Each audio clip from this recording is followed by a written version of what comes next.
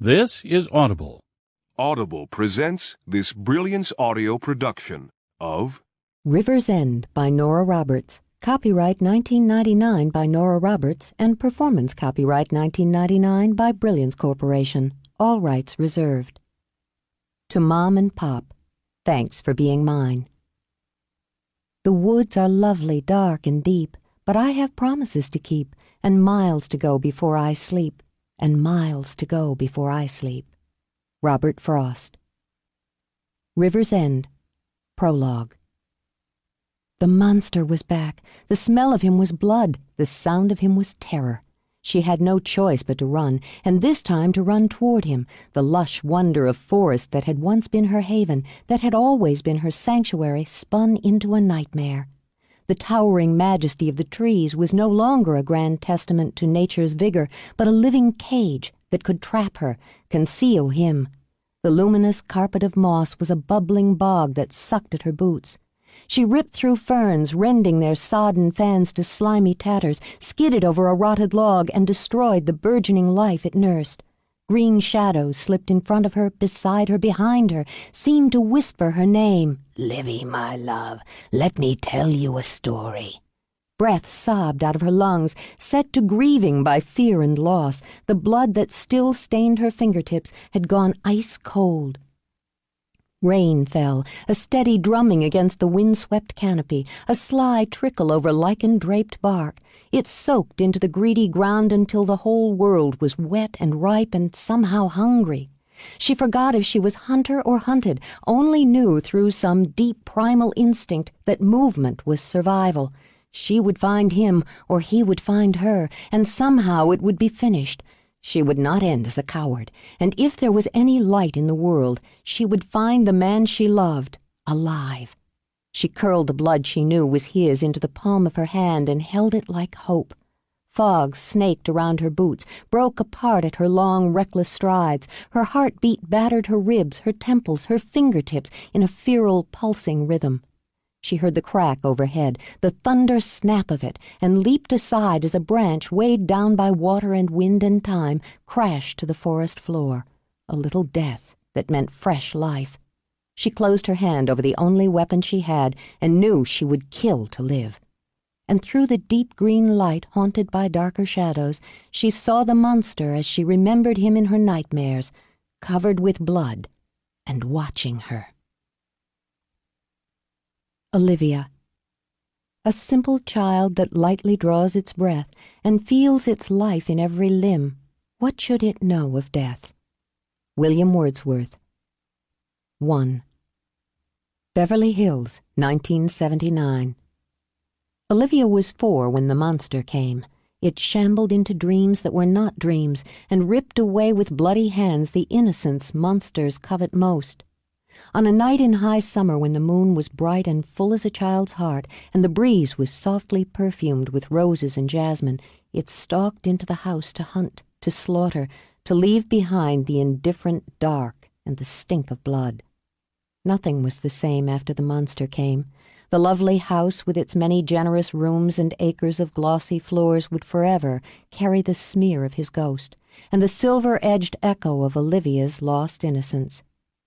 Her mother had told her there weren't any monsters, they were only pretend, and her bad dreams only dreams. But the night she saw the monster, heard it, smelled it, her mother couldn't tell her it wasn't real. And there was no one left to sit on the bed, to stroke her hair, and tell her pretty stories until she slipped back into sleep. Her daddy told the best stories, wonderfully silly ones with pink giraffes and 2-headed cows, but he'd gotten sick, and the sickness had made him do bad things and say bad words in a loud, fast voice that wasn't like Daddy's at all. He'd had to go away. Her mother had told her he'd had to go away until he wasn't sick anymore. That's why he could only come to see her sometimes, and Mama or Aunt Jamie or Uncle David had to stay right in the room the whole time. Once she'd been allowed to go to Daddy's new house on the beach. Aunt Jamie and Uncle David had taken her, and she'd been fascinated and delighted to watch through the wide glass wall as the waves lifted and fell, to see the water stretch and stretch into forever, where it bumped right into the sky. Then Daddy wanted to take her out on the beach to play, to build sand castles, just the two of them. But her aunt had said no, it wasn't allowed. They'd argued, at first in those low, hissing voices adults never thought children could hear.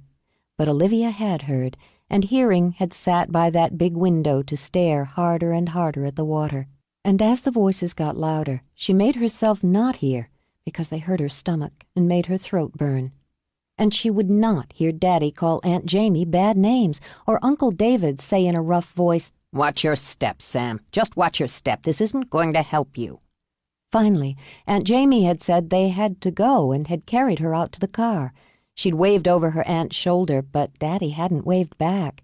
He'd just stared, and his hands had stayed in fists at his sides. She hadn't been allowed to go back to the beach house and watch the waves again. But it had started before that. Weeks before the beach house, more weeks before the monster came. It had all happened after the night Daddy had come into her room and awakened her. He'd paced her room, whispering to himself. It was a hard sound, but when she'd stirred in the big bed with its white lace canopy, she hadn't been afraid, because it was Daddy. Even when the moonlight spilled through the windows onto his face, and his face looked mean and his eyes too shiny, he was still her Daddy. Love and excitement had bounced in her heart. He'd wound up the music box on her dresser, the one with the blue fairy from Pinocchio that played When You Wish Upon a Star. She sat up in bed and smiled sleepily. "Hi, Daddy. Tell me a story." "I'll tell you a story." He'd turned his head and stared at his daughter, the small bundle of tousled blonde hair and big brown eyes, but he'd only seen his own fury.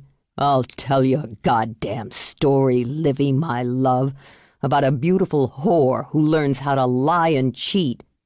"Where did the horse live, Daddy?" "What horse?" "The beautiful one." He'd turned around then, and his lips had peeled back in a snarl. "You don't listen. You don't listen any more than she does. I said whore, goddammit." Olivia's stomach jumped at his shout, and there was a funny metal sting in her mouth she didn't recognize as fear. It was her first real taste of it. "What's a whore?" "Your mother. Your fucking mother's a whore." He swept his arm over the dresser, sending the music box and a dozen little treasures crashing to the floor. In bed, Olivia curled up and began to cry. He was shouting at her, saying he was sorry. "Stop that crying right now." He'd buy her a brand new music box. When he'd come over to pick her up, he'd smelled funny, like a room did after a grown-up party and before Rosa cleaned. Then Mama came rushing in. Her hair was long and loose, her nightgown glowing white in the moonlight. "Sam, for God's sake, what are you doing?" "There, Livy, there, baby, don't cry. Daddy's sorry." The vicious resentment all but smothered him as he looked at the two golden heads close together. The shock of realizing his fists were clenched, that they wanted, yearned to pound, nearly snapped him back. "I told her I was sorry." But when he started forward, intending to apologize yet again, his wife's head snapped up. In the dark, her eyes gleamed with a fierceness that bordered on hate. "Stay away from her!" And the vicious threat in her mother's voice had Olivia wailing. "Don't you tell me to stay away from my own daughter. I'm sick and damn tired of orders from you, Julie." "You're stoned again. I won't have you near her when you've been using." Then all Olivia could hear were the terrible shouts, more crashing, the sound of her mother crying out in pain. To escape, she crawled out of bed and into her closet to bury herself among her mountain of stuffed toys. Later, she learned that her mother had managed to lock him out of the room, to call the police on her Mickey Mouse phone. But that night, all she knew was that Mama had crawled into the closet with her, held her close, and promised everything would be all right. That's when Daddy had gone away. Memories of that night could sneak into her dreams. When they did, and she woke, Olivia would creep out of bed and into her mother's room down the hall, just to make sure she was there, just to see if maybe Daddy had come home, because he was all better again. Sometimes they were in a hotel instead, or another house. Her mother's work meant she had to travel. After her father got sick, Olivia always went with her. People said her mother was a star, and it made Olivia giggle. She knew stars were the little lights up in heaven, and her mother was right here. Her mother made movies, and lots of people came to see her pretend to be somebody else. Daddy made movies, too, and she knew the story about how they'd met when they were both pretending to be other people. They'd fallen in love and gotten married, and they'd had a baby girl. When Olivia missed her father, she could look in the big leather book at all the pictures of the wedding when her mother had been a princess in a long white dress that sparkled, and her father had been the prince in his black suit. There was a big silver and white cake, and Aunt Jamie had worn a blue dress that made her look almost as pretty as Mama. Olivia imagined herself into the pictures. She would wear a pink dress and flowers in her hair, and she would hold her parents' hands and smile. In the pictures, everyone smiled and was happy. Over that spring and summer, Olivia often looked at the big leather book. The night the monster came, Olivia heard the shouting in her sleep. It made her whimper and twist. "Don't hurt her," she thought. "Don't hurt my Mama. Please, please, please, Daddy." She woke with a scream in her head, with the echo of it on the air, and wanted her mother. She climbed out of bed, her little feet silent on the carpet. Rubbing her eyes, she wandered down the hallway where the light burned low. But the room with its big blue bed and pretty white flowers was empty. Her mother's scent was there, a comfort. All the magic bottles and pots stood on the vanity. Olivia amused herself for a little while by playing with them and pretending she was putting on the colors and smells the way her mother did. One day she'd be beautiful too, like Mama. Everyone said so. She sang to herself while she preened and posed in the tall mirror, giggling as she imagined herself wearing a long white dress like a princess. She tired of that, and feeling sleepy again, shuffled out to find her mother. As she approached the stairs, she saw the lights were on downstairs. The front door was open, and the late summer breeze fluttered her nightgown. She thought there might be company, and maybe there would be a cake. Quiet as a mouse, she crept down the stairs, holding her fingers to her lips to stop a giggle, and heard the soaring music of her mother's favorite, Sleeping Beauty. The living room spilled from the central hall, flowing out with high arched ceilings, oceans of glass that opened the room to the gardens her mother loved. There was a big fireplace of deep blue lapis and floors of sheer white marble. Flowers speared and spilled from crystal vases and silver urns, and lamps had shades the color of precious jewels. But tonight the vases were broken, shattered on the tiles with their elegant and exotic flowers trampled and dying. The glossy ivory walls were splattered with red, and tables the cheerful maid Rosa kept polished to a gleam were overturned. There was a terrible smell, one that seemed to paint the inside of Olivia's throat with something vile and had her stomach rippling. The music crescendoed, a climatic sweep of sobbing strings. She saw glass winking on the floor like scattered diamonds and streaks of red smearing the white floor. Whimpering for her mother, she stepped in, and she saw. Behind the corner of the big sofa, her mother lay sprawled on her side, one hand flung out, fingers spread wide. Her warm blonde hair was wet with blood, so much blood. The white robe she'd worn was red with it and ripped to ribbons. She couldn't scream, couldn't scream. Her eyes rounded and bulged in her head. Her heart bumped painfully against her ribs, and a trickle of urine slipped down her legs. But she couldn't scream. Then the monster that crouched over her mother, the monster with hands red to the wrists, with wet, red streaks over his face, over his clothes, looked up. His eyes were wild, shiny as the glass that sparkled on the floor. "Livy," her father said. "God, Livy." And as he stumbled to his feet, she saw the silver and red gleam of bloody scissors in his hand. Still she didn't scream, but now she ran. The monster was real, the monster was coming, and she had to hide. She heard a long, wailing call like the howl of a dying animal in the woods. She went straight to her closet, burrowed among the stuffed toys. There her mind hid as well. She stared blindly at the door, sucked quietly on her thumb, and barely heard the monster as he howled and called and searched for her. Doors slammed like gunshots. The monster sobbed and screamed, crashing through the house as it called her name, a wild bull with blood on his horns. Olivia, a doll among dolls, curled up tight and waited for her mother to come and wake her from a bad dream. That's where Frank Brady found her. He might have overlooked her huddled in with all the bears and dogs and pretty dolls. She didn't move, didn't make a sound. Her hair was a pale, delicate blonde, shiny as rain to her shoulders. Her face a colorless oval dominated by huge amber eyes under brows as dark as mink pelt. Her mother's eyes, he thought with grim pity, eyes he'd looked into dozens of times on the movie screen, eyes he'd studied less than an hour ago and found filmed and lifeless. The eyes of the child looked at him, looked through him. Recognizing shock, he crouched down, resting his hands on his knees rather than reaching for her. "I'm Frank." He spoke quietly, kept his eyes on hers. "I'm not going to hurt you." Part of him wanted to call out for his partner or one of the crime scene team, but he thought a shout might spook her. "I'm a policeman." Very slowly, he lifted a hand to tap the badge that hung from his breast pocket. "Do you know what a policeman does, honey?" She continued to stare, but he thought he caught a flicker in her eyes.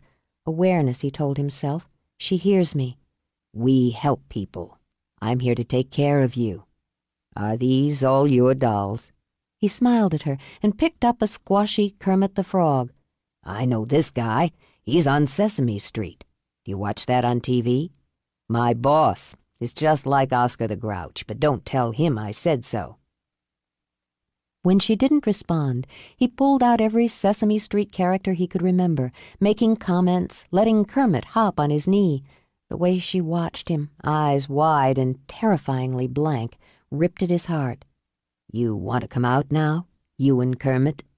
He held out a hand, waited. Hers lifted, like a puppet's on a string. Then, when the contact was made, she tumbled into his arms, shivering now with her face buried against his shoulder. He'd been a cop for 10 years, and still his heart ripped. "There now, baby. You're okay. You'll be all right." He stroked a hand down her hair, rocking for a moment. "The monster's here," she whispered it. Frank checked his motion then, cradling her, got to his feet. "He's gone now." "Did you chase him away?" "He's gone." He glanced around the room, found a blanket and tucked it around her. "I had to hide. He was looking for me. He had Mama's scissors. I want Mama." God, dear God, was all he could think. At the sound of feet coming down the hall, Olivia let out a low, keening sound and tightened her grip around Frank's neck. He murmured to her, patting her back as he moved toward the door. "Frank, you found her." Detective Tracy Harmon studied the little girl wrapped around his partner and raked a hand through his hair. "The neighbors said there's a sister, Jamie Melbourne. Husband's David Melbourne, some kind of music agent. They only live about a mile from here. Better notify them. Honey, you want to go see your Aunt Jamie?" "Is my Mama there?" "No, but I think she'd want you to go." "I'm sleepy." "You go on to sleep, baby. Just close your eyes." "She see anything?" Tracy murmured. "Yeah." Frank stroked her hair as her eyelids drooped. "Yeah, I think she saw too damn much. We can thank Christ the bastard was too blitzed to find her. Call the sister. Let's get the kid over there before the press gets wind of this." He came back. The monster came back. She could see him creeping through the house with her father's face and her mother's scissors. Blood slid down the snapping blades like thin, glossy ribbons. In her father's voice, he whispered her name over and over again. "Livy, Livy, love, come out. Come out, and I'll tell you a story." And the long, sharp blades in his hands hissed open and closed as he shambled toward the closet. "No, Daddy! No, no, no!" "Livy, oh, honey, it's all right. I'm here. Aunt Jamie's right here." "Don't let him come! Don't let him find me!" Wailing, Livy burrowed into Jamie's arms. I won't, I promise." Devastated, Jamie pressed her face into the fragile curve of her niece's neck. She rocked both of them in the delicate half-light of the bedside lamp until Olivia's shivers stopped. "I'll keep you safe." She rested her cheek on the top of Olivia's head and let the tears come. She didn't allow herself to sob, though hot, bitter sobs welled and pressed into her throat. The tears were silent, sliding down her cheeks to dampen the child's hair. Julie. Oh, God. Oh, God. Julie. She wanted to scream out her sister's name, to rave it, but there was the child, now going limp with sleep in her arms, to consider. Julie would have wanted her daughter protected. God knew she had tried to protect her baby, and now Julie was dead. Jamie continued to rock, to soothe herself now as Olivia slept in her arms. That beautiful, bright woman with the wickedly husky laugh, the giving heart and boundless talent, dead at the age of 32. Killed, the two grim-faced detectives had told her, by the man who had professed to love her to the point of madness. Well, Sam Tanner was mad, Jamie thought as her hands curled into brutal fists, mad with jealousy, with drugs, with desperation. Now he'd destroyed the object of his obsession, but he would never, never touch the child. Gently, Jamie laid Olivia back in bed, smoothed the blankets over her, let her fingertips rest for a moment on the pale hair. She remembered the night Olivia had been born, the way Julie had laughed between contractions. Only Julie McBride, Jamie thought, could make a joke out of labor. The way Sam had looked, impossibly handsome and nervous, his blue eyes brilliant with excitement and fear, his black hair tousled so that she'd smoothed it with her own fingers to soothe him. Then he'd brought that beautiful little girl up to the viewing glass, and there'd been tears of love and wonder in his eyes. Yes, she remembered that, and remembered thinking as she smiled at him through that glass that they were perfect, the three of them, perfect together, perfect for one another. It had seemed so. She walked to the window, stared out at nothing. Julie's star had been on the rise, and Sam's already riding high. They'd met on the set of a movie, fell wildly in love, and were married within 4 months, while the press raved and simpered over them. She'd worried, Jamie admitted. It was all so fast, so Hollywood, but Julie had always known exactly what she wanted, and she'd wanted Sam Tanner. For a while it had seemed as happy ever after as the stories Julie told her daughter at bedtime. But this fairy tale had ended in a nightmare, blocks away, only blocks away while she'd slept, Jamie thought, squeezing her eyes shut as a sob clawed at her throat. The sudden flash of lights had her jumping back, her heart pumping fast. David, she realized, and turned quickly to the bed to be certain Olivia slept peacefully. Leaving the light on low, she hurried out. She was coming down the stairs as the door opened and her husband walked in. He stood there for a long moment, a tall man with broad shoulders. His hair of deep brown was mussed, his eyes, a quiet mix of gray and green, full of fatigue and horror. Strength was what she'd always found in him, strength and stability. Now he looked sick and shaken, his usual dusky complexion pasty, a muscle jumping in his firm, square jaw. God, Jamie. Oh, sweet God. His voice broke, and somehow that made it worse. I need a drink. He turned away, walked unsteadily into the front salon. She had to grip the railing for balance before she could order her legs to move, to follow him. "David?" I need a minute. His hand shook visibly as he took a decanter of whiskey from the brake front, poured it into a short glass. He braced one hand on the wood, lifted the glass with the other, and drank it down like medicine. Jesus, God, what he did to her. "Oh, David," she broke. The controls she'd managed to cling to since the police had come to the door shattered. She simply sank to the floor in a spasm of sobs and shudders. I'm sorry. I'm sorry. He rushed to her and gathered her against him. Oh, Jamie, I'm so sorry. They stayed there on the floor in the lovely room as the light turned pearly with dawn. She wept in harsh, racking gasps until he wondered that her bones didn't shatter from the power of it. The gasps turned to moans that were her sister's name, then the moans to silence. I'll take you upstairs. You need to lie down. No, no, no. The tears had helped. Jamie told herself they'd helped, though they left her feeling hollowed out and achy. Livy might wake up. She'll need me. I'll be all right. I have to be all right. She sat back, scrubbing her hands over her face to dry it. Her head throbbed like an open wound. Her stomach was a mass of cramps, but she got to her feet.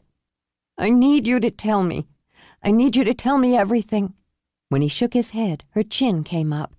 I have to know, David. He hesitated. She looked so tired, so pale and so fragile. Where Julie had been long and willowy, Jamie was small and fine-boned. Both had carried a look of delicacy that he knew was deceptive. He'd often joked that the McBride sisters were tough broads, bred to climb mountains and tramp through woods. Let's get some coffee. I'll tell you everything I know. Like her sister, Jamie had refused live-in staff. It was her house, by God, and she wouldn't sacrifice her privacy. The day-maid wouldn't be in for another 2 hours, so she brewed the coffee herself while David sat at the counter and stared out the window. They didn't speak. In her head she ran over the tasks she would have to face that day. The call to her parents would be the worst, and she was already bracing for it. Funeral arrangements would have to be made, carefully to ensure as much dignity and privacy as possible. The press would be salivating. She would make sure that television remained off as long as Olivia was in the house. She set 2 cups of coffee on the counter, sat. Tell me. There isn't much more than Detective Brady already told us, David began. There wasn't any forced entry. She let him in. She was dressed for bed, but hadn't been to bed. It looked as though she'd been in the living room working on clippings. You know how she liked to send your folks clippings. He rubbed both hands over his face, then picked up his coffee. They must have argued. There were signs of a fight. He used the scissors on her. Horror bloomed in his eyes. Jamie, he must have lost his mind. His gaze came to hers, held. When he reached for her hand, she curled her fingers around his tightly. Did he... Was it quick? I've never seen... He went wild. He closed his eyes a moment. She would hear in any case. There would be leaks. There would be media full of truth and lies. Jamie, he stabbed her repeatedly and slashed her throat. The color drained from her face, but her hand stayed firm in his. She fought back. She must have fought him, hurt him. I don't know. They have to do an autopsy. We'll know more after that. They think Olivia saw some of it, saw something, then hid from him. He drank coffee in the faint hope it would settle his jittery stomach. They want to talk to her. She can't be put through that. This time she jerked back, yanking her hand free. She's a baby, David. I won't have them put her through that. They know he did it, she said with a fierce and vicious bitterness. I won't have my sister's child questioned by the police. David let out a long breath. He's claiming he found Julie that way, that he came in and found her already dead. Liar! Her eyes fired, and color flooded back into her face, harsh and passionate. Murdering bastard! I want him dead. I want to kill him myself. He made her life a misery this past year, and now he's killed her. Burning in hell isn't enough. She whirled away, wanting to pound something, tear something to pieces, then stopped short when she saw Olivia staring at her from the doorway with wide eyes. Livy? Where's Mama? Her bottom lip trembled. I want my Mama. Livy! As temper drained into grief, and grief into helplessness, Jamie bent down and picked her up. The monster came and hurt Mama. Is she all right now? Over the child's head, Jamie's desperate eyes met her husband's. He held out a hand, and she walked over so the 3 of them stood wrapped together. Your mother had to go away, Livy. Jamie closed her eyes as she pressed a kiss to Olivia's head. She didn't want to, but she had to. Is she coming back soon? There was a ripple in Jamie's chest, like a wave breaking on rock. No, honey, she's not coming back. She always comes back. This time she can't. She had to go to heaven and be an angel. Olivia knuckled her eyes. Like a movie? As her legs began to tremble, Jamie sat, cradling her sister's child. No, baby. Not like a movie this time. The monster hurt her, and I ran away. So she won't come back. She's mad at me. No, no, Livy. Praying for wisdom, Jamie eased back, cupped Olivia's face in her hands. She wanted you to run away. She wanted you to be a smart girl and run away and hide, to be safe. That was what she wanted most of all. If you hadn't, she'd have been very sad. Then she'll come back tomorrow. Tomorrow was a concept she knew only as later, another time, soon. Livy. With a nod to his wife, David slid the child onto his lap, relieved when she laid her head against his chest and sighed. She can't come back, but she'll be watching you from up in heaven. I don't want her to be in heaven. She began to cry now, soft, sniffling sobs. I want to go home and see Mama. When Jamie reached for her, David shook his head. Let her cry it out, he murmured. Jamie pressed her lips together, nodded. Then she rose to go up to her bedroom and call her parents. 2. The press stalked, a pack of rabid wolves scenting heart-blood. At least that was how Jamie thought of them as she barricaded her family behind closed doors. To be fair, a great many of the reporters were shocked and grieving and broadcast the story with as much delicacy as the circumstances allowed. Julie McBride had been well loved, desired, admired, and envied, but loved all the same. But Jamie wasn't feeling particularly fair, not when Olivia sat like a doll in the guest room or wandered downstairs as thin and pale as a ghost. Wasn't it enough that the child had lost her mother in the most horrible of ways? Wasn't it enough that she herself had lost her sister, her twin, her closest friend? But she had lived in the glittery world of Hollywood, with its seductive shadows, for 8 years now, and she knew it was never enough. Julie McBride had been a public figure, a symbol of beauty, talent, sex with a girl-next-door spin, a country girl turned glamorous movie princess who'd married the reigning prince and lived with him in their polished castle in Beverly Hills. Those who paid their money at the box office, who devoured glossy articles in People or absurdities in the tabloids, considered her theirs. Julie McBride of the quick and brilliant smile and smoky voice. But they didn't know her. Oh, they thought they did, with their exposés, their interviews, and glossy articles. Julie had certainly been open and honest in most of them. That was her way, and she'd never taken her success for granted. It had always thrilled and delighted her. But no matter how much print and tape and film they'd run on the actress, they'd never really understood the woman herself, her sense of fun and foolishness, her love of the forest and mountains where she'd grown up, her absolute loyalty to family, her unshakable love and devotion to her daughter, and her tragic and undying love for the man who'd killed her. That was what Jamie found hardest to accept. She'd let him in, was all she could think. In the end, she'd gone with her heart and had opened the door to the man she loved, even knowing he'd stopped being that man. Would she have done the same? They'd shared a great deal, more than sisters, more than friends. Part of it came from being twins, certainly, but added to that was their shared childhood in the deep woods of Washington State, the hours, the days, the evenings they'd spent exploring together, learning, loving the scents and sounds and secrets of the forest, following tracks, sleeping under the stars, sharing their dreams as naturally as they had once shared the womb. Now it was as if something in Jamie had died as well, the kindest part, she thought, the freshest and most vulnerable part. She doubted she would ever be whole again, knew she would never be the same again. Strong, she could be strong, would have to be. Olivia depended on her, David would need her. She knew he'd loved Julie too, had thought of her as his own sister, and her parents as his own.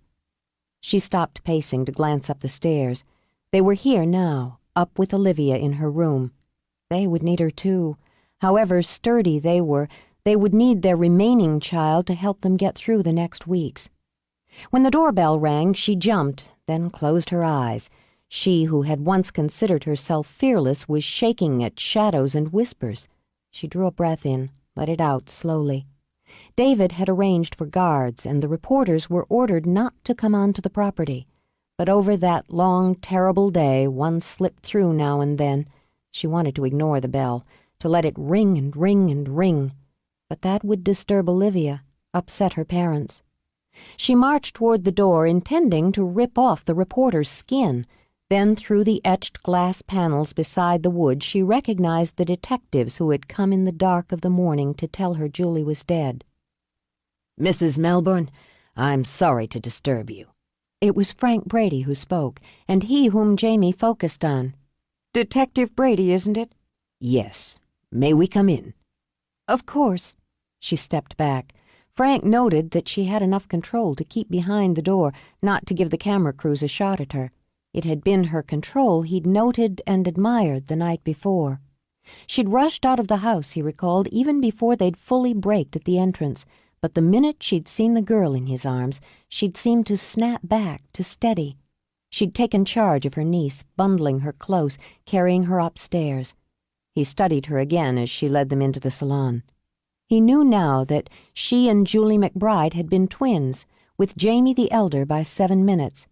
Yet there wasn't as much resemblance as he might have expected.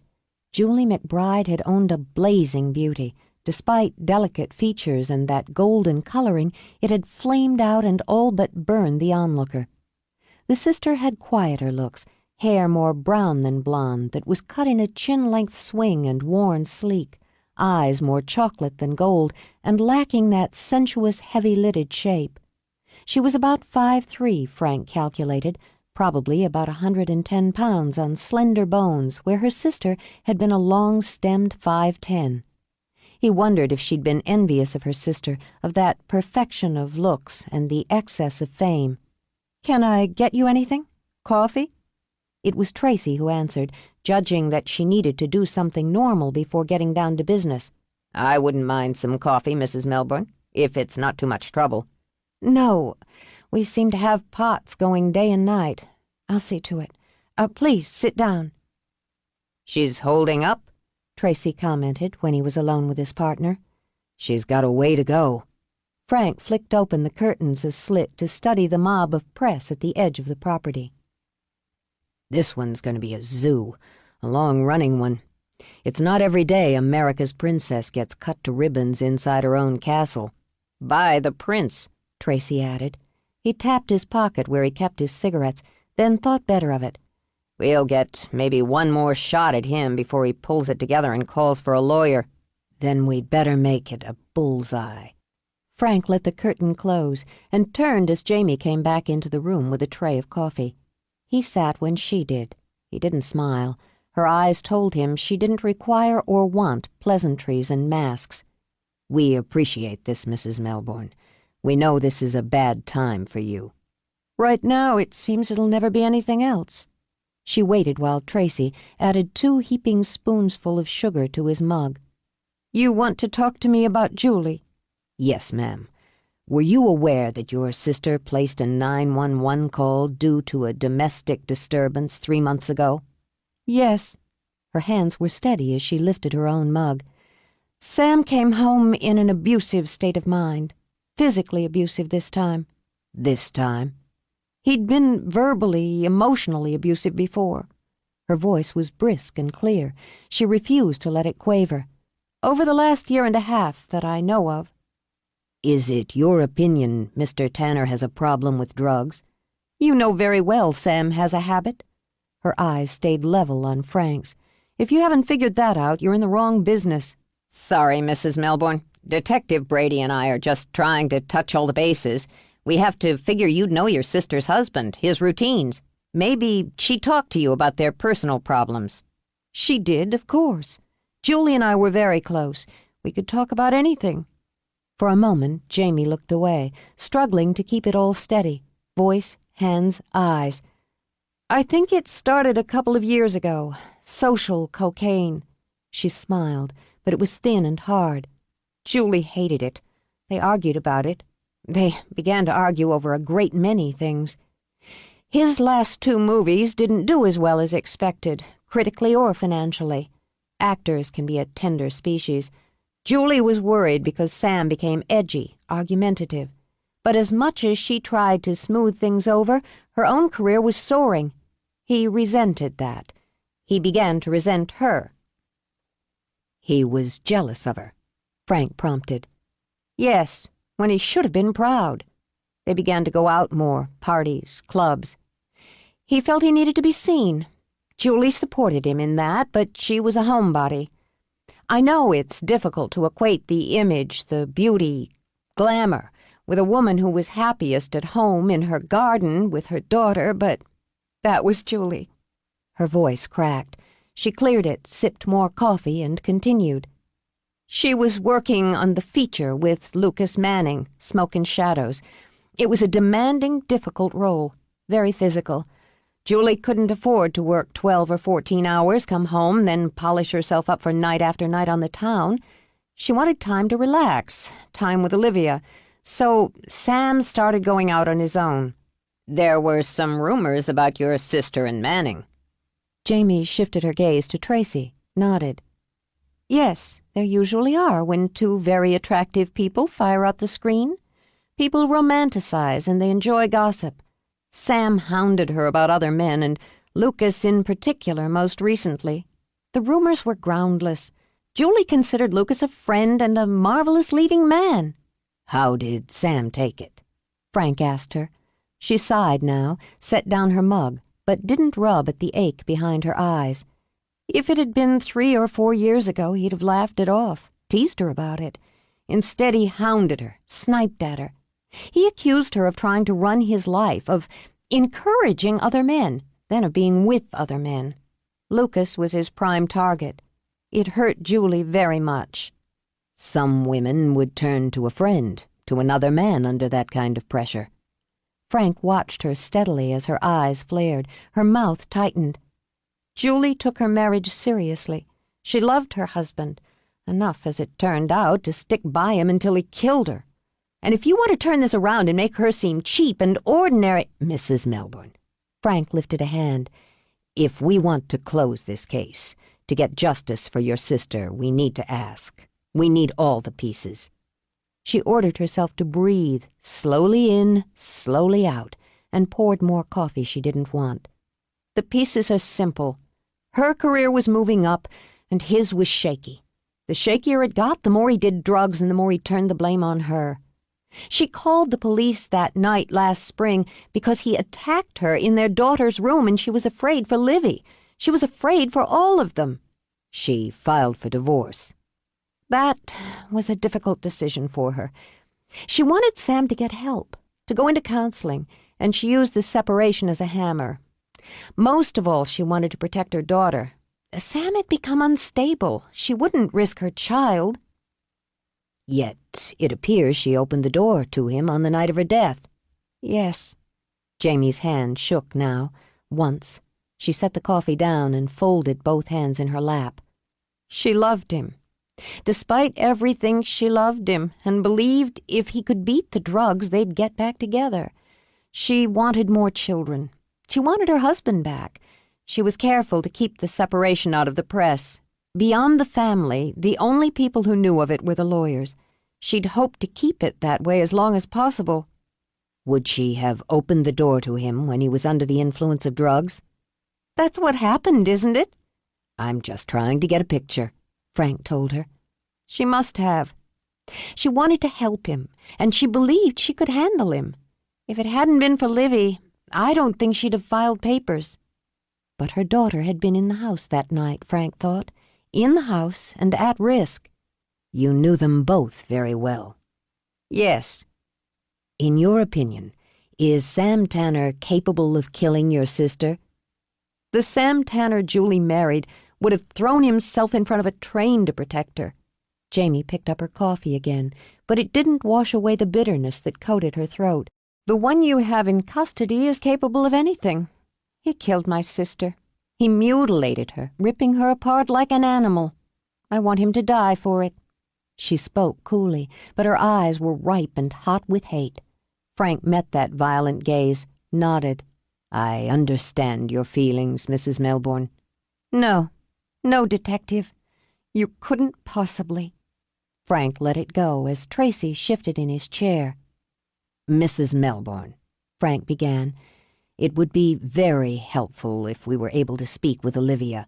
She's 4 years old. I realize that, but the fact is she's a witness. We need to know what she saw, what she heard. Reading both denial and hesitation on her face, he pressed.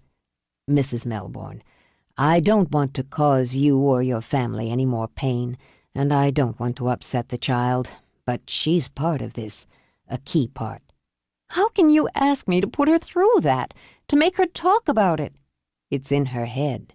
Whatever she saw or heard is already there. We need to ask her what that was.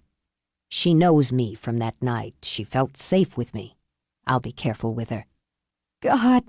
Jamie lifted her hands, pressed her fingers to her eyes, and tried to think clearly. I have to be there.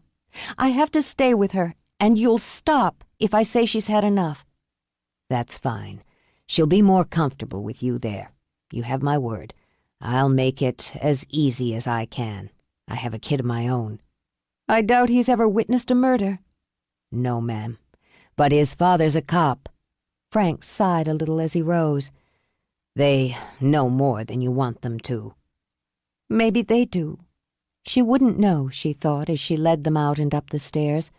David hadn't wanted children, and since she hadn't been sure she did either, she'd been content to play doting aunt to her sister's daughter. Now she would have to learn. They would all have to learn. At the door to the bedroom, she motioned the two detectives back. She opened it a crack, saw that her parents were sitting on the floor with Olivia, putting a child's puzzle together. Mom, could you come here a minute? The woman who stepped out had Jamie's small build, but seemed tougher, more athletic. The tan and sun-bleached tips of her brown hair told Frank she liked the outdoors. He gauged her at early 50s and imagined she passed for younger when her face wasn't drawn and etched with grief. Her soft blue eyes, bloodshot and bruised-looking, skimmed over Frank's face, then his partner's. This is my mother, Valerie McBride. Mom, these are the detectives who... They're in charge, Jamie finished. They need to talk to Livy. No. Val's body went on alert as she pulled the door closed behind her. That's impossible. She's just a baby. I won't have it. I won't have anyone reminding her of what happened. Mrs. McBride. But even as Frank spoke, she was turning on him. Why didn't you protect her? Why didn't you keep that murdering bastard away from her? My baby's dead. She covered her face with her hands and wept silently. Please wait here, Jamie murmured, and put her arms around her mother. Come lie down, Mom. Come on, now. When Jamie came back, her face was pale and showed signs of weeping, but her eyes were dry now. Let's get this over with. She squared her shoulders, opened the door. The man who looked up had folded his long legs Indian style. His hair was a beautiful mix of gold and silver around a narrow face that was tanned and handsome. The eyes of deep amber he'd passed to his younger daughter and to her daughter were fanned with lines and widely set under dark brows. His hand, long and wide-palmed, reached out to lay on Olivia's shoulder in an instinctive gesture of protection as he studied the men behind Jamie. Dad, Jamie forced her lips into a smile. This is Detective Brady and Detective Harmon. My father, Rob McBride. Rob rose, and though he offered his hand to each detective in turn, he kept himself between them and his granddaughter. What's this about, Jamie? They need to talk to Livy.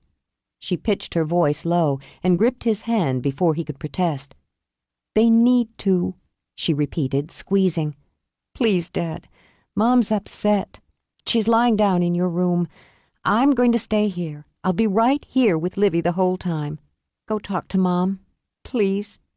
Because her voice threatened to break, she took a moment. Please. We have to get through this. For Julie.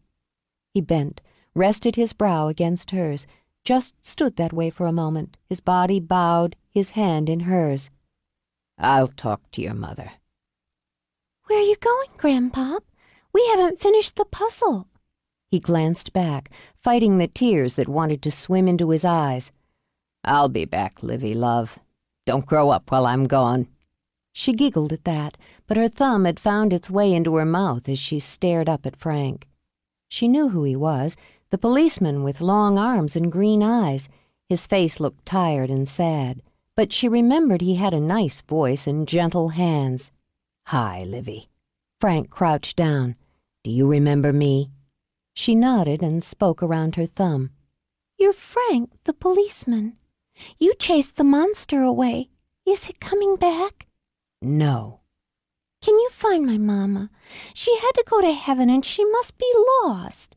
Can you go find her?" "I wish I could." Frank sat on the floor, folded his legs as her grandfather had. Tears welled into her eyes, trembled on her lashes, and cut at Frank's heart like tiny blades. "Is it because she's a star? Stars have to be in heaven." He heard Jamie's low sound of despair behind him, quickly controlled as she stepped forward, but he needed the child's trust now, so he laid a hand on her cheek and went with instinct. "Sometimes, when we're really lucky, very special stars get to stay with us for a while. When they have to go back, it makes us sad. It's all right to be sad. Did you know the stars are there even in the daytime?" "You can't see them." "No, but they're there, and they can see us. Your mother's always going to be there, looking out for you." "I want her to come home. We're going to have a party in the garden with my dolls." "Do your dolls like parties?" "Everybody likes parties." She picked up the Kermit she'd brought with her from home. "He eats bugs."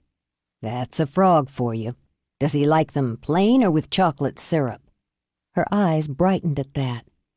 "I like everything with chocolate syrup. Do you have a little girl?" "No, but I have a little boy, and he used to eat bugs." Now she laughed, and her thumb popped back out of her mouth. "He did not." "Oh, yes. I was afraid he'd turn green and start hopping." Idly, Frank picked up a puzzle piece, fitted into place. "I like puzzles. That's why I became a policeman. We work on puzzles all the time." "This is Cinderella at the ball. She has a beautiful dress and a pumpkin." "Sometimes I work on puzzles in my head, but I need help with the pieces to make the picture in there. Do you think you can help me, Livy, by telling me about the night I met you?" "You came to my closet. I thought you were the monster, but you weren't." "That's right. Can you tell me what happened before I came and found you?" "I hid there for a long, long time, and he didn't know where I was." "It's a good hiding place. Did you play with Kermit that day, or with puzzles?" "I played with lots of things. Mama didn't have to work, and we went swimming in the pool. I can hold my breath underwater for an ever, because I'm like a fish." He tugged at her hair, peeked at her neck. "Yep, there are the gills." Her eyes went huge.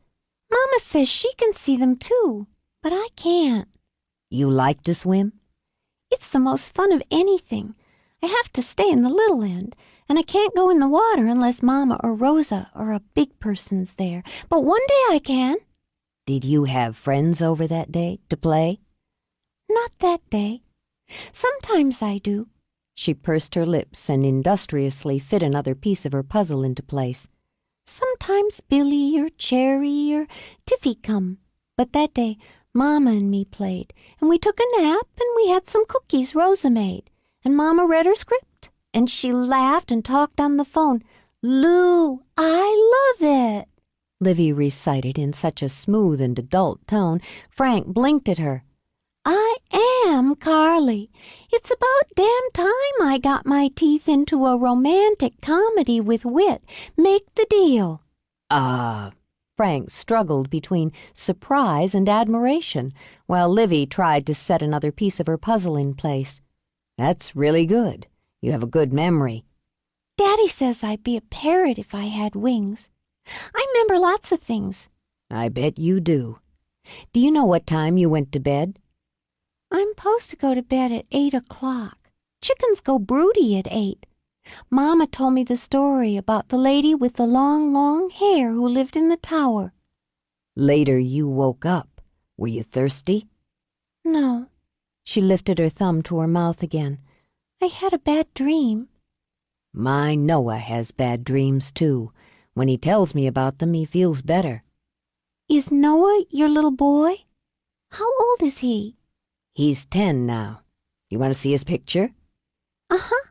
She scooted closer as Frank took out his wallet and flipped through. Cocking her head, she studied the school photo of a boy with untidy brown hair and a wide grin. He's pretty. Maybe he can come over to play. Maybe. Sometimes he has bad dreams about space aliens. Forgive me, Noah, Frank thought with some amusement as he replaced his wallet, for sharing your darkest secret. When he tells me about them, he feels better. You want to tell me about your bad dream? People are yelling. I don't like when Mama and Daddy fight. He's sick and he has to get well, and we have to keep wishing really, really hard for him to get all better so he can come home.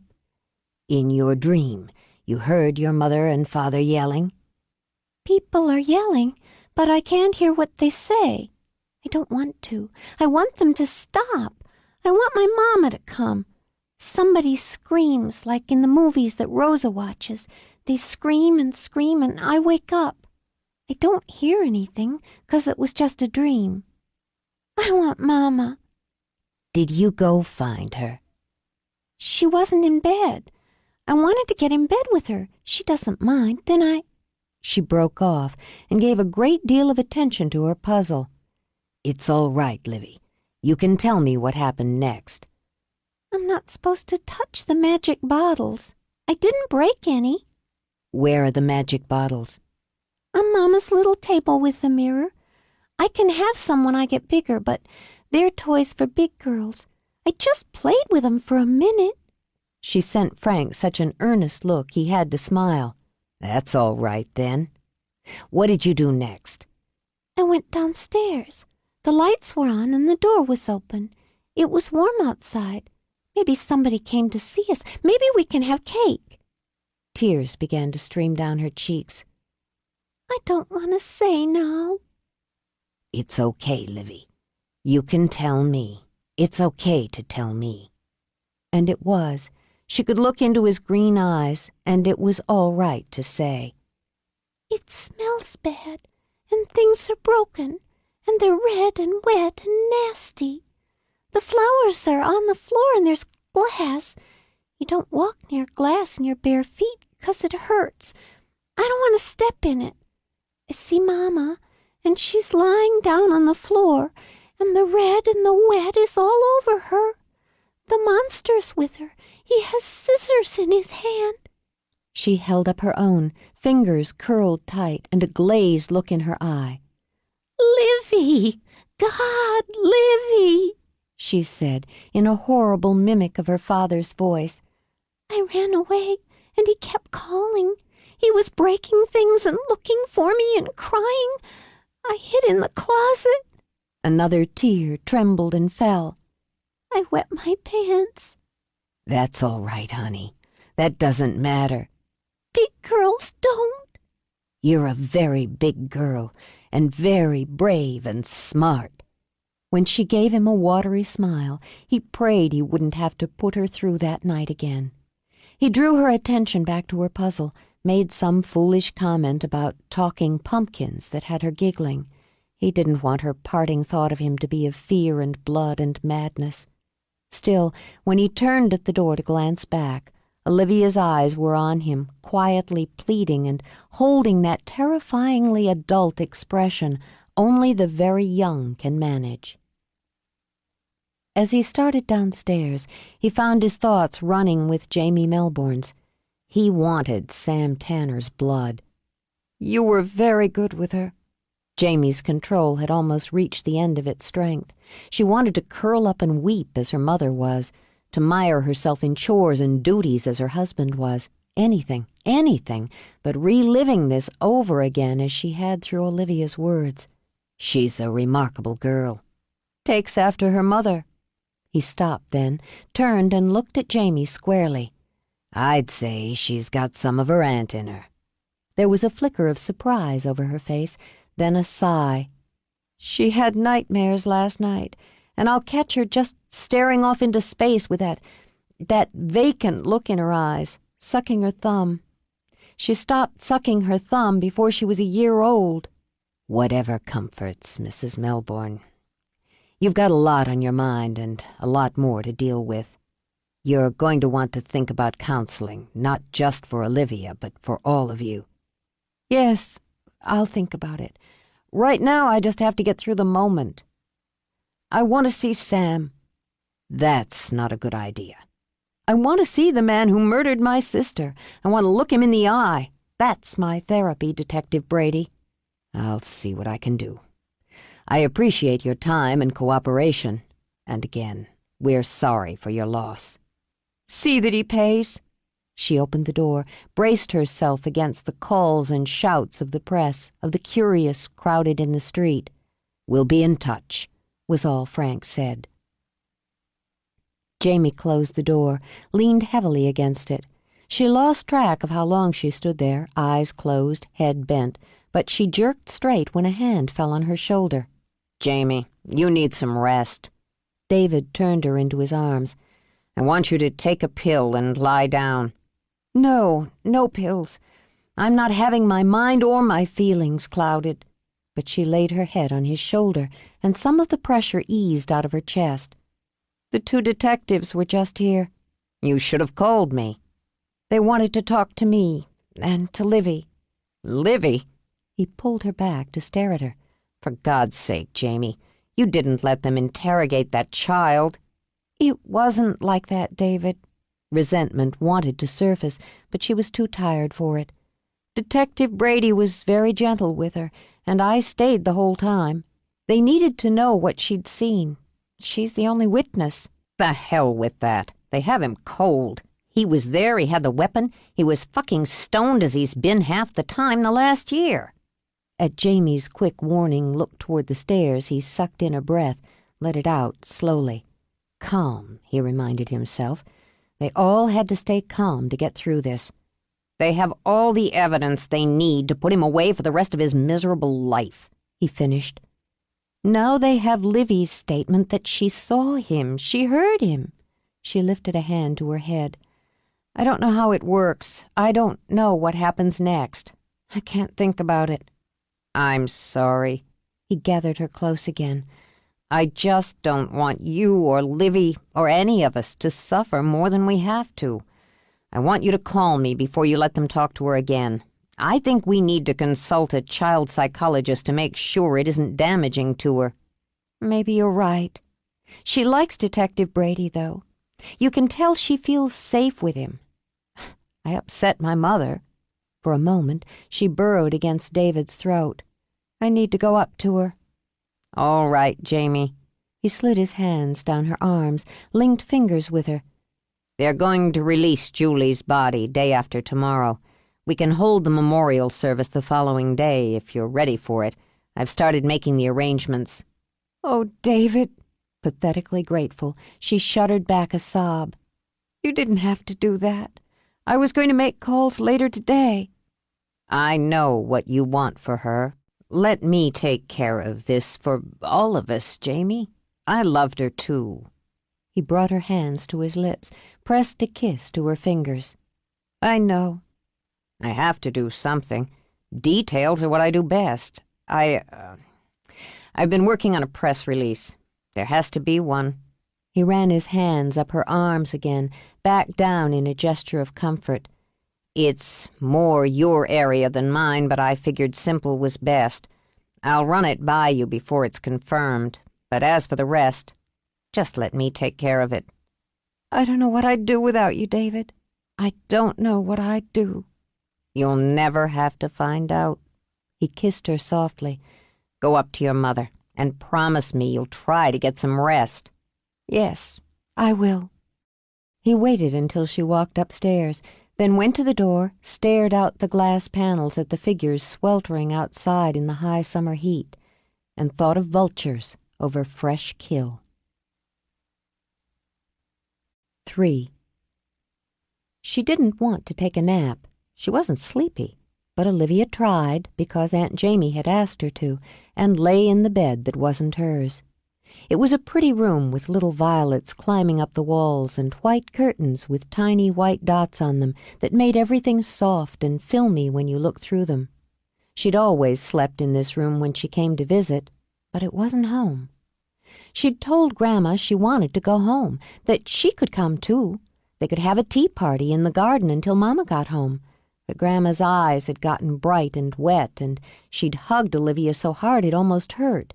So she hadn't said anything more about going home. When she heard the murmur of voices down the hall, behind the door of the room where her grandparents were staying, Olivia climbed out of bed and tiptoed from the room. Aunt Jamie had said, when Olivia asked, that Grandma and Grandpop were taking naps too, but if they were awake, maybe they could go out and play. Grandma and Grandpop liked to be outside best of all. They could play ball or go swimming or climb a tree. Grandpop said there were trees that reached right up and brushed the sky in Washington. Olivia had been there to visit when she was a tiny baby, and again when she'd been 2, so she couldn't remember very well. She thought Grandpop could find a sky-brushing tree for her so she could climb all the way up and call her mother. Mama would hear if she could just get closer to heaven. When she opened the door, she saw her grandmother crying, her aunt sitting beside her holding her hands. It made her stomach hurt to see Grandma cry, and it made her afraid when she saw her grandpop's face. It was so tight, and his eyes were too dark and mean. His voice when he spoke was quiet but hard, as if he were trying to break the words instead of say them. It made Olivia cringe back to make herself small. It doesn't matter why he did it. He's crazy with jealousy and drugs. What matters is he killed her. He took her away from us. He'll pay for it. Every day of his miserable life he'll pay. It'll never be enough.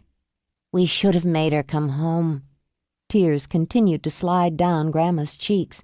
When she told us she and Sam were having trouble, we should have told her to bring Livy and come home for a while, to get her bearings. We didn't know he'd gotten violent. Didn't know he'd hurt her. Grandpa's fists balled at his sides. If I'd known, I would have come down here and dealt with the son of a bitch myself. We can't go back, Dad. Jamie spoke wearily, for some of that responsibility was hers. She had known and said nothing. Julie had asked her to say nothing. If we could, I know I'd be able to see 100 different things I could do to change it, to stop it. But I can't, and we have to face the now, the press. Fuck the press. From her peep through the doorway, Olivia widened her eyes. Grandpop never said the bad word. She could only goggle as her aunt nodded calmly. Well, Dad, before much longer they might look to fuck us. That's the way of it. They'll canonize Julie or make her a whore, or they'll do both.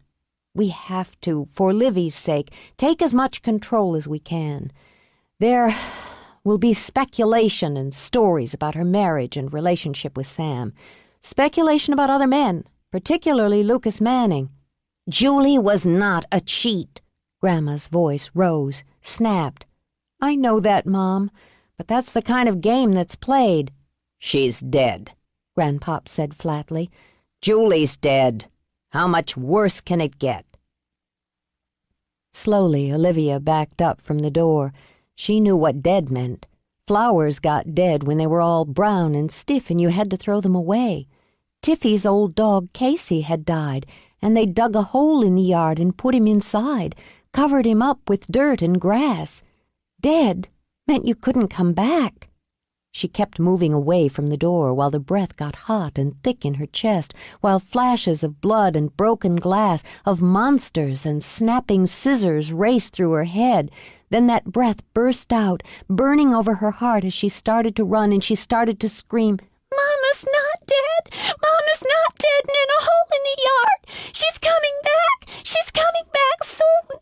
She kept running, away from the shouts of her name, down the steps, down the hall. At the front door she fought with the knob while tears flooded her cheeks. She had to get outside. She had to find a tree, a sky-brushing tree, so she could climb up and call Mama home. She fought it open and raced out. There were crowds of people, and she didn't know where to go. Everyone was shouting at once like a big wave of sound crashing over her head, hurting her ears. She pressed her hands to them, crying, calling for her mother. A dozen cameras greedily captured the shot, ate the moment and her grief and her fear. Someone shouted for them to leave her alone. She's just a baby. But the reporters surged forward, caught in the frenzy. Sun shot off lenses, blinded her. She saw shadows and shapes, a blur of strange faces. Voices boomed out questions, commands. Look this way, Olivia! Over here! Did your father try to hurt you? Did you hear them fighting? Look at me, Olivia. Look at the camera. She froze like a fawn in the crosshairs, eyes dazed and wild. Then she was being scooped up from behind, her face pressed into the scent and shape of her aunt. I want Mama. I want Mama. She could only whisper it, while Aunt Jamie held her tight. She's just a child. Unable to stop herself, Jamie lifted her voice to a shout. Damn you! God damn every one of you! She's only a child! She turned back toward the house and shook her head fiercely before her husband and her parents could step out.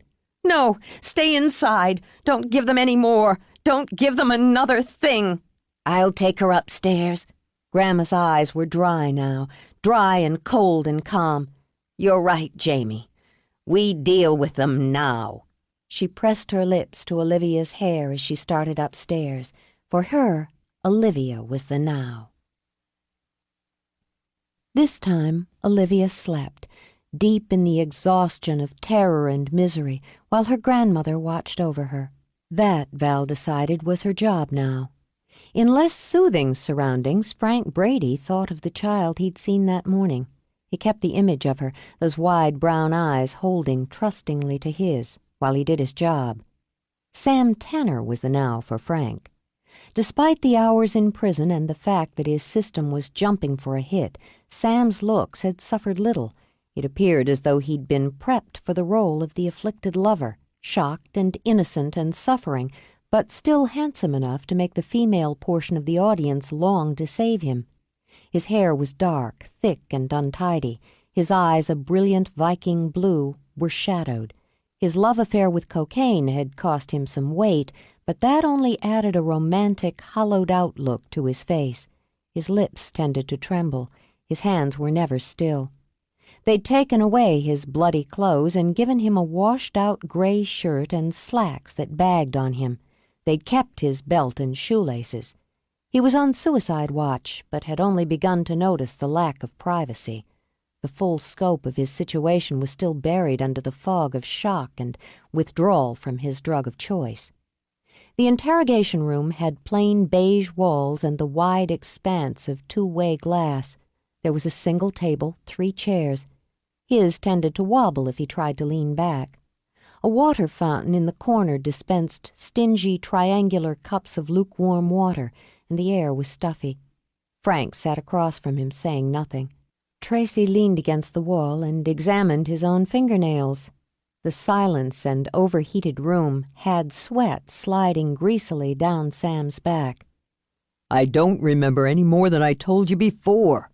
Unable to stand the quiet, Sam let the words tumble out. He'd been so sure when they'd finished talking to him the first time they'd let him go. Let him go so he could find out what they'd done with Julie, with Olivia. Oh, God, Julie. Every time he thought of her, he saw blood, oceans of blood. Frank only nodded, his eyes patient. Why don't you tell me what you told me before, from the beginning? I keep telling you.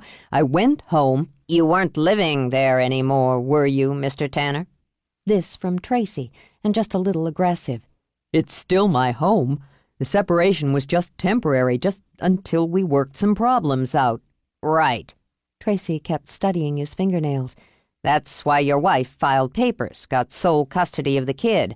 Why you had limited visitation and bought that palace on the beach. It was just formality. Color washed in and out of Sam's face. He was desperate for a hit. Just one quick hit to clear his head, sharpen his focus. Why didn't people understand how hard it was to think, for Christ's sake? And I bought the Malibu house as an investment." When Tracy snorted, Frank lifted a hand. They'd been partners for 6 years and had their rhythm down as intimately as lovers. "Give the guy a chance to tell it, Tracy. You keep interrupting, you'll throw him off. We're just trying to get all the details, Mr. Tanner." Okay. I went home." He rubbed his hands on his thighs, hating the rough feel of the bagging trousers. He was used to good material, expertly cut. By God, he thought as he continued to pick and pluck at his pant legs, he'd earned the best. "Why did you go home?" "What?" He blinked, shook his head. "Why? I wanted to talk to Julie. I needed to see her. We just needed to straighten things out." "Were you high, Mr. Tanner?" Frank asked it gently, almost friend to friend. "It'd be better if you were up front about that kind of thing.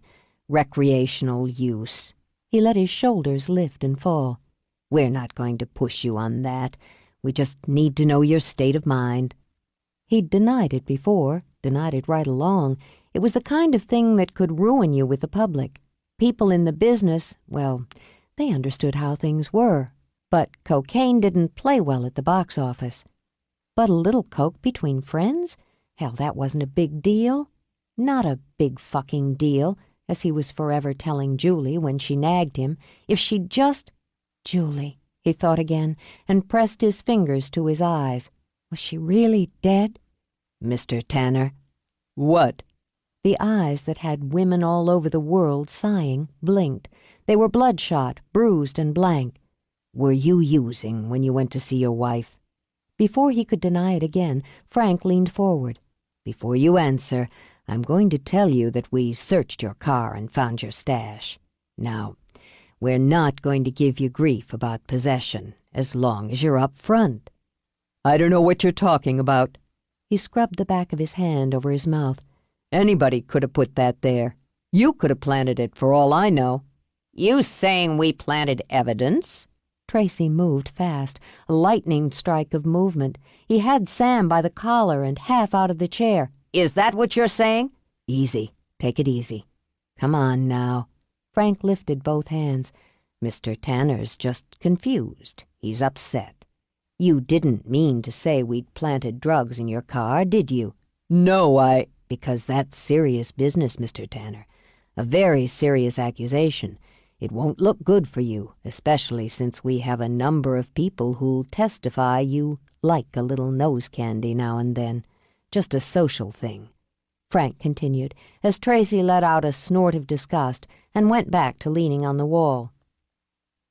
"We don't have to make a big deal out of that, unless you do, unless you try saying we planted that coke when we know it was yours. When I can look at you right now and see you could use a little just to smooth the edges a bit." Face earnest, Frank leaned forward. "You're in a hell of a fix here, Sam. A hell of a fix. I admire your work. I'm a big fan. I'd like to cut you a break, but you're not helping me or yourself by lying about the drugs. Just makes it worse." Sam worried his wedding ring, turning it around and around on his finger. "Look, maybe I had a couple of hits, but I was in control. I was in control." He was desperate to believe it. "I'm not an addict or anything. I just took a couple of hits to clear my head before I went home." "To talk to your wife," Frank prompted. "To straighten things out." "Yeah, that's right. I needed to make her understand we should get back together, get rid of the lawyers and fix things. I missed her and Livy. I wanted our life back. God damn it, I just wanted our life back. I don't blame you for that. Beautiful wife and daughter. A man would be crazy to give it all up easy. You wanted to straighten out your troubles, so you went over there and talked to her." "That's right, No, I went over and I found her. I found her. Jesus Christ." He closed his eyes then, covered his face. "Oh, God. Julie. There was blood. Blood everywhere. Broken glass. The lamp I bought her for her birthday. She was lying there in the blood and the glass. I tried to pick her up. The scissors were in her back. I pulled them out." Hadn't he? He thought he'd pulled them out, but couldn't quite remember. They'd been in his hand, hot and slick with blood. I saw Livy standing there. She started running away. You went after her, Frank said quietly. I think I must have. I think I went a little crazy, trying to find her, trying to find who'd done that to Julie. I don't remember. I called the police. He looked back at Frank. I called the police as soon as I could. How long? Tracy pushed away from the wall, stuck his face close to Sam's. How long did you go through the house looking for that little girl with scissors in your hand before you broke down and called the cops? I don't know. I'm not sure. A few minutes, maybe 10, 15. Lying bastard. Tracy. He's a fucking lying bastard, Frank. He'd have found that kid. She'd be in the morgue next to her mother. No, no. Horror spiked in his voice. I'd never hurt Livy. That's not what your wife thought, is it, Tanner? Tracy jabbed a finger into Sam's chest. She put it in writing that she was afraid for you to be alone with the kid. You're a cokehead and a sorry son of a bitch, and I'll tell you just how it went down. You thought about her in that big house, locking you out, keeping you away from her and your kid, because she couldn't stand the sight of you. Maybe you figure she's spreading her legs for another man. Woman who looks like that, there's gonna be other men. And you got yourself all coked up and drove over there to show her who was boss. No, I was just going to talk to her. But she didn't want to talk to you, did she, Tanner? She told you to get out, didn't she? Told you to go to hell. Maybe you knocked her around a little first, like you did the other time. It was an accident. I never meant to hurt her. We were arguing. So you picked up the scissors. No! He tried to draw back, tried to clear the images blurring in his head. We were in Livy's room. Julie wouldn't have scissors in Livy's room. You were downstairs and you saw them on the table, sitting there, shiny, sharp. You grabbed them and you cut her to pieces because she was done with you. If you couldn't have her, no one was going to have her. That's what you thought, isn't it, Tanner? The bitch deserved to die. No, I couldn't have done that. I couldn't have. But he remembered the feel of the scissors in his hands, the way his fingers had wrapped around them, the way blood had dripped down the blade. I loved her. I loved her. You didn't mean to do it, did you, Sam? Frank picked up the ball, sliding back into the seat, his voice gentle, his eyes level. I know how it is. Sometimes you love a woman so much it makes you crazy. When they don't listen, don't hear what you're saying, don't understand what you need, you have to find a way to make them. That's all it was, wasn't it? You were trying to find a way to make her listen, and she wouldn't. You lost your temper. The drugs, they played a part in that. You just didn't have control of yourself. You argued, and the scissors were just there. Maybe she came at you. Then it just happened before you could stop it. Like the other time when you didn't mean to hurt her. It was a kind of accident. I don't know. Tears were starting to swim in his eyes. I had the scissors, but it was after. It had to be after. I pulled them out of her. Livy saw you. Sam's face went blank as he stared at Frank. What? She saw you. She heard you, Sam. That's why she came downstairs. Your 4-year-old daughter's a witness. The murder weapon has your prints all over it. Your bloody footprints are all over the house, in the living room, the hall, going up the stairs. There are bloody fingerprints on the door jamb of your little girl's bedroom. They're yours. There was no one else there, Sam. No burglar, like you tried to tell us yesterday. No intruder. There was no sign of a break-in. Nothing was stolen. Your wife wasn't raped. There were 3 people in the house that night, Julie, Livy, and you. There had to be someone else. No, Sam. No one else. My God. My God. My God. Shaking, he laid his head on the table and sobbed like a child. When he had finished sobbing, he confessed. Frank read the signed statement for the 3rd time, got up, walked around the tiny coffee room, and settled for the nasty dregs in the pot. With a cup half full of what even the desperate would call sludge, he sat at the table and read the confession again. When his partner came in, Frank spoke without looking up. "This thing's got holes, Tracy. It's got holes you could drive that old caddy you love so much through without scraping the paint." "I know it." Disgusted, Tracy set a fresh pot on to brew, then went to the scarred refrigerator to steal someone's nicely ripened Bartlett pear. He bit in, grunted with satisfaction, then sat. "But the guy's whacked, Frank. Jonesing jittery, and he was flying that night. He's never going to remember it step by step." He swiped at pear juice dribbling down his chin. "We know he did it. We got the physical evidence, motive, opportunity. We placed him at the scene. Hell, we got a witness. Now we got a confession. We did our job, Frank." "Yeah, but it doesn't sit right in the gut. Not all the way right. See here where he says he broke the music box, the kid's Disney music box?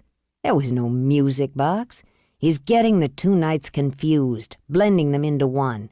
"He's a fucking cokehead," Tracy said impatiently. "His story about coming in after a break-in doesn't wash. She let him in. Her sister confirmed it was something she'd do. This guy ain't no Richard Kimball, pal. No one-armed man, no TV show. He picked up the scissors, jammed them into her back while she was turned. She goes down. No defensive wounds. Then he just keeps hacking at her while she's trying to crawl away. We got the blood trail, the ME's report. We know how it went down. Makes me sick." He pitched the pear core into the trash, then scraped his chair back to get fresh coffee. "I've been working bodies for 7 years now," Frank murmured. "It's one of the worst I've seen. A man does that to a woman he's got powerful feelings for." He sighed himself, rubbed his tired eyes. "I'd like a cleaner statement, that's all. Some high-dollar lawyer's going to dance through those holes before this is done." With a shake of his head, he rose. "I'm going home. See if I remember what my wife and kid look like." "Lawyer or no lawyer," Tracy said as Frank started out, "Sam Tanner's going down for this, and he'll spend the rest of his worthless life in a cage." "Yeah, he will. And that little girl's going to have to live with that. That's what makes me sick, Tracy. That's what eats through my gut." He thought about it on the drive home, through the impossible traffic on the freeway, down the quiet street where the houses, all tiny and tidy like his own, were jammed close together with patches of lawn gasping from the lack of rain.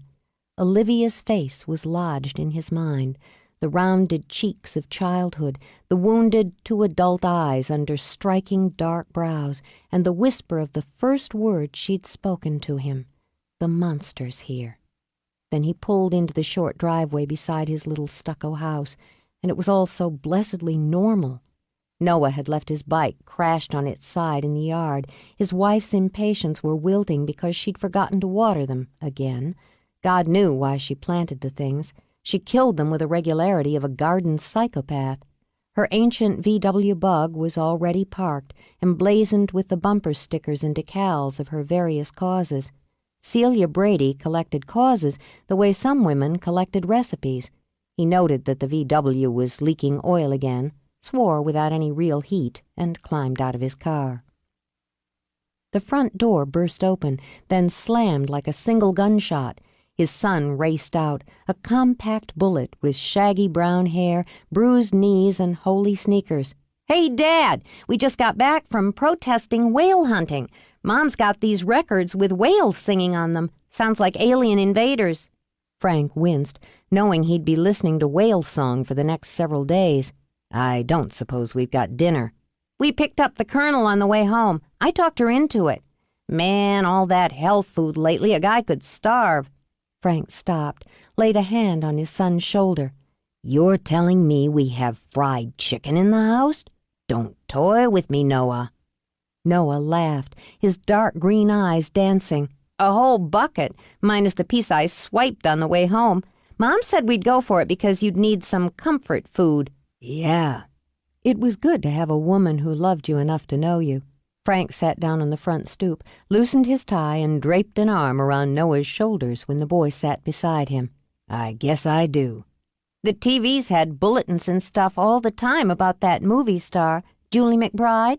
We saw you and Tracy going into that big house, and they showed pictures of the other house, the bigger one where she got killed.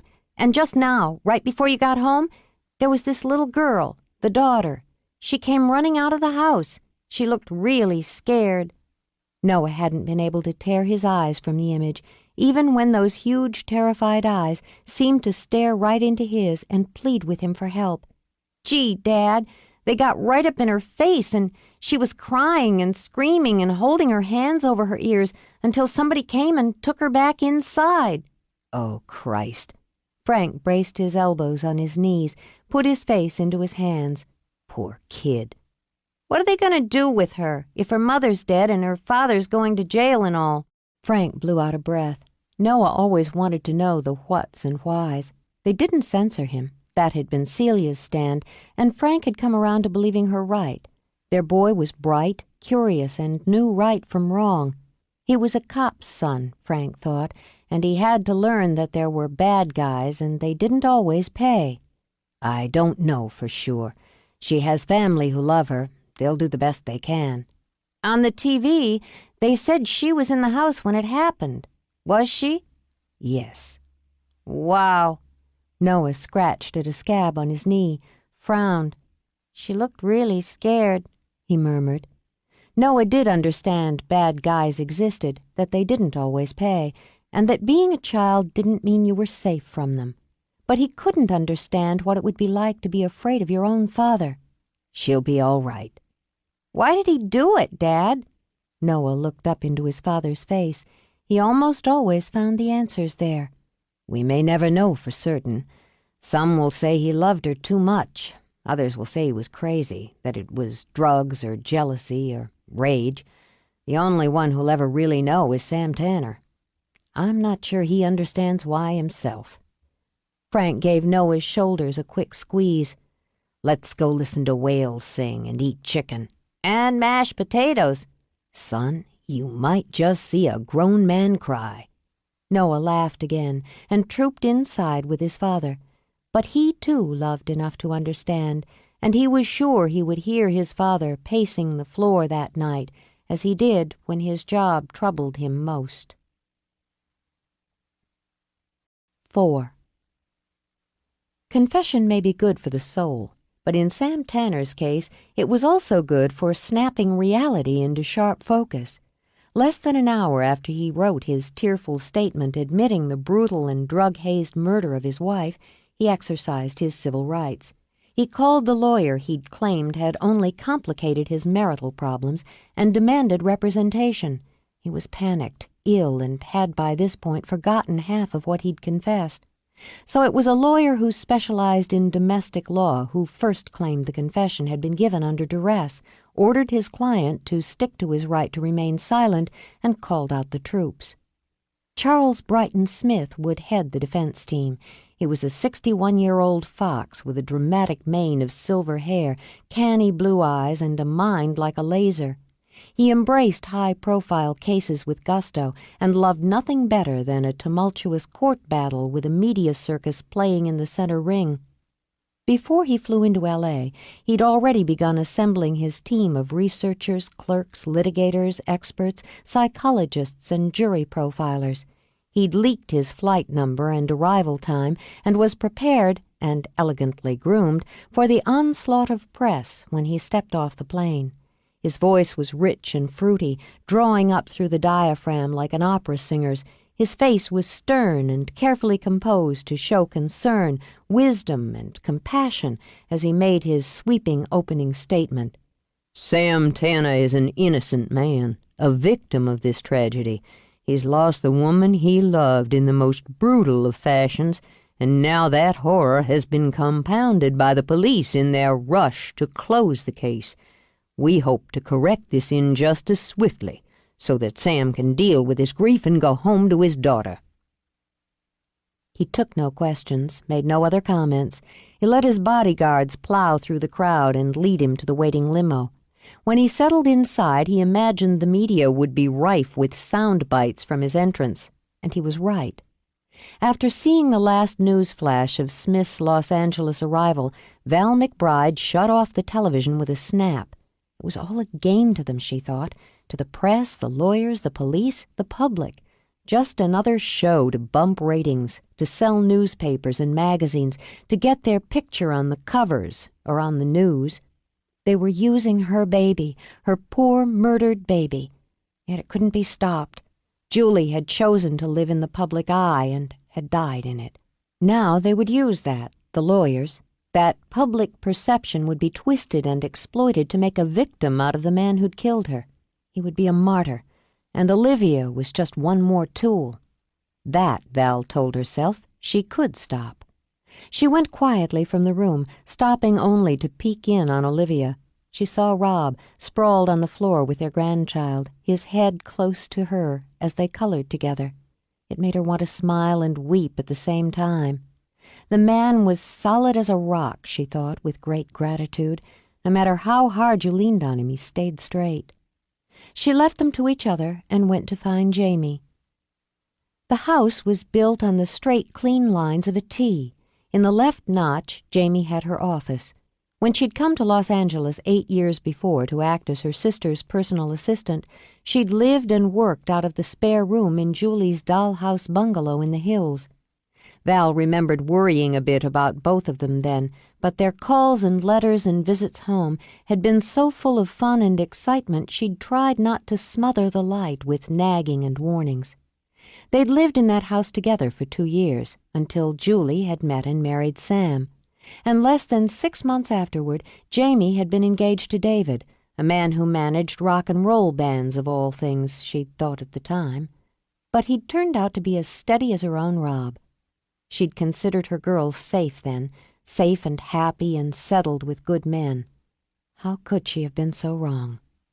She pushed that thought away as useless and knocked lightly on Jamie's office door before opening it. The room had Jamie's sense of style and organization. Ordinarily, the sleek vertical blinds would have been open to the sunlight and the view of the pool and flowers, but the paparazzi and their telescopic lenses had the house under siege. The blinds were shut tight, the lamps on, though it was mid-afternoon. We're like hostages, Val thought, as her daughter sent her a harried smile and continued to talk on her desk phone. Val sat in the simple button-back chair across from the desk and waited. Jamie looked tired, she noticed, and nearly sighed when she realized how little attention she'd paid over the last few days to the child she had left. As her heart stuttered, Val closed her eyes, took several quiet breaths. She needed to focus on the matter at hand and not get mired in her grief. "I'm sorry, Mom." Jamie hung up the phone, pushed both hands through her hair. "There's so much to do." "I haven't been much help." "Oh, yes, you have. I don't know how we'd manage without you and Dad. Livy, I can't handle this and give her the attention she needs right now. David shouldered a lot of the load." She rose and went to the small refrigerator for a bottle of water. Her system had begun to revolt at the gallons of coffee she'd gulped down. In the center of her forehead was a constant dull headache no medication seemed to touch. "But he has his own work," she continued as she poured 2 glasses. "I've had people offer to field some of the calls and cables and notes, but—" "This is for family," Val finished. "Yes." Jamie handed her mother a glass, eased her hip on the desk. "People are leaving flowers at the gate of Julie's house. I needed to make arrangements for them to be taken to hospitals. Lucas Manning, bless him, is helping me with that.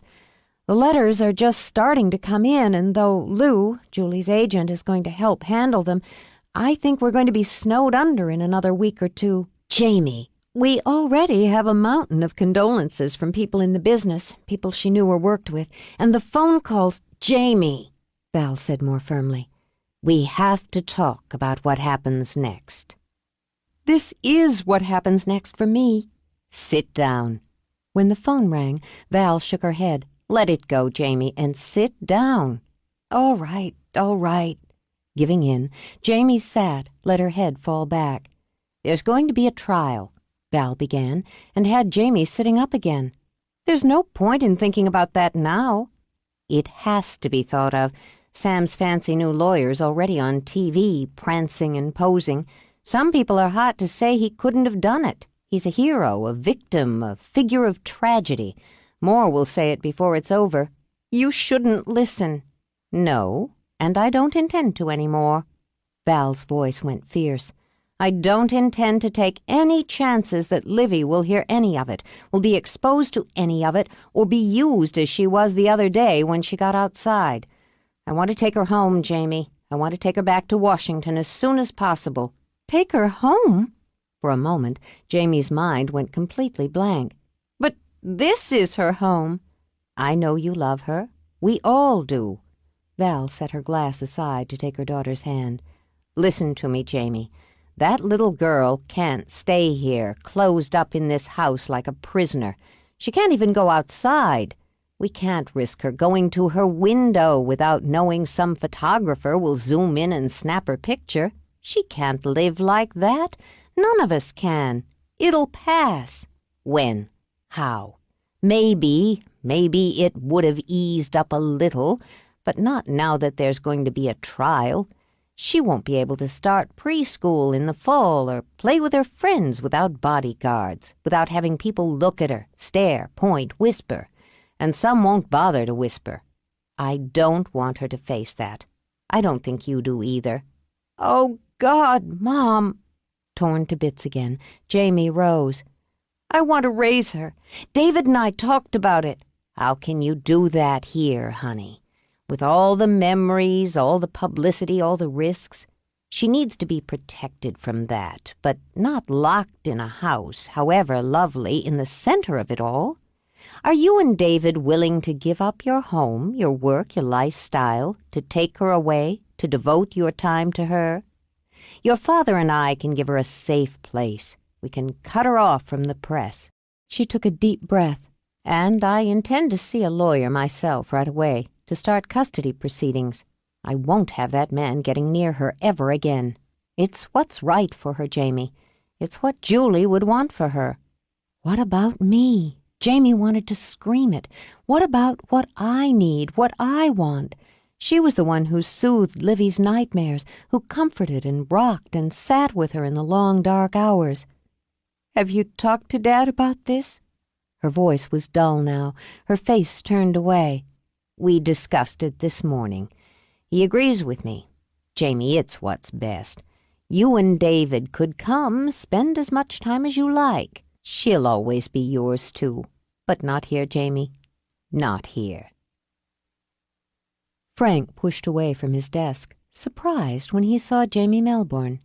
She took off her dark glasses as she crossed the squad room, then passed them restlessly from hand to hand. Detective Brady, I'd like to speak with you if you have a moment. Of course. We'll go in the coffee room. He tried a smile. But I'm not recommending the coffee. No, I'm trying to stay away from it just now. Do you want to speak with Detective Harmon? It's not necessary to pull both of you away from your work. She moved into the cramped little room. I came on impulse. Not an easy feat, she added as she walked to the stingy window. At least it was a window, she thought. At least she could look outside. There are still reporters. Not as many, but a number of them camped out. I think I ran over that snippy one from Channel 4. Never liked him anyway. She leaned her hands on the windowsill and laughed, then couldn't stop. The bubble of sound had burst a hole in her dam of control. Her shoulders shook and the laugh turned to sobs. She held onto the sill, rocking back and forth until Frank drew her gently into a chair, gave her a box of tissues and held her hand. He said nothing, just waited for her to empty out. I'm sorry. I'm sorry. Frantically, she pulled tissue after tissue out of the box. This isn't what I came here to do. If you don't mind my saying so, Mrs. Melbourne, it's about time you let that go. The longer you hold it in, the bigger it gets. Julie was the emotional one. She felt everything in big soaring waves. Jamie blew her nose. And she was one of those women who look gorgeous when she cried. She mopped her raw and swollen eyes. You could have hated her for that. She sat back. I buried my sister yesterday. I keep trying to take a step back from that now that it's done, but it won't stop coming into my head." She let out a long breath. "My parents want to take Olivia back to Washington. They want to apply for full custody and take her away." She pulled out another tissue, then began to fold it neatly, precisely into squares. "Why am I telling you? I was going to tell David, cry on his shoulder, and I found myself going into the garage, getting into the car. I guess I needed to tell someone who wasn't so involved, yet wasn't really separate. You won, Mrs. Melbourne. Why don't you call me Jamie now that I've cried all over you? I'd certainly be more comfortable calling you Frank." "Okay, Jamie. You're facing the worst anybody faces, and things are coming at you from all directions at once. It's hard to see." "You think my mother's right about Livy?" "I can't speak for your family." He got up, poured some water. "As a parent," he continued, offering the paper cup, "I think I'd want my kid as far away from this mess as possible, at least temporarily." "Yes, my head knows that." But her heart didn't know how much more it could take. "Yesterday morning before the service, I took Livy out in the backyard. It's screened by trees. It seemed safe enough. I wanted to try to talk to her, to try to help her understand. This morning there was a picture of the two of us out there in the paper. I never even saw the photographer. I don't want that for her." She drew in a deep breath. "I want to see Sam." Frank sat again. "Don't do that to yourself." "I'll have to see him in court. I'll have to look him in the face day after day during the trial. I need to see him now before it begins. I need to do that before I let Livy go." "I don't know if he'll agree to it. His lawyers are keeping him on a short leash." "He'll see me." She got to her feet. "He won't be able to stop himself. His ego won't let him." He took her because he decided she'd find a way to do what she felt she had to do, with or without his help. She said nothing as they dealt with security and protocol. Nothing when they entered the visitors' area with its long counters and glass partitions. Frank showed her to a stool. "I have to back off here. I can't have any contact with him without his lawyer at this point. I'll be right outside." "I'll be fine, thank you." She braced herself so she didn't jolt at the harsh sound of the buzzer. A door opened, and Sam was led in. She'd wanted him to be pale, to look ill and gray and battered. How could he, she thought as her hands fisted in her lap, how could he look so perfect, so carelessly handsome? The hard lights didn't detract from it, nor the faded, ill-fitting prison clothes.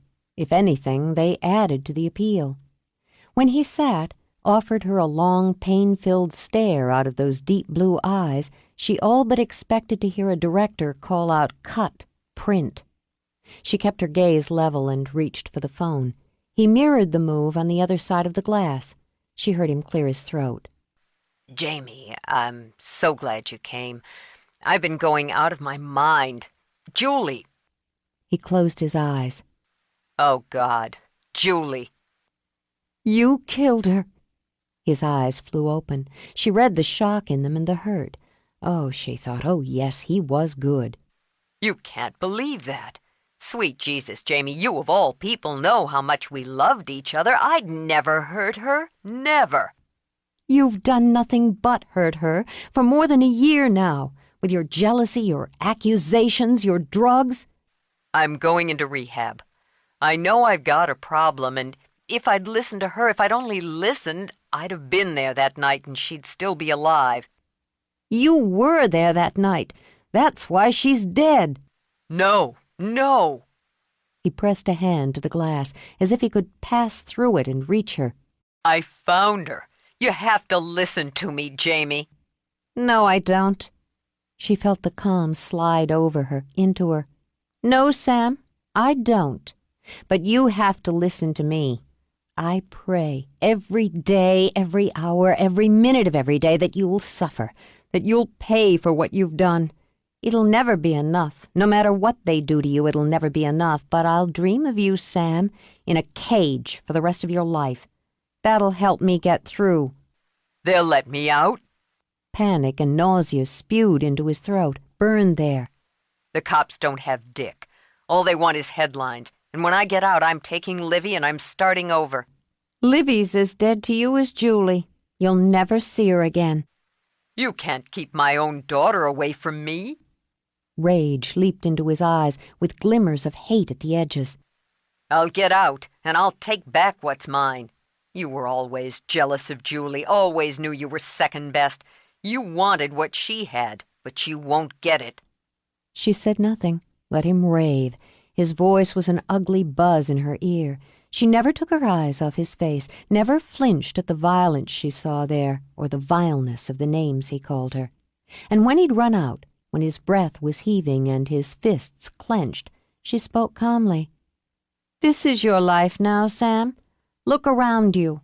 Walls and bars.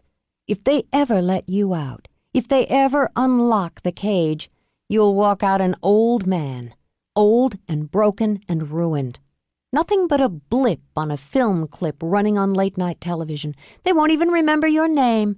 They won't even know who you are. She smiled then for the first time, and it was fierce and bright. And neither will Olivia. She hung up the phone, ignoring him when he beat on the glass, watching coolly as the guard came over to restrain him. He was shouting. She could see his mouth moving, see the angry color flood his face as the guard muscled him toward the door. When they closed the door behind him, when she knew the lock had snicked into place, she let out a long breath and felt the beginnings of peace. The minute she arrived home, David rushed into the foyer. His arms came around her, clutched her tight. My God, Jamie, where were you? I was frantic. I'm sorry. There was something I needed to do. She drew back, touched his cheek. I'm fine. He studied her for a minute, then his eyes cleared. Yes, I can see that. What happened? I got something out of my system. She kissed him, then drew away. Eventually she'd tell him what she'd done, Jamie thought, but not now. I need to talk to Livy. She's upstairs, Jamie. Your father and I talked. I know they want to take her north, away from this. She pressed her lips together. You agree with them? I'm sorry, honey, but yes, I do. It's going to be ugly here for God knows how long. I think you should go, too. You know I can't. I'll be needed at the trial, and even if they didn't need me, she continued before he could speak, I'd have to see it through. I'd have to, David, for myself as much as for Julie. She gave his arm an absent squeeze. Let me talk to Livy. She climbed the steps slowly. It hurt, she thought. Every step was painful. It was amazing, really, just how much pain the human heart could take. She opened the door to the pretty room she'd decorated specifically for her niece's visits, and saw the curtains drawn, the lights blazing in the middle of the day. Just another kind of prison, she thought as she stepped inside. Her mother sat on the floor with Livy, playing with an elaborate plastic castle and dozens of little people. Val glanced up, kept her eyes on Jamie's, her hand on Livy's shoulder. The gesture told Jamie just how torn her mother was, so she managed to fix on a smile as she moved forward. Well, what's all this? Uncle David bought me a castle. Sheer delight bubbled in Olivia's voice. There's a king and a queen and a princess and a dragon and everything. It's beautiful. God bless you, David, Jamie thought, and settled onto the floor. Is this the queen? Uh-huh. Her name's Magnificent. Right, Grandma? That's right, baby. And here are King Wise and Princess Delightful. While Olivia played, Jamie laid a hand over her mother's. I wonder if you could go down and see if there's fresh coffee? Of course. Understanding, Val turned her hand up so their palms met. When they were alone, Jamie sat quietly watching. Livy, do you remember the forest? Grandma's house up in the woods? All the big trees and the streams and the flowers? I went there when I was a baby, but I don't remember.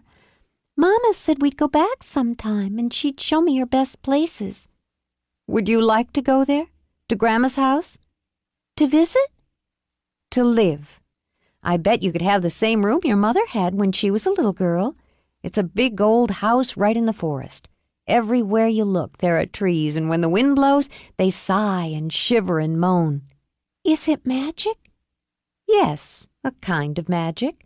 The sky's very blue, and inside the forest the light is green and the ground soft. Will Mama come? Yes, Jamie thought. It was amazing how much pain the heart could take and go on beating. Part of her never left. Part of her's always there. You'll see the places we played when we were girls. Grandma and Grandpop will take very good care of you. Is it far, far away? Not so very far. I'll come visit you. She drew Olivia onto her lap. As often as I can.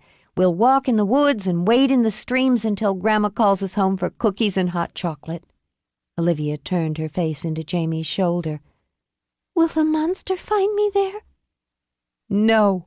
Jamie's arms tightened. You'll always be safe there, I promise. But not all promises can be kept. 5. Olympic Rainforest, 1987. In the spring of Olivia's 12th year, she was a tall, gangly girl with a wild mane of hair the color of bottled honey. Eyes nearly the same shade were long-lidded under dark, slashing brows. She'd given up her dreams of being a princess in a castle for other ambitions. They'd run from explorer to veterinarian to forest ranger, which was her current goal. The forest, with its green shadows and damp smells, was her world, one she rarely left. She was most often alone there, but never lonely. Her grandfather taught her how to track, how to stalk a deer and elk with a camera, how to sit quietly as minutes became hours to watch the majestic journey of a buck or the grace of a doe and fawn. She'd learned to identify the trees, the flowers, the moss, and the mushrooms, though she'd never developed a proficient hand at drawing them as her grandmother had hoped. She spent quiet days fishing with her grandmother, and there had learned patience. She'd taken on a share of the chores of the lodge and campground the McBrides had run in Olympic for 2 generations, and there had learned responsibility. She was allowed to roam the woods, to wade in the streams, to climb the hills, but never, never to go beyond their borders alone. And from this she learned freedom had limits. She'd left Los Angeles 8 years before and had never been back. Her memories of the house in Beverly Hills were vague flickers of high ceilings and shining wood, pretty colors, and a pool with bright blue water surrounded by flowers. During the first months she'd lived in the big house in the forest, she'd asked when they would go back to where she lived, or when her mother would come for her, where her father was. But whenever she asked questions, her grandmother's mouth would clamp tight and her eyes would go shiny and dark. From that, Olivia learned to wait. Then she learned to forget. She grew tall, and she grew tough. The fragile little girl who hid in closets became little more than a memory, and one that ghosted into dreams. Living in the present was another lesson she learned, and learned well. With her chores at the campground over for the day, Olivia wandered down the path toward home. The afternoon was hers now, as much a reward as the salary her grandmother banked for her twice monthly in town. She thought about fishing or hiking up to high ground to dream over the lake, but felt too restless for such sedentary activities. She'd have enjoyed a swim, even this early in the season, but it was one of her grandmother's hard and fast rules not to swim alone. Olivia broke it from time to time and was always careful to dry her hair completely before coming home. Grandma worried, she thought now, too much, too often, and about nearly everything. If Olivia sneezed, she'd race to the phone to call the doctor, unless Grandpop stopped her. If Olivia was 10 minutes late coming home, her grandmother was out on the porch calling. Once she'd nearly called search and rescue because Olivia had stayed at the campground playing with other children and forgotten to come home until dark. It made Olivia roll her eyes to think of it. She'd never get lost in the forest. It was home, and she knew every twist and turn as well as she knew the rooms in her own house. She knew Grandpop had said as much because she'd heard them arguing about it more than once. Whenever they did, Grandma would be better for a few days, but then it would start again. She moved through the gentle green light and soft shadows of the forest and into the clearing where the McBride house had stood for generations. The mica in the old stone glinted in the quiet sunlight.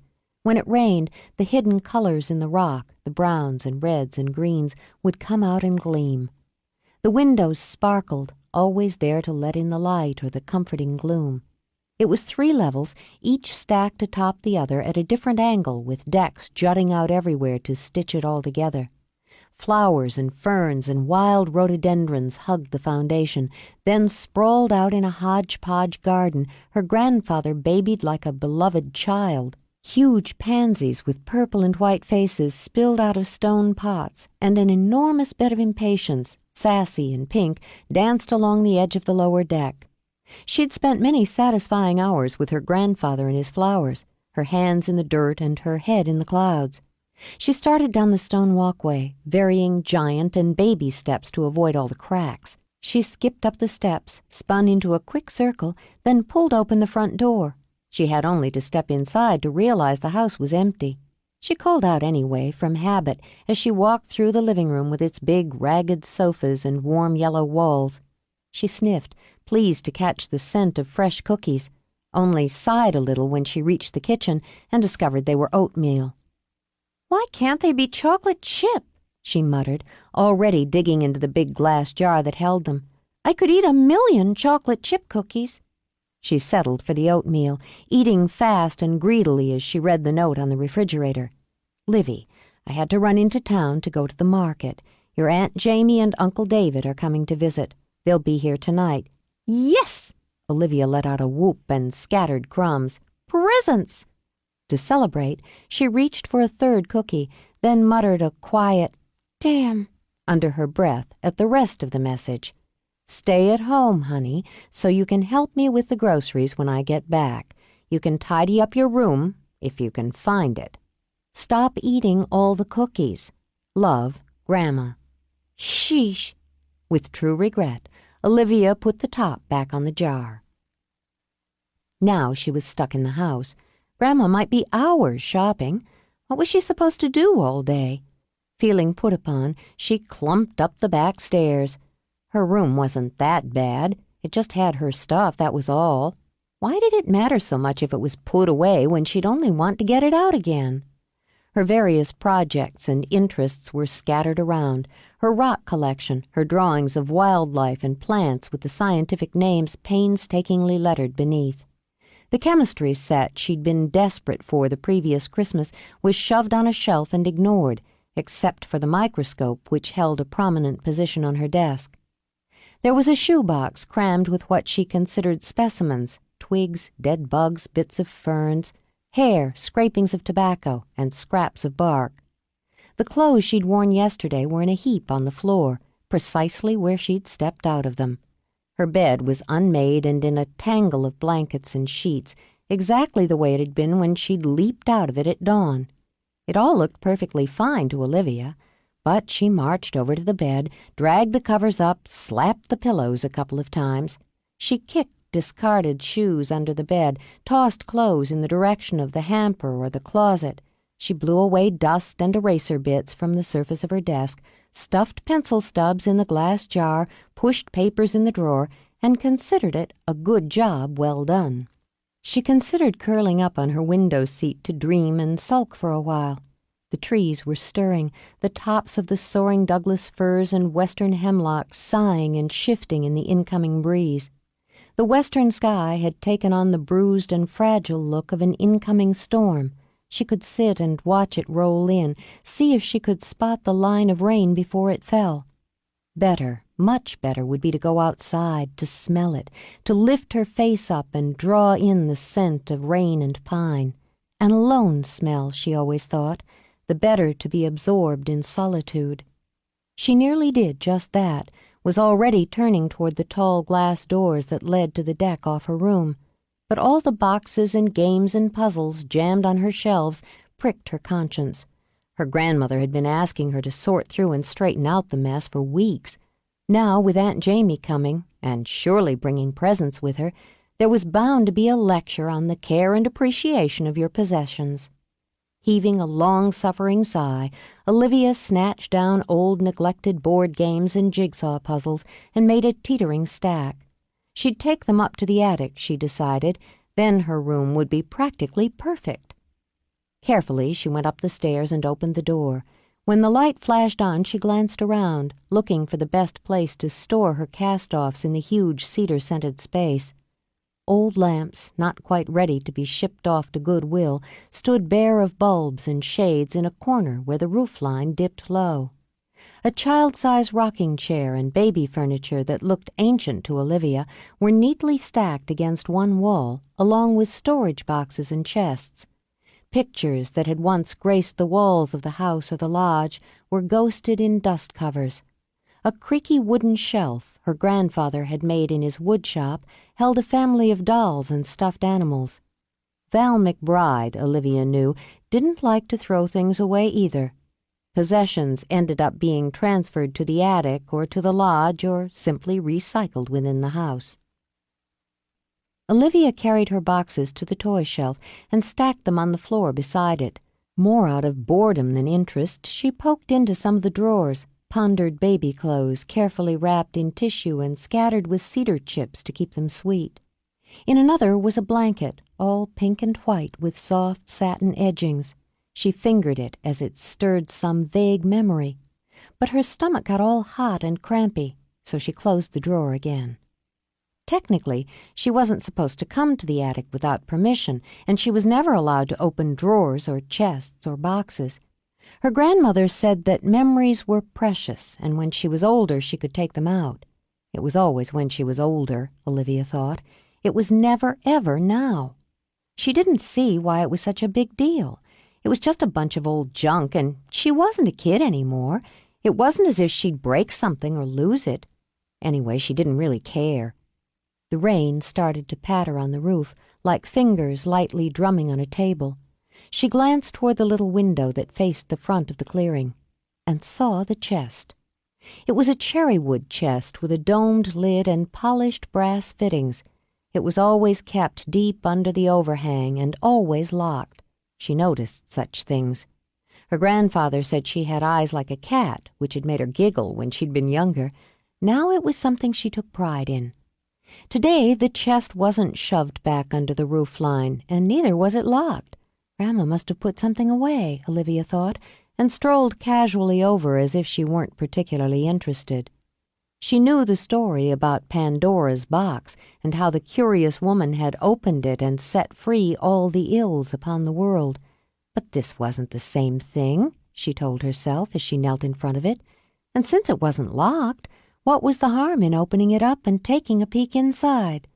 It was probably just full of sentimental junk or musty old clothes or pictures turning yellow.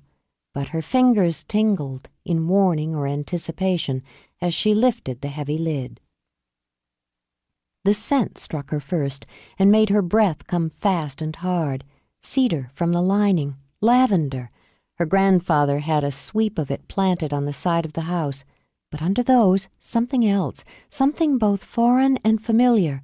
Though she couldn't identify it, the waft of it had her heart beating fast like a quick, impatient knocking in her chest. The tingling in her fingers became intense, making them shake as she reached inside. There were videos, labeled only with dates and stored in plain black dust covers. 3 thick photo albums, boxes of varying sizes. She opened one very like the box her grandparents used to store their old-fashioned Christmas balls. There, resting in foam for protection, were a half a dozen decorative bottles. "The magic bottles," she whispered. It seemed the attic was suddenly filled with low and beautiful laughter, flickering images, exotic scents. "On your 16th birthday, you can choose the one you like best, but you mustn't play with them, Livy. They might break. You could cut your hand or step on glass." Mama leaned over, her soft hair falling over the side of her face. Laughing, her eyes full of fun, she sprayed a small cloud of perfume on Olivia's throat. The scent, Mama's perfume. Scrambling up to her knees again, Olivia leaned into the chest, breathed long and deep, and smelled her mother. Setting the box aside, she reached in for the first photo album. It was heavy and awkward, so she laid it across her lap. There were no pictures of her mother in the house. Olivia remembered there had been, but they disappeared a long time before. The album was full of them, pictures of her mother when she'd been a young girl, pictures of her with Jamie, with her parents, smiling, laughing, making faces at the camera. Pictures in front of the house and in the house, at the campground and at the lake. Pictures with Grandpop when his hair had been more gold than silver, and with Grandma in a fancy dress. There was one of her mother holding a baby. "That's me," Olivia whispered. "Mama and me." She turned the next page and the next, all but devouring each photo, until they abruptly stopped. She could see the marks on the page where they'd been removed. Impatient now, she set it aside and reached for the next. Not family photos this time, but newspaper clippings, magazine articles. Her mother on the cover of People and Newsweek and Glamour. Olivia studied these first, looking deep, absorbing every feature. She had her mother's eyes. She'd known that, remembered that, but to see it so clearly, to look with her own into them, the color, the shape, the slash of dark eyebrows, excitement, grief, pleasure swirled through her in a tangled mass as she stroked a finger over each glossy image. She'd been so beautiful, so perfect. Then her heart leaped again as she paged through and found a series of pictures of her mother with a dark-haired man. He was handsome, like a poet, she thought, as her adolescent heart sighed. There were pictures of them in a garden and in a big room with dozens of glittering lights, on a sofa with her mother snuggled into his lap, with their faces close and their smiles for each other. Sam Tanner. It said his name was Sam Tanner. Reading it, she began to shiver. Her stomach cramped, a dozen tight fists that twisted. Daddy. It was Daddy. How could she have forgotten? It was Daddy, holding hands with Mama, or with his arm around her shoulders, holding scissors bright with blood. No, that couldn't be. It was a dream, a nightmare. Imagination, that was all. She began to rock, pressing her hands to her mouth as the images began to creep in. Panic, burning fingers of it had her by the throat, squeezing until her breath came in strangled gasps. Broken glass sparkling on the floor in the lights, dying flowers, the warm breeze through the open door. It wasn't real. She wouldn't let it be real. Olivia pushed the book aside and lifted out the last with hands that trembled. There'd be other pictures, she told herself, more pictures of her parents smiling and laughing and holding each other. But it was newspapers again, with big headlines that seemed to scream at her. Julie McBride murdered. Sam Tanner arrested. Fairy tale ends in tragedy. There were pictures of her father looking dazed and unkempt. More of her aunt, her grandparents, her uncle, and of her, she saw with a jolt, of her years before, with her eyes wild and blank and her hands pressed to her ears, Julie's child, only witness to Mother's slaying. She shook her head in denial, ripping quickly through the pages now. There, another face that awakened memories. His name was Frank, she thought. He chased the monster away. He had a little boy, and he'd liked puzzles. A policeman. Soft, haunted sounds trembled in her throat. He'd carried her out of the house where the monster had come, where all the blood was, because her mother was dead. Her mother was dead. She knew that, of course, she knew that. But we don't talk about it, she reminded herself. We never talk about it because it makes Grandma cry. She ordered herself to close the book, to put it all away again, back in the chest, back in the dark. But she was already turning the pages, searching the words and pictures. Drugs, jealousy, obsession. Tanner confesses. Tanner retracts confession, proclaims his innocence. 4-year-old daughter chief witness. The Tanner trial took one more dramatic turn today as the videotaped testimony of Tanner's daughter, 4-year-old Olivia, was introduced. The child was questioned in the home of her maternal aunt, Jamie Melbourne, and videotaped with permission of her grandparents, acting as guardians. Previously, Judge Sato ruled that the taped statement could be introduced as evidence, sparing the minor the trauma of a court appearance. She remembered it all now. They'd sat in Aunt Jamie's living room. Her grandparents had been there too. A woman with red hair and a soft voice had asked her questions about the night the monster had come. Grandma had promised it would be the last time she would have to talk about it, the very last time, and it was. The woman had listened and asked more questions. Then a man had talked to her, a man with a careful smile and careful eyes. She'd thought since it was the last time she'd be able to go back home, that it would all go away, but she'd come to Washington instead, to the big house in the forest. Now she knew why. Olivia turned more pages, narrowed her eyes against tears until they were stinging dry, and with her jaw tight and her eyes clear, read another flurry of headlines. Sam Tanner convicted. Guilty. Jury convicts Tanner. Tanner sentenced to life. "You killed my mother, you bastard!" She said it with all the hate a young girl could muster. "I hope you're dead, too. I hope you died screaming." With steady hands, she closed the book, carefully replaced it along with the others in the chest. She shut the lid, then rose to go turn off the lights. She walked down the stairs, through the empty house to the back porch. Sitting there, she stared out into the rain. She didn't understand how she could have buried everything that had happened, how she could have locked it up the way her grandmother locked the boxes and books in the chest. But she knew she wouldn't do so again. She would remember always, and she would find out more, find out everything she could about the night her mother died, about the trial, about her father. She understood she couldn't ask her family. They thought she was still a child, one who needed to be protected. But they were wrong. She'd never be a child again. She heard the sound of the Jeep rumbling up the lane through the rain. Olivia closed her eyes and concentrated.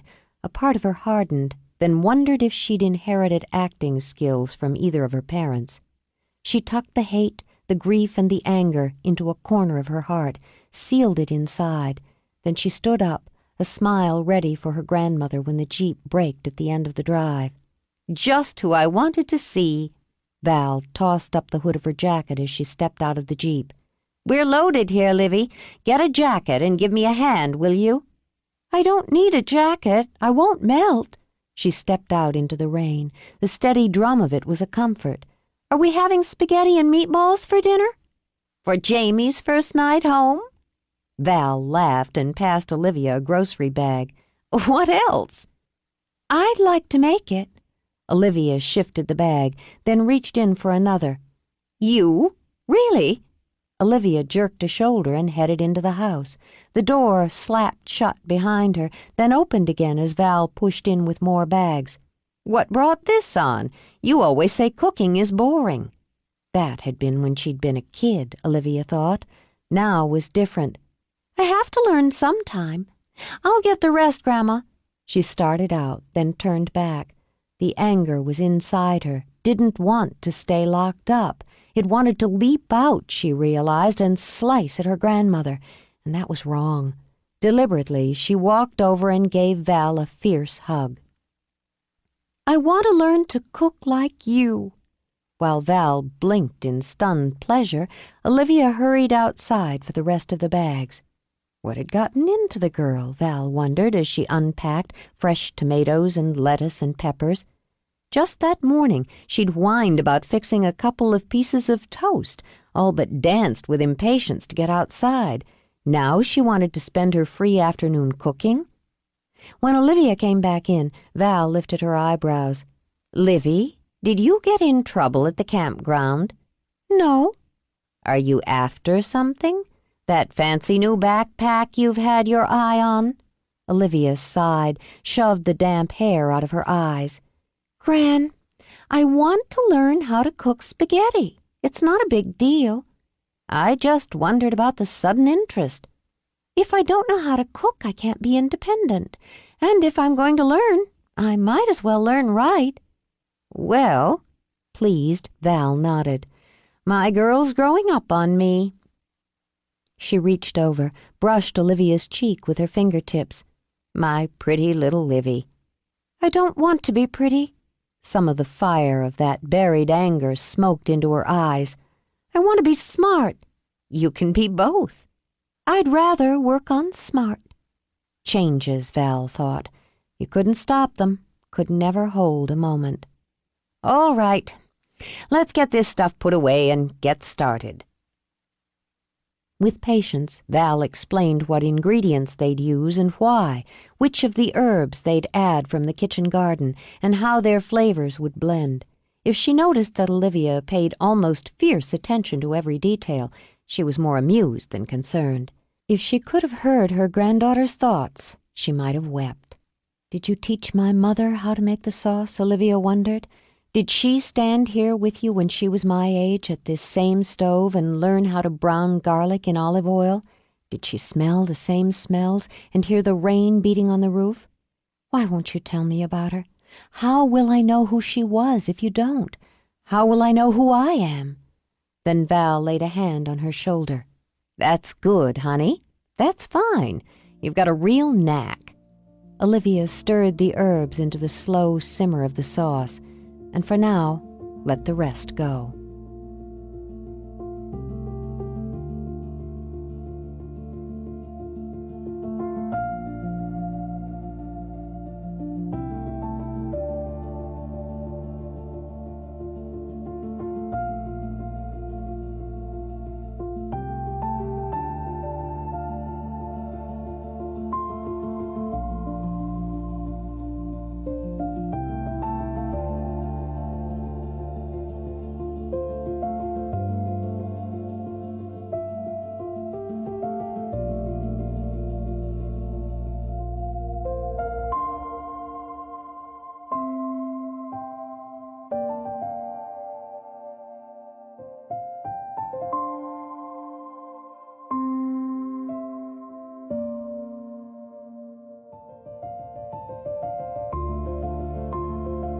Six.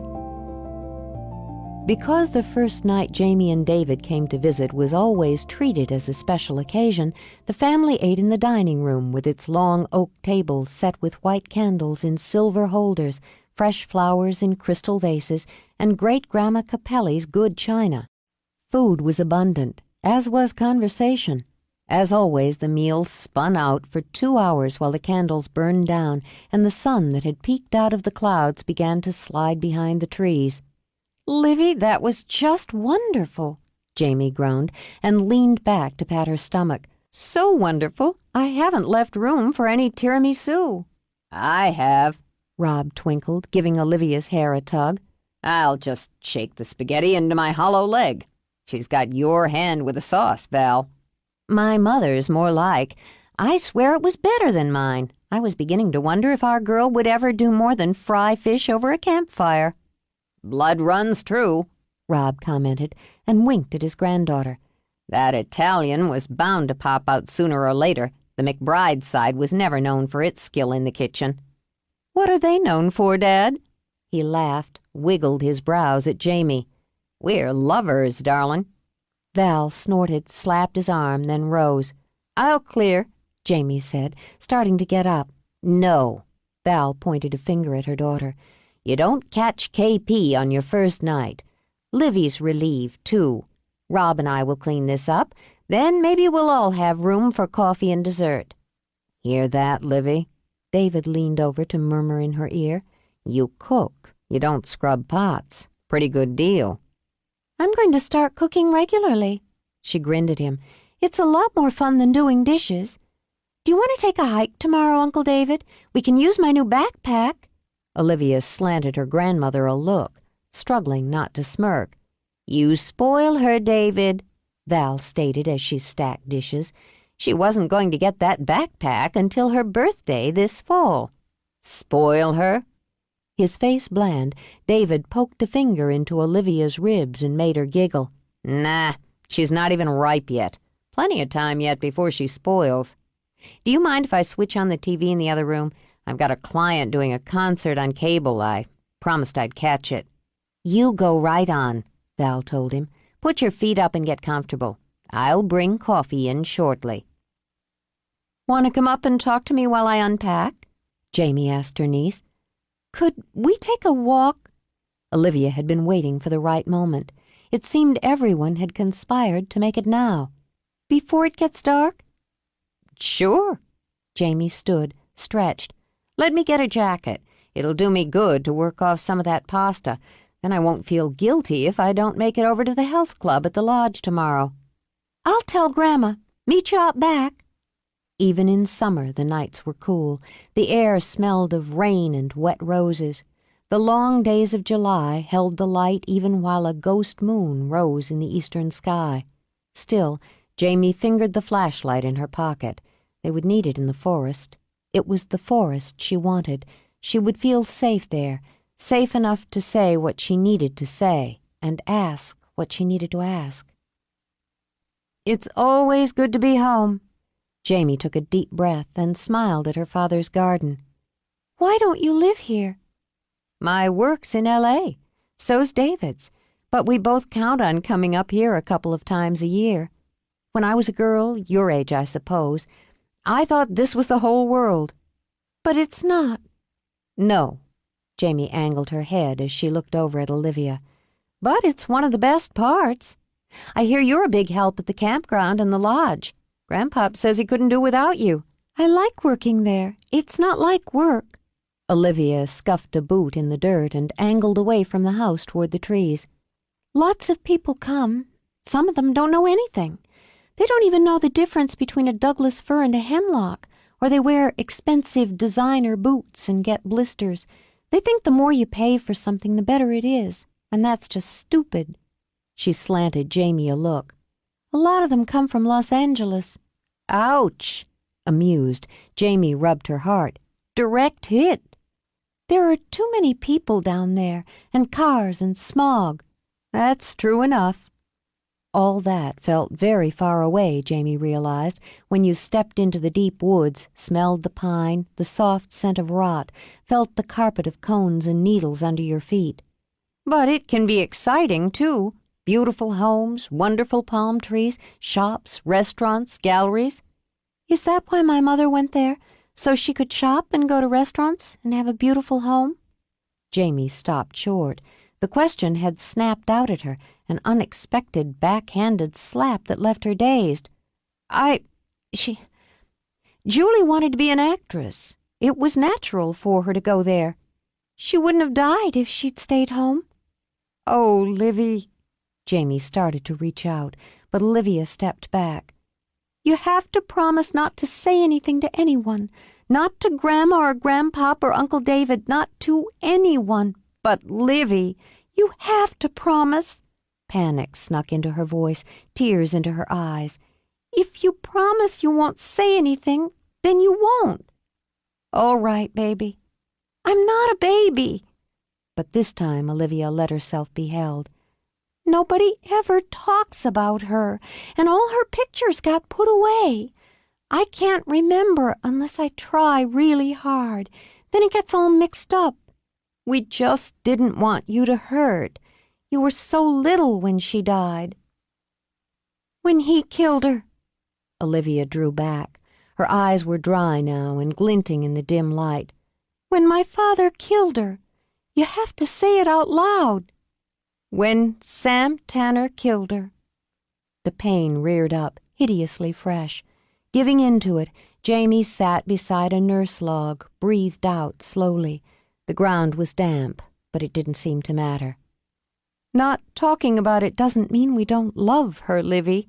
Maybe it means we loved her too much. I don't know." "Do you think about her?" "Yes." Jamie reached out a hand, clasping Olivia's firmly. "Yes, I do. We were very close. I miss her every day." With a nod, Olivia sat beside her, idly played her light on the ground. "Do you think about him?" Jamie shut her eyes. Oh, God, what should she do? How should she handle this? "I try not to." "But do you?" "Yes." "Is he dead too?" "No." Nerves jittering, Jamie rubbed a hand over her mouth. "He's in prison." "Why did he kill her?" "I don't know." I just don't know. It doesn't do any good to wonder, Livy, because it'll never make sense. It'll never be right. He used to tell me stories. He used to carry me on his back. I remember. I'd forgotten, but I remember now. She continued to play the light, dancing it over the rotting log that nurtured seedlings she recognized as hemlock and spruce, the rosettes of tree moss that tumbled over it, the bushy tufts of globe lichen that tangled with it. It kept her calm, seeing what she knew, putting a name to it. Then he got sick and went away. That's what Mama told me, but it wasn't really true. It was drugs. Where are you hearing these things? Are they true? She looked away from the log, the flourishing life. Aunt Jamie, I want to know what's true. Yes, they're true. I'm sorry they happened to you, to Julie, to me, to all of us. We can't change it, Livy. We just have to go on and do the best we can. Is what happened why I can never come visit you? Why Grandma teaches me instead of my going to school with other kids? Why my name's McBride instead of Tanner? Jamie sighed. She heard an owl hoot and a rustle in the brush. Hunters and hunted, she thought, only looking to survive the night. We decided it was best for you not to be exposed to the publicity, to the gossip, the speculations. Your mother was famous. People were interested in her life, in what happened, in you. We wanted to get you away from all that, to give you a chance, the chance Julie would have wanted for you, to have a safe, happy childhood. Grandma locked it all away. Mom, Grandma. It was so hard on her, Livy. She lost her daughter, the one she couldn't help but love best. You helped her get through it. Can you understand that? She gripped Olivia's hand again. She needed you as much as you needed her. She's centered her life on you these last years. Protecting you was so important. And maybe by doing that, she protected herself, too.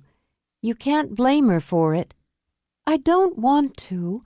But it's not fair to ask me to forget everything.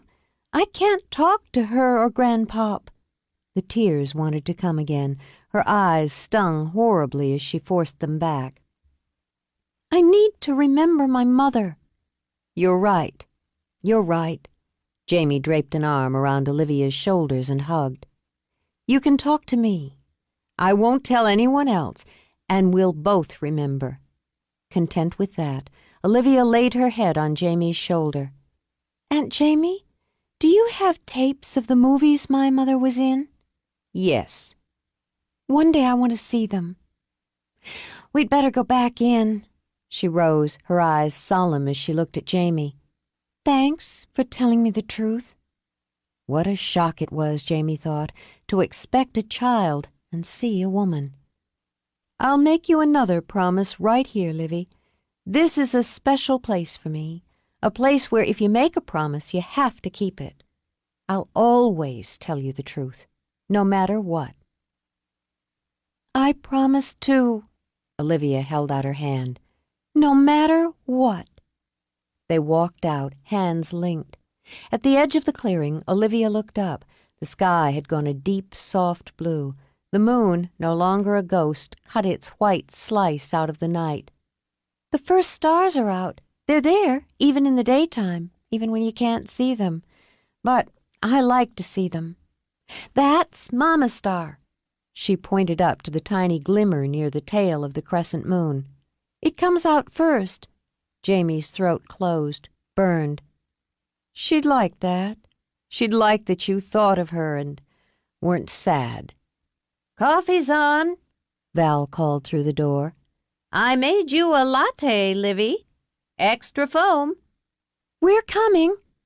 She's happy you're here, so I get latte. Olivia's smile was so sudden, so young, it nearly broke Jamie's heart. Let's get our share of tiramisu before Grandpop hogs it all. Hey, for tiramisu, I'd take my own father down without a qualm. Race you! Olivia darted off like a bullet, pale hair flying. It was that image, the long blonde hair swinging, the girlish dare, the swift race through the dark, that Jamie carried with her through the evening. She watched Olivia scoop up dessert, stage a mock battle with her grandfather over his serving, nag David for details about his meeting Madonna at a party, and she wondered if Olivia was mature enough, controlled enough, to tuck all her thoughts and emotions away, or if she was simply young enough to cast them aside in favor of sweets and attention. As much as she'd have preferred it to be the latter, she decided Olivia had inherited some of Julie's skills as an actress. There was a weight on her heart as she prepared for bed in the room that had been hers as a girl. Her sister's child was looking to her now, as she had during those horrible days 8 years before. Only this time, she wasn't such a little girl and wouldn't be satisfied with cuddles and stories. She wanted the truth, and that meant Jamie would have to face parts of the truth she tried to forget. She dealt with the unauthorized biographies, the documentaries, the television movie, the tabloid insanity and rumors dealing with her sister's life and her death. They still cropped up from time to time. The young, beautiful actress cut down in her prime by the man she loved, in a town that fed itself on fantasy and gossip, grim fairy tales, could often take on the sheen of legends. She'd done her best to discourage it. She gave no interviews to the press, cut no deals, endorsed no projects. In this way, she protected her parents, the child, and herself. Still, every year a new wave of Julie McBride stories sprang up. Every year, she thought, leaning on the pedestal sink and staring at her own face in the mirror, on the anniversary of her death. So she fled home every summer, escaped it for a few days, let herself be tucked away as she'd let Olivia be tucked away. They were entitled to their privacy, weren't they? She sighed, rubbed her eyes, just as Olivia was entitled to talk about the mother she'd lost. Somehow, she had to see to it that they managed to have both. She straightened, pushed the hair back from her face. She'd let her hairdresser talk her into a perm and some subtle highlighting around her face. She had to admit he'd been right. It gave her a softer, younger look. Youth wasn't just a matter of vanity, she thought. It was a matter of business. She was beginning to see lines creeping around her eyes, those nasty little reminders of age and wear and tear. Sooner or later, she'd have to consider a tuck. She'd mentioned it to David, and he'd just laughed. "Lines? What lines? I don't see any lines."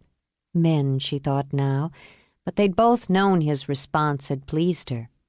Still, it didn't mean she could afford to neglect her skin. She took the time to smooth on her night cream, using firm upward strokes along her throat, dabbing on the eye cream with her pinkies. Then she added a trail of perfume between her breasts in case her husband was feeling romantic. He often was. Smiling to herself, she went back into the bedroom where she'd left the light burning for David. He hadn't come up yet, so she closed the door quietly, then moved to the shovel glass. She removed her robe and took inventory. She worked out like a fiend 3 days a week with a personal trainer she secretly called Marchesa de Sade, but it paid off. Perhaps her breasts would no longer qualify as perky, but the rest of her was nice and tight. As long as she could pump and sweat, there'd be no need for nips and tucks anywhere but her eyes. She understood the value of keeping herself attractive in her public relations work and in her marriage. The actors and entertainers she and David worked with seemed to get younger every time she blinked. Some of his clients were beautiful and desirable women, young women. Succumbing to temptation, Jamie knew, was more often the rule rather than the exception in the life she and David lived. She also knew she was lucky. Nearly 14 years, she mused. The length of their marriage was a not-so-minor miracle in Hollywood. They'd had bumps and dips, but they'd gotten through them. She'd always been able to depend on him, and he on her. And the other not-so-minor miracle was that they loved each other. She slipped back into her robe, belting it as she walked to the deck doors and threw them open to the night. She stepped out to listen to the wind sigh through the trees, to look for Julie's star. How many times did we sit out on nights like this and dream? We'd whisper together when we were supposed to be in bed, and we'd plan. Such big, shiny plans. I've got so much I dreamed of, so much I wouldn't have had if you hadn't had the big dreams first. I might never have met David if not for you. Would never have had the courage to start my own company. So many things I wouldn't have done, wouldn't have seen if I hadn't followed after you. She leaned on the rail, closing her eyes as the wind toyed with her hair. The hem of her robe shivered along her bare skin. I'll make sure Livy dreams big, too, that nothing stops her from grabbing hold of what she needs most. And I'm sorry, Julie. I'm sorry I had a part in trying to make her forget you. She stepped back, rubbing her arms as the air turned chilly. But she stayed outside, watching the stars, until David found her. Jamie? When she turned, his eyes warmed. You look beautiful. I was afraid you'd gone to bed while I puffed cigars and told lies with your father. No, I wanted to wait for you. She stepped into his arms, nestled her head on his shoulder. I waited just for this. Good. You've been quiet tonight. Are you all right? Just a little lost in thoughts. Too many she couldn't share with him. A promise had been given. Tomorrow, it'll be 8 years. Sometimes it seems like a lifetime ago, and others like yesterday. It means so much to me, David, that you come with me every year, that you understand why I have to be here. I know how hard it is for you to juggle your schedule, to carve out these few days. Jamie, she mattered to all of us. And you. He drew her back to kiss her. You matter most. With a smile, she laid her hand on his cheek. I must. I know how much you love tramping through the woods and spending an afternoon fishing. He grimaced. Your mother's taking me out on the river tomorrow. My hero. I think she knows I hate fishing and makes me go out every summer to pay her back for stealing her daughter. Well, then, the least her daughter can do is make it worth your while. Oh, yeah? His hands were already sliding down to mold her bottom through the thin robe. How? Come with me. I'll show you. Olivia dreamed of her mother and whimpered in her sleep. They huddled together in a closet filled with animals who stared with glassy eyes. She shivered in the dark, holding tight, so tight because the monster raged outside the door. He was calling her name, roaring it out while he stomped on the floor. She buried her face against her mother's breast, pressed her hands over her ears as something crashed close, so close to where she tried to disappear. Then the door burst open and the closet bloomed with light. In the light she saw the blood all over her hands, all over her mother's hair, and Mama's eyes were like the eyes of the animals, glassy and staring. I've been looking for you, Daddy said, and snapped the scissors that shined and dripped. As she tossed in sleep, others dreamed of Julie. Images of a lovely young girl laughing in the kitchen as she learned to make red sauce like her grandmother's, of a much-loved companion who raced through the woods with her pale hair flying, of a lover who sighed in the night, a woman of impossible beauty dancing in a white dress on her wedding day, of death so terrible, so stark, it couldn't be remembered in the light, and those who dreamed of her wept, even her killer. It was still dark when Val knocked briskly on the bedroom door. Up and at 'em, David. Coffee's on and the fish are biting. With a pitiful moan, David rolled over, buried his head under the pillow. Oh, my God. 10 minutes. I'll pack your breakfast. The woman's not human. She can't be. With a sleepy laugh, Jamie nudged him toward the edge of the bed. Up and at 'em, fish boy. Tell her I died in my sleep. I'm begging you. He pushed the pillow off his head and managed to bring his wife's silhouette into focus. She smiled when his hand closed warmly over her breast. Go catch fish, and if you're very good, I'll reward you tonight. Sex doesn't buy everything, he said with some dignity, then crawled out of bed. but it buys me. He tripped over something in the dark, cursed, then limped to the bathroom while his wife snickered. She was sound asleep when he came back, gave her an absent kiss, and stumbled out. Light was filtering through the windows when the shakes and whispers woke her. Huh? What? Aunt Jamie, are you awake? Not till I've had my coffee. I brought you some. Jamie pried one eye open, focused blearily on her niece. She sniffed once, caught the scent, and sighed. "You are my queen." With a laugh, Olivia sat on the side of the bed as Jamie struggled up. I made it fresh. Gram and Uncle David are gone, and Grandpop left for the lodge. He said he had paperwork to do, but he just likes to go over there and talk to people. You got his number. Eyes closed, Jamie took the first sip. So, what are you up to? Well, Grandpop said that I could have the day off if you wanted to go for a hike. I could take you on one of the easy trails. It's sort of practice for being a guide. I can't really be one until I'm 16, even though I know all the trails better than mostly anyone. Jamie opened one eye again. Olivia had a bright smile on her face and a plea in her eye. You've got my number, too, don't you? I can use my new backpack. I'll make sandwiches and stuff while you're getting dressed. What kind of sandwiches? Ham and Swiss? Sold. Give me 20 minutes. All right.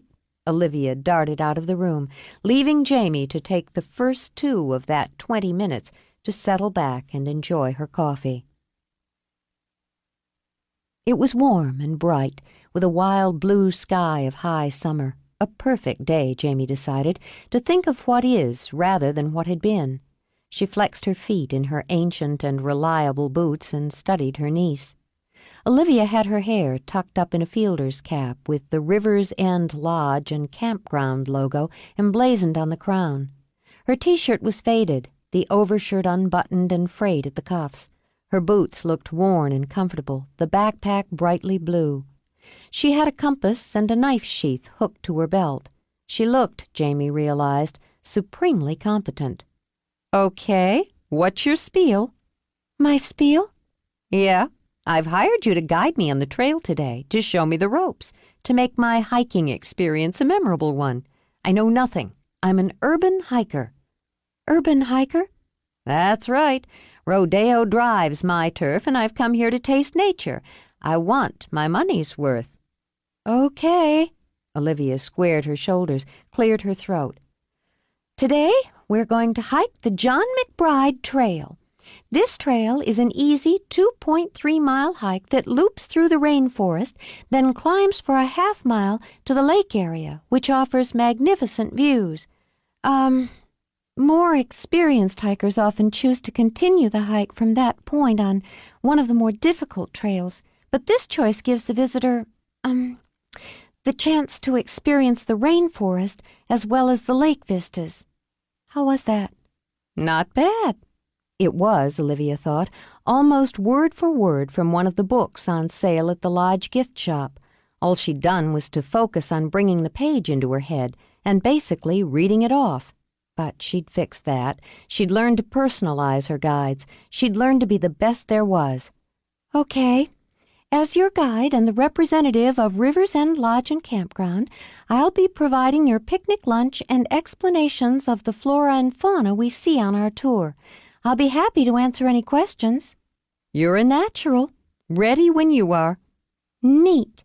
The trailhead begins here, at the original site of the first McBride homestead. John and Nancy McBride traveled west from Kansas in 1853 and settled here on the edges of the Quinault rainforest. I thought rainforests were in the tropics, Jamie said, and fluttered her lashes at Olivia as they moved toward the trees. The Quinault Valley holds one of the few temperate rainforests in the world. We have mild temperatures and a lot of rainfall. The trees are so tall. What are they? The overstory of trees is Sitka spruce. You can identify them by the flaky bark. And Douglas fir. They grow really tall and straight. When they get old, the bark's dark brown and has those deep grooves in it. Then there's western hemlock. It's not usually a canopy tree, and it's shade-tolerant, so it's understory. It doesn't grow as fast as the Douglas fir. You see the cones all over the place?" Olivia stooped to pick one up. "This one's a Doug fir. See the 3 points? There'll be lots of them inside the forest, but you won't see saplings because they're not shade-tolerant. The animals like them, and bears like to eat their bark." "Bears? Eek!" "Oh, Aunt Jamie." "Hey, I'm your city slicker client, remember?" "Right. You don't have to worry about bear if you take simple safety precautions," Olivia parroted. "The black bear lives in this area. The biggest problem with them is they like to steal food, so you've got to use proper storage for food and garbage. You never, never leave food or dirty dishes unattended in your campsite." "But you have food in your backpack. What if the bears smell it and come after us?" "I have the food wrapped in double plastic so they won't. But if a bear comes around, you should make lots of noise. You need to be calm. Give them room so they can go away." They stepped out of the clearing and into the trees. Almost immediately, the light turned soft and green, with only a few stray shimmers of sun sneaking through the canopy of trees. Those thin fingers were pale, watery, and lovely. The ground was littered with cones, thick with moss and ferns. The green covered the world in subtly different shapes, wildly different textures. A thrush called out and darted by, barely ruffling the air. "It looks prehistoric." "I guess it is. I think it's the most beautiful place in the world." Jamie laid her hand on Olivia's shoulder. "I know. And a safe place," Jamie thought. "A wise place for a child to go. Tell me what I'm seeing as we go, Livy. Make it come alive for me." They walked at an easy pace, with Olivia doing her best to use a tour guide's voice and rhythm. But the forest always captured her. She wondered why it had to be explained at all when you could just see. The light was so soft, it was as if she could feel it on her skin, the air so rich with scent it almost made her head reel. Pine and damp and the dying logs that were the life source for new trees, the deceptively fragile look of the moss that spilled and spread and climbed everywhere, the sounds, the crunch of boots over needles and cones, the stirring of small animals that darted here and there on the day's business, the call of birds, the sudden surprising gurgle of water in a little stream. They all came together for her in their own special kind of silence. It was her cathedral, more magnificent and certainly more holy to her than any of the pictures she'd seen of the glorious buildings in Rome or Paris. This ground lived and died every day. She pointed out a ring of mushrooms that added splashes of white and yellow, the lichens that upholstered the great trunks of trees, the papery seeds spilled by the grand Sitka spruce, the complicated tangle of vine maples that insisted on growing close to the trail. They wound between nurse logs, shaggy with moss and sprouts, brushed through feathery crops of ferns, and spotted, thanks to Olivia's sharp eye, an eagle lording it over the branches high overhead. "Hardly anyone uses this trail," Olivia said, "because the first part of it's private, but the public trails start to loop there now, and you begin to see people." "Don't you like to see people, Livy?" "Not so much in the forest." She offered a sheepish smile. "I like to think it's mine, and no one will ever change it. See? Listen." She held up a hand, closed her eyes. Intrigued, Jamie did the same. She heard the faint tinkle of music, could just make out the slick twang of country and western. "People take away the magic," Olivia said solemnly, then started up the upward slant of the trail. As they climbed, Jamie began to pick up more sounds, a voice, a child's laugh. Where the trees thinned, sunlight sprinkled in until that soft green twilight was gone. The lakes spread out in the distance, sparkling with sun, dotted with boats, and the great mountains speared up against the sky while the dips and valleys and gorges cut through with curves and slashes. Warmer now, she sat and tugged off her overshirt to let the sun play on her arms. "There's all kinds of magic." She smiled when Olivia shrugged off her pack. "You don't have to be alone for it to work." I guess not. Carefully, Olivia unpacked the food, the thermos, then, sitting Indian style, offered Jamie her binoculars. Maybe you can see Uncle David and Grandma. Maybe Uncle David dived overboard and swam home. With a laugh, Jamie lifted the field glasses. Oh, there are swans. I love the way they look, just gliding along. I should have brought my camera. I don't know why I never think of it. She lowered the glasses to pick up one of the sandwiches Olivia had cut into meticulously even halves. It's always beautiful here, whatever the season, whatever the time of day. She glanced down, noticed that Olivia was watching her steadily. It gave her a little chill to see that measuring look in a child's eyes. What is it? I have to ask you for a favor. You won't want to do it, but I thought about it a lot and it's important. I need you to get me an address. Olivia pressed her lips together, then blew out a breath. It's for the policeman, the one who took me to your house that night. His name is Frank. I remember him, but not very well. I want to write to him. Livy, why? There's nothing he can tell you that I can't. It can't be good for you to worry so much about this. It has to be better to know things than to wonder. He was nice to me. Even if I can only write and tell him I remember he was nice to me, I'd feel better. And he was there that night, Aunt Jamie. You weren't there. It was just me until he came and found me. I want to talk to him. She turned her head to stare out at the lakes. I'll tell him my grandparents don't know I'm writing. I won't tell lies, but I need to try. I only remember his name was Frank. Jamie closed her eyes, felt her heart sink a little. Brady.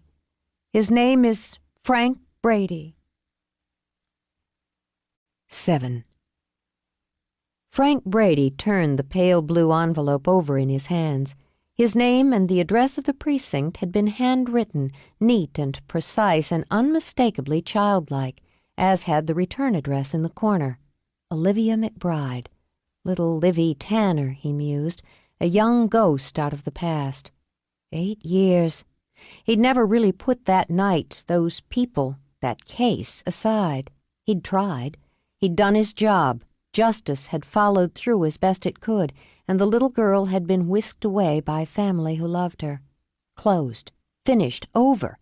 Despite the stories on Julie McBride that cropped up from time to time, the gossip, the rumors, the movies that ran on late-night television, it was done. Julie McBride would be forever 32 and beautiful, and the man who'd killed her wouldn't see the outside of a cage for another decade or more. Why the hell would the kid write to him after all this time, he wondered? And why the hell didn't he just open the letter and find out? Still, he hesitated, frowning at the envelope while phones shrilled around him and cops moved in and out of the bullpen. He found himself wishing his own phone would ring so he could set the letter aside, pick up a new case. Then, with a quiet oath, he tore the envelope open, spread out the single sheet of matching stationery, and read, Dear Detective Brady, I hope you remember me.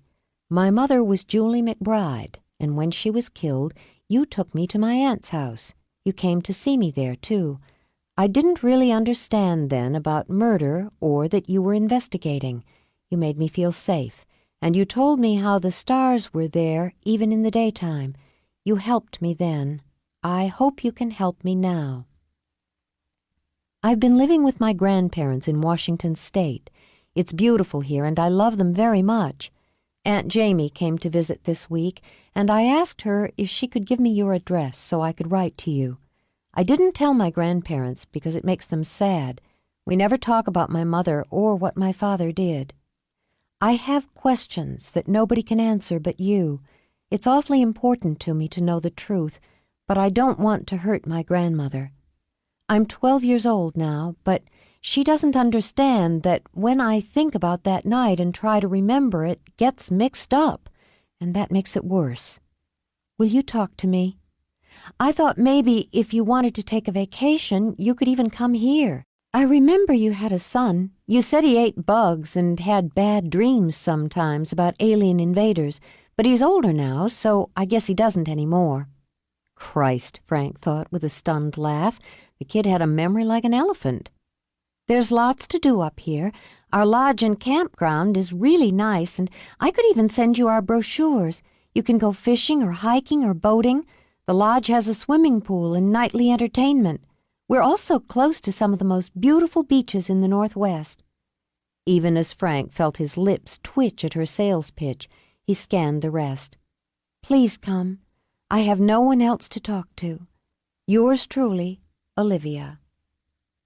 Jesus. He folded the letter, slipped it back in its envelope and into his jacket pocket, but he wasn't able to tuck Olivia out of his mind so easily. He carried both the letter and the memory of the girl with him all day. He decided he'd write her a gentle response, keep it light, sympathetic but non-committal. He could tell her how Noah was starting college in the fall and how he'd been named most valuable player in his basketball tournament. Chatty, easy. He'd use his work and his family commitments as an excuse not to go up and see her. What good would it do to go to Washington and talk to her? It would only upset everyone involved. He couldn't possibly take on a responsibility like that. Her grandparents were good people. He'd done a background check on them when they'd filed for custody. Just tying up loose ends, he told himself now, as he'd told himself then. And maybe in the first couple of years he'd done a few more checks, just to make sure the kid was settling in all right. Then he'd closed the book. He meant it to stay closed. He was a cop, he reminded himself as he turned down the street toward home. He wasn't a psychologist, a social worker, and his only connection to Olivia was murder. It couldn't possibly help her to talk to him. He pulled into the drive behind a bright blue Honda Civic. It had replaced his wife's VW 4 years before. Both bumpers were crowded with stickers. His wife might have given up her beloved Bug, but she hadn't given up her causes. Noah's bike had been upgraded to a second-hand Buick the boy pampered like a lover. He'd be loading it up and driving it off to college in a matter of weeks. The thought of that struck Frank as it always did, like an arrow to the heart. The flowers that danced around the door thrived, due to Noah's attention. God knew where he'd gotten the green thumb, Frank thought as he climbed out of the car. Once the boy was away at school, both he and Celia would kill the blooms within a month. He stepped in the front door to the sound of Fleetwood Mac. His heart sank. Celia liked to cook to Fleetwood Mac, and if she'd decided to cook, it meant that Frank would be sneaking into the kitchen in the middle of the night, searching out his well-hidden stashes of junk food. The living room was tidy, another bad sign. The fact that there were no newspapers or shoes scattered around meant Celia had gotten off early from her job at the women's shelter and was feeling domestic. He and Noah suffered when Celia shifted into a domestic mode. There would be a home-cooked meal that had much more to do with nutrition than taste, a tidy house where he'd never be able to find anything, and very likely freshly folded laundry, which meant half his socks would be missing. Things ran much more smoothly in the Brady household when Celia left the domestic chores to her men. When Frank stepped into the kitchen, his worst fears were confirmed. Celia stood happily stirring something at the stove. There was a fresh loaf of some kind of tree-bark bread on the counter beside an enormous yellow squash. But she looked so damn pretty, he thought, with her bright hair pulled back in a smooth ponytail, her narrow teenage boy hips bumping to the beat, and her long, slim feet bare. She carried a look of competent innocence that he'd always thought disguised a boundless determination. There was nothing Celia Brady wanted to accomplish that she didn't manage to do. Just, he thought, as she'd managed him one way or another since she'd been a 20-year-old co-ed and he the 23-year-old rookie who'd arrested her during a protest against animal testing. The first 2 weeks of their relationship they'd spent arguing. The second 2 weeks they'd spent in bed. She'd refused to marry him, so they'd fought about that. But he had his own share of determination. During the year they'd lived together, he'd worn her down. Unexpectedly, he came up behind her and hugged her tight. "I love you, Celia." She turned in his arms and gave him a quick kiss. "You're still eating the black beans and squash," It's good for you." He figured he'd live through it, and he had mini pizzas buried in the depths of the freezer. "I'll eat it, and I'll still love you. I'm a tough guy." "Where's Noah?" "Out shooting hoops with Mike.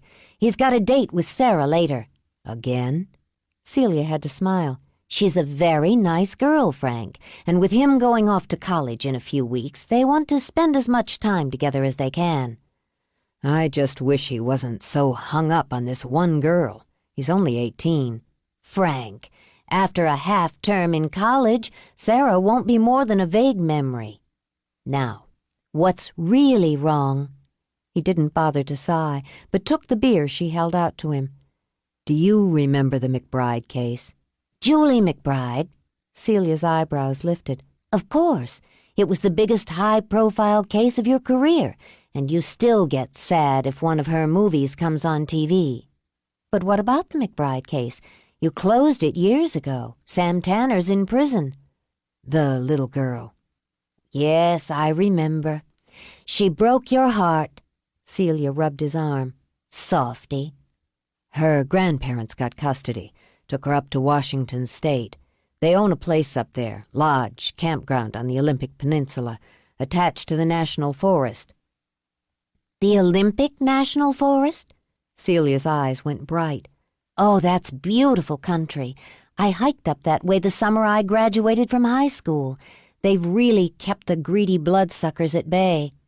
To Celia, greedy bloodsuckers were anyone who wanted to chop down a tree, demolish an old building, hunt rabbits, or pour concrete over farmland. "Tree hugger." "Ha ha!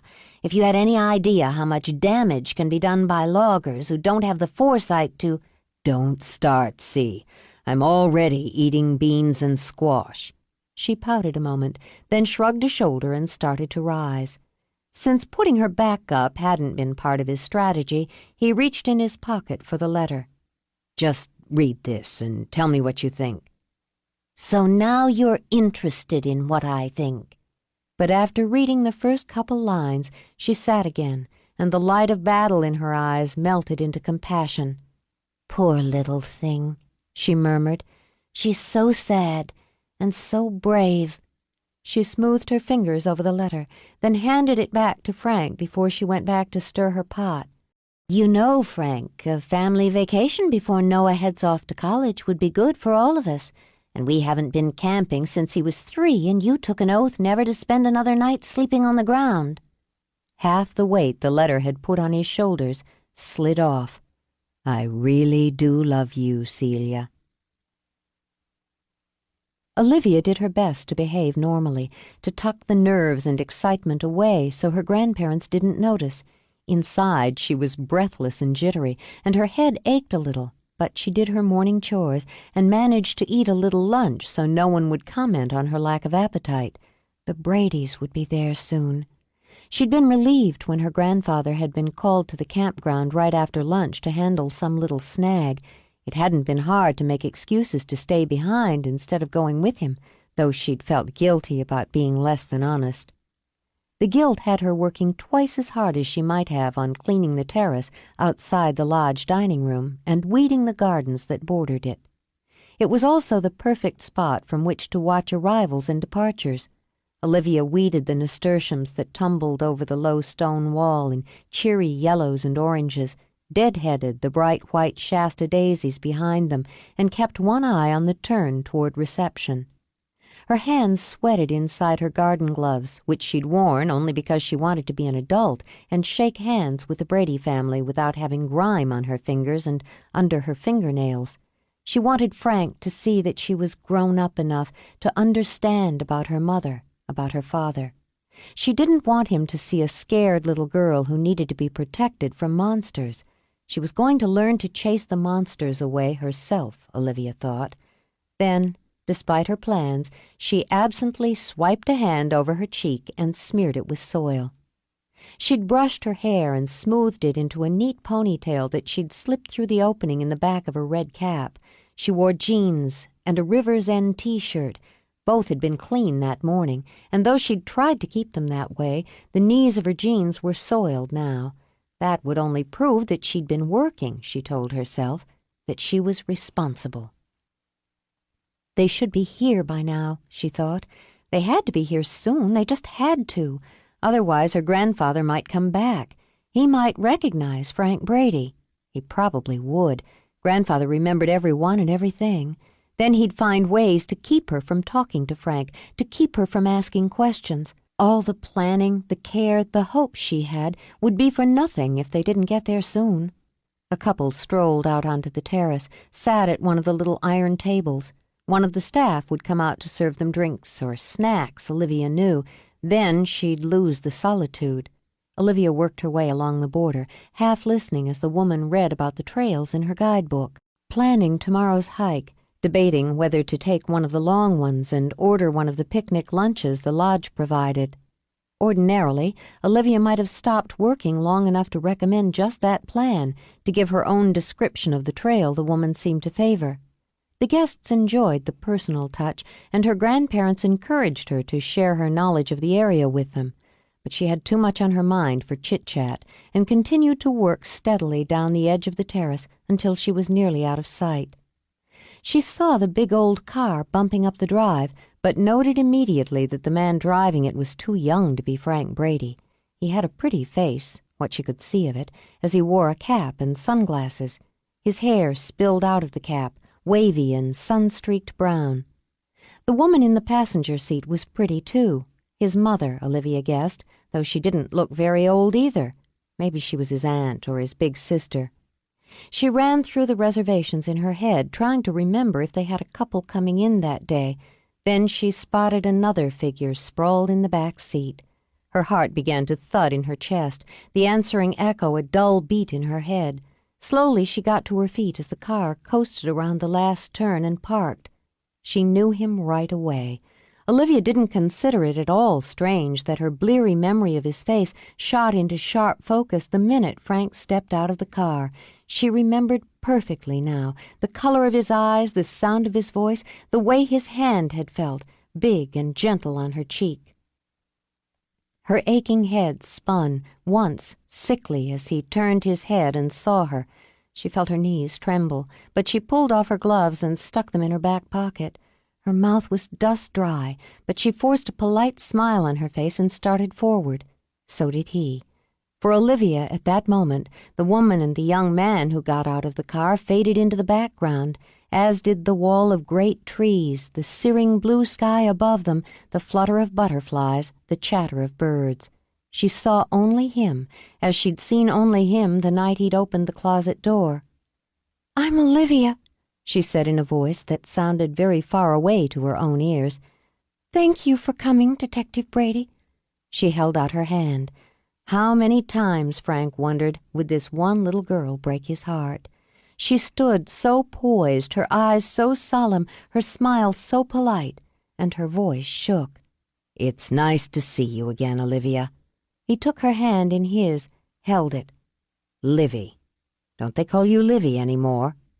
"Yes." Her smile warmed just a little. "Did you have a nice trip?" "Very nice. We decided to drive, so we needed my son's car. It's the only one big enough to be comfortable for that long. Celia?" He reached out, then slipped his arm around his wife's shoulders. It was a gesture Olivia noticed. She liked to study the way people were together. The woman fit easily against him, and her smile was friendly, her eyes sympathetic. "This is Celia, my wife." "Hello, Livy. What a beautiful place. You know, I camped in your campgrounds once when I was Noah's age. I've never forgotten this area. Noah, this is Livy McBride. Her family owns the lodge." He glanced over, nodded, polite but distant. "Hey," was all he said, as he tucked his hands in his back pockets. Behind the dark glasses he took in every feature of her face. She was taller than he expected, gangly. He reminded himself his image of her was stuck on the little girl with her hands clamped over her ears and her face wild with fear and grief. He'd never forgotten how she'd looked. He'd never forgotten her. "Noah's a man of few words these days," Celia said soberly, but the way her eyes laughed had Olivia smiling again. "You can leave your car here if you want while you check in. All the Lakeview units were booked, but you have a really nice view of the forest. It's one of the family units on the ground floor and has its own patio. It sounds wonderful. I remember taking pictures of the lodge all those years ago. To put Olivia at ease, Celia laid a hand on her shoulder and turned to study the building. It looks as if it grew here, like the trees. It was grand and old and dignified. 3 stories with the main section under a steeply pitched roof. Windows were generous to offer the guests stunning views. The wood had weathered to a soft brown, and with the deep green trim seemed as much a part of the forest as the giant trees that towered over it. Pathways were fashioned of stone, with small evergreens and clumps of ferns and wildflowers scattered throughout. Rather than manicured, the grounds looked appealingly wild and untouched. It's not intrusive at all. Whoever built it understood the importance of working with nature instead of beating it back. My great-grandfather, he did the original building, then he and his brother and my grandfather added on to it. He named it, too. Olivia resisted the urge to rub her damp palms on her shorts. There's no river that ends here or anything. It's a metaphor. For finding rest and shelter at the end of a journey, Celia suggested, and made Olivia smile. Yeah, exactly. That's what he wanted to do. It was really just an inn at first, and now it's a resort. But we want that same restful atmosphere and are dedicated to preserving the area and seeing to it that the lodge adds to rather than detracts from the purity of the forest and lakes. You're talking her language. Frank winked. Celia's a staunch conservationist. So is anyone with brains, Olivia said automatically, and had Celia nodding in approval. We're going to get along just fine. Why don't you show me around the lodge while these big, strong men deal with the luggage? Olivia glanced back at Frank as Celia led her off. Impatience all but shimmered around her, but she did as she was asked and opened one half of the great double doors. I never made it inside during my other trip, Celia was saying. I was on a pretty tight budget, and I was busy turning my nose up at any established creature comforts. I was one of the first hippies. Olivia stopped, blinked. Really? You don't look like a hippie. I only wear my love beads on special occasions now, like the anniversary of Woodstock. Was Frank a hippie too? Frank? Celia threw back her head and laughed in sheer delight. Oh, no, not Mr. Conservative. That man was born a cop and a Republican. Well, she said with a sigh, what can you do? Oh, but this is lovely. She turned a half circle in the main lobby, admiring the floors and walls of natural pine and fir, the great stone fireplace filled in the warmth of August with fresh flowers rather than flames. Chairs and sofas in soft earth tones were arranged in cozy groups. Several guests were enjoying coffee or wine while they sat and contemplated the views or studied their guidebooks. There was Native American art in paintings and wall hangings and rugs and copper pails that held generous bouquets of fresh flowers or greenery. It seemed more like a sprawling living room than a lobby, which Celia imagined had been just the intention. The front desk was a polished wood counter manned by 2 clerks in crisp white shirts and hunter green vests. Daily activities were handwritten on an old slate board, and a stoneware bowl of pastel-colored mints sat on the counter. "Welcome to River's End." The female clerk had a quick grin for Olivia before she turned a welcoming smile on Celia. "Will you be staying with us?" Yes, Celia Brady and family. My husband and son are getting our luggage. "Yes, Mrs. Brady, we're happy to have you." While she spoke, the clerk tapped her fingers over the keyboard below the counter. "I hope you had a pleasant trip." Very. Celia noted the name tag pinned to the vest. Thank you, Sharon. "And you'll be staying with us for 5 nights? You have our family package, which includes breakfast for 3 every morning, any one of our guided tours." Olivia tuned out Sharon's welcome address and explanation and looked toward the door. Her stomach began to flutter again as Frank came in with Noah behind him. They were loaded down with luggage and backpacks. "I can help you with that. Sharon, I can show the Bradys to their rooms and tell them where everything is." Thanks, Livy. You can't do better than with a McBride as your guide, Mrs. Brady. Enjoy your stay. It's this way. Struggling not to hurry, Olivia led the way down a hallway off the lobby, turned right.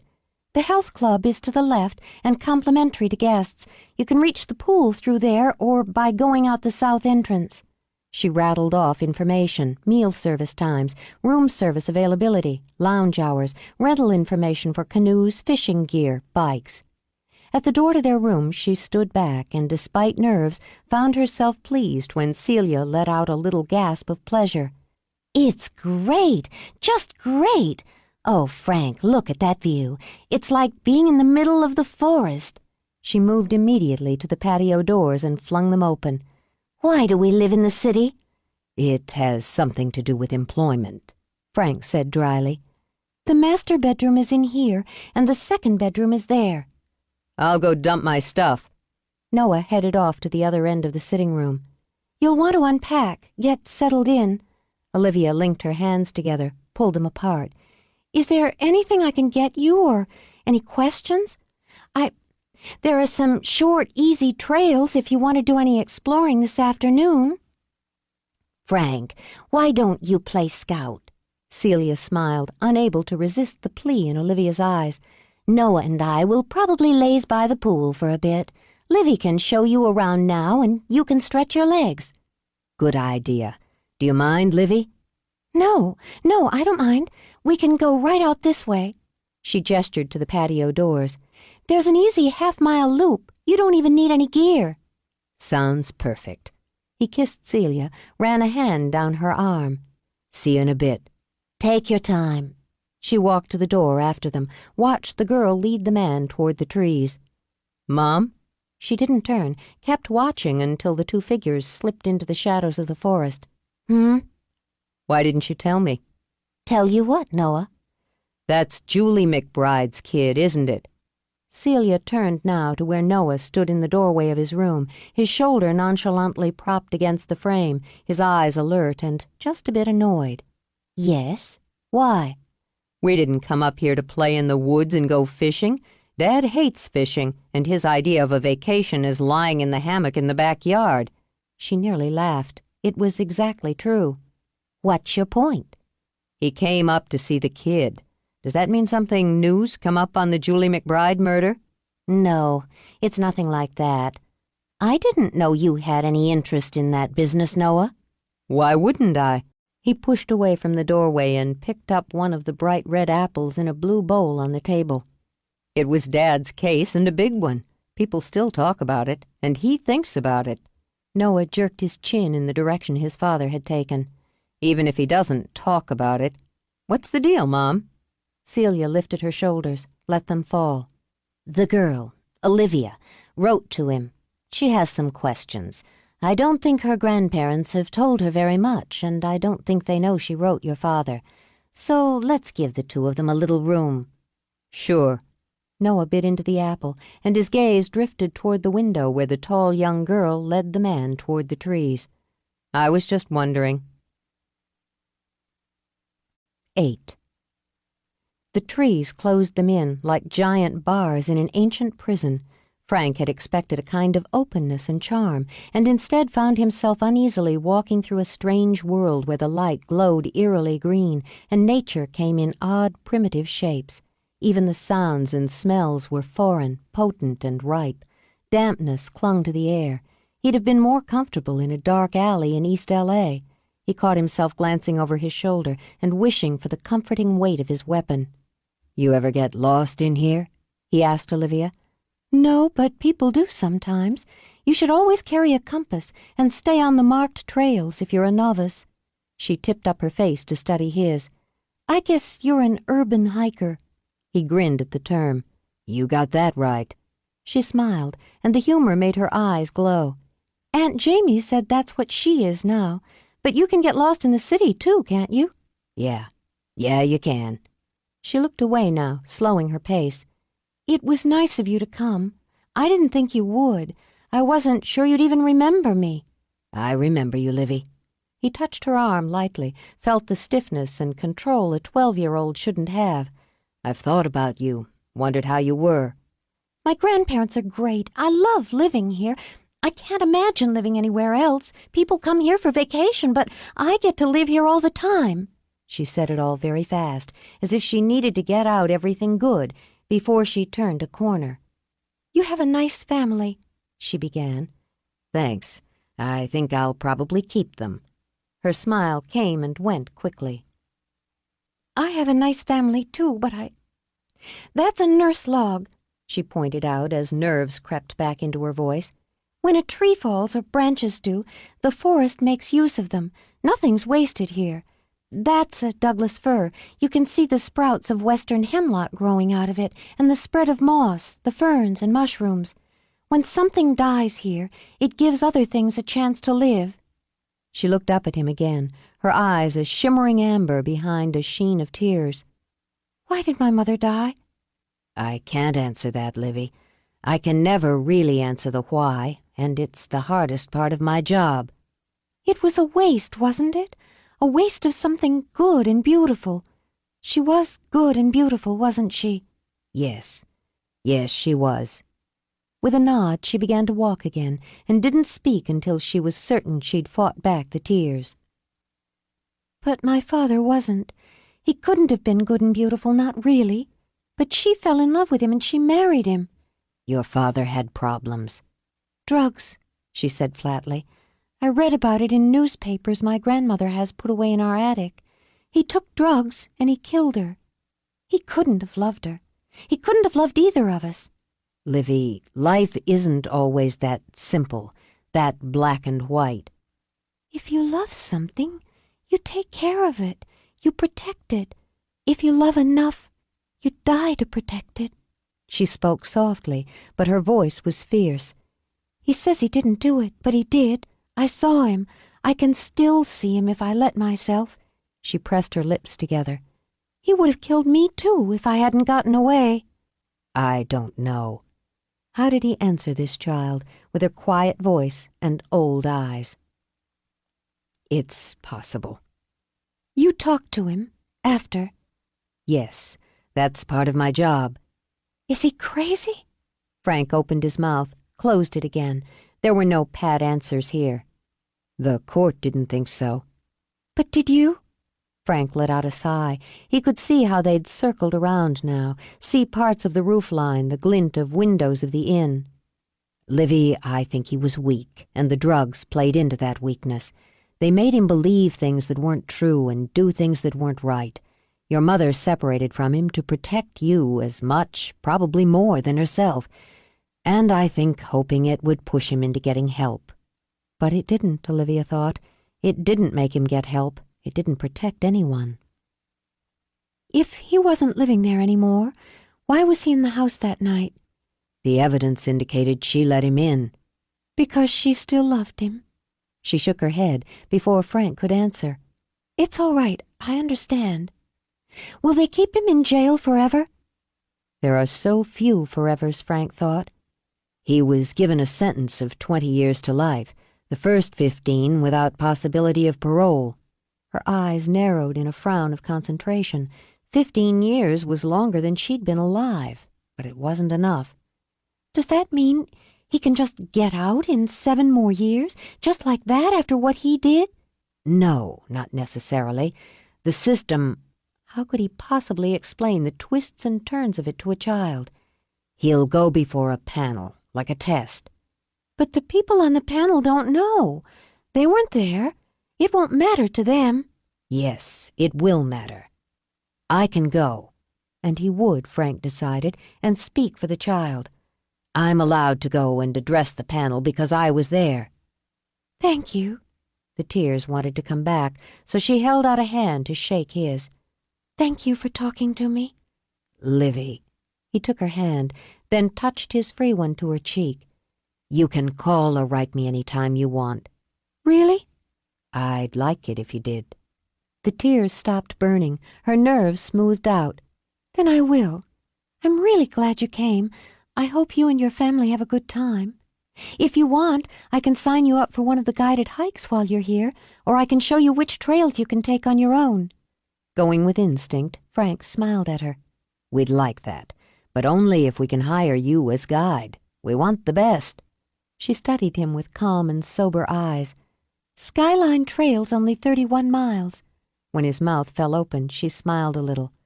"Just kidding. I know a nice day hike if you like to take pictures." "What's your definition of a nice day hike?" Her grin flashed, quick and surprising. "Just a couple of miles.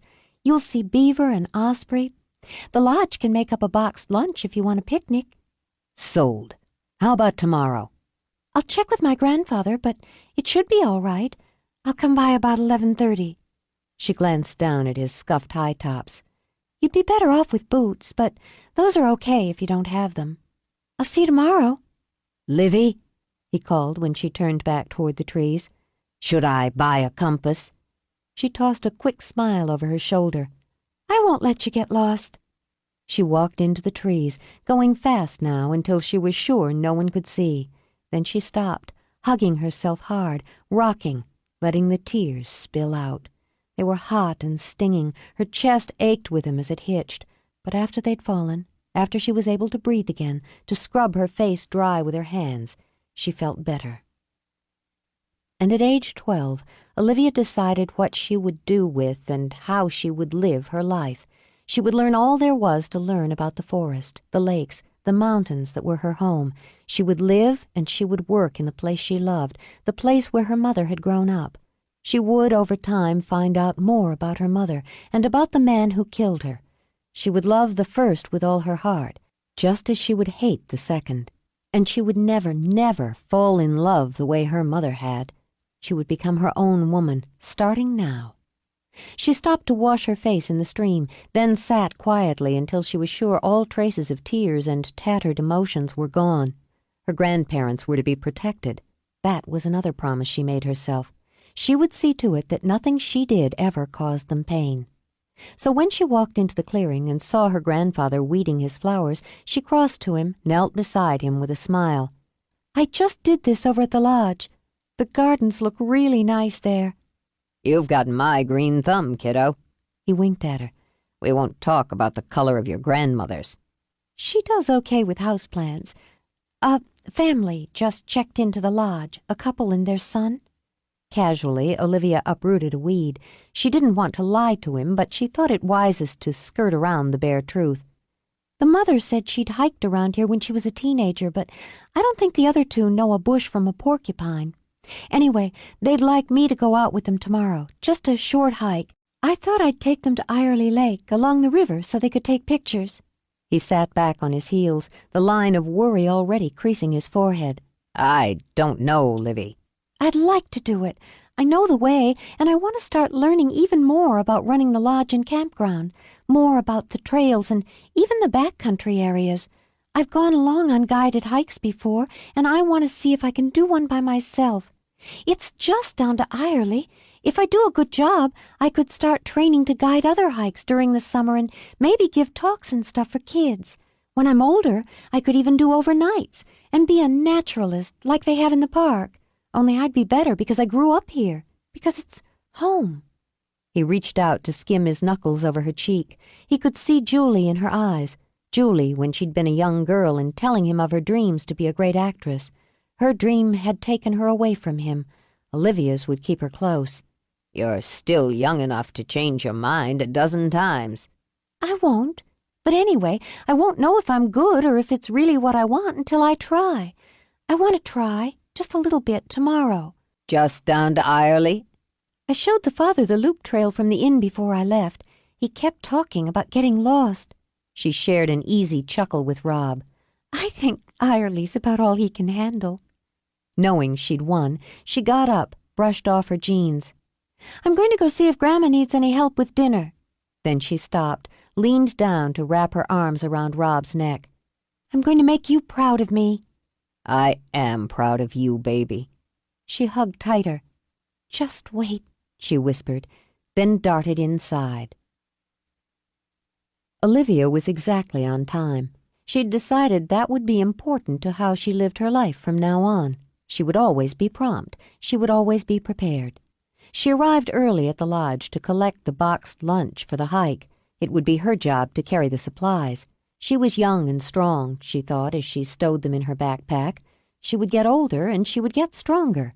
She shouldered the pack, adjusted the straps. She had her compass, her knife, bottled water, spare plastic bags to seal up any trash or garbage, her camera, a notepad and pencils, a first aid kit.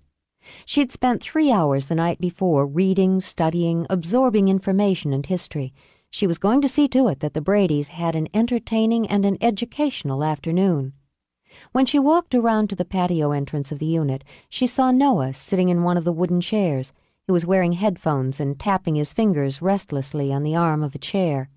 His legs were long, clad in ripped jeans and stretched out to cross at the ankles of high-top Nikes. He wore sunglasses with very dark lenses. It occurred to her she'd yet to see him without them. His hair was damp, as if he'd recently come from the shower or the pool. It was casually slicked back and drying in the sun. She thought he looked like a rock star. Shyness wanted to swallow her, but she straightened her shoulders. If she was going to be a guide, she had to learn to get over being shy around boys and everyone else. Hi. His head moved a little. His fingers stopped tapping.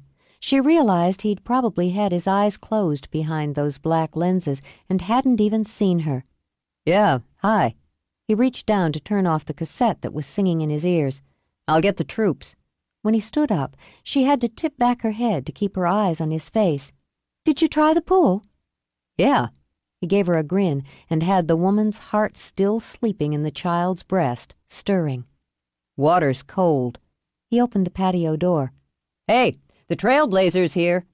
There was a muffled response from behind the bedroom door before he turned back to Olivia. "You might as well sit down. Mom's never ready on time." "There's no hurry." "Good thing."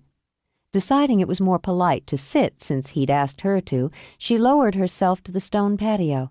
She fell into a silence that was part shyness and part simple inexperience. Noah studied her profile. She interested him because of her connection to his father, to Julie McBride, and, he admitted, because of her connection to murder. Murder fascinated him. He would have asked her about it if he hadn't been certain both his parents would have skinned him for it. He might have risked that, but he remembered the image of the small child with her hands over her ears and tears flooding her cheeks. "So, what do you do around here?" Her gaze danced in his direction, then away. "Stuff." She felt the heat climb into her cheeks at the foolishness of the answer. "Oh, yeah, stuff. We never do that in California." "Well, I do chores, help out at the campground and here at the lodge. I hike and fish. I'm learning about the history of the area, the flora and fauna, that sort of thing." "Where do you go to school?" "My grandmother teaches me at home." "At home?" He tipped down his sunglasses so she got a glimpse of deep green eyes. "Some deal." "She's pretty strict," Olivia mumbled, then leapt to her feet in relief when Frank stepped out. "Celia's coming. I figured I should go get our lunch." "I have it." Olivia shifted her pack. "Cold fried chicken, potato salad, fruit, and pound cake. Sal, that's the chef, he makes the best." "You shouldn't carry all that," Frank began, but she stepped back. "It's part of my job." Then she looked past him, saw Celia, and felt shy again. "Good morning, Mrs. Brady." "Good morning. I saw a deer out my window this morning. She stepped through the fog like something out of a fairy tale. By the time I snapped out of it and dug out my camera, she was gone." "You'll probably see more. The blacktail is common in the forest. You might catch sight of a Roosevelt elk, too." Celia tapped the camera hanging from a strap around her neck as she stepped out. "This time I'm prepared." "If you're ready, we'll get started." Olivia had already, subtly she hoped, checked out their shoes and clothes and gear. It would do well enough for the short, easy hike. "You can stop me any time you want to take pictures or rest or ask questions. I don't know how much you know about Olympic or the rainforest," she began as she started the walk. She'd practiced her presentation that morning as she'd dressed and led into it very much as she had when her aunt had played tourist for her. When she mentioned bear, Celia didn't squeal as Jamie had, but sighed. "Oh, I'd love to see one." "Geez, Mom, you would." Celia laughed and hooked an arm around Noah's neck. "Hopeless city boys, Livy, both of them. You've got your work cut out for you with these two." "That's okay. It's good practice." She identified trees for them, but got the feeling only Celia was particularly interested, though Noah did seem to perk up when she spotted an eagle for him high in the moss and lichen-draped trees. But when she cut over to the river and the world opened up a bit, all three of her charges seemed to get into the spirit. "This is the Quinault," Olivia told them. "It runs to the coast. The Olympic Range rings the interior." God, it's beautiful. It takes your breath away. Celia had her camera up, busily framing and snapping. Look at the way the mountains stand against the sky, Frank. White and green and gray against that blue. It's like taking a picture of a painting. Olivia scrambled around in her head for what she knew about the mountains. Mount Olympus is actually less than 8,000 feet at its peak, but it rises from the rainforest at almost sea level, so it looks bigger. It has, I think it's 6 glaciers. We're on the western slopes of the range." She led them along the river, pointing out the clever dams the beavers built, the string-like petals of wild gold thread, the delicate white of marsh marigold. They passed other hikers on the trail, singles and groups. Celia stopped often for pictures, and her men posed with patience, if not enthusiasm. When Olivia managed to catch a red-legged frog, Celia took pictures of that as well, laughing in delight when it let out its long, feeble croak. Then she surprised Olivia by stroking a long finger over the frog's back. Hardly any of the women Olivia knew wanted to pet frogs. When she released it, she and Celia smiled at each other in perfect unity. "Your mother's found a soul sister," Frank muttered to Noah. Olivia was about to point out an osprey nest when a toddler raced down the trail, evading the young parents who called and rushed after him. He tripped and came to a skidding halt on knees and elbows almost at Olivia's feet, and wailed like 1,000 bagpipes. She started to bend down, but Noah was faster and had the boy scooped up, jiggling him cheerfully. "Uh-oh, wipe out." "Scotty! Oh, honey, I told you not to run!" The frantic mother grabbed for him, then looked back at her out-of-breath husband. "He's bleeding! He's scraped his knees!" Damn it! How bad? Let's see, buddy." As the boy screamed and sobbed, Olivia slipped off her pack. "You'll need to wash his cuts. I have some bottled water and a first aid kit." She went to work so efficiently, Frank signaled Celia back. "You'll have to hold him still," Olivia said. "I can't clean it if he's kicking." "I know it hurts, honey, I know. We're going to make it all better." The mother kissed Scotty's cheeks. "Here, let me clean off the cuts. Thanks so much." She took the cloth Olivia had dampened and struggled with her husband to keep the child still long enough to see the damage. Just scrapes. Knock the bark off, buddy." The father kept his voice light, but his face was very pale as his wife cleaned the blood away. Olivia handed over antiseptic, and one glance at the little bottle had Scotty switching from wails to ear-piercing screams. "Hey, you know what you need?" Noah pulled a candy bar out of his back pocket, waved it in front of Scotty's face. "You need to spoil your lunch." Scotty eyed the chocolate bar through fat tears. His lips trembled, but instead of a screech, he let out a pitiful whimper. "Candy." "You bet. You like candy? This is pretty special candy. It's only for brave boys. I bet you're brave." Scotty sniffled, reached out, too intent on the bar to notice his mother quickly bandaging his knees. "'Kay." "Here you go, then." Noah held it out, then tugged it just out of reach with a grin. "I forgot. I can only give this candy to somebody named Scotty." "I'm Scotty." "No kidding. Then this must be yours." "Thanks.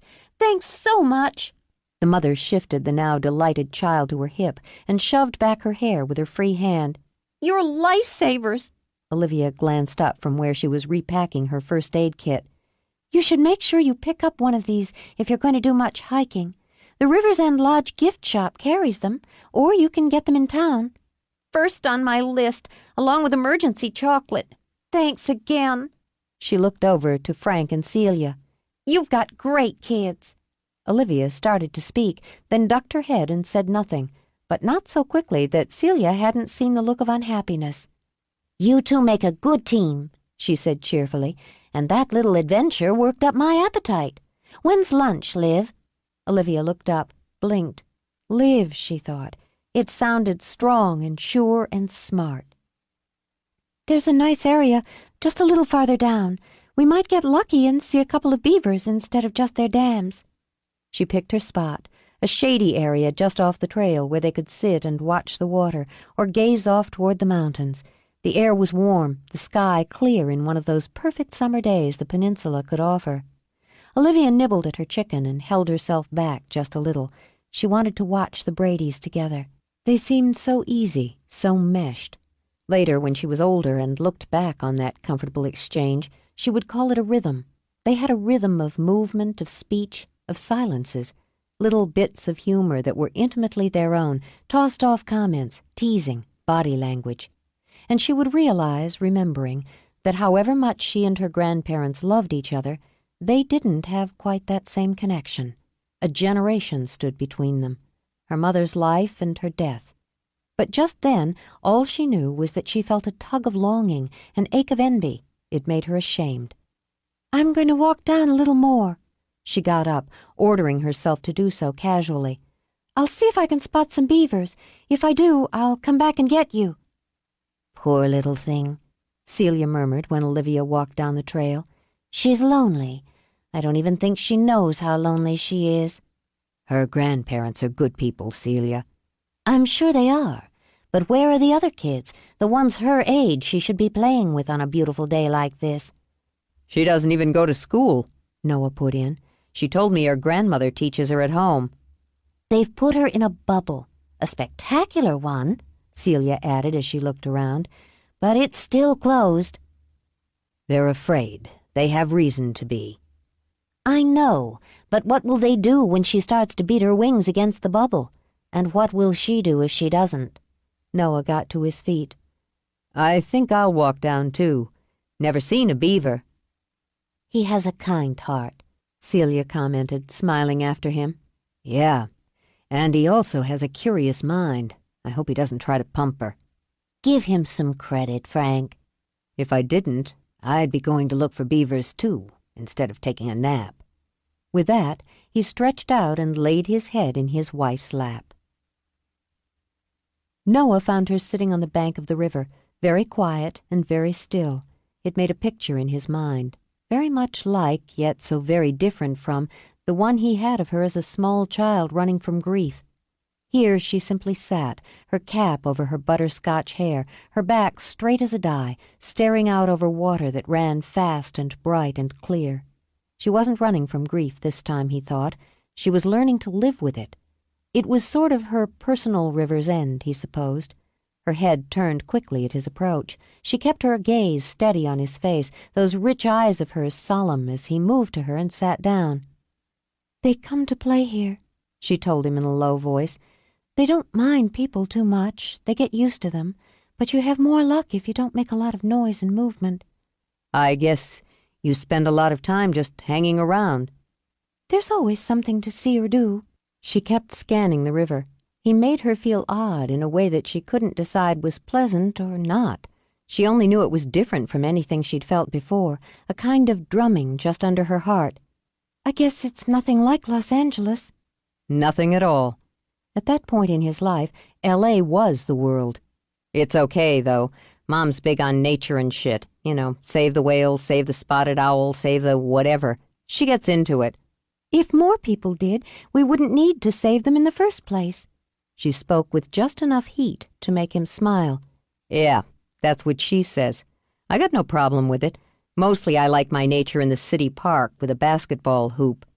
"I bet you've never even been fishing." "Why should I?" He sent her a quick flash of a grin that had the drumming inside her picking up its beat.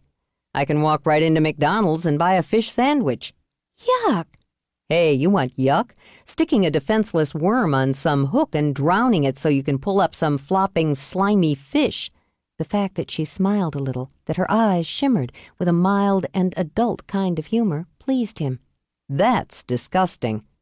"That's skill," she corrected, almost primly, but she was looking at him now instead of at the river. "Isn't it crowded in the city and full of noise and traffic and smog and stuff?" "Sure." He leaned back comfortably on his elbows. "That's why I love it. Something's always happening." "Something's always happening here, too. Look." Forgetting her shyness, she laid a hand on his leg. A pair of beavers swam cheerfully upriver, their slick heads skimming the surface, ripples shimmying over the water in widening pools around them. Then, like a dream, a heron rose up over the opposite bank and glided with a majestic flap of wings across the river, so close its shadow flowed over them. Bet you never saw that in the city. Guess not. He amused himself with the beavers. They were really pretty cute, he decided, circling, splashing, flipping over to swim on their backs. You know about my mother? Noah looked over sharply. She was facing the water again, her face set, her jaw tight. There were a dozen questions he'd wanted to ask if he found the opportunity, but now that she'd opened the door, he found he couldn't. She was just a kid. Yeah, it's rough. Have you ever seen any of her movies? Sure, lots of them. Olivia pressed her lips together. She had to know. Someone had to tell her. He would. She hoped he'd treat her like a grown-up instead of someone who needed constant protecting. Was she wonderful in them? Haven't you ever seen one? When she shook her head, he shifted, not sure how to answer. The best answer, his mother often said, was the simple truth. She was really good. I mostly like action flicks, you know, but I've watched hers on TV. Man, she was beautiful. I don't mean how she looked. Her voice snapped out, surprising him into staring. I mean how she was. Was she a good actress? Sure. Really good. She made you believe. I guess that's what it's all about. Olivia's shoulders relaxed. Yes, she nodded. She left here because she wanted to act. I just wanted to know if she was good. She made you believe. Olivia murmured it, then tucked that single statement into her heart. Your father, he came here because I asked him to.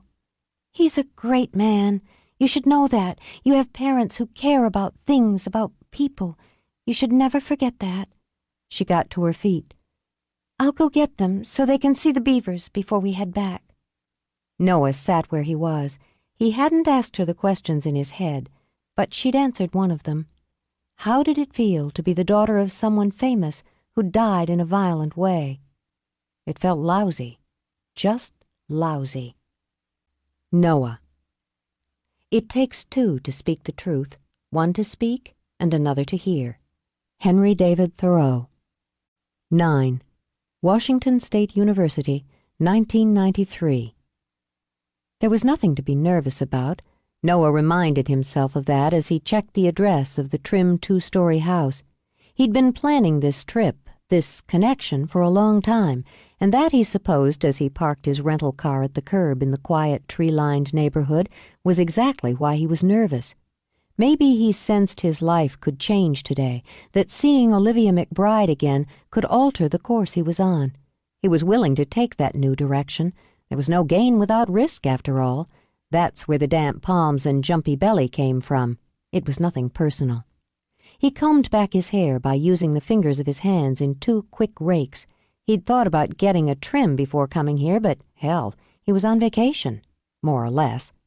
2 weeks away from the newspaper, where his struggle to make a name for himself as a crime reporter wasn't as satisfying as he'd thought it would be. Politics, print space, editors, and advertising concerns got in the way of stories he wanted to tell. And he wanted to tell them his way. That was why he was here, to write the one story he'd never been able to forget, and to tell it his way. Julie McBride's murder. One of the keys to it lived on the second floor of this pretty house that had been converted into 4 apartments. They and others like it had been designed to accommodate the overflow from the college campus. For those who could afford separate housing, he thought, who could pay the price for privacy, and who wanted it badly enough, who didn't look for the pace and companionship, the bursts of energy in college life. Personally, he'd loved his years on campus at UCLA. Maybe the first semester had been mostly a blur of parties, girls, and drunken late-night philosophical discussions only the young could understand, but he'd buckled down after that. He'd wanted his degree in journalism, and his parents would have killed him if he'd washed out. Those 2 incentives had worked for him in equal measure. And what, he wondered, was Olivia's incentive? If after nearly 3 years on the job he'd learned he wasn't a reporter at heart, he was still a good one. He'd done his research. He knew Olivia McBride was majoring in natural resource science, that her grades were a straight 4.0. He knew she'd spent 1 year, her freshman year, on campus in a dorm, and that she'd moved out and into her own apartment the following fall. He knew she belonged to no clubs or sororities and was monitoring 2 extra classes while shouldering an 18-credit load during her spring semester. That told him she was focused, dedicated, and probably a little more than obsessive about her studies. But there were things he couldn't research through computers, through transcripts. It didn't tell him what she wanted, what she hoped for, what she felt about her parents. To know all that, he needed to know her. To write the book that fermented in the back of his heart and his mind, he had to get inside her head. The 2 images of her that burned brightest in his mind were of the child's tear-stained face and the young girl's solemn eyes. As he walked into the house, noted the hallway cutting the space precisely in 2, he wondered what he would see now. He climbed the steps, noted the small plaque that identified apartment 2B. No name, he thought, just the number. The McBrides still guarded their privacy like the last gold coin in an empty sack. "Here goes nothing," he muttered, and pressed the buzzer. He had a couple of basic plans of approach in mind, believing it best to be flexible until he gauged his ground. Then she opened the door, and every plan, every practical thought ran out of his mind like water from a tipped bowl, slow and steady and completely. She wasn't beautiful, certainly not if you measured her by her mother's staggering image. It was almost impossible to do otherwise when you saw the eyes, rich golden brown under slashing dark brows. She was tall and slim, but with an efficient toughness to her build he found surprisingly, almost ridiculously, sexy. Her hair had darkened since he'd seen her last, but was shades lighter than her eyes and drawn back in a smooth ponytail that left her face unframed. The child's face had refined, sharpened, and taken on the edge of young womanhood Noah always thought of as faintly feline. She wore jeans, a WSU sweatshirt, no shoes, and a vaguely annoyed expression. He found himself standing, staring foolishly, unable to do anything but grin at her. She cocked one of those killer eyebrows, and a surprising kick of lust joined his sheer pleasure at seeing her again. "If you're looking for Linda, she's across the hall, 2A. She said it as though she said it often, and in a voice that was throatier than he remembered. "I'm not looking for Linda. I'm looking for you." And the thought crossed his mind that he always had been. That was so absurd, he dismissed it immediately. "And you just put a huge hole in my ego by not remembering me." "Why should I remember?" She trailed off, focusing those fascinating eyes on him as she hadn't when she'd thought he was just another of the nuisance men who flocked around her across-the-hall neighbor. And as she did, her lips parted, those eyes warmed. "You're Noah! Noah Brady, Frank's son!" Her gaze shifted from his over his shoulder. "Is he—" "No, it's just me. Got a minute?" Yes, of course, come in." Flustered, she stepped back. She'd been deep into the writing of a paper on the root symbiosis of fungus. Now she went from being buried in science to flying back over time, into memories, and into the lovely little crush she'd had on him when she'd been 12. "I can make some coffee, or I probably have something cold." "Either's fine." He took the first-time visitor's circling scan of the tidy room, the organized desk with its humming computer, the soft cream walls, the deep blue sofa. The space was compact, creatively arranged, and comfortably simple. "Nice place." "Yes, I like it." Relished, hoarded the blissful thrill of living alone for the first time in her life. She didn't fuss, fluttering around as some women were prone to, apologizing for the mess even when there wasn't one. She simply stood there, looking at him as if she didn't know quite where to begin. He looked back and wondered the same thing himself. I'll just be a minute." "No rush." He followed her into the kitchen, flustering her again. It was hardly more than a passageway with stove, refrigerator, and sink lining one side and stingy counter space between. Despite the limited space, he managed to wander around. When he stood at the window, they were close enough to bump shoulders. She rarely let a man get close. "Coke or coffee?" she asked when she'd pulled open the fridge and taken a quick survey. "Coke's fine. Thanks." He would have taken the can from her, but she was already reaching for a glass. For God's sake, Olivia, she scolded herself, open your mouth and speak. What are you doing in Washington? I'm on vacation. He smiled at her, and the drumming that had been under her heart 7 years before started up as if it had never stopped. I work for the L.A. Times. She smelled of soap and shampoo and something else, something subtle. Vanilla, he realized, like the candles his mother liked. You're a reporter. I always wanted to write. He took the glass from her. I didn't realize it until I was in college, but that's what I wanted. And because he felt her wariness slide between them like a band of smoke, he smiled again and decided there was no hurry about telling her what he'd come for. I had a couple of weeks coming, and the friend I was going to flake out at the beach with for a few days couldn't get away after all, so I decided to head north.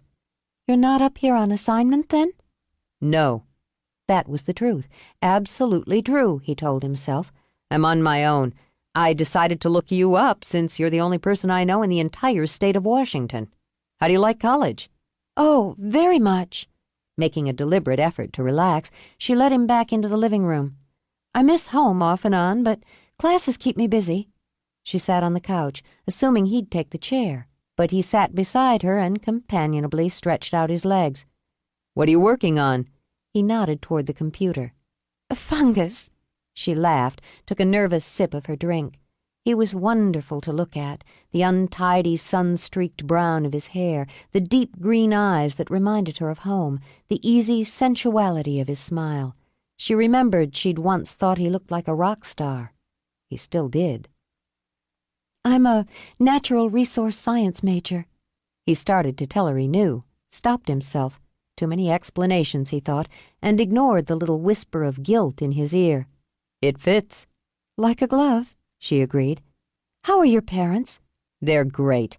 You told me once I should appreciate them. I do. He shifted, his eyes meeting hers, holding hers, until the blood that had always remained calm and cool around men heated. More, I guess, since I moved out, got my own place. That distance of the adult child, you know. Yes, I do. Do you still work at the lodge? Summers, over breaks. Do other men look at me this way, she wondered? Wouldn't she have noticed if one had ever looked at her as if her face were all that mattered? Did you ever learn to fish? No. He grinned again, and his fingers trailed lightly over the back of her hand. So it's still fish sandwiches at McDonald's? They never miss, but I can occasionally do better. How about dinner? Dinner? As in eating, the evening meal. Even a natural resource science major must have heard of the ritual evening meal. Why don't you have yours with me tonight?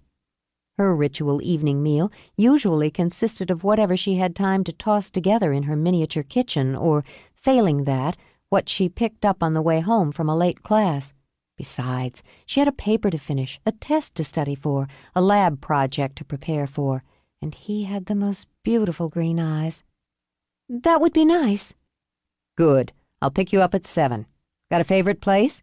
Place? Oh, no, not really. Then I'll surprise you. He got up, giving her hand an absent-minded squeeze as she rose to lead him to the door. Don't fill up on fungus, he told her, and grinned one last time before he left. Olivia quietly closed the door, quietly turned to lean back against it. She let out a long breath, told herself she was being ridiculous, that she was too old to indulge in silly crushes. Then, for the first time in longer than she could remember, she had a purely frivolous thought. What in God's name was she going to wear? He'd bring up the subject of her father, of the book, during dinner. Gently, Noah told himself. He wanted her to have time to consider it, to understand what he hoped to do, and the vital part she'd play in it. It couldn't be done without her cooperation, without her family's, without, he thought as he stuck his hands in his pockets and climbed the steps to her apartment again, Sam Tanner. She wasn't a kid anymore. She'd be sensible, and when she understood his motivations, the results he wanted to accomplish, how could she refuse? The book he wanted to craft wouldn't just be about murder, about blood and death, but about people, the human factor, the motivations, the mistakes, the steps. The heart, he thought. This kind of story began and ended with the heart. That's what he had to make her understand. He was connected to it, and had been if not from the minute his father had answered the call to go to the house in Beverly Hills, then the instant he himself had seen the image of the child on his living room television screen. He didn't just want to write about it. He had to. He'd be straight with her about that. Before he could push the buzzer of 2B, the door of 2A opened. Well, hello. And this, he thought, must be Linda. The smile was a knee-jerk reaction to the smoldering brunette with laser blue eyes. His blood ran just a few beats faster as the little red dress painted over female curves meant it to. He knew her type and appreciated it, just as he appreciated the way she moved, the metronome sway of hips, as she stepped out into the hall, crossing to him on ice-pick heels the same hot sex color as the dress. Can you give me a hand with this? I'm just all thumbs tonight. She dangled a thin gold bracelet from her fingertips, breathed in and out, slow and deep, just in case he hadn't noticed the really lovely breasts straining against the slick red. Sure. There was nothing more flattering to the male ego than an obvious woman. He took the bracelet, circled it around her wrist, and enjoyed the way she shifted her body closer, angled in to tip her face back and look into his. If Liv's had you tucked away, it's no wonder she never goes out. He fastened the bracelet and wallowed in the come-and-get-me fragrance pumping off Linda's skin. Doesn't she? All work and all work. That's our Liv. She laughed and gave a skilled shake of her head that tossed her luxurious dark curls. Me? I like to play. I bet you do. He still had Linda's wrist in his hand and the friendly grin on his face when the door behind him opened. He forgot Linda had ever been born. He forgot the book. He very nearly forgot his name. Olivia was anything but obvious. She stood in the doorway wearing a dress of quiet blue that covered a lot more area than Linda's red and made him wonder just what was under all that soft material. She'd left her hair loose so that it fell straight as rain and gave him a glimpse of glints of gold at her ears. He already knew he'd have to get close, very close, to catch her scent. Her lips were unpainted, her eyes cool. No, she was definitely not a kid anymore, he thought, thankfully. You look great. She only lifted her eyebrows, skimmed her gaze over Linda. I'll just get a jacket. She pivoted, walked back into her apartment on long, wonderful hiker's legs. There was no reason to be angry, she told herself as she snatched up her jacket and bag. No reason for this grinding sense of disappointment. She wouldn't have known he was flirting with Linda if she hadn't been watching for his car like a love-struck teenager, if she hadn't scurried over to the door to look out the Judas hole and watch him come toward the door. There was no point in feeling let down because she had agonized for 2 hours over the right dress, the right hairstyle. It was her own problem, her own responsibility. She turned back toward the door and bumped right into him. Sorry, let me help you with that. He was close now and drew in her scent as he took the jacket from her. It was perfect for her, just perfect. I didn't mean to interrupt. Interrupt what? He slipped the jacket on for her and indulged himself in a sniff at her hair. You and Linda? Who? Oh! He laughed, taking Olivia's hand and walking to the door. Not exactly shy, is she? No. Did you finish your paper? Yes, barely. Good. You can tell me all about fungus. It made her laugh.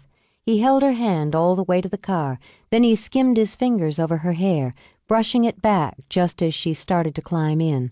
Her heart stumbled and fell right at his feet.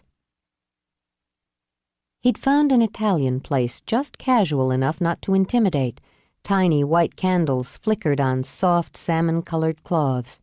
Conversation was muted and punctuated with laughter. The air was ripe with good, rich scents. He was easy to talk to.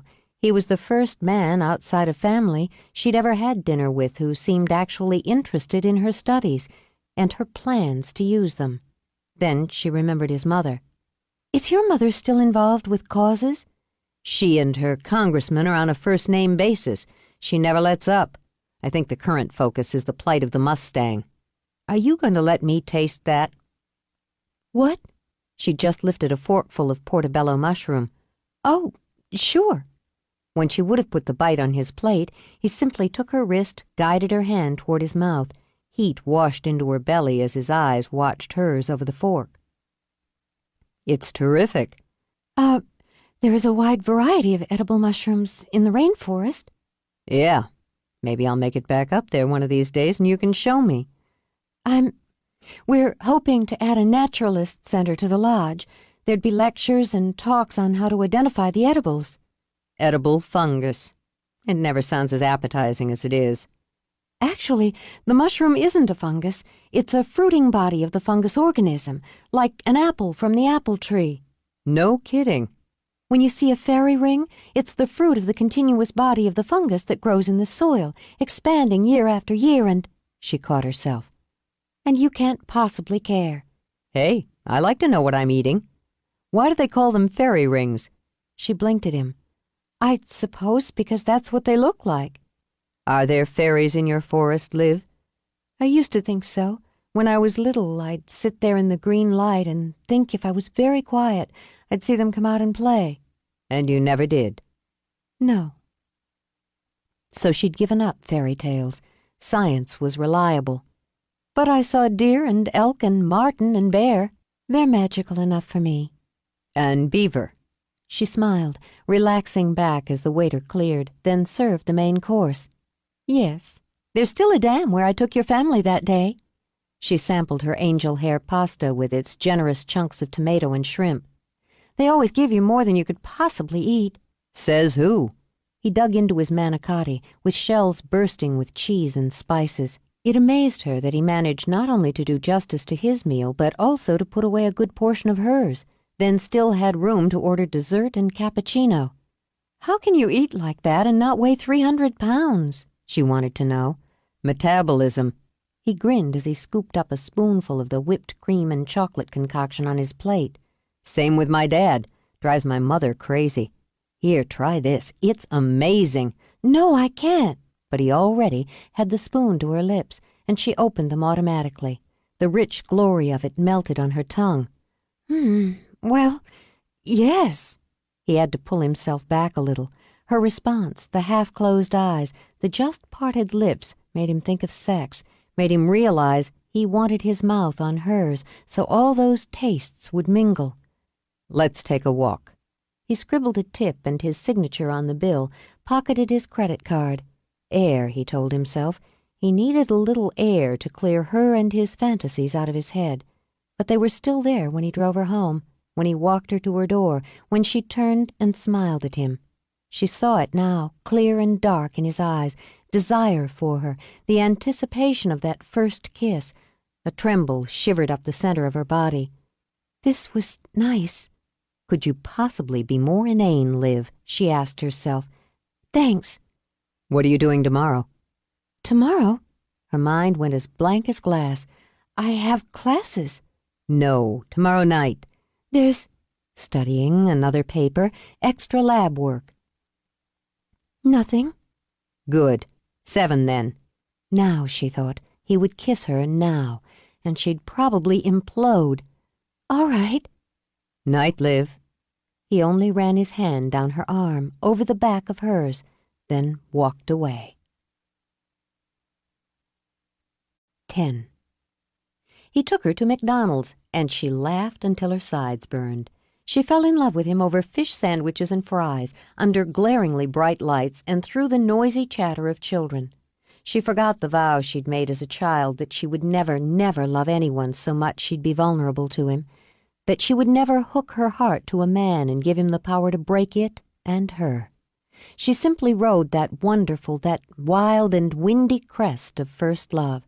She told him what she hoped to do, describing the naturalist center she'd already designed in her mind and had shared with no one but family. The biggest dream in her life was easy to share with him. He listened. He watched her face. What she wanted seemed to matter to him. Because she fascinated him, he put aside all the work he'd done that day, the sketchy outline for the book, the notes, the more detailed plans for interviews, and just enjoyed her. He told himself there was plenty of time. He had the best part of 2 weeks, after all. What was wrong with taking the first few days with her? He wondered if the center she spoke of with such passion was her way of opening the bubble his mother had described, or just another way to expand its boundaries and stay inside. It'll be a lot of work. It's not work when you're doing what you love. That he understood. His assignments at the paper had become a grind, but every time he opened himself up to the book, dived into the research, pored over his notes and files, it was a thrill. Then you can't let anything stop you. No. Her eyes were alive with the energy of it. Just a few more years and I'm going to make it happen. Then I'll come see it. His hand closed over hers on the white plastic table. And you, he thought. I hope so. And because she did, because she found she could, she turned her hand over and linked her fingers with his. They talked about music, about books, about everything couples talk about when they're desperate to find every shared interest and explore it. When he discovered she had not only never been to a basketball game, but had never watched one on television, he looked totally, sincerely shocked. You've got a huge hole in your education here, Liv. He had her hand again as they walked to his car. I'm sending you copies of my tapes of the Lakers. They would be a basketball team. They, Olivia, would be gods. Okay. He settled behind the wheel. We've managed to introduce you to the cultural delights of fast food. We have the only true sport heading your way. What's next? I don't know how to thank you for helping me this way. It's the least I can do. He already knew what was next, as he'd spent part of his day scoping out the area around the college. He had a pretty good idea it wasn't only fish sandwiches and sports Olivia had missed. He took her dancing. The club was loud, crowded, and perfect. He'd already decided if he was alone with her, he wouldn't be able to stop himself from moving too fast. He was an observer, a measurer of people. It had only taken one evening with her for him to realize she was every bit as lonely as the young girl he remembered on the banks of the river, and that she was completely untouched. There were rules. He believed strongly in rules, in rights and wrongs, and in consequences. She wasn't ready for the needs she stirred up inside him. He wasn't sure he was ready for them himself. He saw her dazzled and wary look when they shoved their way through the crowd. Amused by it, delighted by her, he leaned close to her ear. Mass humanity at ritual. You could do a paper. I'm a naturalist. Baby, this is nature. He found them a table, jammed in with other tables, leaned forward to shout over the driving scream of music. Male, female, basic courtship rituals. She glanced toward the tiny dance floor where dozens of couples managed to squeeze in together and writhe. I don't think that qualifies as courtship. But it was interesting enough to watch. She'd always avoided places like this, too many people in too small a space. It tended to create pressure in her chest, to release little flutters of panic in her throat. But she didn't feel uneasy tonight, bumped up against Noah, his hand lightly covering hers on the table. He ordered a beer, and she opted for sparkling water. By the time the waitress had managed to swerve, shuffle, and elbow her way through with their order, Olivia was relaxed. The music was loud and not particularly good, but it meshed nicely with that drumming under her heart, a kind of primitive backbeat to her own longings. Since she couldn't hear her own thoughts, she forgot them and just watched. Courtship. She supposed Noah was right after all. The plumage, in this case leather and denim, bold colors or basic black. The repeated movements that signaled a demand to be noticed by the opposite sex, a sexual invitation, a willingness to mate, eye contact, the flirtation glance toward, then away, then back again. She found herself smiling. Hadn't she seen the ritual in various forms in countless species? She said essentially this to Noah, speaking almost against his ear to be heard, and felt his rumble of laughter before he turned his face and she saw his smile. Just as she realized how incredibly stupid she must have sounded, he tugged her to her feet. "Are we leaving?" "No, we're joining."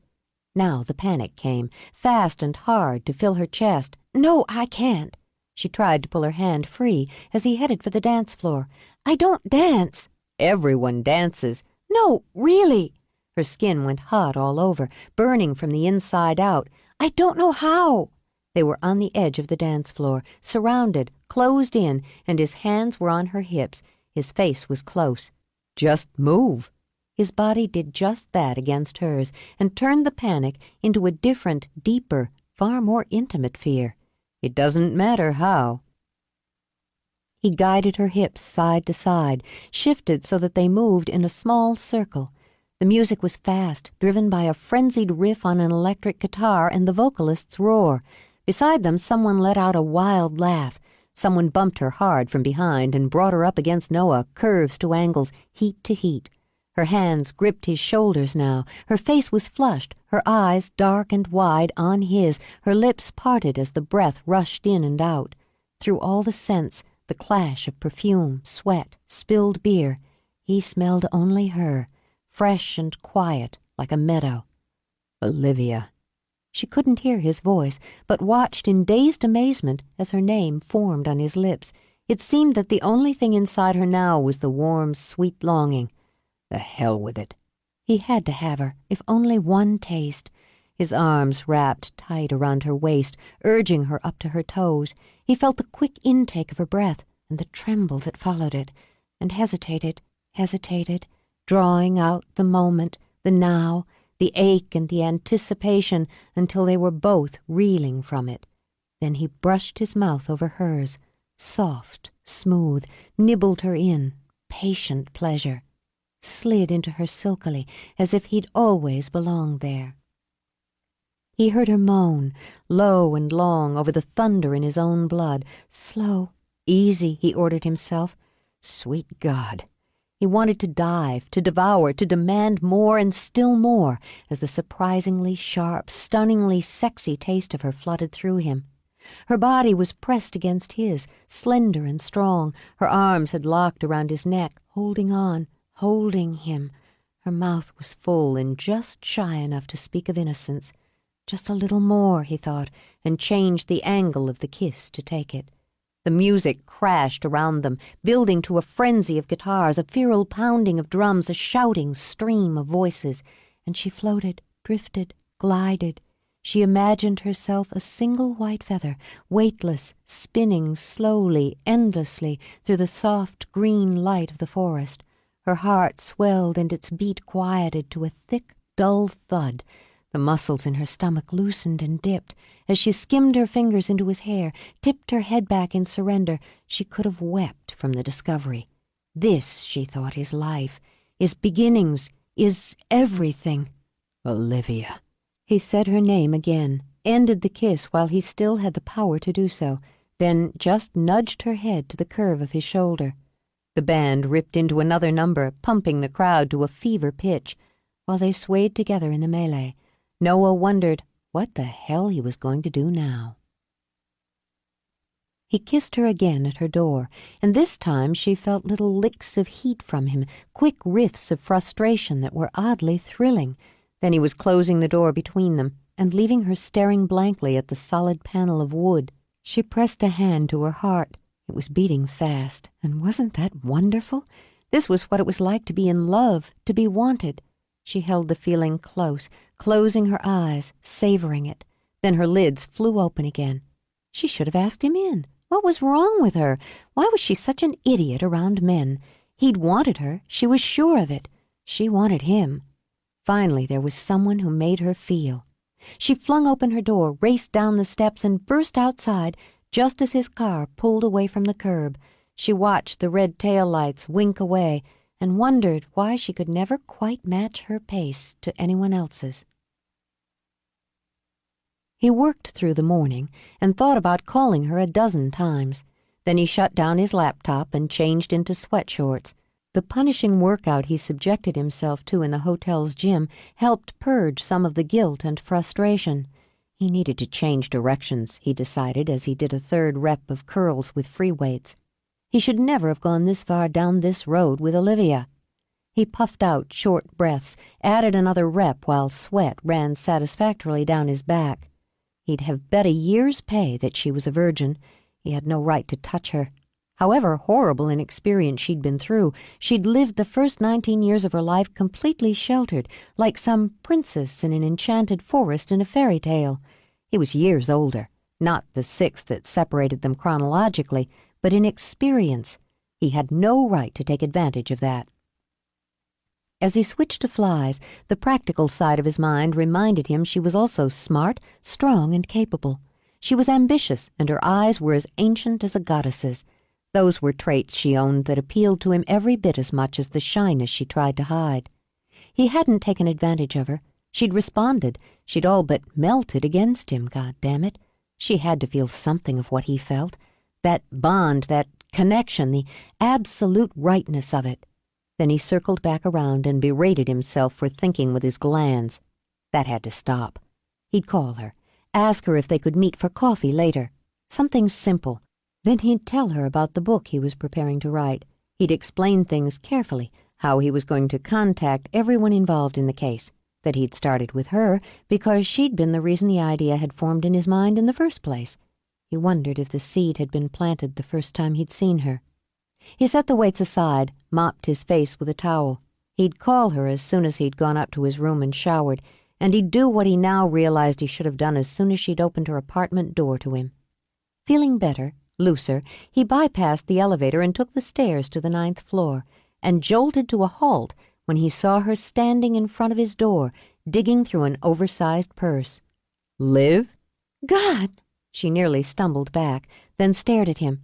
You startled me. She kept her hands buried in her bag until she was sure they wouldn't shake.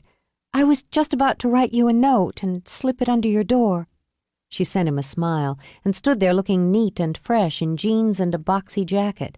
When he didn't respond, she shifted uneasily. I hope you don't mind that I came by.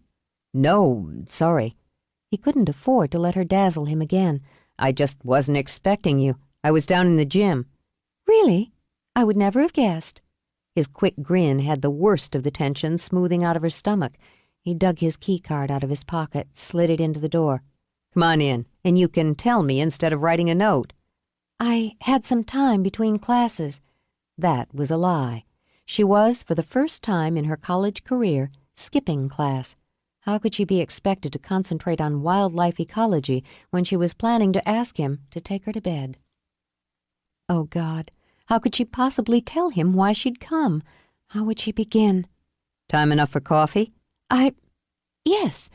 I was going to invite you to dinner, a home-cooked meal. Oh, yeah? Much better than coffee. He tried to think. He could talk to her more privately at her apartment. She'd be more comfortable there.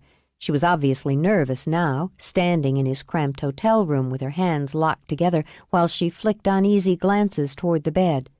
So they'd get out. All he had to do was keep his hands off her in the meantime. I need to clean up a little, he told her. He looked wonderful, damp from his workout, the muscles in his arms toned and tough. She remembered how strong they'd been when they'd banded around her. I just have to pick up a few things at the market. Tell you what, give me a chance to take a shower and we'll both go to the market. Then I can watch you cook. All right. He grabbed jeans from the back of a chair, hunted up a shirt. There's a very miserly honor bar under the TV. Help yourself. We've got cable, he added as he dug socks and underwear out of a drawer. Just have a seat. Give me 10 minutes. Take your time. The minute he closed the door to the bathroom, she lowered herself to the edge of the bed. Her knees were shaking. Good Lord, how was she going to manage this and not make a complete fool of herself? Marketing. They were going marketing. She wanted to giggle wildly. She'd just come from the drugstore, where she'd had to gather every fiber of her courage to walk to the counter and buy condoms. Now they lay in her purse, weighing like lead. Not because of the heft of the decision she'd made, but because of the fear that she'd misread what she'd seen in his eyes the night before, what she'd tasted when he'd kissed her. She had intended to ask him to dinner, but that would have been after. After she'd knocked on his door, after he'd opened it, and she'd smiled and stepped to him, slipped her arms around him, kissed him. She'd imagined it so perfectly that when she'd knocked and he hadn't answered, she'd been completely baffled. And now nothing was going as she'd scripted it in her head. She'd come here to offer herself, to tell him she wanted him to be the one. She'd imagined more, the way his eyes would focus on her face, so deep, so intense, until her vision blurred and his mouth would cover hers, the way he'd pick her up, even the quick rushing feel in her stomach the sweep of that would cause, how he'd carry her to the bed. She let out a breath and got up to pace. Of course, she'd built up the room differently in her mind. It had been larger, with prettier colors, a soft spread over the bed, a mountain of pillows. She'd added candlelight. This room was small, with colors of gray and faded rose. Bland, she thought, as so many hotel rooms were. But it didn't matter. She closed her eyes and listened to the water drumming in the shower. What would he do if she went in, if she quietly stripped, stepped into the steam and spray with him? Would their bodies come together then, wet and hot and ready? She didn't have the courage for it. Sighing, she walked to the honor bar, perused the selections without interest, wandered to the desk where he'd set up his computer and piles of disorganized notes and files. She'd wait until he came out. She was better at dealing with matters, both small and vital, in a clear, face-to-face fashion. She wasn't the sultry seductress, and never would be. Would that disappoint him? Annoyed with herself, she shook her head. She had to stop second-guessing him, criticizing herself. When he came back out again, she would simply let him know she wanted him, and see what happened next. Idly, she tidied his notes, tapping edges together. She liked the fact that he'd brought work with him. She respected the ambition, the dedication, the energy. It was important to respect someone you loved. He hadn't talked very much about his work, she thought now, then rolled her eyes, because she'd been too busy babbling about herself. She'd ask him about it, she decided, about what he liked best in his work, how it felt to see his words in print and know that people read them. She thought it must be a wonderful, satisfying feeling, and smiled over it as she stacked his notes. The name McBride, scrawled in black ink on a yellow legal pad, caught her eye, had her frowning, lifting the sheet of paper. Within seconds, her blood had gone cold, and she was riffling through his work without a thought for his privacy.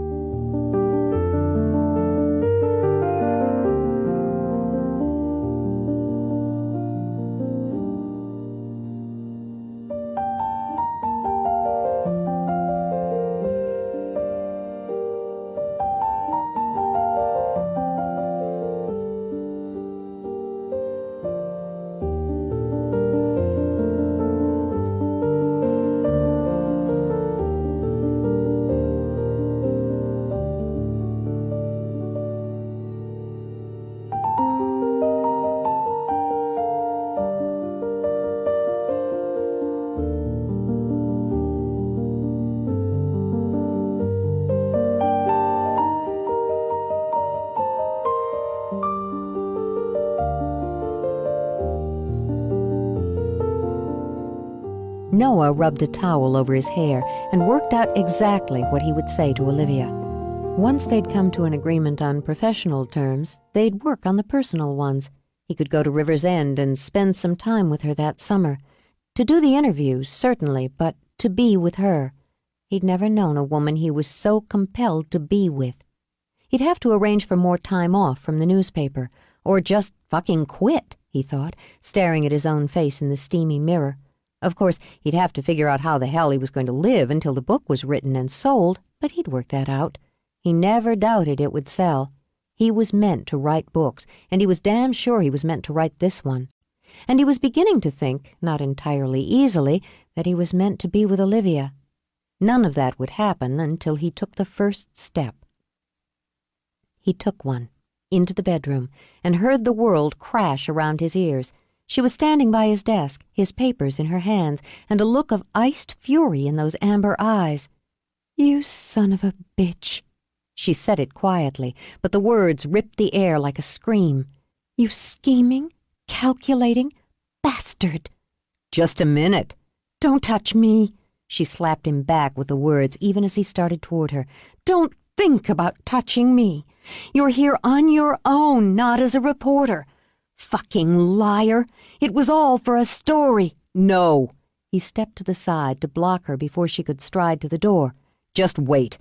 I'm not here for the paper." She still held his notes, and looking him dead in the eye, crumpled them in her hand and tossed them in his face. "Just how big a fool do you think I am?" "I don't." He grabbed her arms. He expected her to struggle, to claw and spit and scratch. Instead, she went rigid. She turned off. He could see in her eyes the way she simply shut off. A little desperate, he gave her a quick, light shake. Listen, goddammit, it's not for the paper. I want to write a book. I should have told you. I meant to tell you. Then, Jesus, Liv, you know what happened. The minute I looked at you, everything got confused. I wanted to spend some time with you. I needed to. That's a first for me. Every time I looked at you, I just went under. You used me. She'd be cold. She'd stay cold. Nothing he could say, nothing he could do, could penetrate the wall of ice. She wouldn't permit it. She wouldn't let herself fall into that trap again. If I did, I'm sorry.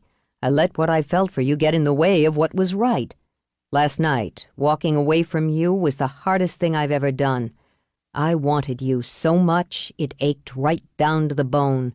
You'd have slept with me to get information for your book.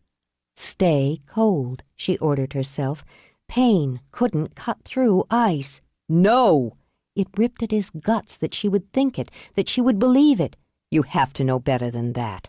What happened between us had nothing to do with the book. It was about you and me. I wanted you, Liv, from the minute you opened your door, but I couldn't touch you until I'd explained everything. I was going to talk to you about it tonight. Were you? There was a snap of amusement in her voice, frigid amusement that cut like frosted razors. That's very convenient, Noah. Take your hands off me. You have to listen to me. No, I don't. I don't have to listen to you. I don't have to look at you. I don't have to think about you ever again once I'm out of this room. So I'll finish this here and now. Pay attention. She pushed his hands away, and her eyes were level, a burning gold. This is my life, not yours. My business, no one else's. I won't cooperate with your goddamn book, and neither will my family. I'll see to it. And if I find out you've tried to contact anyone I care about, anyone who matters to me, I'll do everything I can to make you suffer. She shoved him back. Stay away from me and mine, Brady. If you call me again, if you contact me again, I'll ask my aunt to use every bit of her influence to see you're fired from the Times. And if you've done your research, you know just how much influence she has. The threat taunted his own temper, had him yanking it back. I've hurt you. I'm sorry. I didn't realize what I'd feel for you, how huge it could be. I didn't plan what happened here between us. As far as I'm concerned, nothing happened between us. I despise you and everyone like you. Keep away from me. She snatched up her bag, shoved by him to the door. I once told you that your father was a great man. He is. Beside him, Noah, you're very small. She didn't even bother to slam the door. He watched it close with a quiet click. She didn't run, but she wanted to. Her chest was full and heavy, her eyes stinging with tears she refused to shed. He'd used her. He'd betrayed her. She'd let herself love. She'd let herself trust. And what she'd gotten had been lies. He'd never wanted her. He'd wanted her mother, her father. He'd wanted the blood and the grief.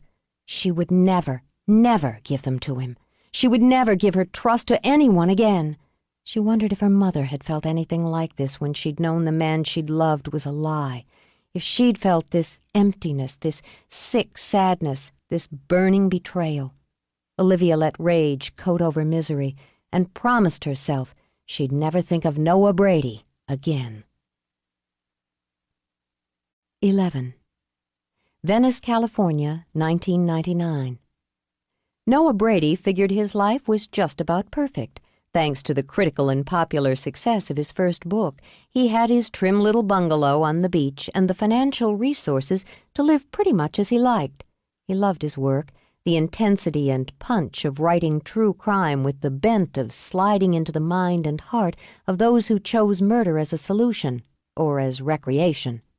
It was much more satisfying than the 4 years he'd worked as a reporter, forced to accept assignments and to gear his style to fit the newspaper. God knew it paid better, he thought, as he jogged the last of his daily 3-mile run along the beach.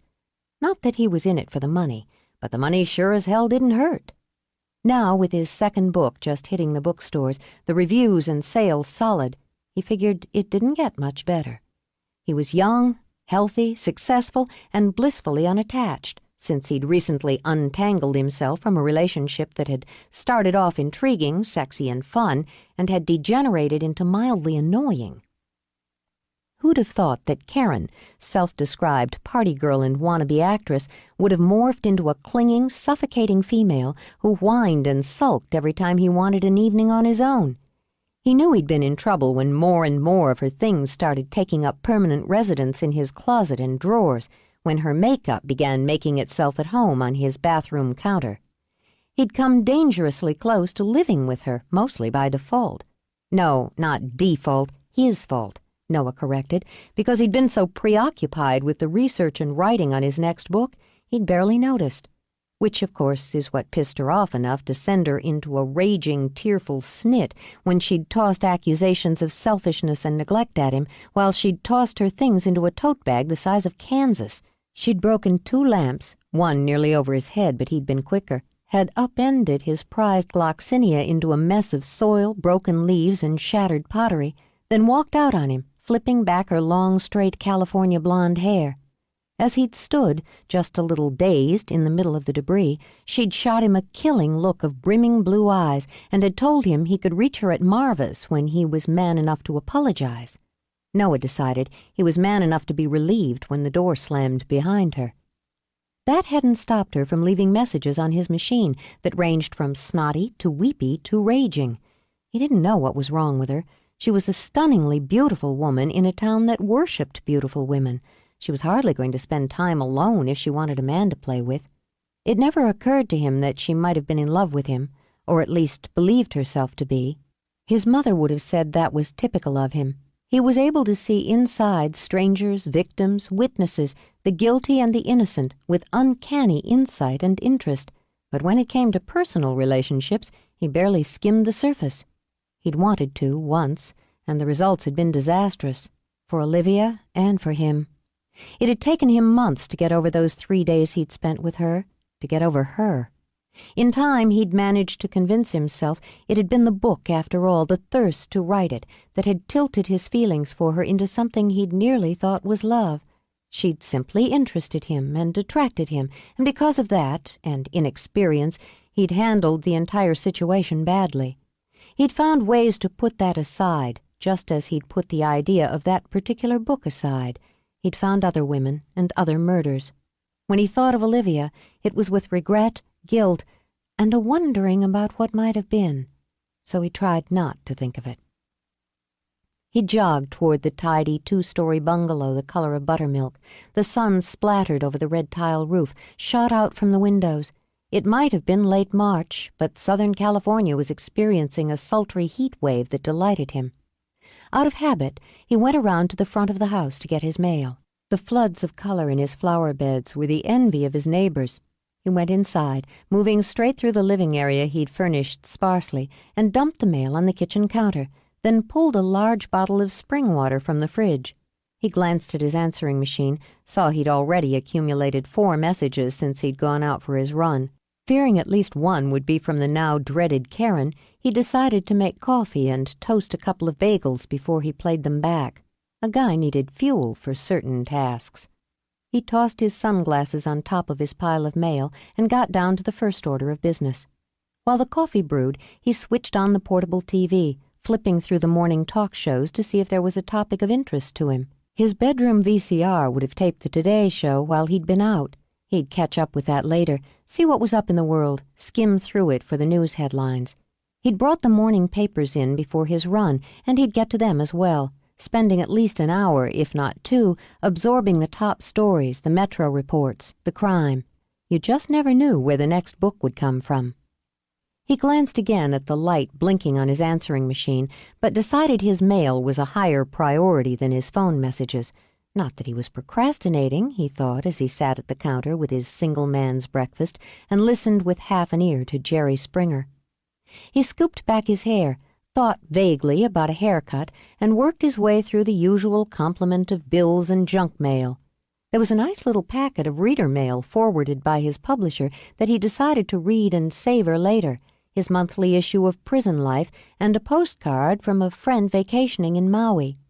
Then he picked up a plain white envelope with his name and address carefully handwritten on it. The return address was San Quentin.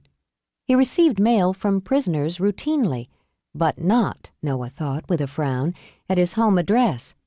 Sometimes they wanted to kick his ass on general principles, but for the most part they were certain he'd want to write their story. He hesitated over the letter, not sure if he should be annoyed or concerned that someone in one of those cages had his home address, but when he opened it, skimmed the first lines, his heart gave a quick jerk that was both shock and fascination. Dear Noah Brady, my name is Sam Tanner. I think you'll know who I am. We are, in a way, connected. Your father was the primary investigating officer in my wife's murder, and the man who arrested me. You may or may not be aware that he has attended all of my parole hearings since I began serving my sentence. You could say Frank and I have kept in touch. I read with interest your book Hunt by Night, your clear-sighted and somewhat dispassionate look into the mind and methods of James Trolley made his systematic selection and mutilation of male prostitutes in West Hollywood more chilling and real than any of the stories in the media during his spree 5 years ago. As an actor, I have a great appreciation for a strong, clear-headed writer.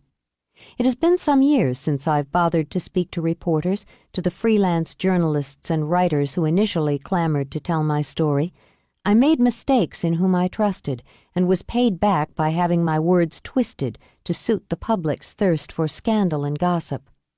In reading your work, I've come to believe that you're interested in the truth, in the real people and events that took place.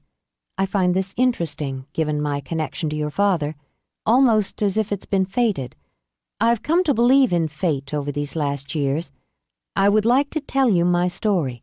I'd like you to write it. If you're interested, I think you know where to find me. I'm not going anywhere for a few more months.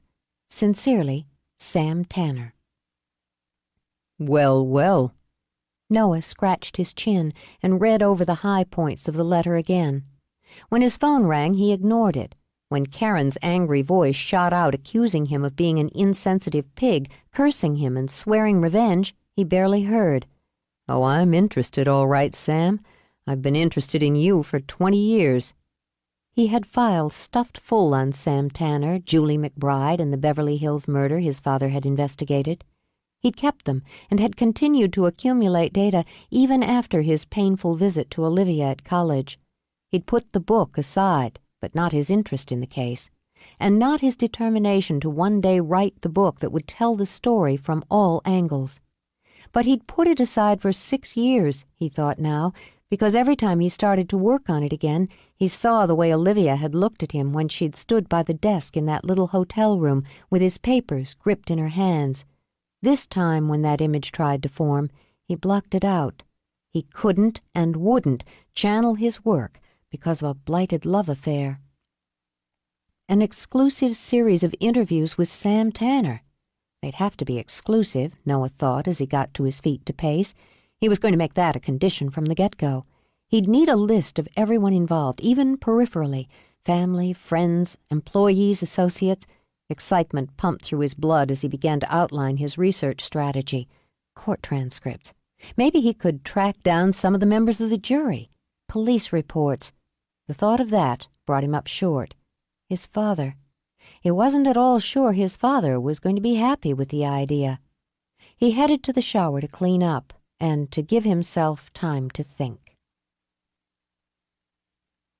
The Brady house hadn't changed a great deal over the years. It was still the same pale rose stucco, the lawn nicely mowed, and the flowers on the edge of death.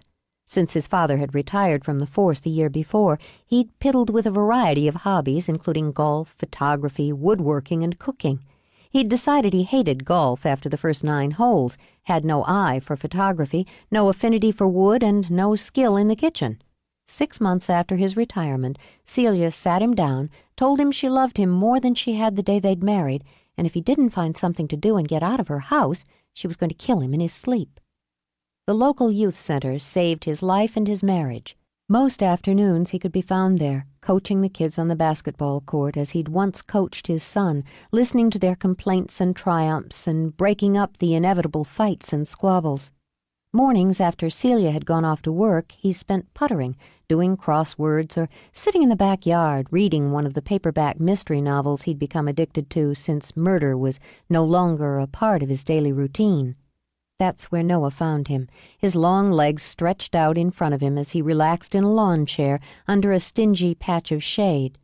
He wore jeans, ancient sneakers, and a comfortably wrinkled cotton shirt. His hair had gone a shimmering pewter gray, but remained full and thick. Do you know how hard it is to kill geraniums? Noah glanced at the withered pink blooms struggling along the back deck. It almost has to be premeditated. You'll never convict me. Pleased to see his son, Frank set aside the latest John Sandford novel. Merely shaking his head, Noah unwound the hose, switched it on, and gave the desperate flowers another shot at life. Didn't expect to see you until Sunday. Sunday? Your mother's birthday. Frank narrowed his eyes. You didn't forget. No, I've already got her present. It's a wolf. He turned his head to grin. Don't panic. She doesn't get to keep it here. She gets to adopt one in the wild, and they keep tabs on it for her. I figured she'd go for that. And the earrings I picked up. Show off, Frank grumbled, and crossed his feet at the ankles. You're still going out to dinner with us Sunday, though. Wouldn't miss it. You can bring that girl if you want, the one you've been seeing. That would be Karen, who just left me a message on my machine calling me a pig. I'm steering clear of her.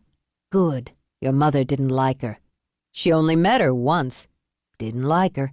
Shallow, snooty, stupid, I believe, were the 3 words she used. It's annoying how she's always right.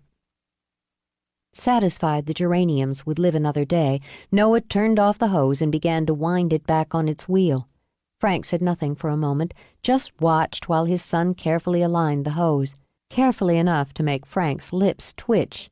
You know, I was a pretty good detective. I don't think you came here to water my flowers. When he couldn't use the hose to stall any longer, Noah slid his hands in the back pockets of his jeans. I got a letter this morning. Guy in San Quentin wants me to tell his story. And? Frank raised his eyebrows. You get fairly regular correspondence from criminals these days, don't you? Yeah, most of it's useless, but I'm interested in this case.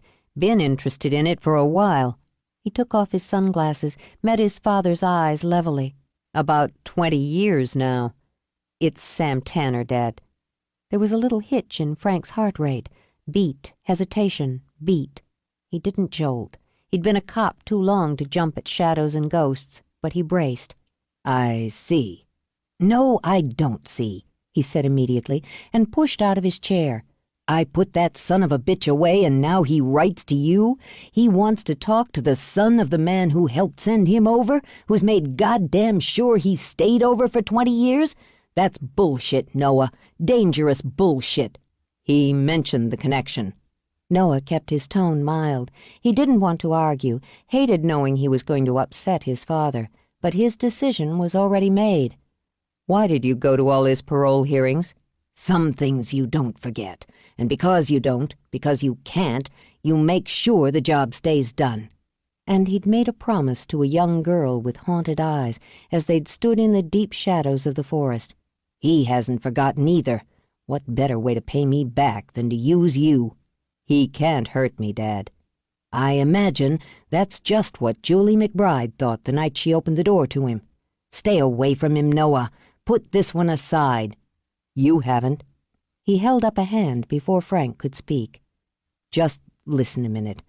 You did your job. It cost you. I remember how it was. You'd pace the floor at night or come out here to sit in the dark. I know there were others that followed you home, but nothing ever like this one. So I never forgot it either. I guess you could say it's followed me, too.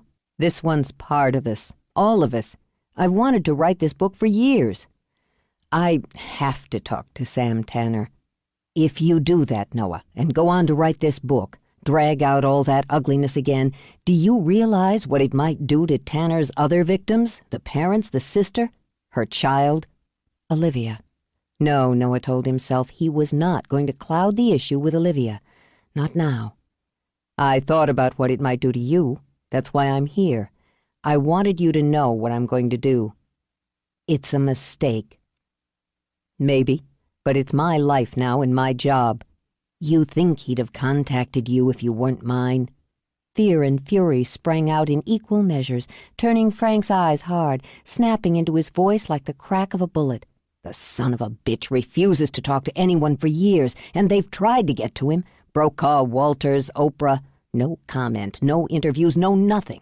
Now, just months before he's likely to get out, he contacts you, offers you the story on a plate. Damn it, Noah. It doesn't have to do with your work, it has to do with mine. Maybe. Noah's tone chilled as he slipped his sunglasses back on. And maybe it has to do with both. Whether or not you respect my work, it's what I do, and what I'm going to keep doing. I never said I didn't respect your work. No, but you never said otherwise either. It was a bruise Noah just realized he'd been nursing. I'll take my breaks where I find them, and make them work for me. I learned that from you. I'll see you Sunday. Frank stepped forward, started to speak, but Noah was already striding away. So he sat, feeling his age, and stared down at his own hands. Noah's foul mood drove home with him like a separate energy, an irritable passenger in the stone-gray BMW. He kept the top down, the radio up, trying to blow away the anger, drown out his thoughts. He hated the sudden discovery that he was hurt because his father had never done a tap dance of joy over the success of his books. It was stupid, he thought. He was old enough not to need the whistles and claps of parental approval. He wasn't 18 and scoring the winning basket at the tail of the fourth quarter any longer. He was a grown man, both happy and successful in his profession. He was well paid, and his ego got all the boosts it required from reviews and royalty checks, thank you very much. But he knew, had known all along, that his father disapproved of the path he'd taken with his writing. Because neither had wanted to confront the other, little had been said. Until today, Noah thought. Sam Tanner had done more than offer a story to be told. He'd put the first visible crack in a relationship Noah had counted on all his life. It had been there before, hidden from the first moment he'd decided to write about all the ripples on the river of murder. Fiction would have been fine, Noah knew, entertaining, but digging and exposing the realities, stripping down killers, victims, survivals for public consumption. That's what his father disliked and couldn't understand. And just now, because he didn't know how to explain it, Noah's mood teetered on the edge of vile. Spotting Karen's car parked in front of his house, tripped it over the rest of the way. He found her sitting on his back deck, her long, smooth legs clad in tiny pink shorts, a wide-brimmed straw hat protecting her face from the sun. When he opened the glass door, she looked up, her eyes brimming behind the amber lenses of her designer sunglasses. Her lips trembled. "Oh, Noah, I'm so sorry. I don't know what came over me." He cocked his head. It would have been fascinating if it hadn't been so tedious. It was a pattern he recognized from their weeks together. Fight, curse, accuse, throw things, slam out, then come back with tearful eyes and apologize. Now, unless she'd decided to deviate from form, she would slither around him and offer sex. When she rose, smiling tremulously as she crossed to him and slid her arms around him, he decided she just didn't have the imagination to improvise. "I've been so unhappy without you these last few days." She rose and went to him, lifting her mouth to his. "Let's go inside so I can show you how much I've missed you." It worried him a little that he wasn't tempted, not in the least. "Karen, it's not going to work. Why don't we just say it was fun while it lasted?" "You don't mean it." "Yes." He had to nudge her back so she'd stop rubbing against him. "I do." "There's someone else, isn't there? All the time we were living together, you were cheating on me." "No, there's no one else. And we weren't living together. You just started staying here." "You bastard! You've already had another woman in our bed." She rushed past him into the house. "It's not our bed. It's my bed, God damn it!" He was more weary than angry until he walked into the bedroom and saw she was already ripping at his sheets. "Hey, cut it out!" He made a grab for her, but she rolled onto the bed, leaped off the other side. Before he could stop her, she'd grabbed the bedside lamp and heaved it at him. The best he could do was block it so the base didn't rap him between the eyes. The sound of the glass crashing on the floor snapped the already unsteady hold on his temper. Okay, that's it. Get out. Get the hell out of my house and stay away from me. You never cared. You never thought about my feelings. You're right. Absolutely. He went for her as she made a beeline for his prized basketball trophy. I didn't give a damn about you. He panted it out as he struggled to get her out without losing any of his own skin to her long, lethal nails. I'm a pig, a creep, a son of a bitch. I hate you! She shrieked it, slapping and kicking as he dragged her to the front door. I wish you were dead! Just pretend I am, and I'll do the same for you. He shoved her outside, shut the door, then leaned back against it. He let out a long breath, rolled his shoulders, then, because he hadn't heard her car start, glanced out the window, just in time to see her rake her keys over the glossy finish of his BMW. He roared like a wounded lion. By the time he had flung open the door and burst out, she was leaping into her own car, squealing away. Hands clenched, he looked at the damage. Deep, nasty scratches formed letters on the hood. P.I. At least she hadn't had the satisfaction of finishing the thought, he decided. Okay, fine. He'd have the car repaired while he was out of town. It seemed like a very good time to head north to San Quentin. 12. Noah's first distant glimpse of San Quentin made him think of an old fortress now serving as some sort of thematic resort complex, Disneyland for cons. The building was the color of sand and stretched out over San Francisco Bay with its multi-levels and towers and turrets with a faintly exotic air. It didn't smack of prison unless you thought of the armed guards in those towers, the spread of security lights that would turn the air around it orange and eerie at night, and all the steel cages it held inside. He'd opted to take the ferry from San Francisco to Marin County, and now stood at the rail while it glided over water made choppy by the wind. He found the architecture of the prison odd and somehow very Californian, but doubted the inmates had much appreciation for the structure's aesthetics. It had only taken him hours to clear through channels for permission to visit. It made Noah wonder if Tanner had connections on the inside that had helped smooth the way. Didn't matter, Noah decided while the wind cut through his hair like jagged shards of glass. The results were what counted. He'd taken a day to read through his files on the McBride murder, to study, refresh his memory, to consider. He knew the man he would meet as well as anyone from the outside was able to, he imagined. At least he knew the man Tanner had been. A hard-working, talented actor with an impressive string of successful movies under his belt by the time he'd met Julie McBride, his co-star in Summer Thunder. He'd also, by all accounts, had an impressive string of females associated with his name before he'd married. It had been a first marriage for both of them, though he'd been seriously involved with Lydia Loring, a very hot property during the 70s. The gossip columns had a field day with their stormy and very public breakup once he'd set his sights on Julie. He'd enjoyed his fame, his money, and his women, and had continued to enjoy the first two after his marriage. There'd been no other women after Julie, or, Noah mused, he'd been very, very discreet. Insiders called him difficult, temperamental, then had begun to use terms like explosive temper, unreasonable demands, when his two films after Summer Thunder tanked at the box office. He'd begun to show up late and unprepared for shooting, had fired his personal assistant, then his agent. It became one of Hollywood's least-kept secrets that he was using, and using heavy. So he'd become obsessive about his wife, delusional about the people around him, focused on Lucas Manning as his nemesis, and, in the end, violent. In 1975, he'd become the top box office actor in the country. By 1980, he'd been an inmate in San Quentin. It was a long way to fall in a short amount of time. The careless spread of staggering wealth and fame, the easy access to the most beautiful women in the world, the scrambling of maitre d's to provide the best tables, the A-list for parties, the cheers of fans. How would it feel to have that sliding through your fingers, Noah wondered. Add arrogance, ego, mix it with cocaine, a little freebasing, jealousy over an up-and-coming box office rival and a shattered marriage, and you had a perfect formula for disaster.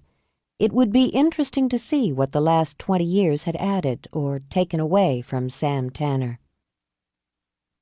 He was back in his car when the ferry docked, and anxious to get on with it. Though he hoped to be done with the initial interview in time to get back to the airport and catch the evening flight home, he'd tossed a few things in a bag just in case he decided to stay over. He hadn't mentioned the trip to anyone. As he waited his turn, he drummed his fingers on the wheel to the hip-hop of the Spice Girls and inexplicably thought of Olivia McBride. Oddly, the image that came to his mind was of a tall, gangly girl with pale hair and tanned arms, of sad eyes as they'd sat on a riverbank watching beavers splash. He had done his research, but had found nothing public on her since her childhood. A few speculations now and then in the press, a recap story, the reprint of that stunning photo of her grief when she'd been 4. That was all the mass media could manage. Her family had pulled the walls up, he thought, and she'd stayed behind them, just as her father had stayed behind the thick sand-colored walls of his prison. It was an angle he intended to pursue. When the time came, he'd do whatever it took to convince her to speak with him again, to cooperate with the book. He could only hope that after 6 years, her bitterness toward him would have lost its edge, that the sensible and wonderfully sweet science student he'd spent such a lovely few days with would see the value and the purpose of what he meant to do. Beyond that, he couldn't think of what it would be like to see her again. So he tucked her away in his mind and concentrated on today. He drove his rental car down the road toward the prison, past an old pier and a pumping station. He caught a glimpse of a paved trail which he assumed led down to the water, and what might have been a little park, though he wondered why anyone would want to loiter or picnic in the shadow of those forbidding walls.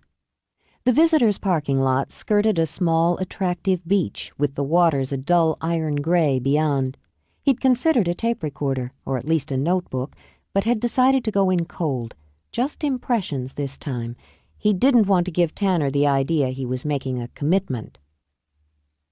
The visitor's entrance was a long hall with a side door halfway down. The single window was covered with notices, preventing views from either side. There was a sign on the door that had a chill sliding down his spine even as his lips quirked in wry amusement. "Please do not knock. We know you are out there. We will get to you as soon as possible." So he stood, alone in the empty hallway, with the wind whistling stridently, waiting for those who knew he was there to get to him. When they did, he relayed his business, gave his ID, filled out the required forms. There was no small talk, no polite smiles. He'd been the route before, in New York, in Florida. He'd been on death row, and felt the ice slick through his gut at the sound of doors sliding shut and footsteps echoing. He'd spoken to lifers, the condemned and already damned. He'd smelled the hate, the fear, and the calculation, as much as stink in the air as sweat and piss and hand-rolled cigarettes. He was taken down a hallway, bypassing the main visitors' area, and shown into a small, cheerless room with a table and 2 chairs. The door was thick with a single window of reinforced glass, and there Noah had his first look at what had become of Sam Tanner. Gone was the pampered screen idol with the $1 million smile. This was a hard man, body and face. Noah wondered how much his mind had toughened as well. He sat, one hand chained, the bright orange prison jumpsuit baggy and stark. His hair was cut brutally short and had gone a nearly uniform ash gray. The lines dug deep into his face gave him the look of a man well beyond his age of 58, and Noah remembered another inmate once telling him prison years were long dog years. Every one behind bars was the equal of 7 out in the world. The eyes were a sharp and cold blue that took their time studying Noah, barely flicked toward the guard when they were told they had 30 minutes. "Glad you could make it, Mr. Brady." That hadn't changed, Noah realized. The voice was as smooth and rich and potent as it had been in his last movie. Noah sat as the door closed and the lock snicked into place at his back. How did you get my home address, Mr. Tanner? A ghost of a smile played around his mouth. I still have some connections. How's your father? Noah kept his eyes level and ignored the jolt in his gut. My father's fine. I can't say he sends his best. Sam's teeth bared in a fleeting grin. A straight-up cop, Frank Brady. I see him and Jamie now and again. She's still a pretty woman, my former sister-in-law. I wonder just how close she and your old man are. Did you get me all the way up here to annoy me, Tanner, with speculations on my father's personal life? The smile came back, small and sly. I haven't had much interesting conversation lately. Got any reels? Noah lifted a brow. He knew most of the basic prison terms. No, sorry, I don't smoke. Fucking California. With his free hand, Sam reached inside his jumpsuit, carefully removed the tape that affixed a single hand-rolled cigarette and wooden match to his chest. Making prisons non-smoking facilities. Where do they come up with this shit? He lighted the match with his thumbnail, then puffed the cigarette to life. Used to be I had the resources for a full brick a day. A couple packs of reels is decent currency inside. Now I'm lucky to get a carton a month. It's lousy the way they treat murderers these days. Those hard blue eyes only glimmered, amusement or disdain, Noah couldn't be sure. Are you interested in Crime and Punishment, Brady, or are you interested in the story? One goes with the other. Does it? Sam blew out a stream of ugly-smelling smoke. I've had a long time to think about that. You know, I can't remember the taste of good scotch or the smell of a beautiful woman. You can deal with the sex. There are plenty inside who'll bend over for you if that's what you want. Otherwise, you've always got your hand. But sometimes you wake up in the middle of the night just aching for the smell of a woman. He jerked a shoulder. There ain't no substitute. Me, I read a lot to get through those times. I used to stick to novels, pick a part in one, and imagine playing it when I got out. I loved acting. He said it with the same cold look in his eyes. I loved everything about it. It took me a long time to accept that part of my life was over, too. Noah angled his head. Is it? What role are you playing here, Tanner? Abruptly, Sam leaned forward, and for the first time life sprang into his eyes, hot and real. This is all I've got. You think because you come in here and talk to cons you understand what it's like? You can get up and walk out any time. You'll never understand. There's not much stopping me from getting up and walking out now, Noah said evenly. What do you want? I want you to tell it, to put it all down, to say how it was then, how it is now, to say why things happened and why they didn't, why two people who had everything lost it all. And you're going to tell me all that? Yeah, I'm going to tell you all of it. Sam leaned back, drawing out the last stingy sliver of his smoke. And you're going to find out the rest. Why? Why me? Why now? Why you? Sam dropped the smoldering bit of paper and tobacco on the floor, absently crushed it out. I liked your book, he said simply, and I couldn't resist the irony of the connection. Seemed almost like a sign. I'm not one of the pitiful who found God in here. God has nothing to do with places like this, and he doesn't come here. But there's fate, and there's timing. You want to consider me fate? Okay. What's the timing? I'm dying. Noah skimmed his gaze coolly over Sam's face. You look healthy enough to me. Brain tumor. Sam tapped a finger on his head. Inoperable. The doctors say maybe a year if I'm lucky. And if I'm lucky, I'll die in the world and not inside. We're working on that. It looks like the system's going to be satisfied with my 20, now that I'm dead anyway. He seemed to find that amusing and chuckled over it. It wasn't a sound that encouraged a listener to join in. You could say I've got a new sentence, short stretch with no possibility of parole. So if you're interested, you'll have to work fast. You've got something new to add to everything that's been said, printed, filmed over the last couple of decades? Do you want to find out? Noah tapped a finger on the table. I'll think about it. He rose. I'll get back to you. Brady, Sam said as Noah moved to the door. you didn't ask if I killed my wife.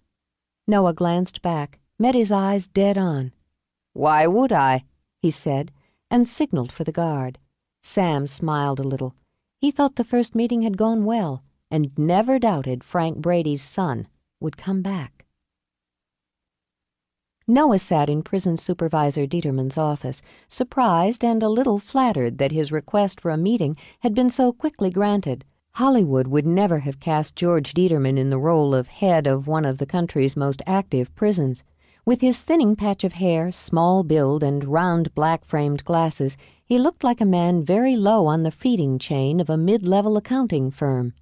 He greeted Noah with a brisk handshake and a surprisingly charming smile. I enjoyed your first book, he began as he took his place behind his desk. and I'm already enjoying the second. Thank you. And should I assume you're here gathering information to write another? I've just spoken with Sam Tanner. Yes, I'm aware of that. Dieterman folded his small, neat hands on the edge of his desk. I cleared the request. Because you admire my work or because of Tanner? A little of both. I've been in this position in this facility for 5 years. During that period, Tanner has been what you'd call a model prisoner. He stays out of trouble. He does his work in the prison library well. He follows the rules. Rehabilitated? Noah asked, with just enough cynicism in his tone to make Dieterman smile again. That depends on which definition you choose. Societies, the laws, this houses. But I can say that at some point he decided to do his time clean. Dieterman unlaced his fingers, pressed them together, laced them tidily again. Tanner's authorized me to give you access to his records and to speak to you frankly about him. He works fast, Noah mused. Fine. He'd been waiting a long time to begin this book, and he intended to work fast himself. Then why don't you, Superintendent, speak frankly to me about inmate Tanner? According to reports, he had a difficult time adjusting when he first came here. There were a number of incidents, altercations between him and the guards, between him and other prisoners. Inmate Tanner spent a large portion of 1980 in the infirmary being treated for a number of injuries. He got into fights. Consistently. He was violent and invited violence. He was transferred to solitary several times during his first 5 years. He also had an addiction to cocaine and found sources within the prison to feed that addiction. During the fall of 1982, he was treated for an overdose. Deliberate or accidental?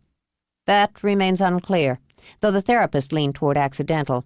He's an actor, a good one. Dieterman's eyes remained bland, but Noah read sharp intelligence in them.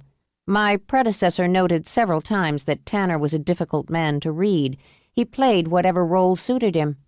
Past tense. I can only tell you that for the past several years he's settled in. His work in the library appears to satisfy him. He keeps to himself as much as it's possible to do so. He avoids confrontations. He told me he has an inoperable brain tumor. Terminal. Around the first of the year, he complained of severe recurring headaches, double vision. The tumor was discovered. Tests were run, and the consensus is he has perhaps a year, most likely less than that. How'd he take it? Better than I think I would. There are details of his file and his counseling and treatment I can't share with you, as I'll require not only his permission but other clearance. If I decide to pursue this, to interview him to listen, I'll need your cooperation as well as his. I'll need names, dates, events, even opinions. Are you willing to give me those things? I'll cooperate as much as I'm able. To be frank, Mr. Brady, I'd like to hear the entire story myself. I had a tremendous crush on Julie McBride. Who didn't? Noah murmured. He decided to stay the night, and after settling into a room with a view overlooking the bay, he ordered up a meal and set up his laptop. Once he'd plugged into the internet, he did a search on Sam Tanner. For a man who'd spent 2 decades behind bars without granting a single interview, there was a wealth of hits. A number of them dealt with movies, his roles, summaries, and critiques. Those could wait. He found references to a number of books on the case, including unauthorized biographies of both Sam and Julie. Noah had a number of them in his library and made a note to himself to read through them again. There were articles on the trial, mostly rehashes. He found nothing particularly fresh. When his meal arrived, Noah ate his burger and typed one-handed, bookmarking any areas he might want to explore again. He'd seen the photographs that popped before, the one of Sam, impossibly handsome, and a luminous Julie, both beaming beautifully into the camera.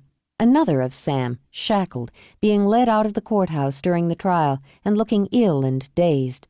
And both of those men, Noah thought, were inside the cool-eyed and calculating inmate. How many others would he find before it was done?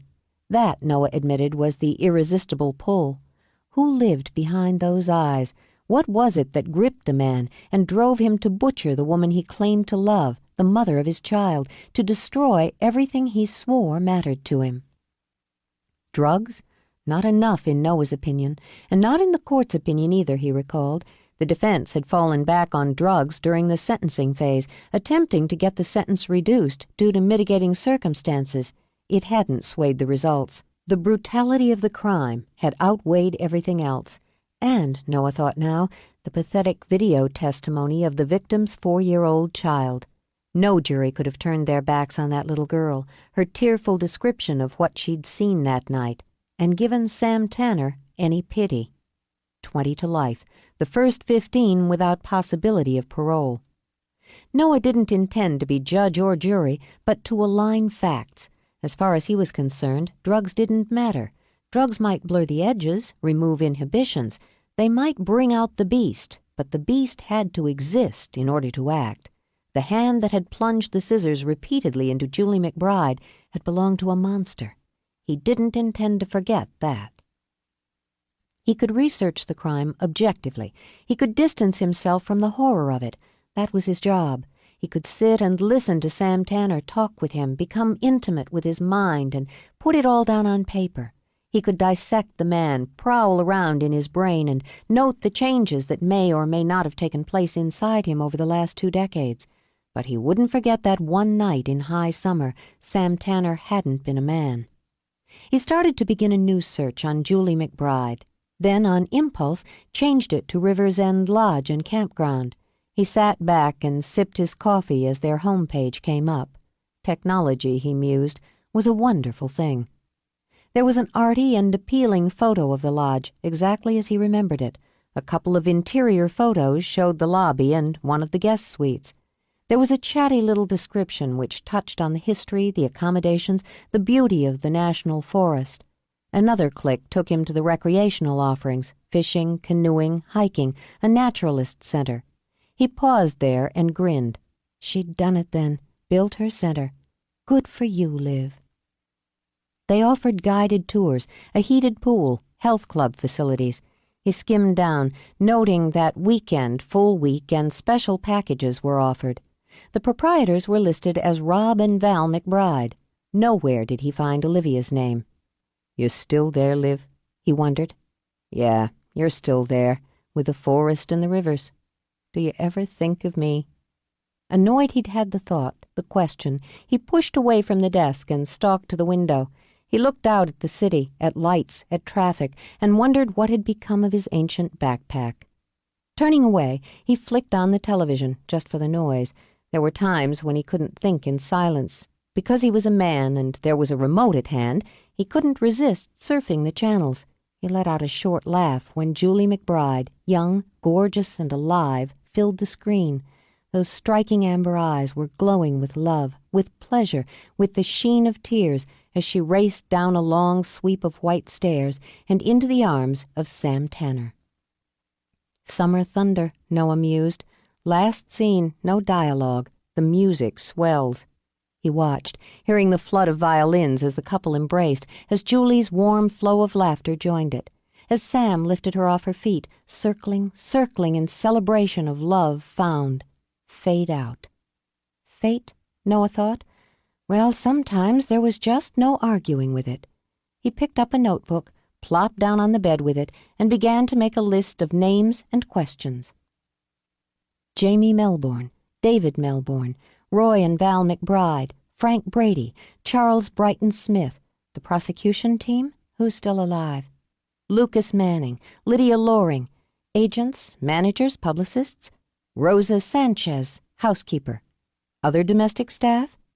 At the bottom of the list he wrote Olivia McBride. He wanted more from her than memories of one violent night. He wanted what she remembered of her parents together, what she remembered of them individually, the tone of their household, the undercurrents of marital distress. There were always other angles to pursue. Had Julie been involved with Lucas Manning, giving credence to her husband's jealousy? Would she have told her sister? Would the child have sensed it? The servants? And wasn't it interesting, Noah decided, that his daughter hadn't been among the things Sam Tanner claimed to miss? Oh, yes, Olivia was key, Noah thought, and circled her name. This time he couldn't allow himself to be distracted by feelings, by basic attraction, by even the connection of friendship. They were both older now, and that was behind them. This time when they met, it would be the book first. He wondered if she still wore her hair pulled back in a ponytail, if she still had that brief hesitation before she smiled. "Give it a rest, Brady," he muttered. "That's history." He pushed himself up, then dug in his briefcase for the numbers he'd looked up and scribbled down before leaving L.A. Rain began to lash the windows as he made the call, and he adjusted his vague plans of going out and indulging in some San Francisco nightlife to a solo beer at the bar downstairs. Good afternoon, Constellations. Noah Brady calling for Jamie Melbourne. Miss Melbourne is with a client. May I take a message? Tell her I'm Frank Brady's son and I'd like to speak with her. I'm out of town at the moment. He glanced at the phone, then reeled off the number. I'll be in for another hour. That was a test, he mused as he hung up, just to see how quickly the Brady name got a call back. He stretched back out on the bed and had surfed through the channels twice when his phone rang. Brady? Yes, this is Jamie Melbourne. Thanks for getting back to me. Within 6 minutes, Noah thought with a glance at his watch. Is this about your father? I hope he's well. He's fine, thanks. This is about Sam Tanner. He paused, waited, but there was no response. I'm in San Francisco. I spoke with him earlier today. I see. I was under the impression he spoke to no one, particularly reporters or writers. You're a writer, aren't you, Noah? The first name, putting him in his place, he decided, maintaining control, a good and subtle move. That's right. He spoke to me, and I'm hoping you will too. I'd like to set up an appointment with you. I should be back in town by tomorrow evening. Do you have any time free Thursday or Friday? Why? Sam Tanner wants to tell his story. I'm going to write it, Miss Melbourne, and I want to give you every opportunity to tell your part of it. The man killed my sister and broke the hearts of every member of my family. What else do you need to know? Everything you can tell me, unless you want the information I gather coming only from his point of view. That's not what I'm after here. No, you're after another bestseller, aren't you? However you can get it. If that were true, I wouldn't have called you. Just talk to me, off the record if you want, then make up your mind. Have you spoken with anyone else in my family? No. Don't. Come to see me Thursday at 4 at my home. I'll give you an hour, no more. I appreciate it. If I could have your address? Get it from your father. She snapped that out, her controlled voice finally breaking. He knows it. Noah winced as she broke the connection, though the click was quiet, almost discreet. Definitely stepping onto shaky ground there, he decided. She was predisposed not to cooperate, not to be objective about what he intended to accomplish. He flipped through channels without interest as he considered. Sam hadn't told him about his death sentence in confidence. Perhaps he'd pass that information to Jamie, see if it made any difference to her. He could also use her reluctance to cooperate in his strategy with Sam. Playing one against the other would result in more information from both of them, if he did it well. And he'd just keep his own long-term and personal fascination with the case his little secret for now. He drifted off with the rain pattering on the windows and the television blaring, and dreamed a dream he wouldn't remember of giant trees and green light and a tall woman with golden eyes. 13. The same guard took Noah to the same room. This time he'd brought a notepad and a tape recorder. He set them both on the table. Sam glanced at them, said nothing, but Noah caught a quick glint in his eyes that might have been satisfaction or relief. Noah took his seat, switched on the recorder. Let's go back, Sam. 1973. Fever was released in May and was the biggest money-maker of the summer. I got an Oscar nomination for it. I listened to Desperado every time I turned on the radio. The 60s were pretty well dead, Sam said with what might have been amusement, and disco hadn't quite reared its ugly head. I was unofficially living with Lydia and having great sex and monumental fights. Pot was out, snow was in. There was always a party going on. And I met Julie McBride. He paused, just a heartbeat of silence. Everything that had happened to me before that moment took second place. You were married that same year. Neither one of us was the cautious type or the patient type. His gaze drifted off, and Noah wondered what images he could see playing against the ugly bare walls. It didn't take us long to figure out what we wanted. What we wanted was each other. For a while, that was enough for both of us. Tell me, Noah said simply, and waited while Sam took out his contraband cigarette, lighted it. She'd been in Ireland with her sister, taking a couple weeks between projects. We met in Hank Midler, the director's office. She came in, wearing jeans and a dark blue sweater. Her hair was pulled back. She looked maybe 16. She was the most beautiful thing I'd ever seen in my life. His gaze arrowed back, shot straight into Noah's eyes. That's not an exaggeration. It's the truth. I was used to women, to having them, enjoying them. One look at her, and she might have been the first. I think I knew right then she'd be the last. You may not understand that. Yes, I do understand it. He'd experienced that rush, that connection, when this man's daughter had opened her apartment door and given him a faintly annoyed frown. Been in love, have you, Brady? I've been in something. Sam let out a short laugh, then looked past Noah again, seemed to dream. My belly clutched up, he murmured, and my heart. I could actually feel it shaking inside me. When I took her hand, it was like, yes, you, finally. Later, she told me it had been exactly the same for her, as if we'd been moving through our lives to get to that moment. We talked about the script, went about the business as if both of us weren't reeling. Afterward, I asked her to dinner, and we agreed to meet at 7. When I got home, I told Lydia it was over. He paused, laughed a little, drew deep on the cigarette. Just over. I wasn't kind about it, wasn't cruel. The fact was, she'd simply ceased to exist for me. All I could think of was that at 7 I'd see Julie again.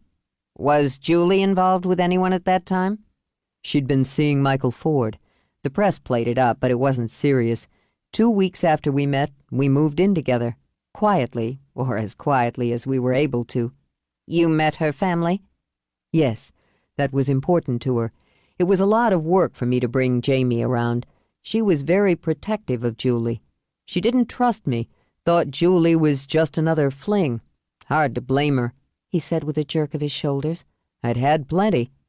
Did it bother you that Julie's name was linked to a number of men at that time? Ford was just the latest. I didn't think of it then. Sam pulled the stub of the cigarette out of his mouth, crushed it out with a restrained violence that had Noah's eyes narrowing. It was only later, when things got out of control. Then I thought about it. Sometimes it was all I could think about. The men who'd had her, the men who wanted her, the men she wanted. She was pulling away from me, and I wanted to know who was going to take my place. Who the hell was she turning to when she was turning away from me? Lucas Manning. Even after 20 years, saying the names scored his tongue. I knew there was something between them. So you killed her to keep her? The muscles in Sam's jaws quivered once, and his eyes went blank. That's one theory. Noah gave him a pleasant smile. We'll talk about the rest of the theories some other time. What was it like working with her on the movie? Julie? Sam blinked, lifted a hand to rub it distractedly over his face. Yes. Noah continued in the same mild tone. He'd thrown Sam off rhythm, exactly as he'd intended. He wasn't about to settle for well-rehearsed lines and perfect phrasing. You were getting to know each other on 2 levels during the shoot, as lovers and as actors. Let's talk about what she was like as an actor. She was good, solid. Sam dropped his hands into his lap, then lifted them onto the table as if he wasn't quite sure what to do with them. A natural. The term's overused, but it applied to her. She didn't have to work as hard as I did. She just felt it. Did that bother you, that she was better than you? I didn't say she was better. His hands stilled, and his gaze whipped up, 2 hot blue points.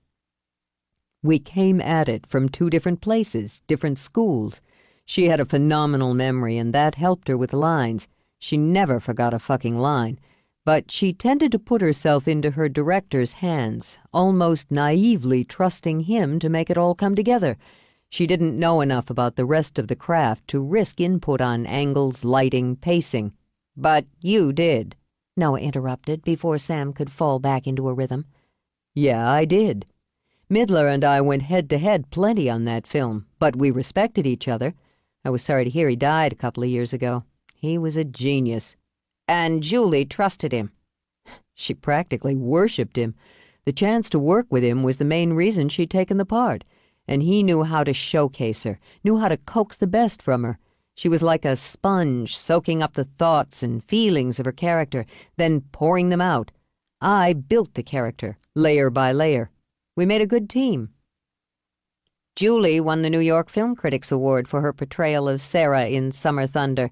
You were nominated but didn't win. Did that cause any friction between you? I was thrilled for her. She was upset that I hadn't won. She'd wanted it more than I had. We'd been married less than a year at that time. We were as close to royalty as you can get in that town. We were completely in love, completely happy, and riding the wave. She shared everything with me then, understood me as no one ever had. And the next year, when she was nominated for an Oscar for Best Actress for Twilight's Edge and your movie got mixed reviews, how did that affect your relationship? A muscle twitched under Sam's left eye, but he continued to speak coolly. She was pregnant. We concentrated on that. She wanted a healthy baby a lot more than she wanted a statue. And you? What did you want? Sam smiled thinly. I wanted everything, and for a while that's just what I had. What do you want, Brady? The story, from all the angles. He leaned forward and switched off the tape recorder. I'm heading back to L.A., he continued as he began to pack his briefcase. I'll be talking to Jamie Melbourne tomorrow. He noted the way Sam's fingers jerked and curled on the table. Is there anything you want me to pass along to her? She won't take anything from me but my death. She'll be getting that soon enough. She was jealous of Julie, he said in a rush, and had Noah pausing. Julie could never see it, or never wanted to admit it, but Jamie had plenty of built-up jealousy over Julie's looks, her success, her style. She played the devoted sister, but if she'd had the chance, if she'd had the talent, she'd have knocked Julie aside, stepped over her, and taken her place. Her place with you? She settled for Melbourne, music agent with no talent of his own. She played second lead to Julie all her life. When Julie was dead, Jamie finally got the spotlight. Is that another theory? If she hadn't tagged on to Julie, she'd still be running that lodge up in Washington. You think she'd have a big house, her business, her pussy-whipped husband if Julie hadn't cleared the way? Oh, there was resentment here, bitterness that had brewed for more than 2 decades. Why should that matter to you?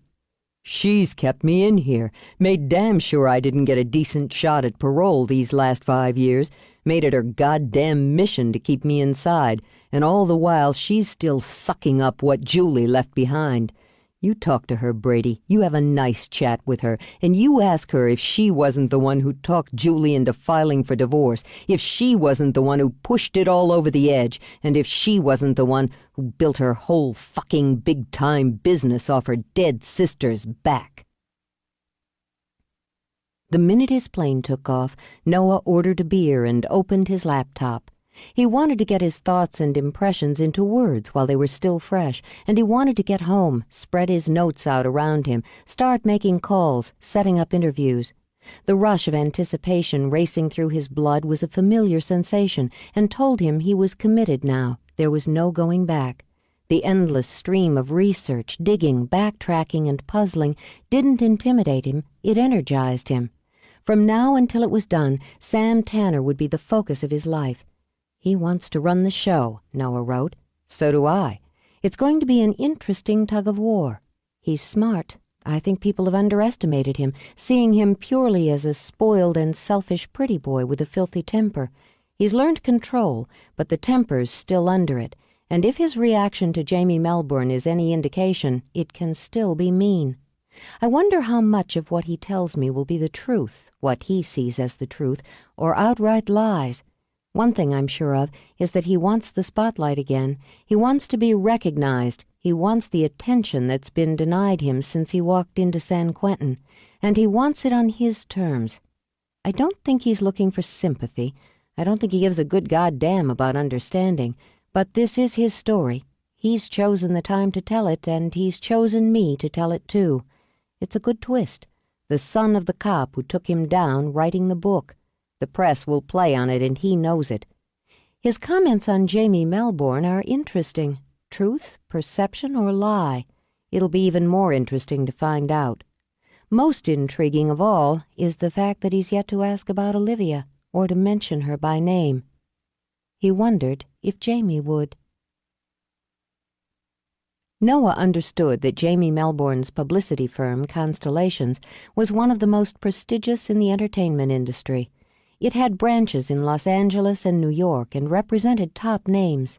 He also understood that prior to her sister's death, Jamie had represented only Julie and had worked primarily out of her own home. It was an unarguable fact that Jamie's star had risen after her sister's murder. What that meant, Noah mused, as he drove through the gates to the elaborate home in Holmby Hills, was yet to be seen. According to his research, the Melbournes had moved into the estate in 1986, selling their more modest home and relocating here where they were known for their lavish parties. The main house was 3 stories in sheer wedding cake white, with a long flowing front porch at the entrance flanked by columns. Rooms speared out from the central structure in 2 clean lines on opposite sides, with walls of glass winking out on richly blooming gardens and fussy ornamental trees. 2 gorgeous golden retrievers bounded across the lawn to greet him, tails slapping the air and each other in delight. "Hey there!" He opened the car door and fell instantly in love. He was bending over, happily scratching ears and murmuring nonsense, when Jamie walked over carrying a ratty tennis ball. "Their goodness and mercy," she said, but didn't smile as Noah looked up at her. "Where's Shirley?" A faint wisp of humor played around her mouth. "She has a good home." Jamie held up the ball. As one, both dogs quivered and sat, staring up with desperately eager eyes. Then she threw it, sending it sailing for the dogs to chase. "Good arm," Noah murmured. "I keep in shape. It's too nice an afternoon to sit inside." And she'd yet to decide if she wanted him in her house. "We'll walk." She turned, heading away from where the dogs were wrestling deliriously over the ball.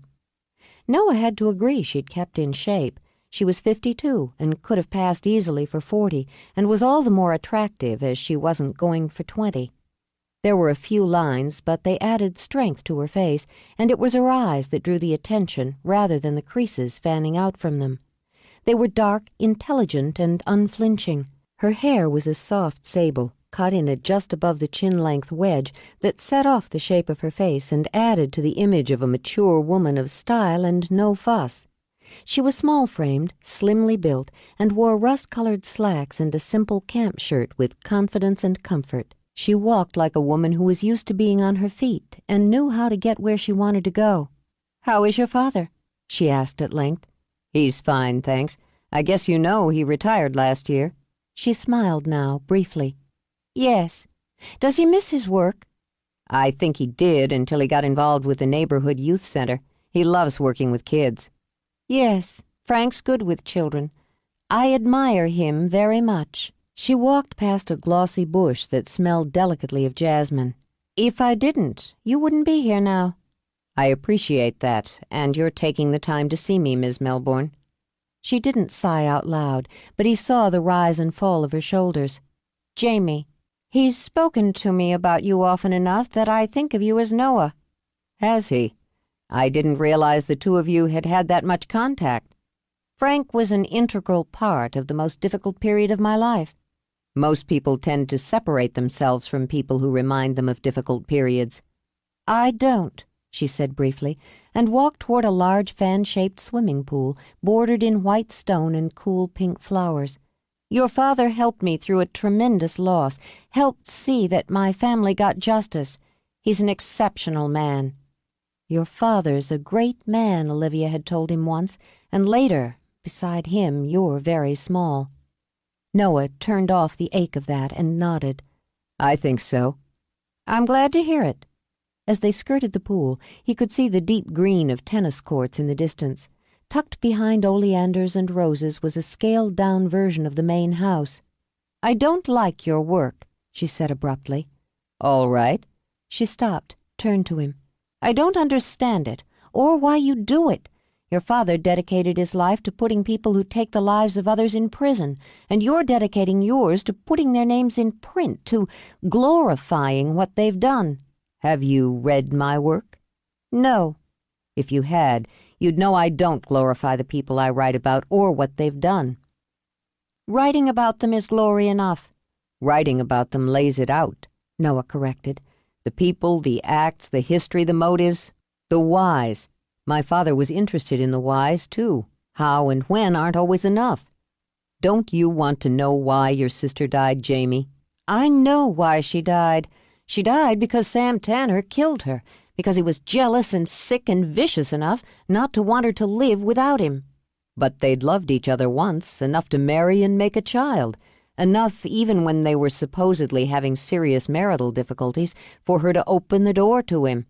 "And for that last act of love, he killed her."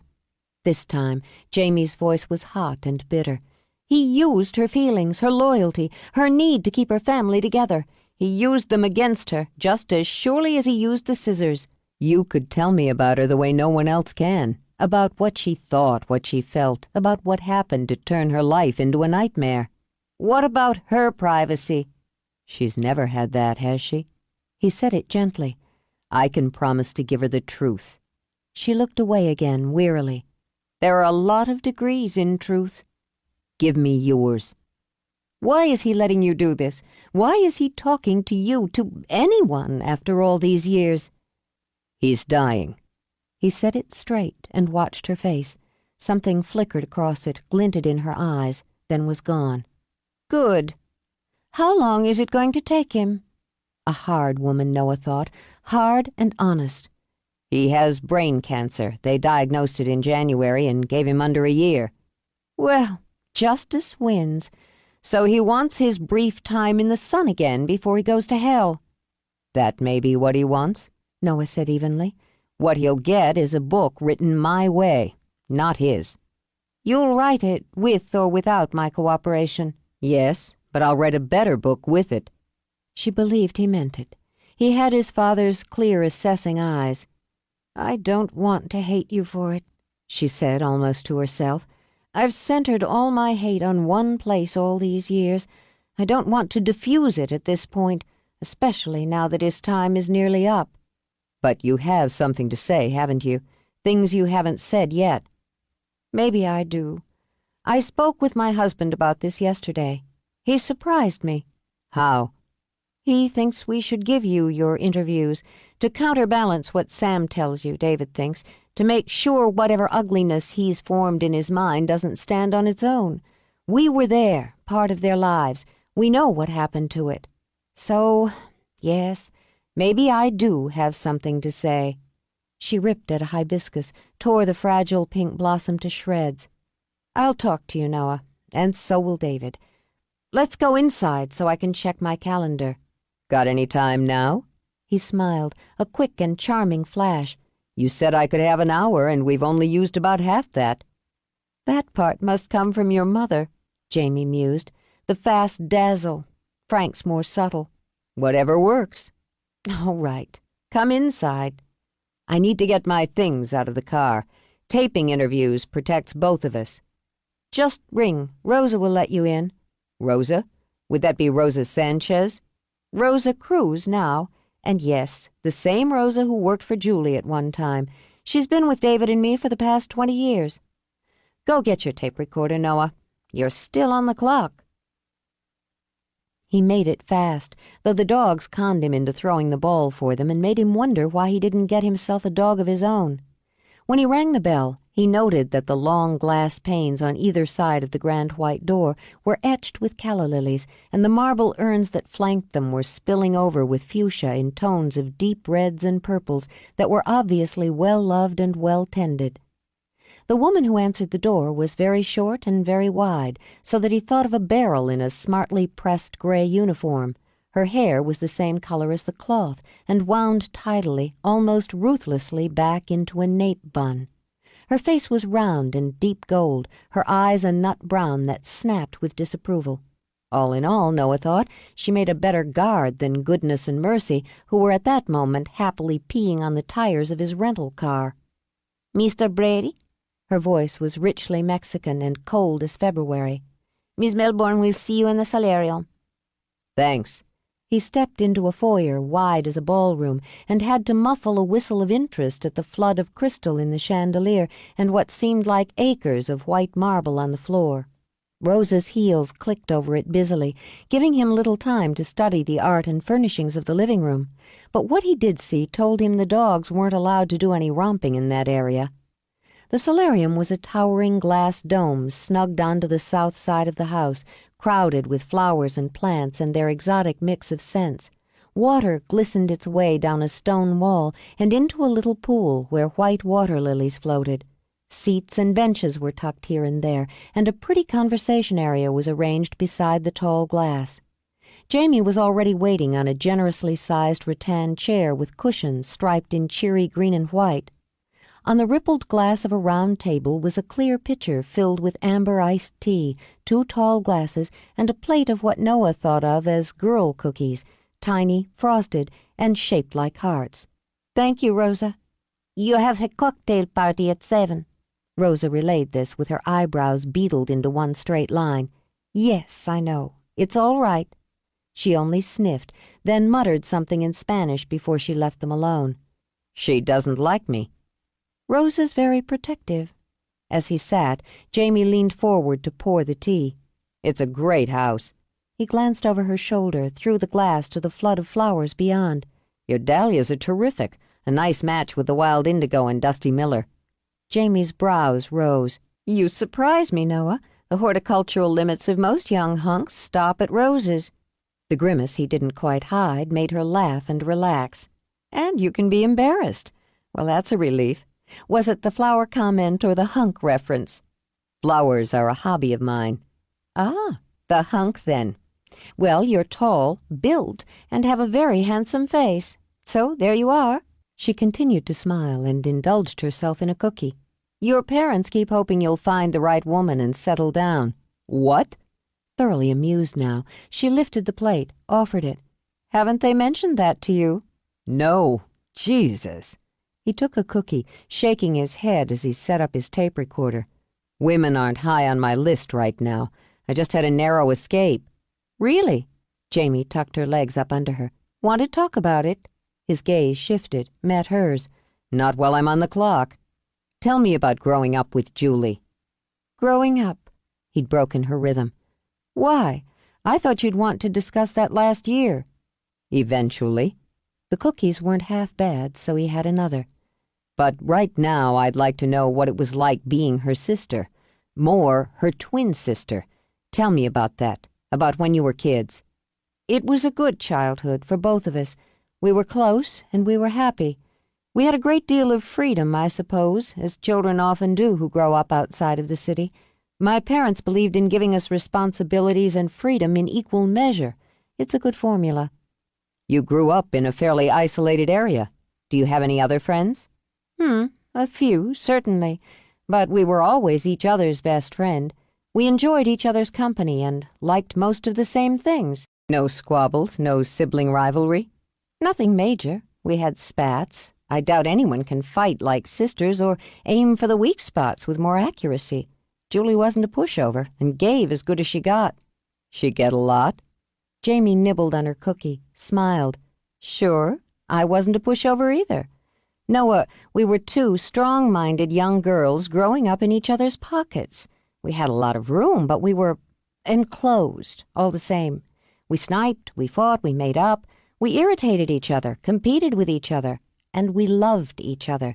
Julie would take her licks and she'd take her swipes, but she could never hold a grudge. Could you? Oh, yes. The smile again, slightly feline now. That was one thing I was always better at. With Julie, she'd go her round, aim her punches, then she'd forget it. 1 minute she'd be furious, stomp off with her nose in the air, and the next she'd be laughing and telling me to hurry up and look at something. Or it would be, oh, come on, Jamie, get over it and let's go for a swim. And if I didn't get over it quickly enough, she'd keep poking at me until I did. She was irresistible. You said holding grudges was the one thing you were better at. What was she better at? Almost everything. She was prettier, sharper, quicker, stronger, certainly more outgoing and ambitious. Didn't you resent that? Maybe I did. She looked at him blandly. Then I got over it. Julie was born to be spectacular. I wasn't. Do you think I blamed her for that? Did you? Let's put this on another level, Jamie said after a moment, using an interest we both apparently share. Do you blame one rose for being a deeper color, a bigger bloom than the other? One isn't less than another, but different. Julie and I were different. Then again, a lot of people overlook the smaller bloom and choose the more spectacular one. But there's something to be said for slow bloomers, isn't there? She's gone. Jamie picked up her glass and sipped, watching Noah over the rim. I'm still here. And if she'd lived, what then? She didn't. Her gaze shifted away now, toward something he couldn't see. I'll never know what would have been in store for both of us if Sam Tanner hadn't come into our lives. 14. I was madly in love with Sam Tanner, and I spent many delightful hours devising ways in which he would die the most hideous and painful and hopefully embarrassing of deaths. Lydia Loring sipped her mineral water and lime from a tall, slim glass of baccarat crystal and chuckled. Her eyes, a summery baby blue, flirted expertly with Noah and had him grinning back at her. Care to describe one of the methods for the record? Well, let's see. She trailed off, recrossing her very impressive legs. There was the one where he was found chained to the bed and wearing women's underwear. He'd starved to death. It took many horrible days. So I take it the two of you didn't end your relationship in an amicable fashion. Hell, we didn't do anything in an amicable fashion. We were animals from the first minute we laid hands on each other. I was crazy about him, she added, running her finger around the rim of her glass. Literally. When they convicted him, I opened a bottle of Dom Perignon 75 and drank every single drop. That was several years after your relationship ended. Yes, and several years before my lovely vacation at Betty Ford's. I do occasionally still miss the marvelous zip of champagne. She lifted a shoulder. I had problems, so did Sam. We drank hard, played hard, worked hard. We had outrageous sex, vicious fights. There was no moderation for either of us back then. Drugs? Rehabilitated, she said, holding up a hand and flashing a killer smile. My body's a temple now, and a damn good one. No arguing there, Noah responded, and made her purr. But there were drugs. Honey, they were passed out like candy. Coke was our favorite party favor. Word was, after Sam fell for Julie, she put a stop to that. But me, I just kept on flying. Wrecked my health, toppled my career, screwed up my personal life by marrying two money-grubbing creeps. When the 80s dawned, I was sick, broke, ruined. I got clean and clawed my way back. Sitcom guest shots, bit parts in bad movies. I took whatever I could get, and I was grateful. Then, 6 years ago, I got Roxy." She smiled over the situation comedy that had boosted her back on top. "A lot of people talk about reinventing themselves. I did it." Not everyone would be so upfront about the mistakes they made along the way. You've always been brutally honest about what you did, where you were. Part of my personal philosophy. I had fame once, and I handled it badly. I have it again, and I don't take any of it for granted." She glanced around the spacious dressing room with its plump sofa, fresh flowers. "Some say Roxy saved my life, but they're wrong. I saved my life, and part of the process was putting my relationship with Sam Tanner in perspective. I loved him, he loved Julie, and look what that got her." She plucked a glossy green grape from a bowl, popped it in her mouth. "Look what getting dumped by him got me." How did you feel about her? "I hated her." She said it cheerfully, without a hint of guilt. "Not only did she have what I wanted, but she came off looking like the wholesome girl next door, while I was the used-up former lover. I was thrilled when their marriage hit the rocks, when Sam started showing up at clubs and parties again. The old Sam, looking for action, asking for trouble." Did you give it to him? The action? The trouble? For the first time since the interview began, she hesitated. Stalling, she rose to refill her glass. "I was different back then. Selfish, single-minded, destructive. He'd come into a party, make some comment about Julie being tired or tied up. But I knew him, knew that edge in his eyes. He was unhappy and angry and restless. I was between marriages to asshole number 1 and asshole number 2, and I was still in love with Sam, pitifully in love with him." She turned then, looking smart and sophisticated in the snazzy red suit she would wear to shoot the upcoming scene. "This is painful. I didn't realize it would be painful. Well," she lifted her glass in salute and offered him her signature self-mocking smile, "builds character. At one of those ubiquitous parties we indulged ourselves in during that regrettable era, Sam and I shared a couple of lines for old time's sake. I won't say who hosted the party, it doesn't really matter. It could have been anyone. We were in a bedroom, sitting at this ornate glass table. The mirror, the silver knife, the pretty little straws. I egged him on about Julie. I knew what buttons to push." Her gaze turned inward, and this time he thought he saw regret in them. "He said he knew she was fucking Lucas Manning. He was going to put a stop to that, by Christ, and she was going to pay for cheating on him. She was keeping his daughter away from him, turning the kid against him. He'd see them all in hell before she replaced him with that son of a bitch. They didn't know who they were dealing with, and he'd show them just who they were dealing with. He was ranting, and I pushed him along, telling him exactly what he wanted to hear. All I could think was, he'll leave her and come back to me, where he belongs. Instead, he turned on me, shoved me away. We ended up screaming at each other. Just before he slammed out, he looked at me, sneered at me. He said I'd never have any class, never be anything but a second-rate whore pretending to be a star, that I'd never be Julie. 2 days later, she was dead. He made her pay," Lydia said with a sigh.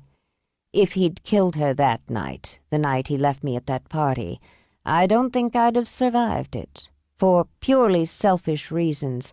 I'm grateful he waited just long enough so I was sure he'd forgotten me again. You know, it took me years to realize how lucky I was he never loved me." Did he ever hit you? "Sure." The humor came back into her eyes. "We hit each other.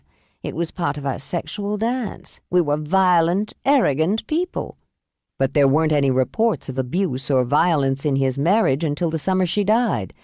What do you think about that? I think she was able to change him for a time, or that he was able to change himself for a time. Love can do that, or very great need. Noah," she came back and sat, "I believe he really, really wanted to be the person he was with her, and it was working. I don't know why it stopped working, but he was a weak man who wanted to be strong, a good actor who wanted to be a great one. Maybe because of that, he was always doomed to fail. There was a brisk knock at the door. Miss Loring, you're needed on the set. 2 minutes, honey.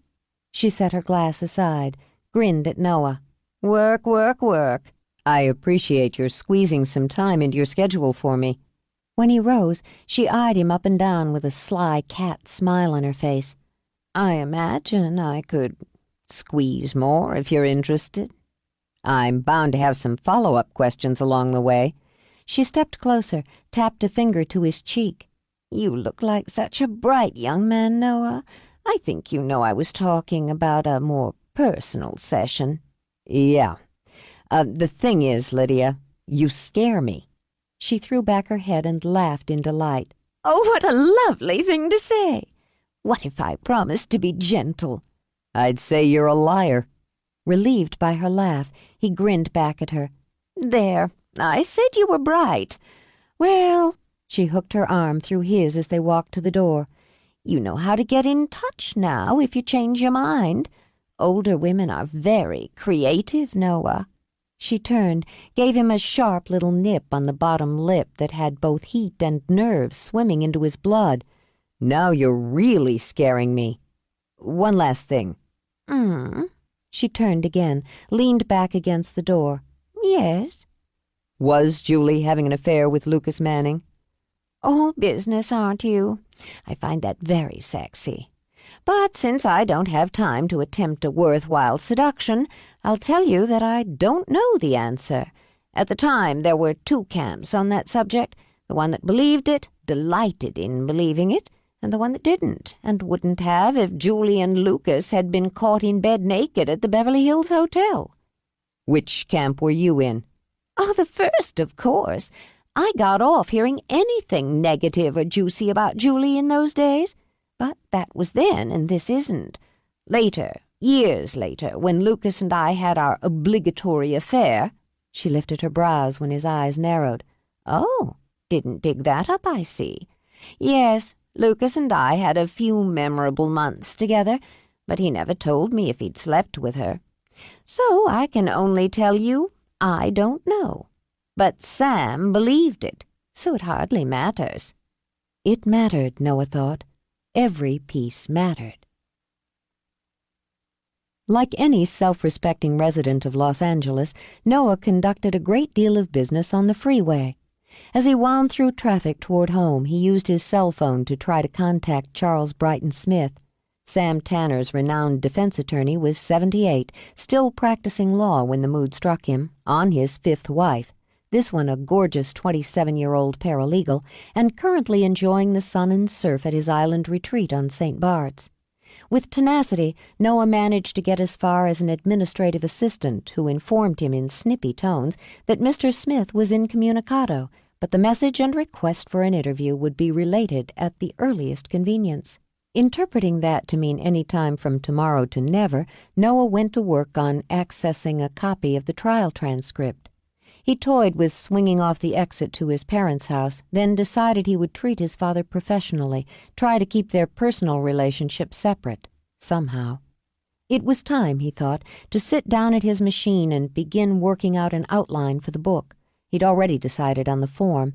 It wouldn't begin with the murder as he'd once planned, but with all that had led up to it.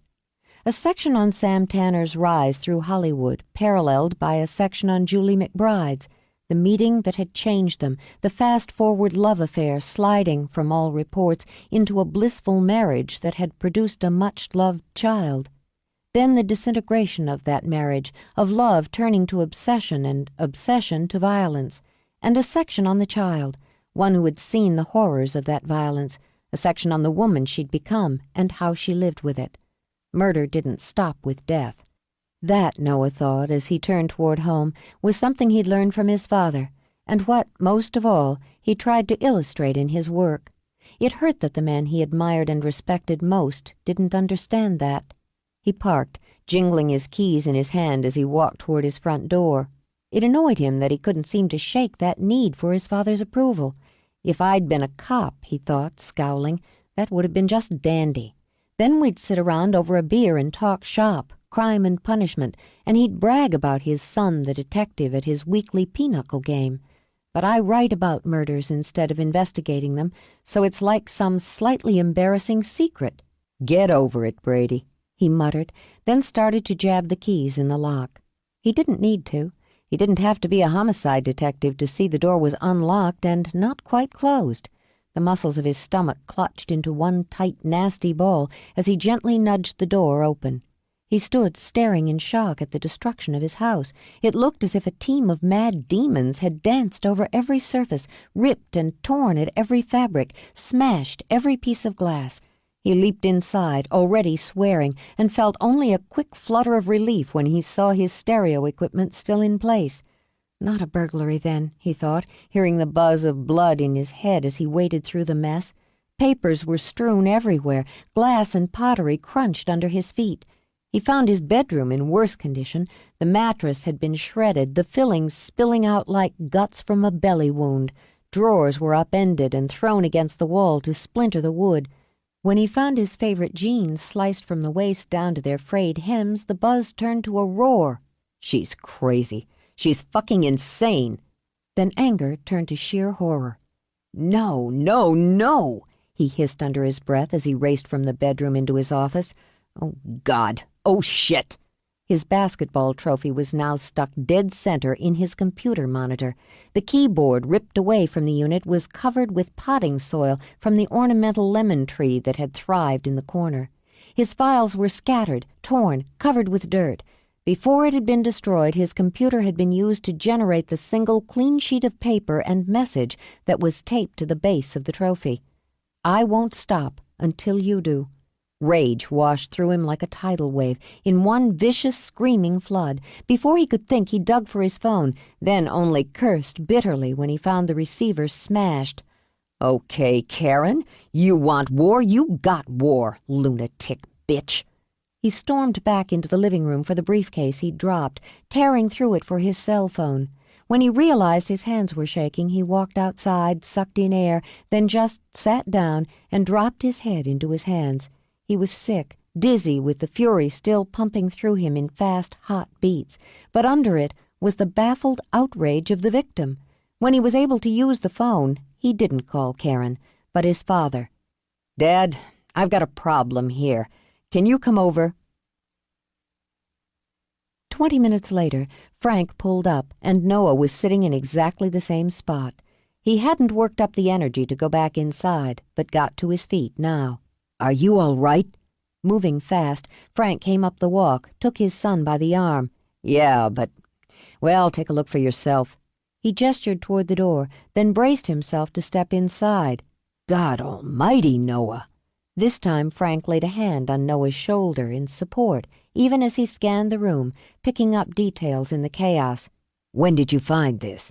"About a half hour ago, I guess. I had an appointment in Burbank, just got back. I've been gone all day doing research." "Did you call the cops?" "No, not yet." "That's the first step. I'll do it." He took Noah's phone and made the call. "The electronics are still here," he began when he disconnected. "You keep any cash in the house?"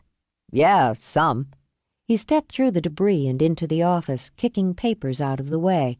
He found his desk drawer in the corner, with a $50 bill under it. "I probably had a couple of $100, he said, holding up the bill. "I'd guess the rest is buried under here somewhere. Everything's still here, Dad. It's just trashed." "Yeah, I think we can rule out burglary." He studied the monitor, felt a twinge of his own. He remembered when Noah had won that MVP trophy, the pride and excitement they'd shared. "Got a beer?" "I did before I left this morning." "Let's see if you still do, and we'll go sit out on the deck." "It'll take me weeks to replace some of this data," Noah said as he rose. "Some I'll never be able to replace. I can buy a goddamn new computer, but not what was in it." "I know. I'm sorry, Noah. Let's go outside and sit down until the uniforms get here." "Sure. What the hell?" More sick than angry now, Noah found 2 beers in the refrigerator, popped tops on both, and sat with Frank on the back deck. "You got any idea who or why on this?" Noah let out a short laugh, then tipped back the beer to drink deeply. Just a little bunny boiler, I know. Excuse me. Karen. Noah dragged a hand through his hair, then sprang up to pace. A little clip from Fatal Attraction. She didn't take it well when I stopped seeing her. She's been calling, leaving crazy messages, and the other day she was out here when I got home, all dewy-eyed and apologetic. When I didn't bite, she got nasty. Keyed my car on the way out. You still have any of her messages on your machine? No. My strategy was to ignore her so she'd go away. He looked in through the deck door, and the light of battle came back into his eyes. Didn't work. She's going to pay for this. You know what she drives? Sure. We'll check with the neighbors, see if anyone saw her or her car in the area today. You give the cops her address and let them go have a talk with her. Talk's not what I have in mind. The best thing for you to do is stay clear.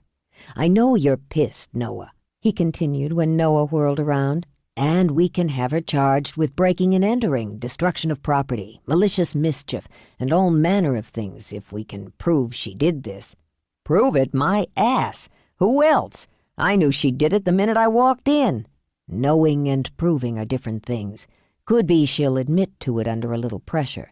But for now, you let the cops take the report, do their job, and you steer clear. Don't talk to her. Worry clouded Frank's eyes at the battle light gleaming in his son's. Has she ever gotten physically violent with you? Jesus, I outweigh her by 60 pounds. He sat again, then looked up quickly. I never touched her that way. The last time she was here, she went at me and I hauled her out the door. Frank worked up a smile. You sure can pick 'em. I'm giving celibacy a try for a while. With a sigh, Noah picked up his beer again. Women are too much trouble. A couple of hours ago, I got hit on by a TV star old enough to be my mother, and for a minute, it didn't seem like such a bad idea. Your appointment in Burbank, Frank said, primarily to keep Noah's mind off his problem for a little while. Yeah, Lydia Loring. She looks damn good. He rubbed the bottle of beer between both hands. I'm interviewing people connected to Sam Tanner and Julie McBride. I've been to San Quentin. I've talked to Tanner twice. Frank puffed out his cheeks. What do you want me to say? Nothing. Disappointment was just one more weight in his gut. But I'm hoping you'll cooperate. Talk to me about the case, your investigation.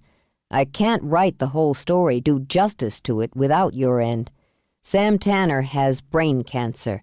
He has less than a year to live. Frank lowered his eyes to his beer. Some things come around, he murmured. They take their own sweet time, but they come around. Don't you want to know? Noah waited until Frank looked up again. You never forgot this case, never really let go of it or the people in it. He confessed, he recanted, then he shut up for 20 years. Only 3 people know what happened that night, and only 2 of them are still alive. One's dying. And one was 4 years old, Noah, for pity's sake. Yeah, and her testimony damned him. Tanner will talk to me. I'll convince Olivia McBride to talk to me, but you're the one who strings them together. Are you going to talk to me? He's still looking for glory. At the end, he's still looking for glory, and he'll twist what he tells you so he gets it. The McBride family deserves better. I thought I deserved your respect, but I guess we don't always get what we deserve. He got to his feet. The cops are here. Noah. Frank stood, touched a hand to his son's arm. Let's table this until we get what's going on here with you straightened out. Then we'll talk again. Fine. Noah. Frank tightened his grip, accepted the look of anger in his son's eyes. Let's get through one problem at a time. He nodded toward the living area. This is a pretty big one. Sure. Noah resisted the nasty urge to shrug the hand away. One problem at a time. It was one tedious routine followed by another, telling his story to the police, answering their questions, watching them look over what was left of his things was only the first. He called his insurance company, reported the loss, dealt with the curiosity of the neighbors who wandered down. Then he locked himself inside and wondered where to begin. It seemed most practical to start in the bedroom to see if he had any clothes worth salvaging or if he'd walk around naked until he could get more. He managed to pick through, find enough for one mixed load, and dumped it all together in the washing machine. He ordered a pizza, got out another beer, and, sipping it, studied the living room. He wondered if it wouldn't be better all around to just hire a crew to come in with shovels and haul the entire mess away. "Start from scratch, Brady," he muttered. "It could be liberating." He was still scoping it out when someone knocked on his door. Since it was too soon for the pizza, he considered ignoring it, but decided even another nosy neighbor was better than stewing in his own helpless disgust. Hey, Noah, don't you ever return phone calls? I've been... Whoa, some party. Why wasn't I invited? Resigned, Noah closed the door behind his oldest friend. Mike Elmo had been part of his life since grade school. It was a surprise party. I bet. Mike hooked his thumbs in the pockets of the Dockers he'd bought because the commercials had convinced him women couldn't resist a guy wearing them, and blinked out of eyes red-rimmed from the contacts he couldn't quite adjust to. Man, this sucks. Want a beer? You bet. You get ripped off? Just ripped. Noah took the path he'd already kicked clear into the kitchen. Karen's a little irritated that I dumped her. Wow. She do this? Seriously twisted. He shook his head, his chestnut brown eyes soft and sad. I told you. Noah snorted and offered the beer. You told me she was your lifetime fantasy woman and tried to pump me for every sexual detail. So my fantasy woman's twisted. What are you going to do? Drink this beer, eat some pizza, and start cleaning it up. What kind of pizza? Pepperoni and mushroom. Then I can give you a hand. Mike plopped his chunky butt on a torn cushion. So, do you think Karen'd have sex with me now that you're split? Jesus, Mike. Noah enjoyed his first laugh in hours. Sure, I'll even put in a good word for you. Cool. Rebound sex is very intense. He stretched out his short legs, crossed his ankles. Oh, yeah, I get a lot of rebound sex. Guys like you shake a woman off, they're prime for me. I sure do appreciate your support and sympathy during this difficult time. You can count on me. He offered Noah his surprisingly sweet puppy dog smile out of his half-homely face. Hey, it's only stuff, and not really good stuff anyway. You go back to IKEA or hit Pier 1 or something and dump it all back in. Take you a few hours. Because he'd been thinking the same thing about the bulk of his furniture, Noah scowled. She broke my basketball trophy. Mike straightened, and a look of utter horror whitened his face. Not the MVP. Not from the championship game of '86. Yeah. And since that had gotten the kind of rise out of his friend that soothed the soul, he narrowed his eyes. She broke it by shoving it into my computer monitor. That sick, evil bitch broke your computer? Christ God! He was up now, stumbling through the wreckage to Noah's office. Computers were Mike's first love. Women could come and go, and for him it was usually the latter, but a good motherboard was always there for you. He actually yelped when he saw the damage, then leaped toward the once sleek trophy. Jesus! She killed it dead. She mutilated it, butchered it. What kind of a mind does this?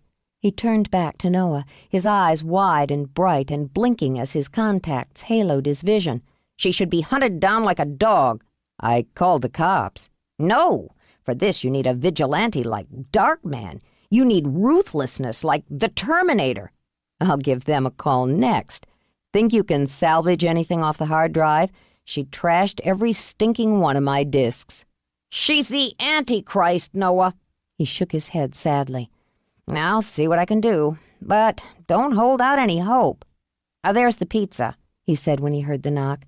Let me fuel up, then I'll do what I can do. And you know what? I don't even want rebound sex with her now. 15.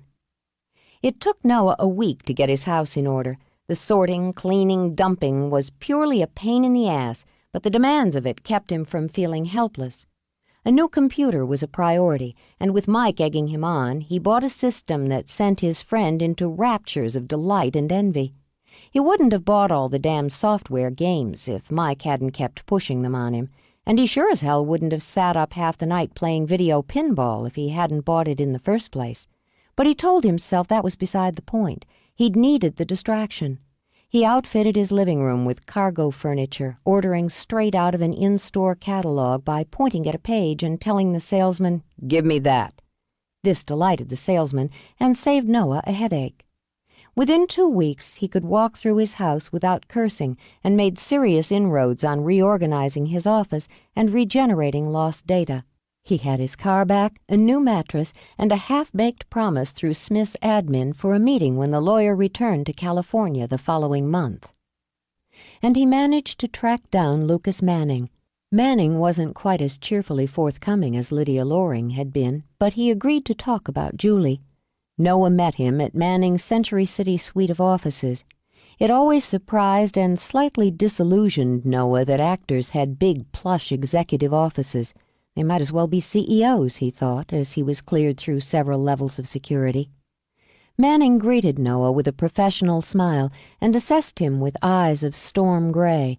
The years had turned his once burnished gold coin hair into the brilliance of polished pewter and filed down his face to the sharp points and angles of a scholar. According to the polls, women continued to find him one of the most appealing leading men in the business. "I appreciate your taking the time to talk to me." "I might not have." Manning gestured to a chair. "But Lydia campaigned for you." "She's quite a woman." "Yes, she is. So was Julie, Mr. Brady, and even after all this time, it's not easy for me to talk about what happened to her." No need for small talk, Noah thought, and following Manning's lead, he took out his recorder and pad. "You worked together." "One of the happiest experiences of my life. She was a brilliant natural talent, an admirable woman, and a good friend." "There are those who believed, and still believe, that you and Julie McBride were more than friends." "We could have been." Manning eased back, laid his hands on the ornately carved arms of his chair. "If she hadn't been in love with her husband, we would have been. We were attracted to each other. Part of that was the intimacy of the roles we played, and part was simply a connection." "Sam Tanner believed you acted on that connection." "Sam Tanner didn't value what he had."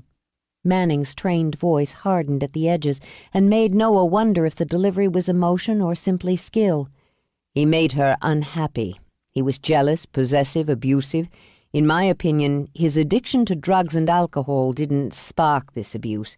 It simply uncovered it." There was a bitterness still toward Tanner, Noah thought, every bit as ripe as Tanner's was toward him. "Did she confide in you?" "To an extent." He lifted the fingers of one hand off the arm of the chair, then dropped them again like a pianist hitting keys. "She wasn't a whiner. I admit I pressed her to talk to me, and we'd grown close during the filming, remained friends afterward. I knew she was troubled. At first she made excuses for him, then she stopped. Ultimately she told me, in confidence, that she'd filed for divorce to snap him out of it, to force him to get help." "Did you and Tanner ever discuss it?" Manning's lips twisted into a smile, wry and experienced. "He had a reputation for having a violent temper, for causing scenes. My career had just taken off, and I intended to be in it for the long haul. I avoided him. I'm not of the school that believes any press is good press, and I didn't want to see headlines splashed around gloating that Tanner and Manning had brawled over McBride. Instead, they gloated that Manning and McBride were an item. There was nothing I could do about that. One of the reasons I agreed to this interview was to set the record straight about my relationship with Julie." "Then I have to ask, why haven't you set the record straight before now? You've refused to discuss her in interviews since her death." "I set the record straight." Manning angled his head slightly, lowered his chin. It was an aggressive stance with those storm cloud eyes just narrowed. "In court," he continued, "under oath. But the media, the masses, were never really satisfied. For some, the idea of scandal, of illicit sex, was as much of a fascination as murder. I refused to play into it, to demean Julie that way." Maybe, Noah mused, Or maybe the mystery of it gave your rocketing career one more boost. And now? Now you're going to write the book. Rumors around this town are that it'll be the definitive work on the Julie McBride murder. He smiled thinly. I'm sure you know that. There are a lot of rumors around this town, Noah said equably. I let my agent worry about that end of it. I just do the work. Lydia said you were sharp. You're going to write the book, he repeated. I'm part of the story, so I'll answer the questions I've refused to answer for the last 20 years. Julie and I were never lovers. Tanner and I never fought over her. The fact is, I'd have been delighted if both of those misconceptions had been true. The morning I heard what had happened to her remains the worst day of my life. How did you hear? David Melbourne called me. Julie's family wanted to block as much media as possible, and he knew the minute the press got wind of it, they'd start hammering me for comments, interviews, statements. Of course he was right, Manning murmured. It was early. The call woke me. My private number. Julie had my private number. He closed his eyes and pain flickered over his face. He said, Lucas, I have terrible, terrible news. I remember exactly how his voice broke, the grief in it. Julie's dead. Oh, God, Julie's dead. Sam killed her. He opened his eyes again, emotion rushing into them. I didn't believe it. Wouldn't. It was like a bad dream, or worse, some scene I'd be forced to play over and over again. I'd just seen her the day before. She'd been beautiful and alive, excited about a script she'd just read. Then David told me she was dead. Were you in love with her, Mr. Manning? Completely. Manning gave him 2 full hours. Noah had miles of tape, reams of notes. He believed part of Manning's interview had been calculated, rehearsed, timing, phrasing, pause, and impact. But in it there was truth, and with truth there was progress. He decided to celebrate by meeting Mike at an off-the-strip bar called Rumors for a couple of drinks. She's giving me the eye. Mike rolled his own watering eyes to the left and muttered into his Pilsner. Which eye? The eye, you know. The blonde in the short skirt. Noah considered his order of nachos. The energy from a good day's work bubbled under the surface of his skin and, conversely, helped him relax. There are 133 blondes in short skirts in here. They all have eyes.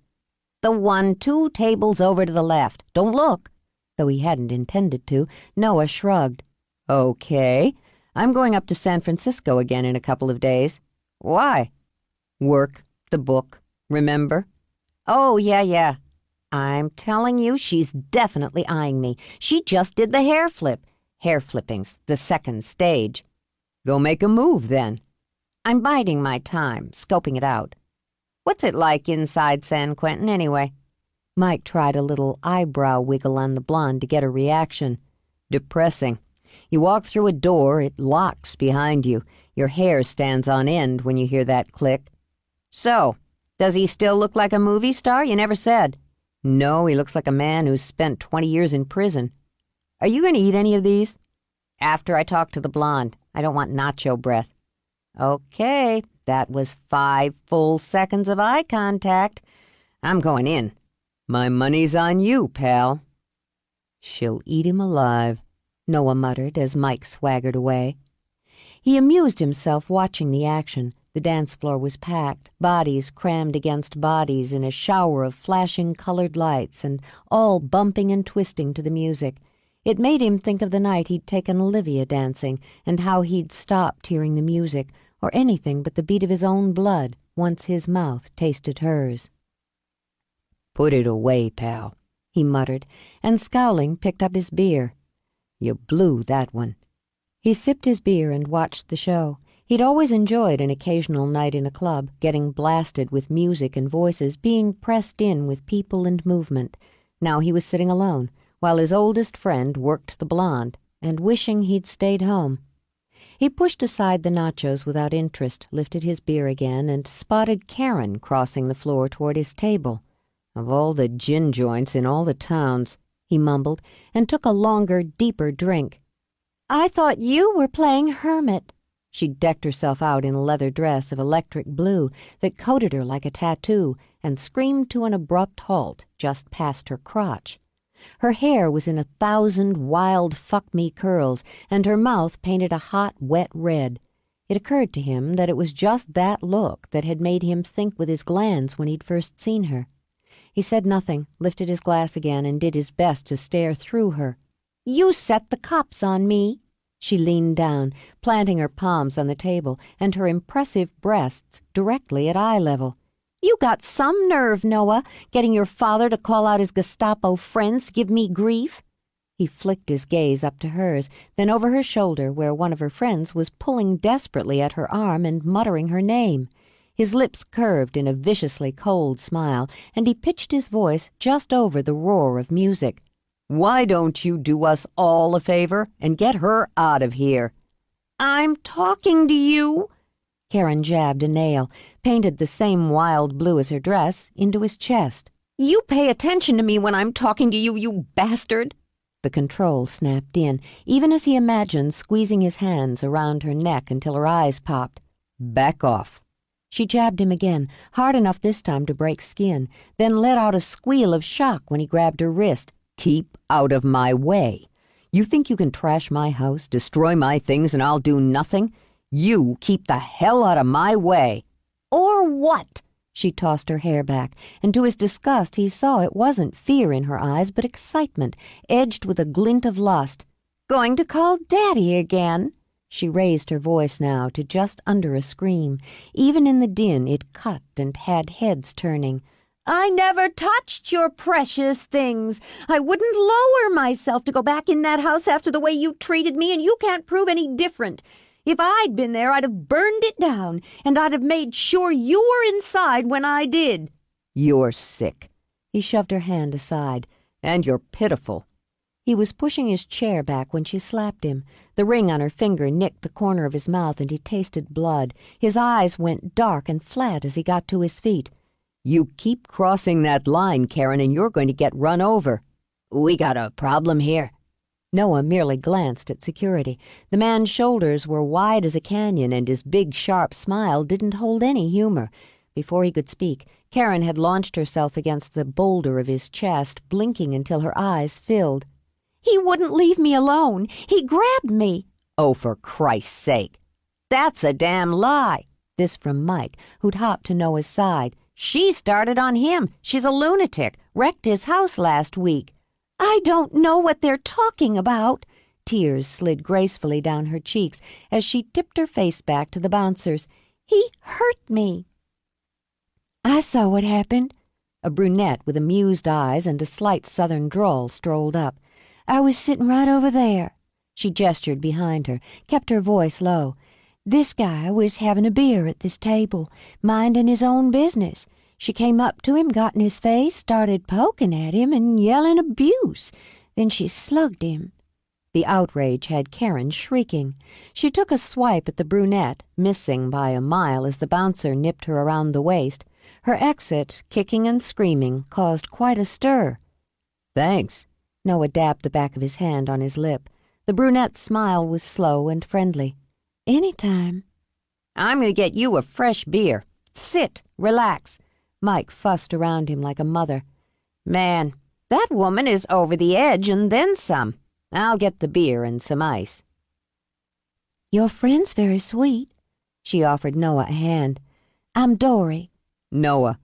"Yes, I got that from Mike already. He likes my friend." She fluttered a hand toward the table where the blonde sat looking wide-eyed and prettily distressed. "She likes him. Why don't you join us?" She had a voice like cream and skin to match, intelligent interest in her eyes and a sympathetic smile, and he was just too damn tired to start the dance. I appreciate it, but I'm going to take off. Go home, soak my head. I'm considering entering a monastery. She laughed, and because he looked as if he could use it, touched a light kiss to his cheek. "Don't do anything rash. 10, 20 years from now, you'll look back and smile at this little incident." Yeah, that's about right. Thanks again. And tell Mike I'll catch him later. "Sure." She watched him go with a little tug of regret.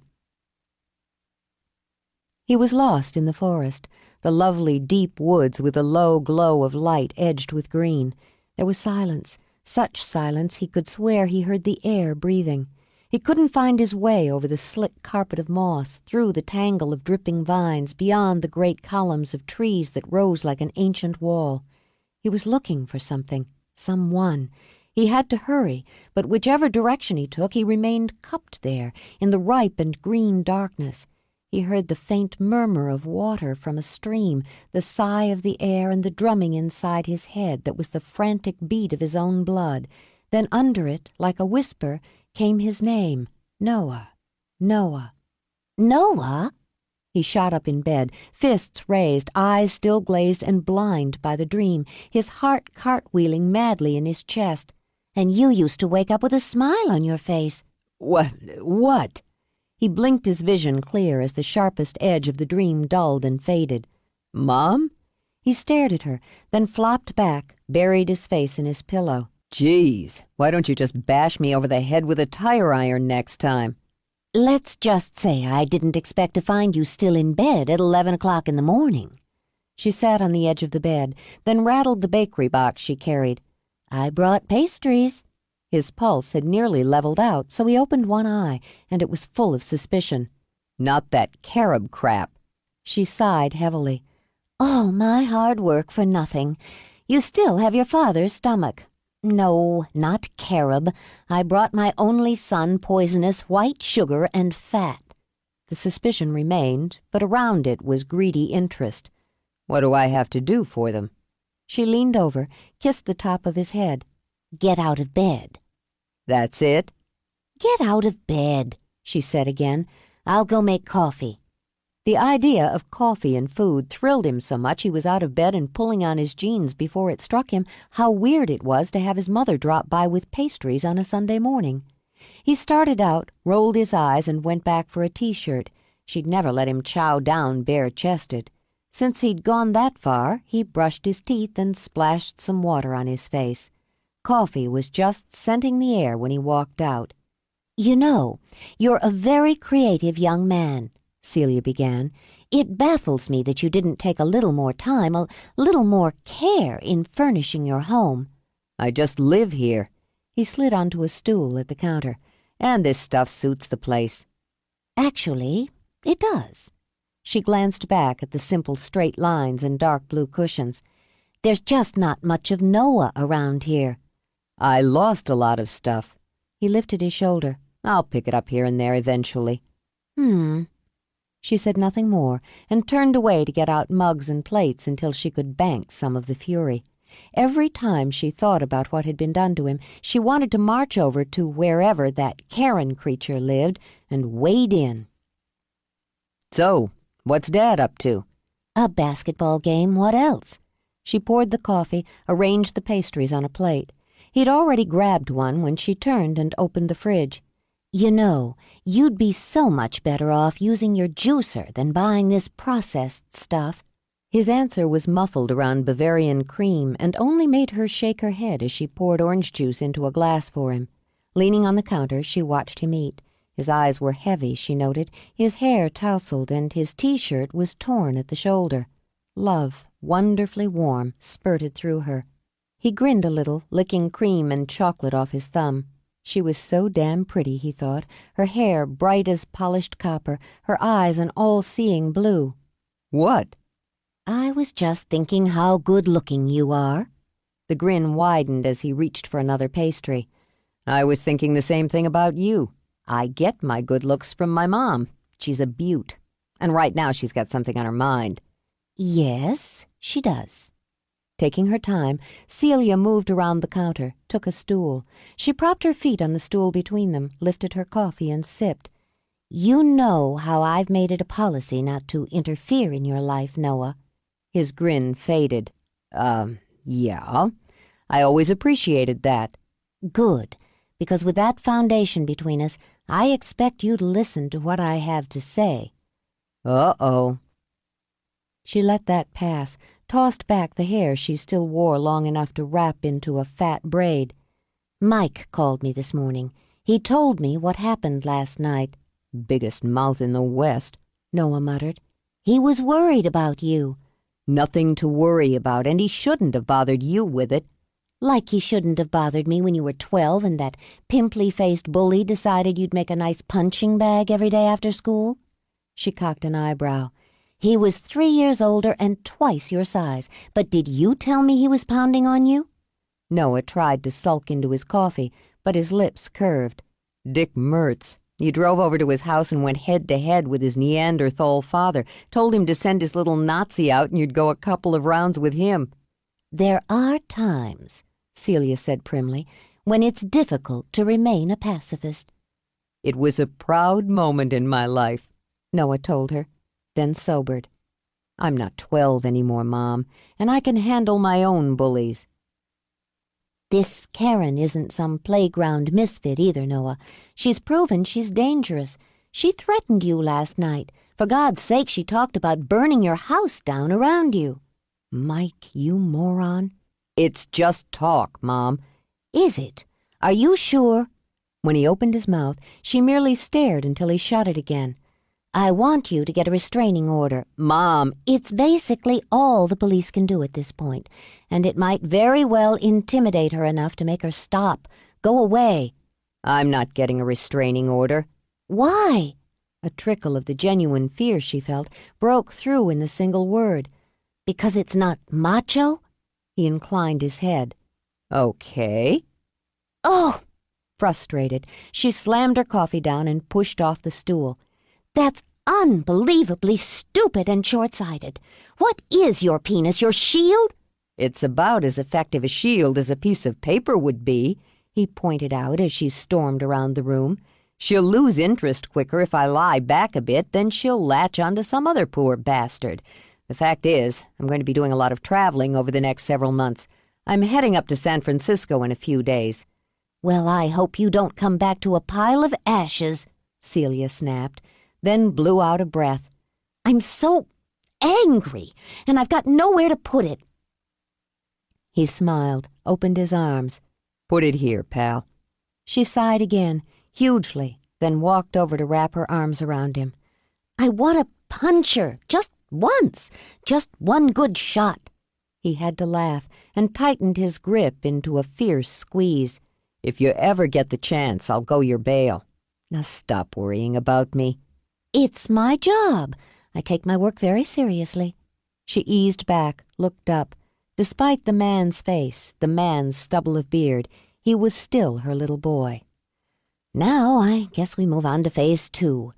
I know you and your father are tiptoeing around each other. Let it go, Mom. Not when it involves the two most important people in my life. The two of you were like a couple of polite strangers at my birthday dinner. Would you rather we'd fought about it? Maybe. Boy, I seem to have latent violent tendencies. She smiled a little, smoothed a hand over his hair, wished she could smooth out his troubles as easily. I hate seeing both of you unhappy and distant. This is my job, he pointed out, and I take it very seriously. I know you do. He doesn't. That's not true, Noah. Her brow furrowed because she heard the unhappiness under the anger. He just doesn't completely understand what you do and why you do it. And this particular case is very personal to him. It's personal to me, too. I don't know why, he said when she studied him. It just is, always has been. I have to follow through. I know that, and I think you're right. The tension and resentment eased off his shoulders. Thanks. I only want you to try to understand your father's feelings on it, and actually, I think you'll come to as you go deeper into the people and the events. Noah, he ached for that little girl. I don't think he's ever stopped aching for her. There have been other cases, other horrors, but that child stayed with him. She stayed with me, too, he thought, right inside me. But he didn't say it. He hadn't wanted to think it. I'll be going up to Washington to see if she's still there. Celia hesitated, suffered through the tug-of-war with loyalties. She's still there. She and your father have kept in touch. Really? Noah considered as he got up to pour more coffee. Well, then, that should make things easier. I'm not sure anything will make this easier. An hour later, when he was alone and slightly queasy from having inhaled 4 pastries, Noah decided it was as good a day as any to travel. This time he'd drive to San Francisco, he thought, as he went to the bedroom to toss what few clothes he had in a bag. It would give him time to think, and he could make arrangements on the way for a few days at the River's End Lodge. It would give him time to prepare himself for seeing Olivia again. 16. Sam's nerves slithered under his skin like restless snakes. To keep them at bay, he recited poetry, Sandburg, Yeats, Frost. It was a trick he'd learned during his early stage work where he'd suffered horribly, and had refined in prison, where so much of the life was waiting, nerves, and despair. At one time he'd tried to calm himself, control himself, by running lines in his head, bits and pieces of his movies in which he would draw the character up from his gut, become someone else. But that had led to a serious bout of depression during the first nickel of his time inside. When the lines were done, he was still Sam Tanner. He was still in San Quentin, and there was no hope that tomorrow would change that. But the poetry was soothing, helped stroke back that part of himself that was screaming. When he'd come up for parole the first time, he'd actually believed they would let him go. They, the tangled mass of faces and figures of the justice system, would look at him and see a man who'd paid with the most precious years of his life. He'd been nervous then, with sweat pooling in his armpits and his gut muscles twisted like thin rope, but beneath the fear had been a simple and steady hope. His time in hell was done and life could begin again. Then he'd seen Jamie, and he'd seen Frank Brady, and he'd known they'd come to make certain the doors of hell stayed locked. She'd spoken of Julie, of her beauty and talent, her devotion to family, of how one man had destroyed all that out of jealousy and spite, how he had endangered and threatened his own child. She'd wept while she'd addressed the panel, Sam recalled, quiet tears that had trickled down her cheeks as she spoke. He'd wanted to leap to his feet when she'd finished, shouting, "Cut! One-take wonder! Brilliant performance!" But he'd recited poetry in his head and remained still, his face blank, his hands resting on his thighs. Then Frank had his turn, the dedicated cop focused on justice. He'd described the scene of the murder, the condition of the body, in the pitiless, formal detail of police speak. Only when he'd talked of Olivia, of how he'd found her, did emotion slip into his voice. It had been all the more effective. Olivia had been 19 then, Sam thought now. He'd tried to imagine her as a young woman, tall and slim, with Julie's eyes and that quick smile. But he'd only seen a little girl with hair as pale as dandelion puff, who'd always wanted a story at bedtime. He'd known, as Frank had looked at him, as their eyes had met and held, that parole wouldn't be granted. He'd known that this same scene would be repeated year after year like a film clip. The rage he'd felt wanted to spew from his mouth like vomit. In his head he'd found Robert Frost and gripped the lines like a weapon. "I have promises to keep, and miles to go before I sleep." For the last 5 years he'd formed and refined those promises. Now the son of the man who'd murdered his hope was going to help him keep them. That was justice. Over a month had passed since Noah had first come to see him. Sam had begun to worry that he wouldn't come back, that the seeds he'd so carefully planted hadn't taken root after all. Those plans, those hopes, those promises that had kept him alive and sane would shatter, leaving him only the sharp edges of failure. But he'd come back, was even now being led to this miserable little room. Interior scene, day, Sam thought, as he heard the lock slide open. Action. Noah walked to the table, set down his briefcase. Sam could smell his shower on him, the hotel soap. He was dressed in jeans, a soft cotton shirt, black Converse high tops. There was a small, healing cut at the corner of his mouth. Sam wondered if he knew how young he was, how enviably young and fit and free. Noah took his tape recorder, a notebook and pencil out of the briefcase, and when the door was shut and locked at his back, tossed a pack of Marlboros and a book of matches in front of Sam. "Didn't know your brand." Sam tapped a fingertip on the pack, and his smile was sly and wry. "One's the same as the other in here. They'll all kill you, but nobody lives forever. Most of us don't know when or how it's going to end for us. How does it feel being someone who does?" Sam continued to tap his finger on the pack. It's a kind of power, or would be if I were in the world. In here, one day's the same as the next, anyway. Regrets? About being in here or dying? Either. Both. With a short laugh, Sam opened the cigarettes. Neither one of us has enough time for that list, Brady. Just hit the high points. I regret I won't have the same choices you do when this hour's up. I regret I can't decide. You know, I'd think I'd like a steak tonight, medium rare, and a glass of good wine to go with it, and strong black coffee after. Ever had prison coffee? Yeah. It was a small thing to sympathize with. It's worse than cop coffee. What else do you regret? I regret that when I'm finally able to make that choice again, have that steak, I'm not going to have that much time to enjoy it. That seems fairly simple. No. There are those who have choices and those who don't. It's never simple to the ones who don't. What choices have you made? He slid a cigarette out of the pack, angled it toward the recorder. With this? How far are you going to go with this? All the way. Sam looked down at the cigarette, effectively shuttering his eyes and whatever was in them. He opened the book of matches, tore one off, struck it to flame. Now, with his eyes closed, he drew in that first deep gulp of Virginia tobacco. I need money. When Noah only lifted an eyebrow, Sam took a second drag. I'm getting out when my 20's up. My lawyer's done that dance. I'm going to live on the outside for maybe 6 months. I want to live decently, with some dignity, and what I've got isn't going to run to that stake. He took another drag, a calming breath, while Noah waited him out.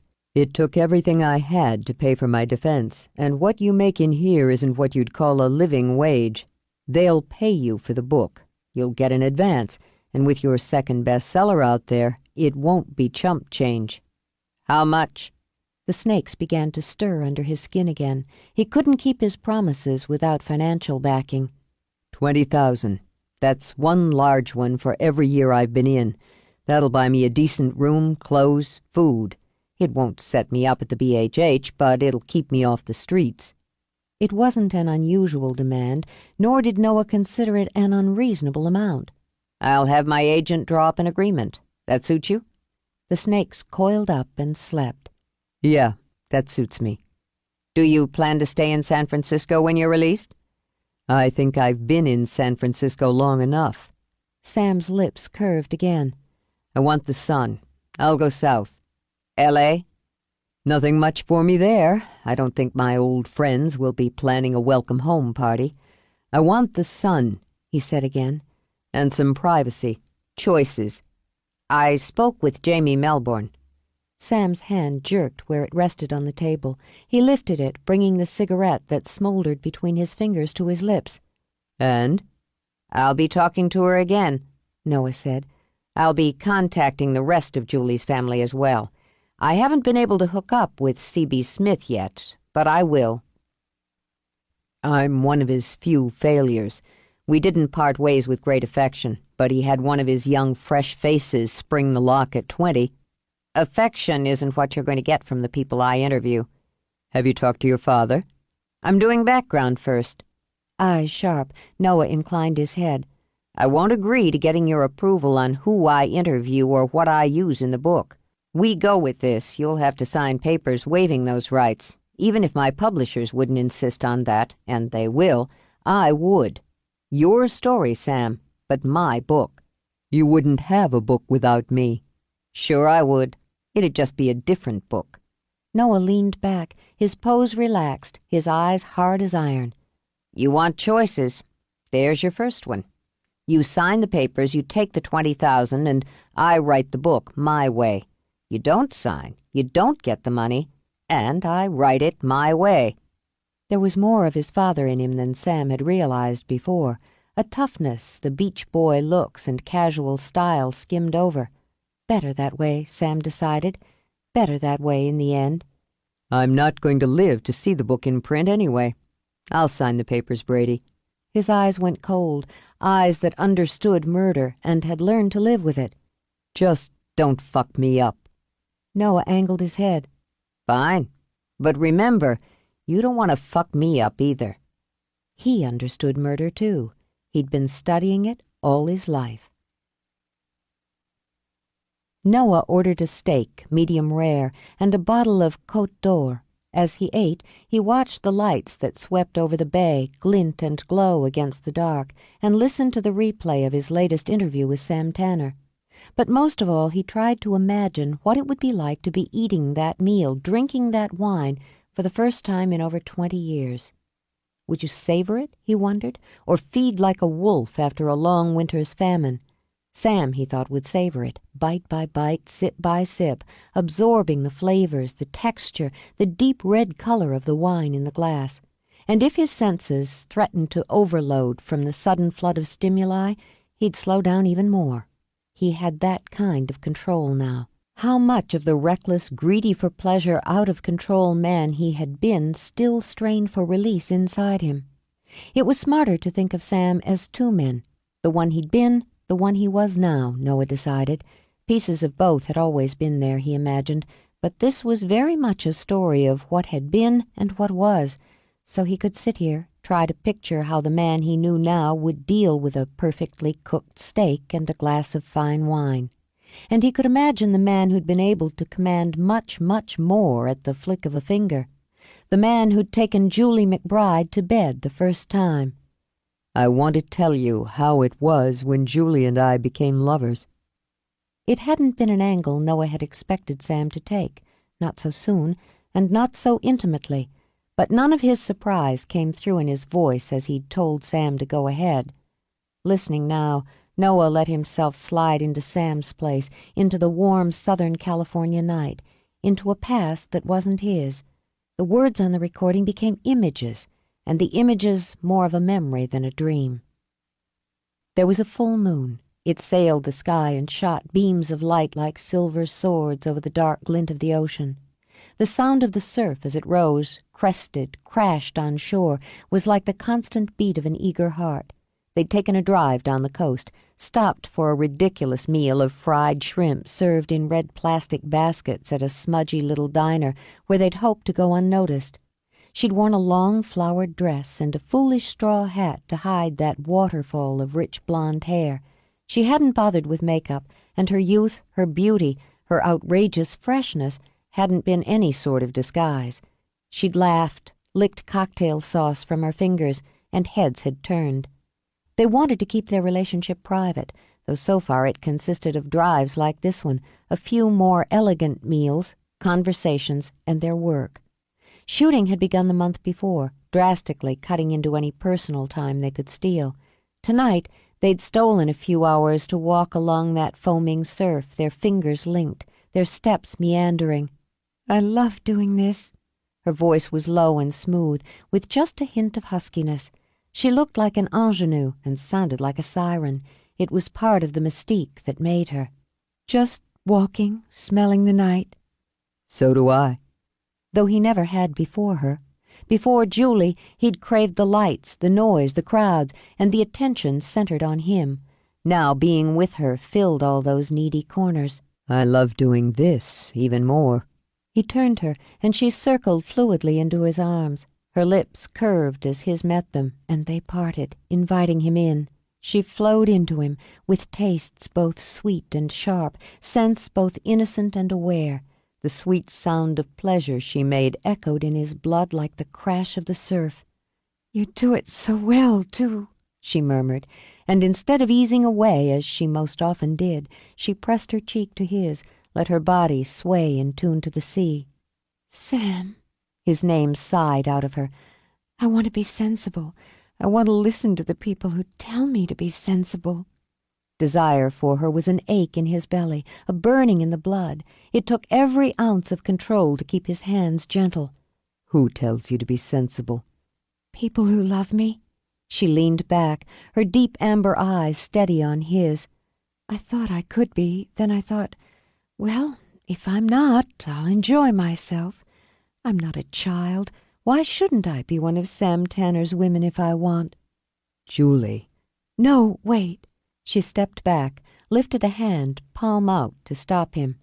"I'm not a child, Sam, and I can deal with reality. I only want you to be honest with me. Is that where we're heading?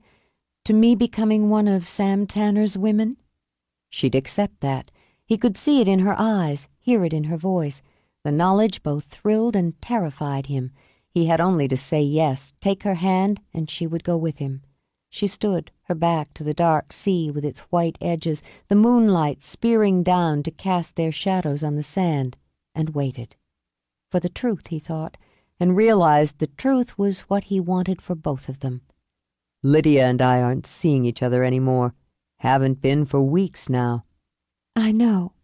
Julie smiled a little. "I read the gossip columns like anyone else, and I wouldn't be here with you tonight if you were still involved with someone else." It's over between us, he said carefully. It was over the first minute I saw you, because the first minute I saw you, I stopped seeing anyone else, stopped wanting anyone else. The first minute I saw you. He stepped to her, slipped the straw hat away so that her hair tumbled down. I started falling in love with you. I still am. I don't think I'll ever stop. Her eyes filled so that the sheen of tears sparkled like diamonds against gold. "What's the point of being in love if you're going to be sensible? Take me home with you tonight." She stepped back into his arms, and this time the kiss was dark and edged with urgency. Then she was laughing, a quick river of delight as she grabbed the hat from him and sent it sailing over the water. Hands clasped again, they raced back to his car like children, eager for a treat. With another woman, he might have rushed greedily into the oblivion of movement and mating, gulping it down, taking what his body craved and seeking the brutal pleasure of release. With another woman, he might have played the role of seducer, keeping part of himself separated, like a director orchestrating each step. In both of those methods were power and satisfaction, but with Julie he could do neither. The power was as much hers as his. Nerves hummed along his skin as they walked up the stairs in his house. He closed the door of the bedroom behind them. He knew pieces of Lydia were still there, though she'd been viciously methodical in removing her things, and a number of his own, when she'd moved out. But a woman never shared a man's bed without leaving something of herself behind to force him to remember. He had a moment to wish he'd tossed out the bed, bought a new one. Then Julie was smiling at him. "Yesterday doesn't matter, Sam. Only tonight matters." She laid her hands on his cheeks. "We're all that matters, all that's real. Touch me." She whispered it as her mouth cruised over his. "I don't want to wait any longer." It all slipped into place, the nerves fading away. When he swept her up, he understood this wasn't simply sex or need or gratification. It was romance. However many times he'd set the scene before or had them set for him, he'd never believed in it. He laid her on the bed, covering her mouth with his as this new feeling flowed through him. Love, finally, love. Her arms, soft, smooth, wrapped around him as the kiss went deep. For a moment, it seemed his world centered there, in that mating of lips. He didn't tell himself to be gentle, to move slowly. He couldn't separate himself and direct the scene. He was lost in it, and her, the scent of her hair, the taste of her throat, the sound of her breath as it caught, released, caught again. He slipped the thin straps of the dress from her shoulders, urged it down her body as he savored that lovely mouth. She shivered when he stroked her breast, gasped when he skimmed tongue and teeth over the nipple, then moaned when he drew her deep into his mouth. She fit beneath him, slid against him, rose and fell with him. She said his name, only his name, and made his heart tremble. He touched and took, and gave more than he'd known he had to give to a woman. Her skin dewed, adding one more flavor. Her muscles quivered, adding another layer of excitement. He wanted to see all of her, to explore everything she had, everything she was. She was long and slender and lovely, so that even the ripple of ribs against her skin was a fascination. When she opened for him, rose up to meet him, he slipped into her like a sigh and watched those eyes film with tears. Slow, silky movement built to shudders. She cried out once, her nails biting into his hips, then again, like an echo, as he poured himself into her. Noah blinked his vision clear and heard only silence. The tape had run out, he realized. He stared at the machine, more than a little stunned that the images had come quite so clear, and more than a little embarrassed to find himself hard and unquestionably aroused, with Olivia's face in his mind. Jesus, Brady. He picked up his wine with a hand not quite steady and took a long sip.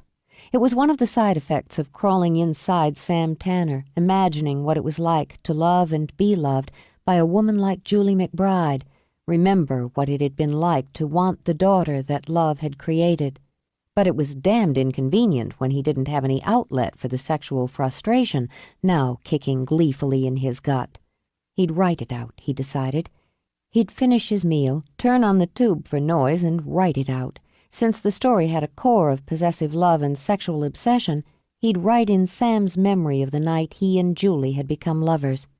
Maybe it was idealized, he thought, and maybe there were times, moments, connections that produced the kinds of feelings Sam had spoken of. For Noah, sex had always been a delightful part of life, a kind of sport that required some basic skills, a certain amount of protection, and a healthy sense of team spirit. But he was willing to believe that for some it could contain gilded emotions. He'd give Sam that night and all the romantic swells that went with it. It was, after all, how the man remembered it, or wanted to, and the shimmering romance of it would only add impact to the murder itself.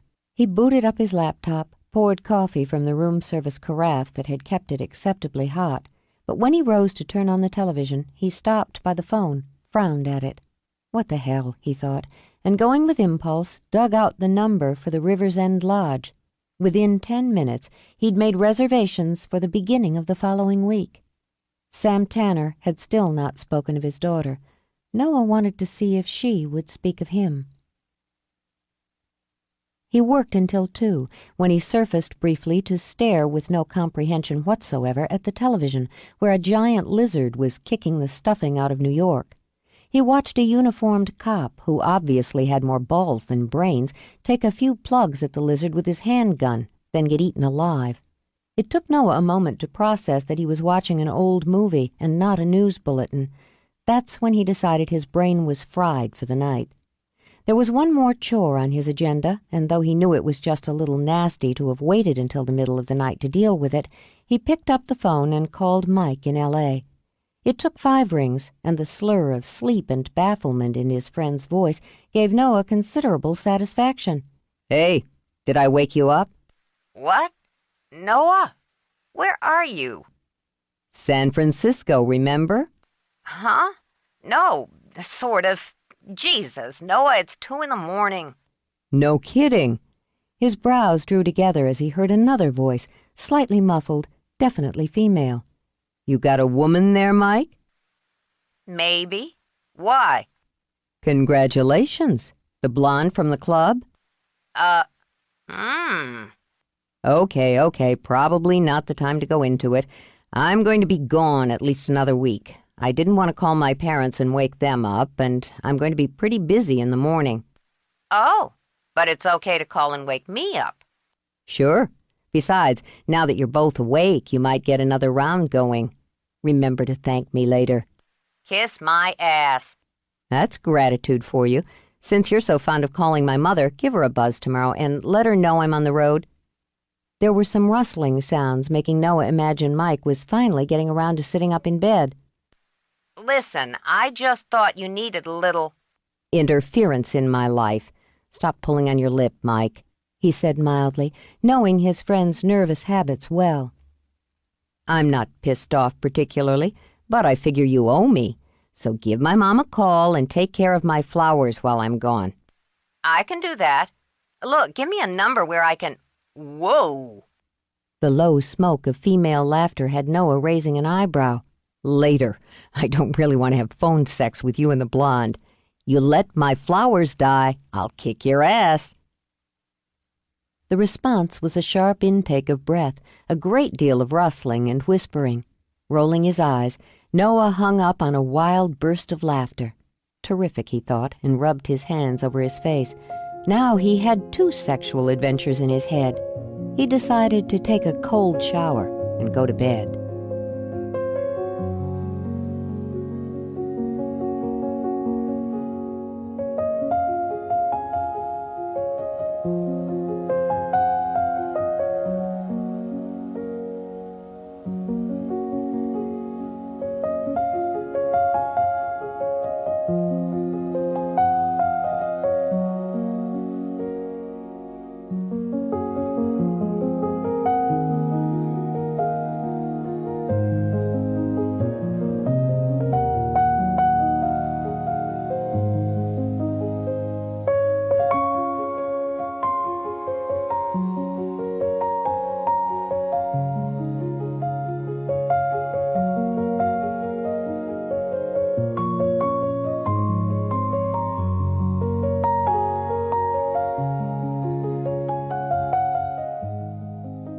The Forest. Enter these enchanted woods, you who dare. George Meredith. 17. He was surprised he remembered it so well, in such detail, with such clarity. As he drove, Noah caught himself bracing for the sensory rush as he came around a switchback, heartbeats before his field of vision changed from thick wood and sheer rock to stunning blue sky painted with the dazzling white peaks of mountains. It was true that he'd driven this way once before, but he'd been only 18. It had been only one time. It shouldn't have been like coming home after a trip away, like waking up after a dream. And it had been summer, he reminded himself, when the peaks were snow-capped, but the body of them green with the pines and firs that marched up their sides to give them the look of living, growing giants, rather than the cold and still kings that reigned over the valleys. He'd done his research. He'd studied photographs, the brochures, the travelogues. But somehow he knew they shouldn't have prepared him for this sweep, for the contrasts of deep, silent forest and wildly regal peaks. He continued the climb long after he passed the turn-off for the river's end. He had time, hours if he chose, before he needed to wind his way down to the lowlands, the rainforest, the job. Choices again. And his was to slip into a pull-off, get out of the car, and stand. The air was cold and pure. His breath puffed out and had little knives scoring his throat on the inhale. It seemed to him that the world was spread out before him, field and valley, hill and forest, the bright ribbon of river, the flash of lake. Even as a car grinding into low gear passed behind him, he felt isolated. He couldn't decide if it was a feeling he enjoyed or one that troubled him. But he stood, letting the wind slap at his jacket, sneak under to chill his body, and studied the vast blue of the sky, with the white spears of mountains vivid against it, like a design etched on glass. He thought perhaps he'd stopped just here with his parents all those years ago, and remembered standing with his mother reading the guidebook. The Olympic Range, and however vast and encompassing it seemed from this point, he knew that at lower elevations in the forest where the grand trees ruled, it didn't exist. You would walk and walk in that dimness or clatter up rocks on the tumbling hills and not see the stunning scope of them. Then you would take a turn, step out on a ridge, and there it would be, the vast sky-stealing stretch of it snatching your breath as if it had sneaked up on you instead of the other way around. Noah took one last look, climbed back in his car, and started down the switchback the way he'd come. The trees took over, became the world. The detour took him a little more than an hour, but he still arrived at the lodge by 3 in the afternoon. He traveled up the same bumpy lane, catching glimpses of the stone and wood, the fairy-tale roof lines, the glint of glass that was the lodge. He was about to tell himself it hadn't changed when he spotted a structure nestled in the trees. It mirrored the style and materials of the lodge, but was much smaller and not nearly as weathered. The wooden sign over the double doorway read, "River's End Naturalist Center." There was a walking path leading to it from the lane, and another from the lodge. Wildflowers and ferns appeared to have been allowed to grow as they pleased around it, but his gardener's eye detected a human hand in the balance. Olivia's hand, he thought, and felt a warm and unexpected spurt of pride. It was undoubtedly man-made, but she had designed it to blend in so well it seemed to have grown there as naturally as the trees. He parked his car, noted that the lot held a respectable number of vehicles. It was warmer here than it had been at the pull-off, warm enough, he noted, to keep the pansies and purple salvia happy in their long clay troughs near the entrance. He swung on his backpack, took out his single suitcase, and was just locking his car when a dog loped around the side of the lodge and grinned at him. Noah couldn't think of another term for the expression. The dog's tongue lolled, the lips were peeled back and seemed to curve up, and the deep brown eyes danced with unmistakable delight. "Hey there, fella." Obviously seeing this as an invitation, the big yellow lab pranced across the lot, plopped down at Noah's feet, and lifted a paw. "You the welcoming committee boy?" Obligingly, Noah shook hands, then cocked his head. "Or should I say girl? Your name wouldn't happen to be Shirley, would it?" At the name, the dog let out one cheerful woof, then danced toward the entrance as if to tell Noah to come on, pal, get the lead out. He was charmed enough to be vaguely disappointed when the dog didn't follow him inside. He didn't see any dramatic changes in the lobby. Noah thought perhaps some of the furnishings had been replaced and the paint was a soft, toasty yellow, but everything exuded such an aura of welcome and settled comfort that it might have been exactly so for a century. The check-in was quick, efficient, and friendly, and after having assured the clerk he could handle his baggage himself, he carried his bags, a package of information, and his key up 2 squat sets of stairs in the main lobby and down a hallway to the right. He'd requested a suite out of habit, and because he preferred a separate area to set up his work. It was smaller than the rooms he remembered sharing with his parents, but certainly not cramped. There was a nap-taking sofa, a small but sturdy desk, a table where guides and literature on the area were fanned. The art, running to watercolor prints of local flora, was better than decent, and the phone would support his modem. He glanced at the view, pleased to have been given the side facing the back, so it was untainted by cars. He dropped his suitcase on the chest at the foot of the sleigh bed of varnished golden wood and tossed the lid open. As his contribution to unpacking, he removed his shaving gear and dumped it on the narrow shelf over the white pedestal sink in the adjoining bath. He considered the shower, he'd been in the car since 6 a.m., and thought of the beer he might find in the lobby bar. After a mild debate, he decided to take the first, then go hunt up the second. He stripped, letting his clothes lay where they fell, then diddled with the controls of the shower until the water came out fast and hot. The minute he stepped under the spray, he groaned in pleasure. Right decision, Brady, he thought, as he let the water beat on his head. And after the beer, he'd wander around, scope out the place. He wanted to get a feel for the owners, to see if he could judge by how the staff and guests spoke of them, which one of the McBrides would be the best to approach. He wanted to go over to the center, find Olivia, just look at her a while. He'd do that in the morning, he thought, after he got his bearings and a good night's sleep. He toweled off, tugged on jeans. He gave some consideration to actually putting away the clothes in his bag. He opted instead to just dig out a shirt when there was a hard rap on the parlor door. Noah quickly grabbed a shirt and carried it with him to the door. He recognized her instantly. Later he would wonder why the recognition had been so immediate and so intense. She'd certainly changed.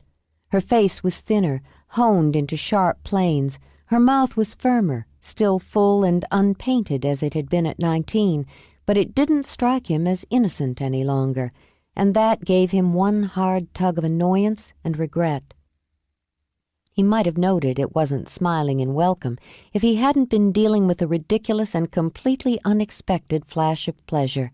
Her hair had darkened to a color that reminded him of the caramels Mike's mother had always melted down at Halloween and swirled onto apples, and she'd lopped off all that gorgeous, shiny hair, and yet it suited her better this way. On another woman he supposed the short, straight cut with a fringe of bang would have been called pixie-ish, but there was nothing fairy-like about the woman in the doorway with her tall and leanly athletic build. She smelled like the woods and carried a stoneware bowl filled with fresh fruit. He felt the foolish grin break out on his face and could think of nothing to say but, "Hi." "Compliments of Riversend Lodge." She thrust the bowl at him, straight into the gut, and with enough force to earn a grunt from him. Thanks." She was in the room in one long stride that had him backing up automatically. When she slammed the door at her back, he lifted his eyebrows. "Do you come with the fruit? They hardly ever give you complimentary women in California." "You have a hell of a nerve sneaking in here this way." Okay, he decided. All right, it wasn't going to be a friendly reunion. "You're right, absolutely. I don't know what I was thinking of, calling ahead for reservations, registering at the desk that way." He set the bowl down, gingerly rubbed his stomach. "Look, why don't we take a minute to—" "I'll give you a minute." She rammed a finger into his chest. "I'll give you a minute. Then you can get your butt back to Los Angeles. You have no right coming here this way." "Of course I have a right. It's a goddamn hotel." He lifted a hand. "And don't poke at me again, okay?" "I told you to stay away from me." "And I damn well did." The flash in her eyes was a clear warning that had him narrowing his own. "Don't hit me again, Liv. I mean it. I'm pretty well fed up with female abuse. Now we can sit down and discuss this like reasonable adults, or we can just stand here and snarl at each other." "I don't have anything to discuss with you. I'm telling you to go away and leave us alone." "That's not going to happen." Deciding to play it another way, he sat, chose an apple from the bowl, and stretched out his legs as he bit in. "I'm not going anywhere, Olivia. You might as well talk to me." "I'm entitled to my privacy." "Sure you are. That's the beauty of it. You don't tell me anything you don't want to tell me." He took another bite of the apple, then gestured with it. "We can start with something simple, like what you've been doing with yourself the last half-dozen years." Smug, smirky son of a bitch, she thought, and spun away to pace. She hated that he looked the same, so much the same.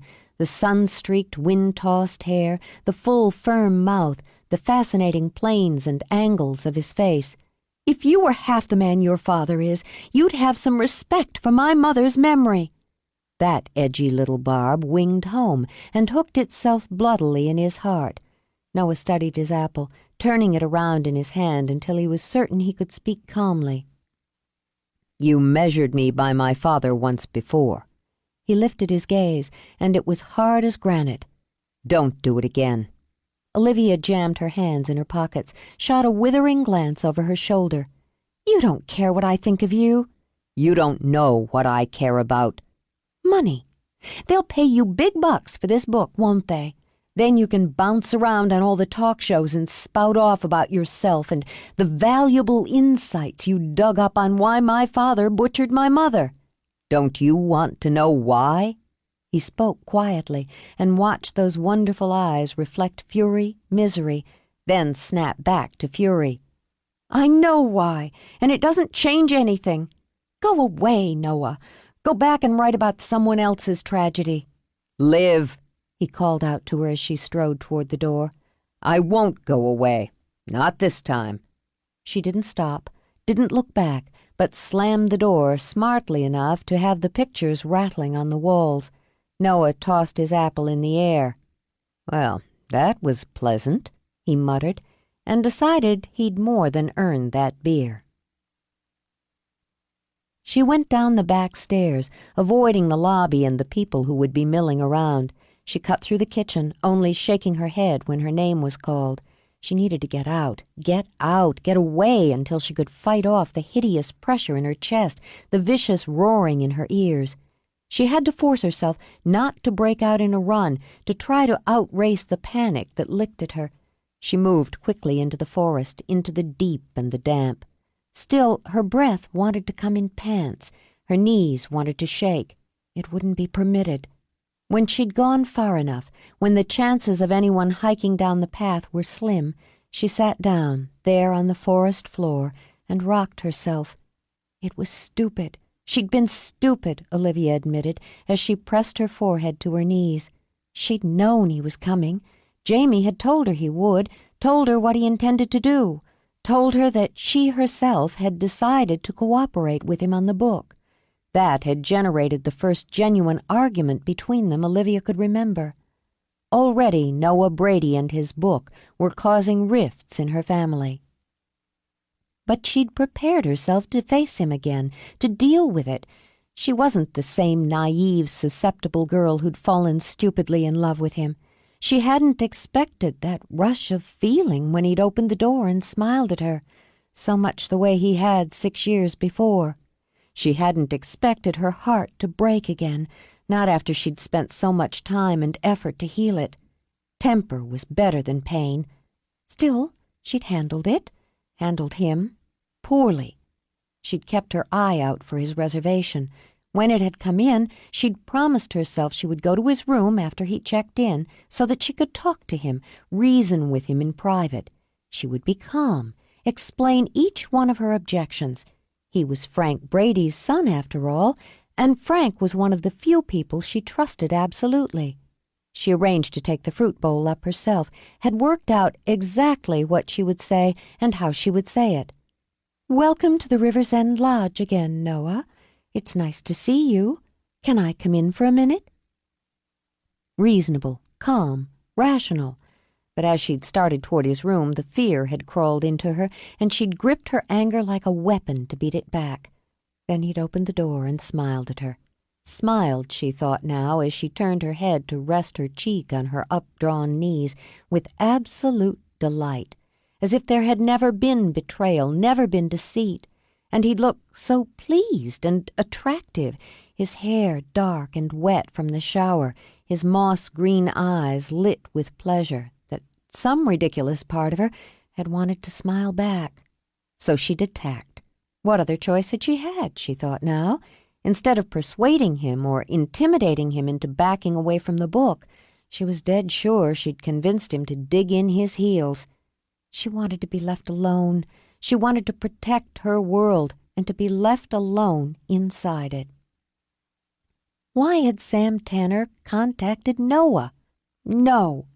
Furious, she squeezed her eyes shut. She didn't want to think about that, about him. She didn't want to know. She'd put all that away, just as her grandmother had put her memories in the chest in the attic. It had taken years to accomplish it, years of secret visits to that attic, of nightmares, years of painful, guilty searches for any snippet of information about her parents.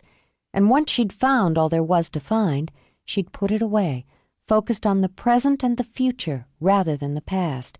She found peace of mind, contentment in her work, a direction to her life. All that was threatened now, because Sam Tanner was getting out of prison and Noah Brady was writing a book. Those were facts she couldn't ignore. She glanced over as the lab raced down the path. The greeting took the form of a dancing leap and many sloppy kisses that had Olivia's tension breaking open so that a laugh could pour out. "I can always count on you, can't I?" She nuzzled into Shirley's throat before she rose. "Let's go home, girl. Let's just go home and worry about all this later." The food was great. Noah gave the McBrides high marks on the lodge kitchen, particularly after indulging himself in 2 passes through the breakfast buffet. The service was right up there on a level with the food, warm, friendly, efficient without being obvious. His bed had been comfortable, and if he'd been in the mood, he could have chosen from a very decent list of in-room movies.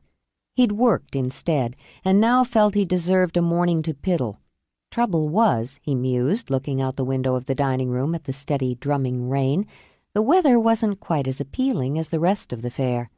Then again, the brochures had warned him to expect rainy springs, and he couldn't say it wasn't picturesque in its way. A far cry from his own sun-washed California coast, but there was something compelling about the shadowy grays and greens and the liquid wall of rain. It didn't make him long to strap on his foul weather gear and take a hike, but it was pleasant to study from inside the cozy warmth of the lodge. He'd already made use of the health club and had found it expanded and nicely modernized since his last visit.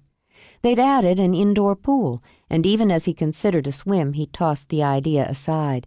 He couldn't imagine he'd be the only one with the idea, and the prospect of families splashing around and hooting at one another just didn't fit his plans. He could get a massage or make use of the lodge library, which he'd wandered into the evening before and found well-stocked and welcoming. Or he could do what he'd come for and start poking around. He could hunt up Olivia and argue with her again. The bark of male laughter had him glancing over, then narrowing his eyes in speculation. The man was dressed in a plaid flannel shirt and work trousers. His hair was thick, a Cary Grant silver that caught the overhead lights as he worked the dining room, stopping by tables of those who, like Noah, were lingering over that last cup of coffee.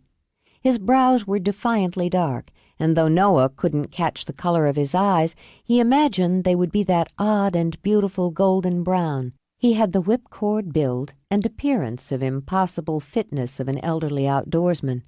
Rob McBride, Noah thought, and decided that lingering over coffee and rain-watching had been the perfect way to spend his morning.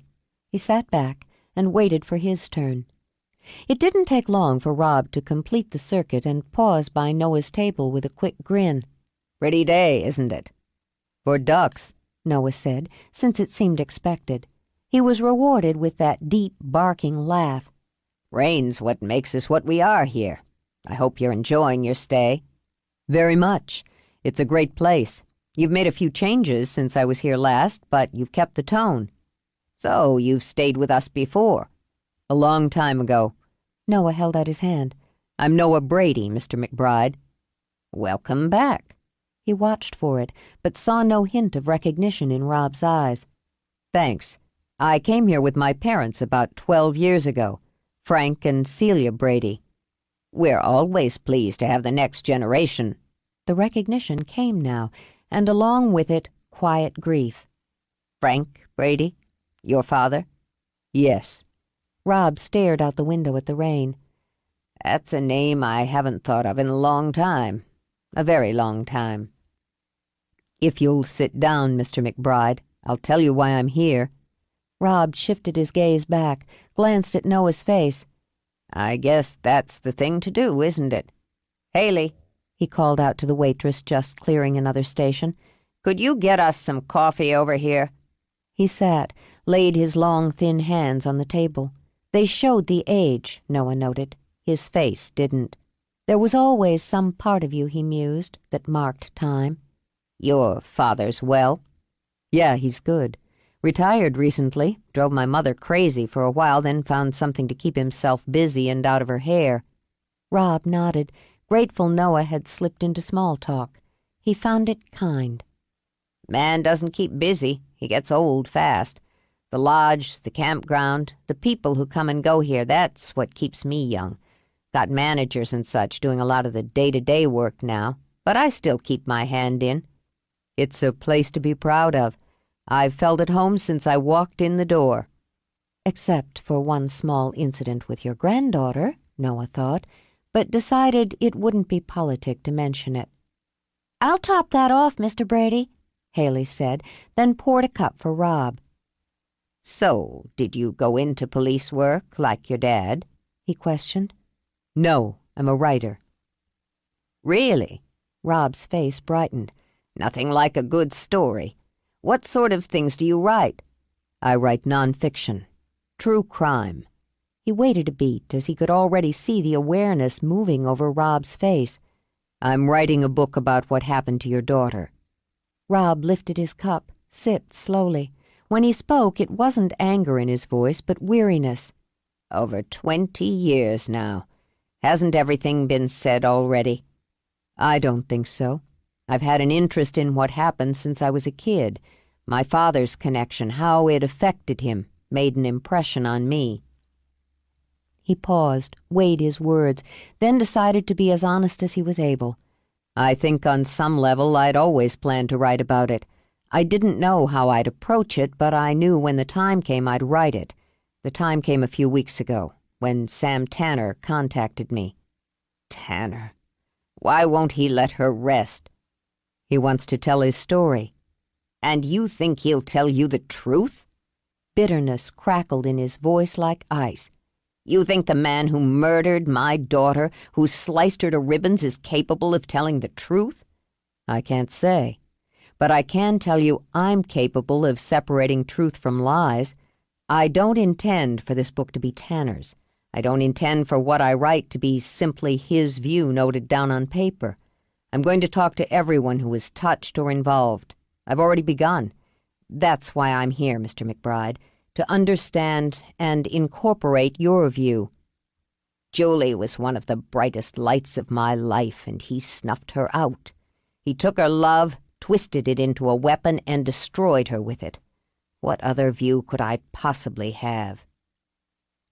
You knew her in a way no one else could. You know them in a way no one else could. That's what matters. Rob lifted his hands, rubbed them over his face. Noah, do you have any idea how many times we were approached during the 2 years after Julie's death to give interviews, to endorse books, movies, television features? I can imagine. And I'm aware you refused them all. All, Rob agreed. They offered us obscene amounts of money, promises, threats. The answer was always no. Why do you think I would say yes now, after all these years, to you? Because I'm not going to offer you money or make any threats, and I'll only give you one promise. I'll tell the truth, and by telling it, I'll do right by your daughter. Maybe you will, Rob said after a moment. I believe you'll try to.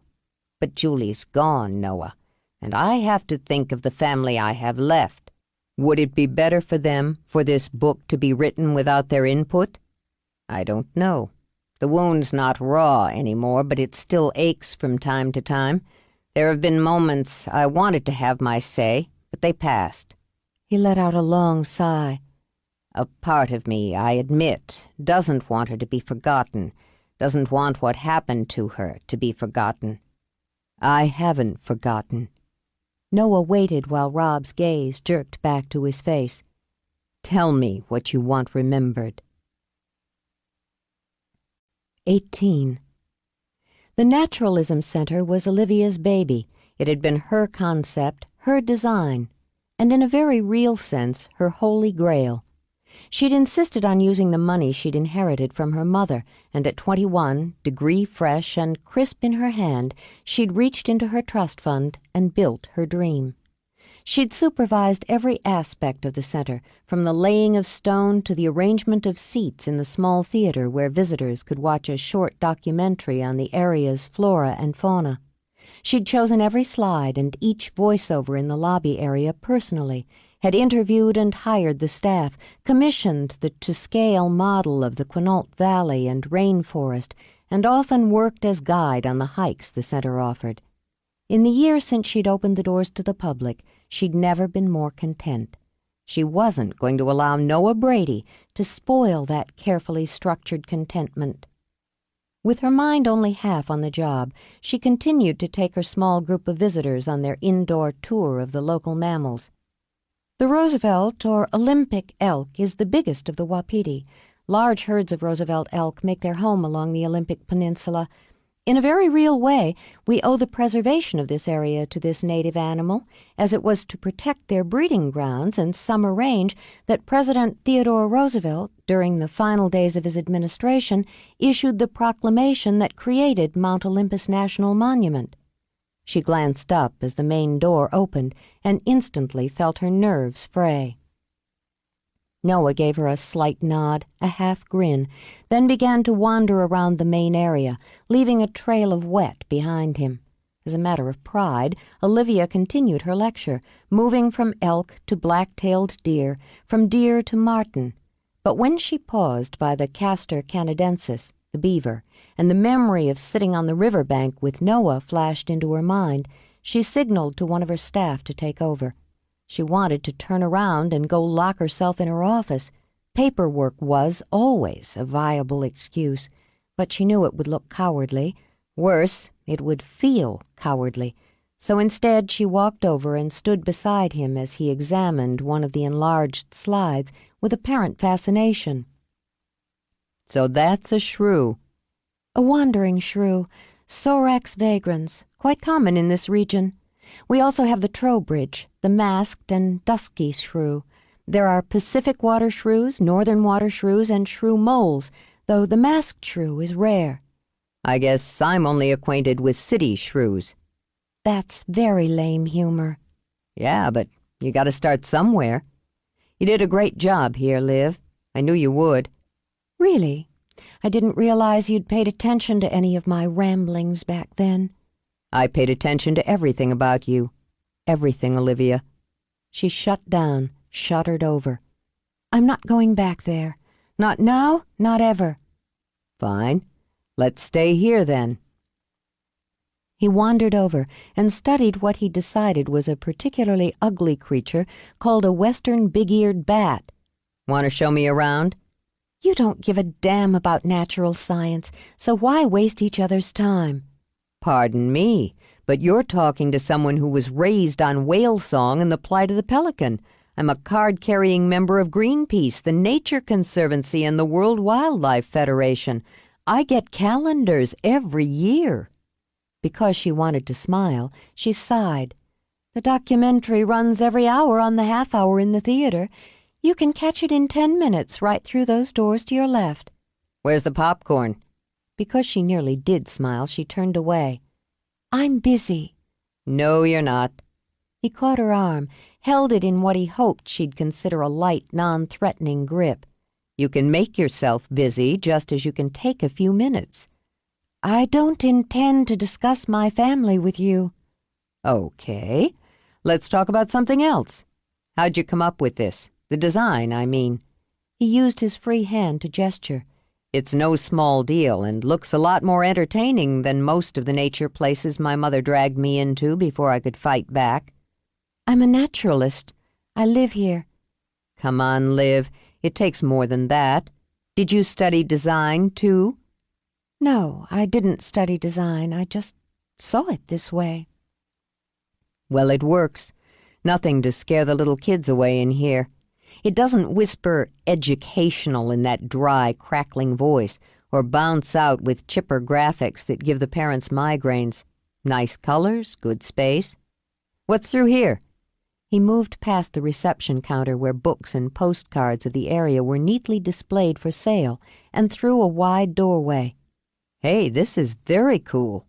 Centered in a room where more displays of plant and animal life were on view was the model of the valley.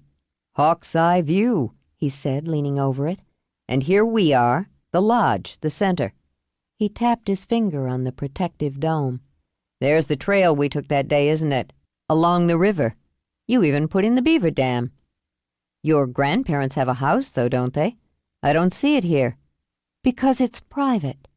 He straightened, and his gaze seemed to drive straight into hers. Are you under this glass dome, Liv, tucked away where no one can get to you? I'm exactly where I want to be. My book isn't likely to change that, but what it might do is sweep out all the shadows that still hang over what happened that night. I've got a chance to bring the truth out, the whole of it. Sam Tanner's talking for the first time since the trial, and a dying man often chooses to clear his conscience before it's over. Dying? The tumor, Noah began, then watched with shocked alarm as her face went sheet white. I'm sorry. I thought you knew. All she felt was her throat, the burn of the words forcing their way out. Are you telling me he's dying? He has brain cancer. He only has months left. Come on, you need to sit down. He took her arm, but she jerked herself free. Don't touch me! She turned quickly and strode through the next doorway. He would have to let her go, told himself to let her go, but he could still see the shock glazing her eyes. Swearing under his breath, he went after her. She had a long stride and the dead-ahead gait of a woman who would plow over obstacles on her way to the finish line. He told himself to remember that if he ever had to get in her way. But he caught up just as she turned into an office past the theater area and nearly got flattened when she swung the door closed. He managed to block it instead of walking face first into it, then shut it behind him. This is an employees-only area.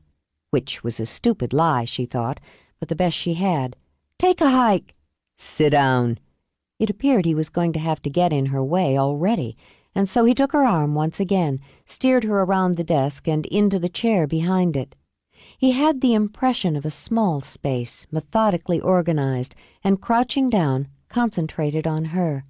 "I'm sorry." He took her hand without either of them really being aware of the gesture. "I wouldn't have dropped it on you that way. I thought Jamie would have told you." She didn't. And it doesn't matter. "Of course it matters. Want water or something?" He looked around, hoping to spot a cooler, a jug, anything that would give him something to do. "I don't need anything. I'm perfectly fine." She looked down, saw her hand in his. With baffled shock, she noted her fingers had linked with his and curled tight. Mortally embarrassed, she shook free. "Stand up, for God's sake. All I need is someone coming in here and seeing you kneeling at my feet." "I wasn't kneeling." But he straightened up, then opted to sit on the corner of the desk. It was more than her hair she'd changed. This Olivia was a hell of a lot tougher, a hell of a lot edgier than the shy college student he'd tumbled for. "You did speak with Jamie, didn't you, about my wanting to talk with you?" "Yes." "Why didn't she tell you that Sam was dying?" "We argued." Olivia leaned back in her chair. Her head didn't feel light any longer. She just felt tired. "We never argue. So that's one more thing I have to thank you and your book for. If she'd intended to tell me, I suppose it got lost in the fray." "He wants to tell his story before he dies. If he doesn't, it dies with him. Is that really what you want?" The need she'd worked so hard to bury tried to claw its way free. "It doesn't matter what I want. You'll do it anyway. You always planned to." "Yeah, I did. And I'm telling you straight out this time, up front, the way I should have before." "I said I won't discuss that." And just that coolly, she snapped the door shut. "You want what you want, and as for him, he wants to purge himself before it's too late, and look for what? Forgiveness? Redemption?" "Understanding, maybe. I think he's trying to understand himself how it all happened. I want your part of it, Liv. All the others I'll talk to are pieces of the whole, but you're the key. Your grandfather claims you have a photographic memory. Is that true?" "Yes," she said absently. "I see words. It's just—" "My grandfather?" She leaped to her feet. "You spoke to my grandfather?" "Just after breakfast." "You stay away from him." "He came up to my table, which from what I observed he's in the habit of doing with guests. I told him who I was and why I was here. If you have a problem with his agreeing to talk to me, you'll have to take it up with him." "He's over 70. You have no business putting him through this." "I should be in such good shape at 70. I didn't strap him on the rack and crank the wheel, for Christ's sake." Damn it, would she forever make him feel guilty? "We had a conversation over coffee. Then he agreed to a taped interview in my room, and when we finished the session, he didn't shuffle out bent and broken. He looked relieved. Sam isn't the only one with something to purge, Liv." It shook her enough to have her running a nervous hand through her hair. "He agreed to it? He spoke with you about it? What did he say?" "Oh, no." Intrigued, Noah studied her. "I don't prime the pump that way. I want what you tell me to come from you, not to be a reflection of what other people think and feel." "He never talks about it." What was that under the surprise, Noah wondered? Hurt? "He did today, and he agreed to at least one more interview before I leave." "What's going on? I don't understand what's going on around here." "Maybe it's just time. Why don't we try this? I'll talk to you, tell you about my wild and exciting life and all my fascinating opinions on the world in general. Once you see how charming and brilliant I am, you'll have an easier time talking to me." "You're not nearly as charming as you think you are." "Sure I am. Let's have dinner." Oh, they'd gone that route before. "No." "Okay, that was knee-jerk, I could tell. Let's try again. Let's have dinner." This time she angled her head, took a steady 5 seconds. "No." "All right. I'll just have to pay for you." Her eyes went molten, a deep, rich gold that made him think of old paintings executed by masters. "You think I care about your money? That you can bribe me? You sleazy son of a—" "Hold it! That's not what I meant. I meant I'd have to hire you, as in ask for information on our day packages, including hikes guided by one of our professional naturalists. The professional would be you. So, which trail would you recommend for a nice scenic hike tomorrow?" "Forget it." "Oh, no. You advertise, you follow through. I'm a paying customer. Now, do you want to recommend a trail, or should I just pick one at random?" "You want a hike?"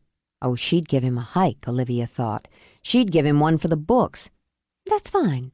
That's just what we're here for. Make the reservation out at the desk. Just give them my name and book it for 7 tomorrow.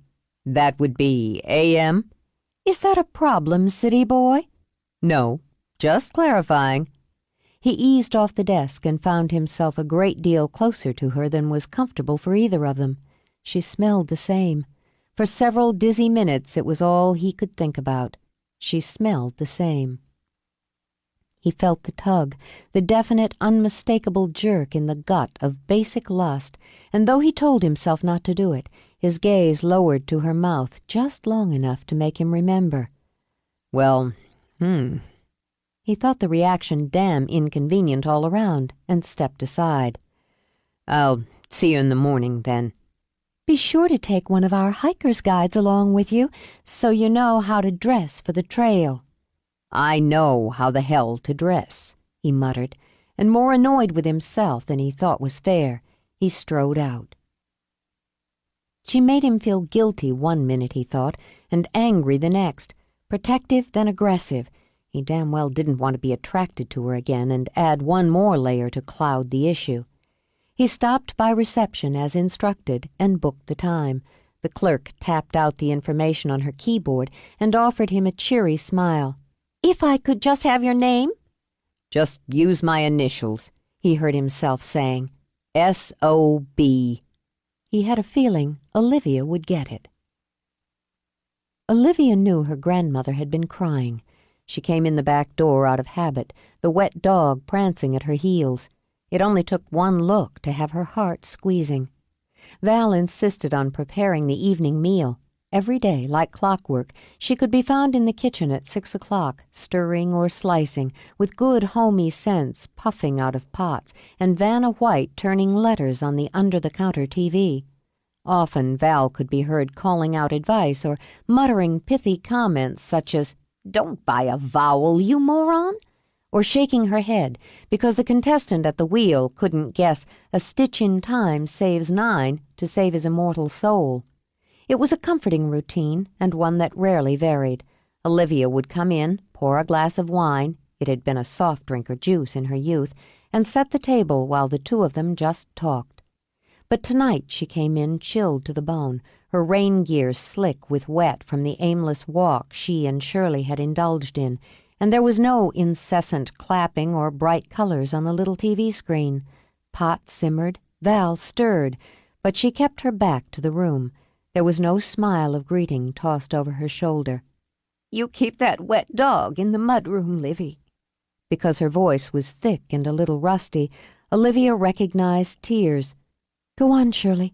Go lie down, now." Olivia shooed the dog back into the mudroom, where she curled up, a sulky look in her eyes, with her chew rope. Olivia poured them both a glass of wine, and leaving the table unset, walked over to set her grandmother's on the counter by the stove. "I know you're upset. I'm sorry this is happening." "It's nothing we need to talk about. We're having beef and barley stew tonight. I'm about ready to add the dumplings." Olivia's first instinct was to nod and get out the deep bowls, to let the subject bury itself again, but she wondered if Noah wasn't right about at least one thing. Maybe it was just time. "Grandma, it's happening whether we talk about it or not." "Then there's no point in bringing it up." She reached for the bowl where the dough was already mixed and ready, and reaching blindly, knocked the glass off the counter. It shattered on the floor, a shower of glass and blood-red wine. "Oh, what was that doing there? Don't you know better than to set a glass on the edge of the counter? Just look at my floor." "I'm sorry. I'll clean it up." Olivia turned quickly to get the broom out of the closet and shushed the dog, who'd leaped up as if to defend the womenfolk from invaders. "Relax, Shirley. It's broken glass, not a gunshot." But any amusement she felt vanished when she turned back and saw her grandmother standing, shoulders shaking, her face buried in a dish towel. "Oh, I'm sorry. I'm sorry. I'm so sorry." She dropped the broom and rushed over to grab Val close. "I won't deal with it again. I can't. I told Rob to tell that young man to go, just to pack his bags and go. But he won't do it. He says it's not right, and it won't change anything anyway." "I'll make him go." Olivia pressed her lips to Val's hair. "I'll send him away." "No, it won't matter. I knew that even when I was fighting with Rob. It won't matter. It can't be stopped. We weren't able to stop any of the talk or the books 20 years ago. We won't stop it now. But I can't open my heart to that kind of grief again." She stepped back, wiping at her face. "I can't and I won't. So you're to tell him not to come here asking me to talk, and I won't have it discussed in this house." "He won't come here, Grandma. I'll make sure of it." "I shouldn't have snapped at you about the glass. It's just a glass." Val pressed her fingers to her left eye, then her temple. "I've got a headache, that's all. Makes my temper short. You see to those dumplings for me, Livy. I'll just go take some aspirin and lie down for a few minutes." "All right." "Grandma!" Val cut her off with a look. "Just put the dumplings on, Livy. Your grandfather gets cross if we eat much later than 6:30. Just like that, Olivia thought, as Val walked out of the kitchen. It was closed off, shut out, not to be discussed. Another chest for the attic, she decided, and turned to pick up the broom. But this time around, the lock wasn't going to hold. Just after 9, about the time Noah was debating between a couple of hours' work or a movie break, Mike whistled his way up the walk of the beach house. He'd meant to get there earlier, to give Noah's plants and flowers a good watering before full dark, but one thing had led to another. Namely, one of his co-workers had challenged him to a marathon game of Mortal Kombat, which had led to dueling computers for 2 hours and 18 minutes. But victory was its own reward, Mike thought, and to sweeten the pot, he'd called his date and asked if she'd like to meet him at Noah's for a walk on the beach, a dip in his friend's hot tub, and whatever else struck their fancy. He didn't figure Noah would mind, and he'd pay off the usage by getting up early and seeing to the gardens. He flipped the porch light on, then moseyed into the kitchen to see if good old Noah had any fancy wine suitable for hot tub seductions.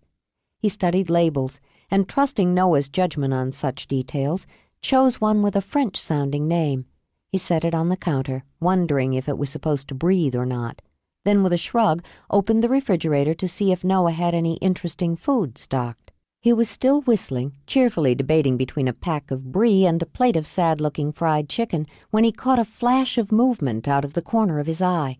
He straightened fast, felt a brilliant burst of pain. He staggered back, reaching up, thinking he'd bashed his head on the refrigerator. His hand came away wet. He stared dumbly at the blood smearing his fingertips.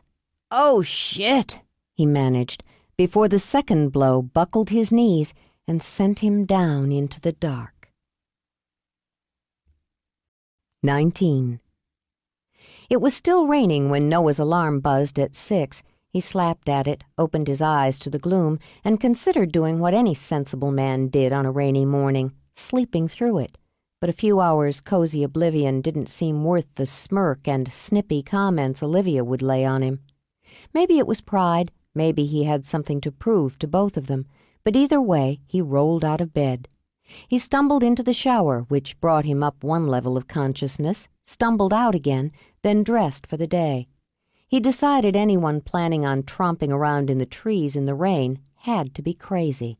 He figured out Olivia had known it was going to rain, had probably arranged for it to rain, just to pay him back for being a jerk.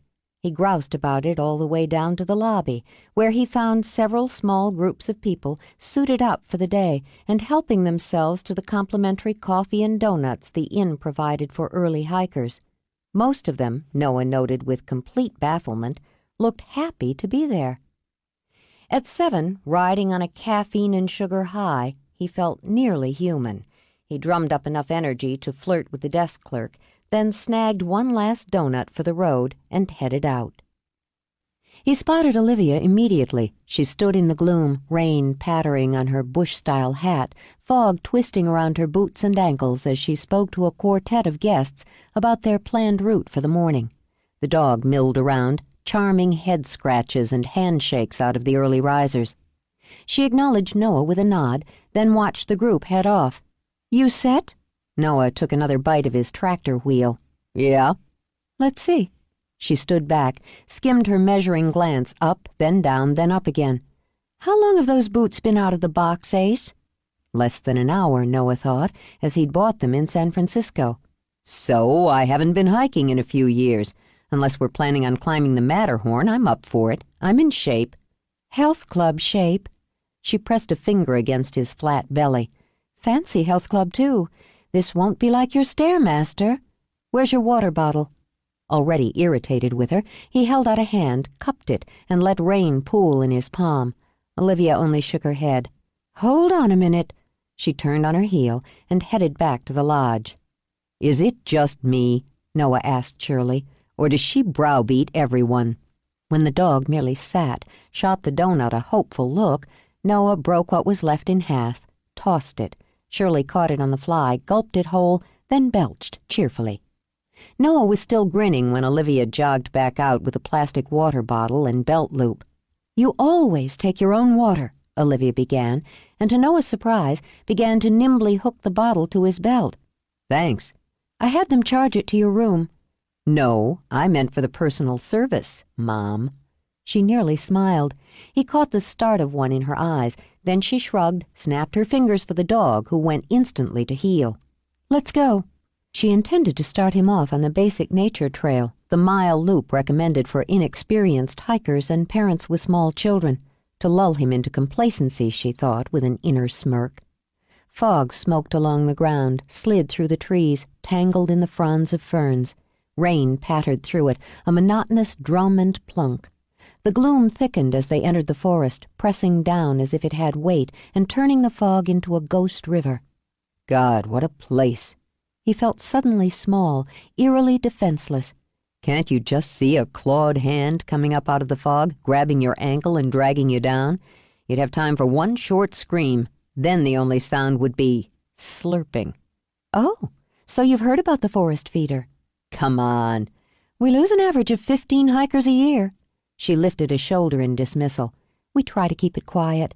Don't want to discourage tourists." "That's good," Noah murmured, but gave the fog a cautious glance. "That's very good." "That was easy," she corrected. "Very easy." She took out a flashlight, shined it straight up. It had the effect of slicing a beam through the gloom and casting the rest into crawling shadows. "The overstory here is comprised of Sitka spruce, western hemlock, Douglas fir, and western red cedar. Each is distinctive in the length of its needles, the shape of its cones, and, of course, the pattern of its bark." "Of course." She ignored him. "The trees and the profusion of epiphytes screen out the sunlight and cause the distinctive green twilight." "What's an epiphyte?" "Parasites. Ferns, mosses, lichen. In this case, they cause no real harmful effect to their hosts. You can see how they drape, form a kind of canopy in the overstory. And here, below, they carpet the ground, cover the trunks. Life and death are constantly at work here, even without the forest feeder." She switched off her light, pocketed it. She continued the lecture as they walked. He listened with half an ear to her description of the trees. Her voice was attractive, just a shade husky. He had no doubt she kept her spiel in simple terms for the layman, but she didn't make him feel brainless. It was enough, Noah realized, just to look. Enough just to be there with all those shapes and shadows and the oddly appealing scent of rot. To draw in air as thick as water. He'd thought he'd be bored, or at the most resigned to using this route to draw her out. Instead, he was fascinated. Despite the rain and fog, there was a quiet green glow, an otherworldly pulse of it that highlighted thick tumbles of ferns and knotty hillocks coated with moss. Everything dripped and shimmered. He heard a cracking sound from above and looked up in time to see a thick branch tumble down and crash to the forest floor. You wouldn't want to be under one of them, would you? "Widowmaker," she said with a dry smile. He glanced at the branch again, decided it would have knocked him flat and out cold. Good thing for me we're not married. Occasionally, the epiphytes absorb enough rain to weigh down the branch. Overburdened, it breaks. Down here, it'll become part of the cycle, providing a home for something else. She stopped abruptly, held up a hand. "Quiet," she told him in a soft whisper, and motioned for him to angle behind the wide column of spruce. What? She only shook her head, pressed 2 fingers to his lips as if to seal them. She held them there while he wondered how she'd react if he started to nibble. Then he heard whatever had alerted her and felt the dog quivering between them. Without a clue as to what to expect, he laid a hand on her shoulder in a protective move and scanned through the trees and vines toward the sound of something large in motion. They stepped out of the gloom, wading knee-high through the river of fog. 15, he corrected. 15 enormous elk, their racks like crowns. Where are the girls? He muttered against Olivia's fingers and earned a quick glare. One let out a bellow, a deep bugling call that seemed to shake the trees. Then they slipped through the shadows and the green, their passing a rumble on the springy ground. Noah thought he caught the scent of them, something wild. Then they were moving away, slowly sliding into the shadows. "The females," Olivia said, "travel in herds with the younger males. More mature males, such as what we just saw, travel in smaller herds until late summer when all bets are off and they become hostile with one another in order to cull out or keep their harem." Harem, huh? He grinned. Sounds like fun. So were those Roosevelt elk? Noah asked. The kind you were talking about yesterday? If she was surprised he'd been paying attention and had bothered to remember, she didn't show it. "Yes, we often see them on this trail this time of year." Then I'm glad we took it. They're huge, a long way from Bambi and family. "You can see Bambi and family, too. During rutting season, there's some high times in the forest." I'll just bet. Why didn't she bark or chase after them? He asked, lowering a hand to Shirley's head. "Training over instinct. You're a good girl, aren't you?" She crouched down to give Shirley a good strong rub, then unwound the leash on her belt and hooked it to the dog's collar. What's that for? "We're moving off McBride land. Dogs have to be leashed on government property. We don't like it much, do we?" she said to Shirley. "But that's the rule, or—" She straightened and looked Noah in the eye. "We can circle back if you've had enough." I thought we were just getting started. "It's your dime." They continued on. He saw she had a compass on her belt, but she didn't consult it. She seemed to know exactly where she was and where she was going. She didn't hurry, but gave him time to look, to ask questions. Rain sprinkled through the canopy, plopped onto the ground like the drip of 1,000 leaky faucets. But the fog began to lift, thinning, tearing into swirls, creeping back into itself. The trail she chose began to climb, and climb steeply. The light changed subtly until it was a luminous green pearled by the weak sunlight that fell through small breaks in the canopy, and in the breaks he caught glimpses of color from wildflowers, the variants of shades and textures of the green. It reminds me of snorkeling. "What?" "I've been snorkeling in Mexico," he told her. "You get good enough at it, you can go under for pretty decent periods and play around. The light's odd, not green like this really, but different, and the sun will cut through the surface, angle down. Everything's soft and full of shapes. Easy to get lost down there. Ever been snorkeling?" "No." "You'd like it." "Why?" "Well, you're stripped down to the most basic of gear, and you're taking on a world that isn't yours. You never know what you'll see next. You like surprises?" "Not particularly." "Liar." He grinned at her. "Everybody likes surprises. Besides, you're a naturalist. The marine world might not be your fort, but you'd like it. My friend Mike and I spent 2 very memorable weeks in Cozumel a couple of years back." "Snorkeling?" "Oh, yeah." "So, what do you do for play these days?" "I take irritating city boys through the forest." "I haven't irritated you for at least an hour. I clocked it." "Wow, there it is. What? Thrown off, she spun around. You smiled. You didn't catch yourself that time and actually smiled at me. He patted a hand to his heart. Now I'm in love. Let's get married and raise more Labradors. She snorted out a laugh. There! You irritated me again. Mark your time. No, I didn't. He fell into step with her and thought how easy it was to slide back into a rhythm with her as well. You're starting to like me again, Liv. You're not going to be able to help yourself. I may be edging toward tolerate, but that's a long way from like. Now, here, if you watch the trail, you'll notice oxalis, liverwort. I can never get enough liverwort. You ever get down to L.A.? No. She flicked a glance toward him, didn't quite meet his eyes. No. I thought you might go visit your aunt now and then. They come here, at least twice a year. I gotta tell you, it's tough to imagine Jamie tramping through the woods. That's one very impressive lady. Still, I guess that since this is where she grew up, she'd slide back in easily. What about her husband? Uncle David? He loves her enough to come, to stay, and to let my grandmother haul him off to fish on the lake. That's been the routine for years, even though everyone knows he hates fishing. If his luck's running bad, he actually catches some, then he has to clean them. Once we talked him into camping. Only once? I think that's how Aunt Jamie got her pearl and diamond necklace. It was his bribe that she never make him sleep in the woods again. No cell phones, no laptops, no room service. She slid him a sidelong glance. You'd relate, I imagine. Hey, I can give up my cell phone any time I want. It's not an addiction. And I've slept outside plenty. In a tent pitched in your backyard. And in Boy Scout camp. The laugh bubbled out without her realizing it. You were never a Boy Scout. I was, too, for one brief shining period of 6.5 months.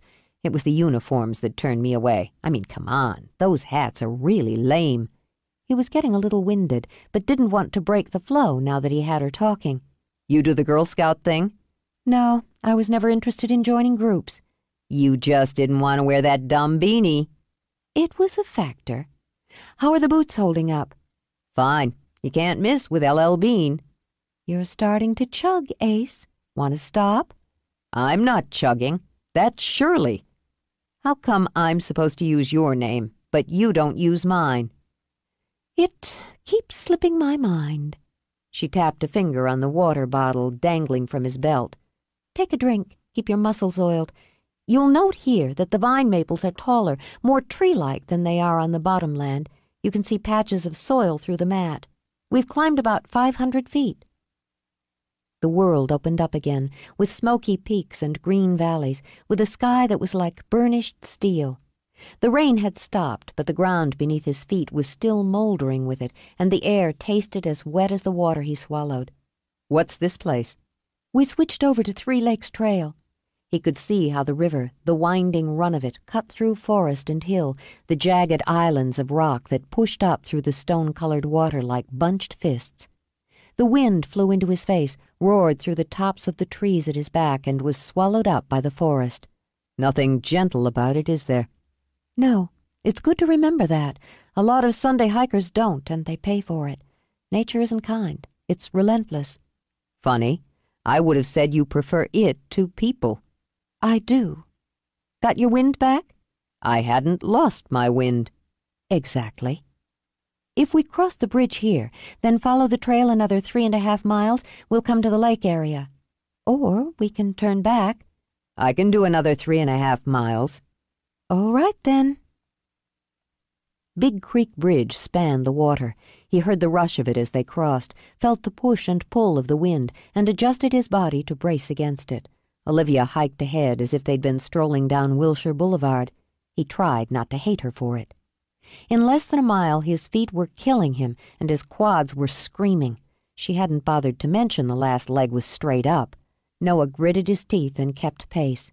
He tried to keep his mind off his abused body by taking in the scenery, thinking about the massage he was going to book the minute he got back to the lodge, speculating on what Olivia had brought along for lunch.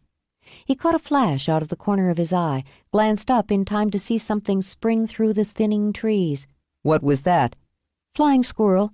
That's a rare sighting during the day. They're nocturnal. No shit. Like Rocky? Rocky and Bullwinkle, he explained when she frowned at him. You know, the cartoon. I don't watch a lot of TV. You had to catch it when you were a kid. He craned his neck, trying to get another glimpse.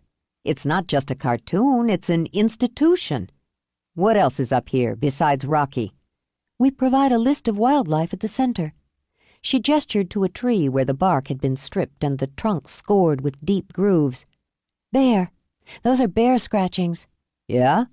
Rather than being alarmed as she expected, he stepped closer, examining the scar with apparent fascination.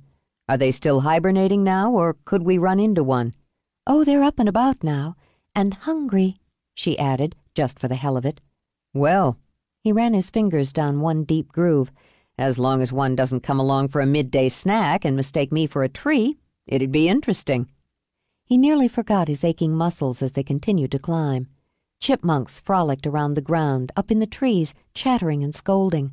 A hawk sailed overhead with a regal spread of wings and a single wild cry that echoed forever. There was the glinting black passing of a raven and the first thin patch of snow. "We can stop here." Olivia shrugged off her pack and sent Noah a considering look as she crouched down to open it. "I didn't think you'd make it, at least not without whining." The whining was a close call a few times, but it was worth it. He looked out over the 3 lakes, each one the dull silver of an old mirror. Softly reflected in them, the mountains rippled on the surface, more shadow than image. The air was sharp with pine and cold and the soggy smell of the rain-soaked ground. "As your prize for not whining, we have some of my grandmother's famous beef and barley stew. I could eat an ocean of it." She pulled a small blanket out of her pack. "Spread that out and sit down. You won't get an ocean, but you'll get enough to warm your belly and take your mind off how much your feet hurt." I brought some of my complimentary fruit. He smiled as he snapped the blanket. "In case your plan was to starve me." "No, I thought about just ditching you in the forest and seeing if you ever found your way out, but I like your parents, and they would have been upset." He folded his legs and accepted the coffee she poured from a thermos into a cup. He wanted to slip off her hat so he could touch her hair. He loved the look of it, that sleek caramel cap with the sassy fringe. "You could learn to like me, too." "I don't think so." He ruffled Shirley's head when she came over to sniff at his coffee. "Your dog likes me." "She's Grandpop's dog, and she likes drinking out of toilets. Her taste is not to be trusted." "You're a hard woman, Liv, but you make great coffee. If we got married, you could make it for me every morning, and I'd treat you like a queen." "How about you make the coffee, and I treat you like a serf?" "Does that include tying me up and demanding sexual favors? Because I should tell you, I've recently taken a vow of celibacy." She only laughed and got out a second thermos. "Your virtue's safe with me." "Well, that's a load off my mind." "Christ, that smells fabulous." "My grandmother's a hell of a cook." She poured soup out of the wide-mouthed thermos into bowls. "So, can I come to dinner?" She kept her gaze focused on the thermos as she replaced the lid. "When I got home last night, she'd been crying. My grandfather had told her you were here, what you wanted, and that he'd talk to you. I don't know what they said to each other, but I know they haven't said much to each other since, and that she'd been crying." "I'm sorry for that." "Are you?" She looked up now. He'd expected her eyes to be damp, but they were burning dry and hot. "You're sorry that you brought back an intolerable grief, caused a strain between 2 people who've loved each other for over 50 years and somehow shoved me straight into the middle of it?" "Yes." His eyes never wavered from hers. "I am." "But you'll still write the book?" "Yes." He picked up his bowl. "I will. It's already opened up, already gone too far to turn back. And here's a fact, Liv. If I back off this time, Tanner's still going to tell his story. He'll just tell it to someone else. That someone else might not be sorry enough to tread as carefully as possible to make sure that whatever he writes is true. He wouldn't have the connection, however tenuous it is to you and your family, that makes it matter to him." "Now you're a crusader?" "No." He let her bitterness roll off him, though there were a few sharp pricks on his skin. "I'm just a writer. A good one. I don't have any illusions that what I write will change anything, but I hope it'll answer questions." Had he been this sure of himself before? She didn't think so. They'd both grown up quite a bit in the last 6 years. It's too late for the answers. We disagree. I don't think it's ever too late for answers. Liv, hear me out. He pulled off his hat, raked his fingers through his hair. There are things I never got to explain to you before. I said, damn it, let me finish. I was 10 when all this happened. My father was the biggest hero in my life. I guess he still is. Anyway, I knew about his job, and not just the 10-year-old's perception of him going after the bad guys. What he did mattered to me, made an impression on me, and I paid attention. When he came home after your mother's murder, there was grief on his face. I'd never seen it before, not from the job. Maybe there'd be anger. God knows sometimes he'd come home and look sick and tired, but I'd never seen him grieve, and I never forgot it. To give herself something to do, she picked up her bowl, stirred without interest at the stew. She heard more than frustration in his voice. She heard passion and purpose. Isn't what you're doing now bringing back that grief? You can't bring back what's never really gone away, and it hasn't, for any of you. I saw you on TV, he continued. You were just a baby. They showed that clip dozens of times when you ran out of the house crying, holding your hands over your ears, screaming. She remembered the moment perfectly, could relive it if she chose, had relived it when she didn't. Are you offering me pity now? So you can spit it back in my face? He shook his head, studying her as he spooned up stew. She wasn't a defenseless and terrified little girl now. She'd toughened, and if she didn't take steps otherwise, she'd soon be hardened. I'm telling you, I won't do that. I won't crowd and push. We'll take it at your pace. I don't know if I'll agree or not, she said after a moment. But I won't even consider talking to you unless you promise to leave my grandmother out of it. Leave her completely alone. She can't handle it, and I won't have you trying to handle her. All right. He sighed at her suspicious frown. What? You want me to sign it in blood? Maybe. She ate only because she knew she'd need fuel for the hike back. Don't expect me to trust you. You did once. You will again before we're finished. You're annoyingly sure of yourself. There's a pair of harlequin ducks on the lake. You can just spot them on the far side. He glanced over. He'd already figured out that she shifted over into the nature mode when she wanted to change the subject. I'll be here through the week, he said. My home number's on file at the lodge. If you haven't decided by the time I leave, you can get in touch later. I'll come back. I'll think about it. She gave Shirley a biscuit out of the tin. Now be quiet. One of the best parts of being here is the quiet. Satisfied with the progress, Noah dug into his stew. He was toying with asking if there was more, when the scream had him flipping the bowl in the air and leaping to his feet. Stay here, he ordered. Stay right here. Olivia gaped at him for 5 seconds, then scrambled to her feet as he turned to run toward the sound. Stop! Wait! The breath hitched in her chest as she debated tackling him or just throwing herself in his path. She managed to grab his sleeve, yank, then nearly plowed into him after all as Shirley barreled into her, hoping a tussle was coming. Someone's in trouble. The shriek stabbed the air again and had him pushing her back. I want you to stay here until I— It's a marmot! She fought back a laugh. Probably an Olympic marmot. What the hell is that? She managed to compose her face.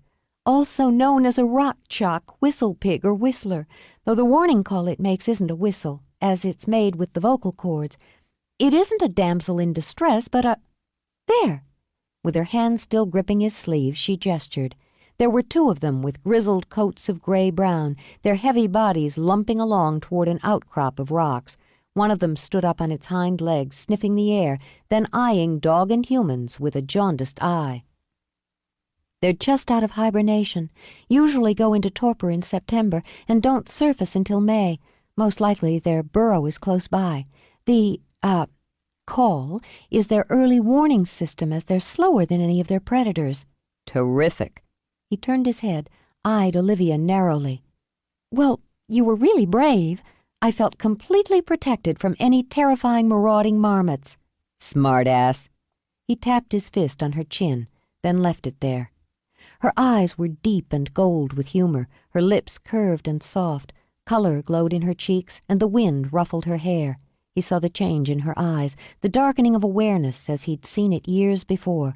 He thought he heard her draw in one breath, sharply, as his fingers uncurled and turned up to skim her jaw. He didn't calculate the move, he just made it. The minute his mouth closed over hers, his mind clicked in and shouted, "Mistake!" But his other hand was already sliding through her hair. His teeth were already nibbling on that full lower lip to enhance the taste. She jerked once, as if that touch of mouth to mouth had shocked her, then went very still. In that stillness, he felt the faintest of quivers, and her lips warmed under his. The combination had him nudging her closer, had him deepening the kiss, though some part of him knew he should never have turned down this road again. She'd meant to shove him away, to stop him the instant she'd seen the thought come into his eyes, the instant she'd felt the answering trip of her own pulse. He paralyzed her. The rush of feelings that geysered up inside her body stunned her, left her open to more, with her hand gripping his sleeve and the blood swirling dizzily in her head, the way it had been between them before, exactly as it had been. The wind rushed by them, through them, sighing through the trees, and still she couldn't move, not toward him or away, not to hold on or reject. That drenching sensation of helplessness terrified her. "Olivia." He skimmed his hands over her face, fascinated by the angles of it, the texture. Both of them had changed, and yet her flavor was the same, the shape of her mouth the same, the needs swimming between them exactly the same. When he eased away, wanting to see it, needing to see it, he murmured again, just, "Olivia." Now she pulled back, taking defense in temper. "This isn't going to happen again." "Liv." His voice was quiet and serious. "It already is." No, she told herself, absolutely not. Typical. That's just typical. She spun around and strode back to the blanket to begin tossing everything back in her pack. Typical? Noah couldn't think of anything typical about having the top of his head sheared off. He still couldn't pull all his thoughts back in, but he managed to walk over, turn her around. "Listen." "Hands off!" She knocked them away. "Do you think I don't know what this is about? If you can't convince me with your so-called logic and charm, add some physical stimuli, just like before." "Oh, no, you don't." With a wiry strength she'd underestimated, he held her still when she would have shoved away. His eyes flashed with a temper she realized was much more potent than his lazy good looks indicated. "You're not turning that around, not this way. You know damn well I didn't hike for 4 fucking hours just so I could cop a feel. If I'd wanted to move on you, I'd have done it in some nice warm room before I had blisters." "You did move on me," she corrected icily, and only made him bare his teeth. "I didn't plan it. It just happened. And you weren't fighting me off. You want to be pissed off about it, fine, but let's have it for the real reason." They glared at each other, while Shirley whimpered and bumped her body between theirs. "All right."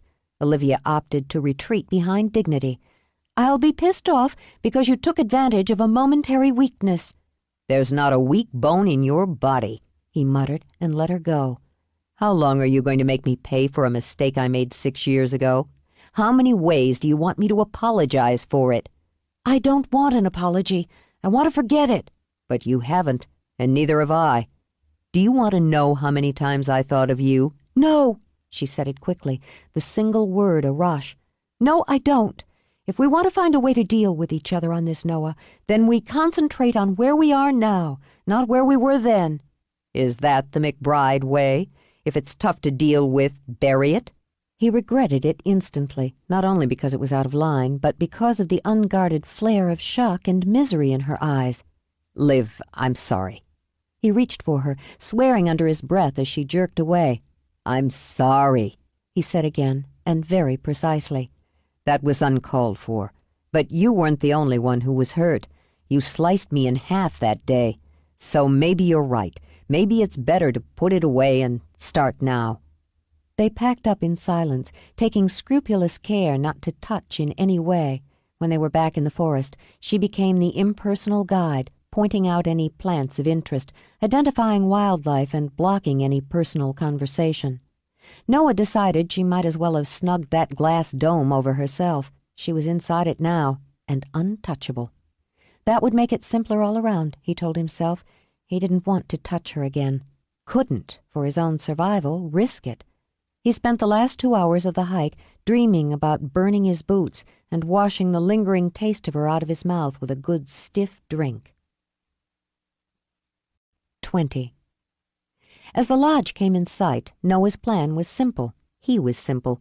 He was going straight to the bar to buy a bottle, make that 2 bottles, of beer. He was taking both up to his room where he would drink them during his hour-long hot shower. If that didn't make him feel human again, well, he'd just order up some raw meat and gnaw at it. The light was fading to a pearly gray with a few wild streaks of color in the western sky, but he wasn't in the mood to appreciate it. For God's sake, he'd only kissed her. It wasn't as if he'd ripped her clothes off and dragged her to the ground for maniac sex. The fact that the image of doing just that held entirely too much appeal only made him grind his teeth as he pulled open the door to the lodge. He turned to her, started to make some blisteringly polite comment on her ability as a guide, when the desk clerk hurried over. "Mr. Brady, you had a call from your mother. She said it was urgent." Everything inside him froze, then started to churn sickly. "My mother?" "Yes, she called about an hour after you left this morning, and again at 3. She asked that you call her at home as soon as you came in." He had a horrible and vivid image of cops coming to the door. Every family of those on the job knew what it meant when you opened the door and cops were standing there, their faces carefully blank. His father was retired. It couldn't be. It couldn't. You can call from in here." Olivia took his arm gently, spoke with absolute calm. The blank fear on his face set off screams of alarm in her head, but her hand was steady as she led him past the desk and into a back office. "You can dial direct from here. I'll just—" She started to step back, intending to give him privacy, but his hand clamped over hers. He said nothing at all, just held on while he dialed the number. His grip on her anchored him as a dozen terrors spun through his head. His palm went sweaty on the receiver as it rang once, twice. Then his mother's voice, rushed and breathless, had a spike of ice slicing into his gut. "Mom?" Oh, Noah, thank goodness. "Dad?" He lived 1,000 hells in the heartbeat it took her to answer. No, honey, it's not Frank. Your father's fine. Before his knees could buckle with relief, she was rushing on. It's Mike, Noah. "Mike!" His fingers tightened on Olivia's, turning both their knuckles white. "What's wrong? What happened?" Noah, God, he's in the hospital. He's in a coma. We don't know how bad. They're running tests. They're doing everything they... When she began to weep, Noah felt his guts slide into greasy knots. "What happened? A car accident?" No, someone hurt him. Someone hit him and hit him. From behind, they say. He was in your house last night. "At the beach house? He was at my place?" Denial and fear pounded through him. "It happened last night?" Yes, I didn't hear about it until this morning, early this morning. Your father's at the hospital now. I'm going back. They'll only let one of us sit with him at a time, for just a few minutes. He's in intensive care." "I'll be there as soon as I can. I'll take the first flight out." "One of us will be at the hospital. Maggie and Jim." Her voice broke again when she spoke of Mike's parents. "They shouldn't be alone there." "I'm on my way. I'll come straight there. Mom—" He could think of nothing. Nothing. "I'm on my way," he said again. He hung up the phone, then just stared at it. "My friend, he was attacked. He's in a coma. I have to go home." He still had her hand, but his grip was loose now. She could feel his fingers tremble. "Go pack what you need. I'll call the airport, book you a flight." "What?" Her heart broke for him. Looking at his pale face and stunned eyes, there was room for no other feeling but pity. "It'll save time, Noah. Just go up and get what you need. I'll get you to the airport." "Yeah. God!" He snapped back, eyes clearing, face going hard and tight. "Just get me a seat, whatever gets me to L.A. quickest. Stand by if nothing else. I'll be ready in 5 minutes." He was as good as his word, and was back at the office door before she'd completed the booking. He hadn't bothered to change, she noted, and carried only his backpack and laptop. "You're set." She rose quickly from behind the desk. "It's a private airstrip about 40 minutes from here. Friends of my grandparents. They'll take off as soon as you get there." She snagged a set of keys off a board as she headed out of the office. She jogged to a jeep in the side lot, unlocked it, and climbed in as he tossed his pack in the back. I appreciate it. It's all right. Don't worry about the rest of your things in your car. We'll deal with it. She drove fast, her hands competent on the wheel, her eyes straight ahead. I'm sorry about your friend. The initial shakes had passed, but he laid his throbbing head back against the seat. I've known him forever. 2nd grade. He moved into the neighborhood. Pudgy kid. A complete dork. You were honor bound to beat the shit out of him. I was going to take my shot, but just couldn't do it. He was so oblivious of his own dorkiness. Still is. He had this ridiculous crush on Marcia Brady. Is she your cousin? Huh? Brady. No, Marcia. The Brady Bunch. He opened his eyes long enough to give her a look of astonishment, then sighed. Right. No TV. Doesn't matter. He's the sweetest person I know, dead loyal and completely harmless. Son of a bitch. He pounded his fist on the dash, then pressed his hands to his face. Son of a bitch. He's in a coma. A fucking coma.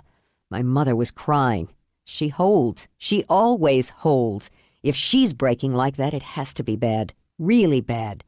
She wanted to pull over for just a minute, to take him to her, hold on to him until he found some comfort. It was an urge she'd never felt with anyone other than family, so she tightened her hands on the wheel and punched the gas. It's my fault. Noah dropped his hands on his lap, let them lie there limply. That's a ridiculous thing to say.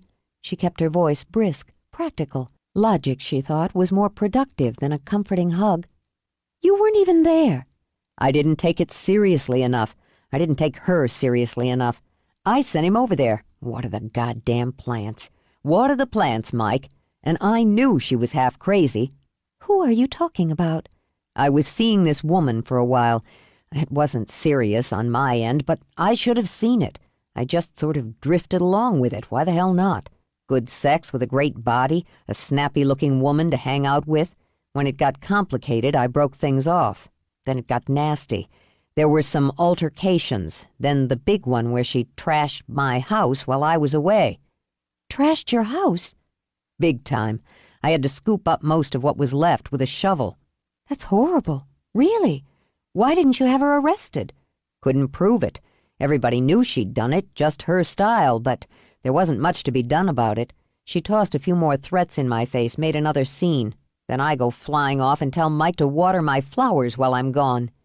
If this very bizarre woman is the one who hurt your friend, then it's her fault. It's her responsibility. It's her guilt. He said nothing to that. He was suffering, Olivia thought. She could feel the pain coming off him in shaky waves and couldn't stand it. After my mother's death, I went through a period where I blamed myself. I'd run away and I'd hidden in the closet. I didn't do anything to help her. Jesus, Liv, you were 4. Doesn't matter. That doesn't matter, Noah. When you love someone and something terrible happens to them, it doesn't matter how old you are. After that, she continued, I went through another stage when I blamed her. What the hell was she thinking? She let him in the house. She let the monster in, she murmured, and shuddered once. She let him in, and he took her away from me. She left me. I blamed her for that. She flinched when he lifted a hand to touch her cheek, then blew out a steadying breath. Maybe you have to go through those stages before you can get to the truth of it. Sam Tanner was to blame. He was the only one to blame, not me, not my mother. You're right. I owe you for this. The lodge would have done the same for anyone. No, I owe you. He laid his head back again, closed his eyes, and rode the rest of the way in silence. Noah was running on nerves alone by the time he rushed off the elevator in ICU. During the flight, he'd imagined Mike dead, then jumped to giddy images of his friend popping up in bed and making a lame joke. When the cab had dropped him at the hospital, he was nearly ready to believe it had all been some weird dream. Then he saw his mother sitting on a bench in the silent hallway, her arm around Maggie Elmo. Guilt and fear bawled messily in his throat. "Oh, Noah!" Celia got quickly to her feet to throw her arms around him. He felt her stomach quiver against his. "I'm so glad you're here." "There's no change," she added in a whisper. I need to see him. Can I? He shook his head, then forced himself to ease away and face Maggie. Mrs. Elmo. Noah? Tears began to trickle out of her already swollen eyes as she reached for him. He lowered to the bench, wrapped his arms tight around her. He'll want you here. He'll want to see you when he wakes up. He's going to wake up any minute now. He hung on to her faith as desperately as he held on to her. We've been taking turns going in. Celia rubbed a hand over Noah's back. Frank and Jim are in there now, but Maggie has to lie down for a while. No, You said you'd lie down when Noah got here. All but crooning the words, Celia drew Maggie to her feet. They've got a bed for you, remember? You just need to stretch out for a few minutes. We want to give Noah some time with Mike, don't we? I'll sit with you. She sent Noah a quiet look, then, still murmuring, led Maggie down the hall. Swamped with grief, Noah lowered his head to his hands.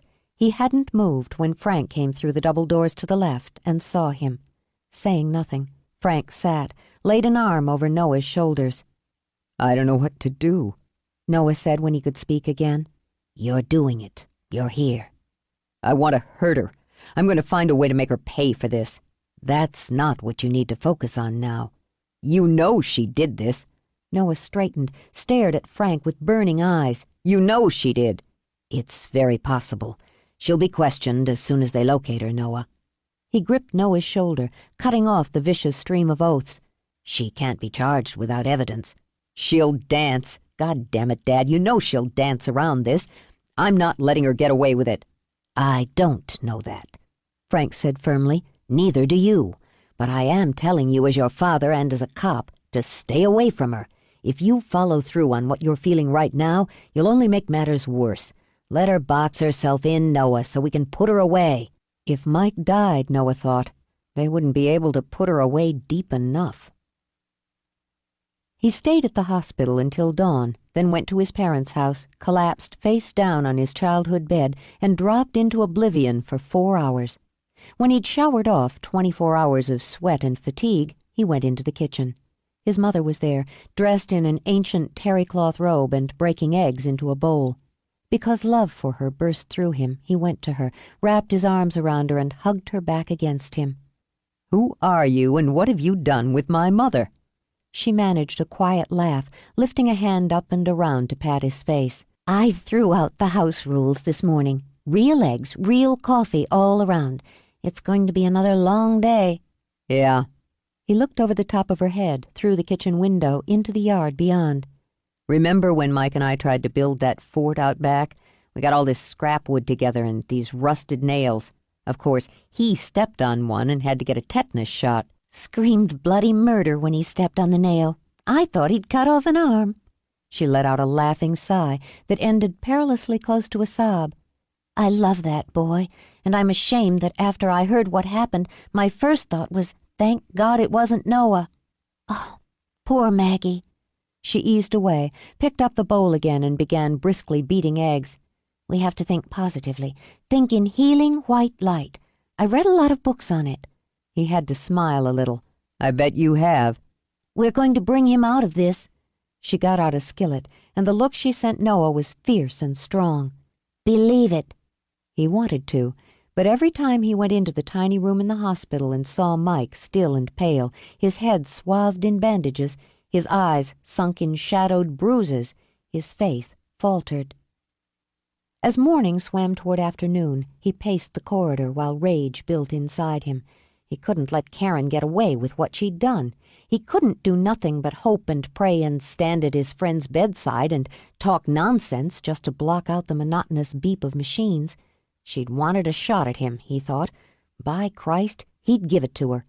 He turned toward the elevator, strode toward it with hate blooming black in his heart. Noah? What? Fists already clenched, he glanced at the brunette. She wore a lab coat over shirt and trousers with a stethoscope in her pocket. Are you one of Mike Elmo's doctors? No, I know you, he interrupted. Don't I? We met at the club. You and Mike, my friend and I. I'm Dory. Right. He rubbed his tired eyes. The pretty brunette with the southern drawl who stood up for him the night Karen had come in. You're a doctor? Yes, emergency medicine. I'm on my break, and Wanted to see how Mike was doing. They just keep saying no change. I'll check on that in a minute. You look like you could use some air. Let's take a walk. I was just heading out. Let's take a walk, she repeated. She'd seen murder in a man's eye before. It wasn't a look you forgot. The last time I checked in, Mike's vitals were stable. His tests have been good. She punched the elevator button. He's critical, but he's also young and healthy. He's been in a coma for a day and a half. She nudged him into the elevator with her. Sometimes a coma is just the body's way of focusing in on healing. And he did come around once, in the ambulance on the way here. It was brief, but I think he recognized me, and that's a very positive sign. You? You were with him? She stepped out on the main lobby, took his arm to lead him to the doors. We had a date. I was meeting him at your place. I was running late. We had a double suicide attempt come in. Lost one, saved the other. It was nearly 10 by the time I got there. Outside, she turned her face up to the sun, rolled her shoulders. God, it feels good out here. In any case, the door was open. Mike was on the kitchen floor, face down. Glass all over the place. Wine bottle. It's probably what he was hit with. I went to work on him. I had my bag in the car. I called it in, did what I could on the scene. We had him in ER within 30 minutes. Is he going to die? She didn't answer right away, but sat down on the curb, waited for Noah to join her. I don't know. Medically, he's got an even chance, maybe even a little better than even. There were no bone fragments in his brain, and that was a big one. Still, medicine has limits, and it's up to him now. I'm half crazy about him. No kidding? Yeah. I know he started off that night with this thing for Steph, and actually I had the same kind of focus on you. She tilted her face toward him and smiled.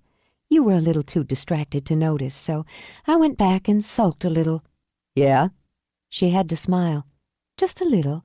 Mike and Steph went through the moves and motions. They sort of ran out of steam, and I felt sorry for Mike because he was worried about you and didn't know what to do about it. We started talking and had this big click happen. We started going out. Then we started staying in. That was you the other night on the phone? Yeah. Mike Elmo and the sexy doctor.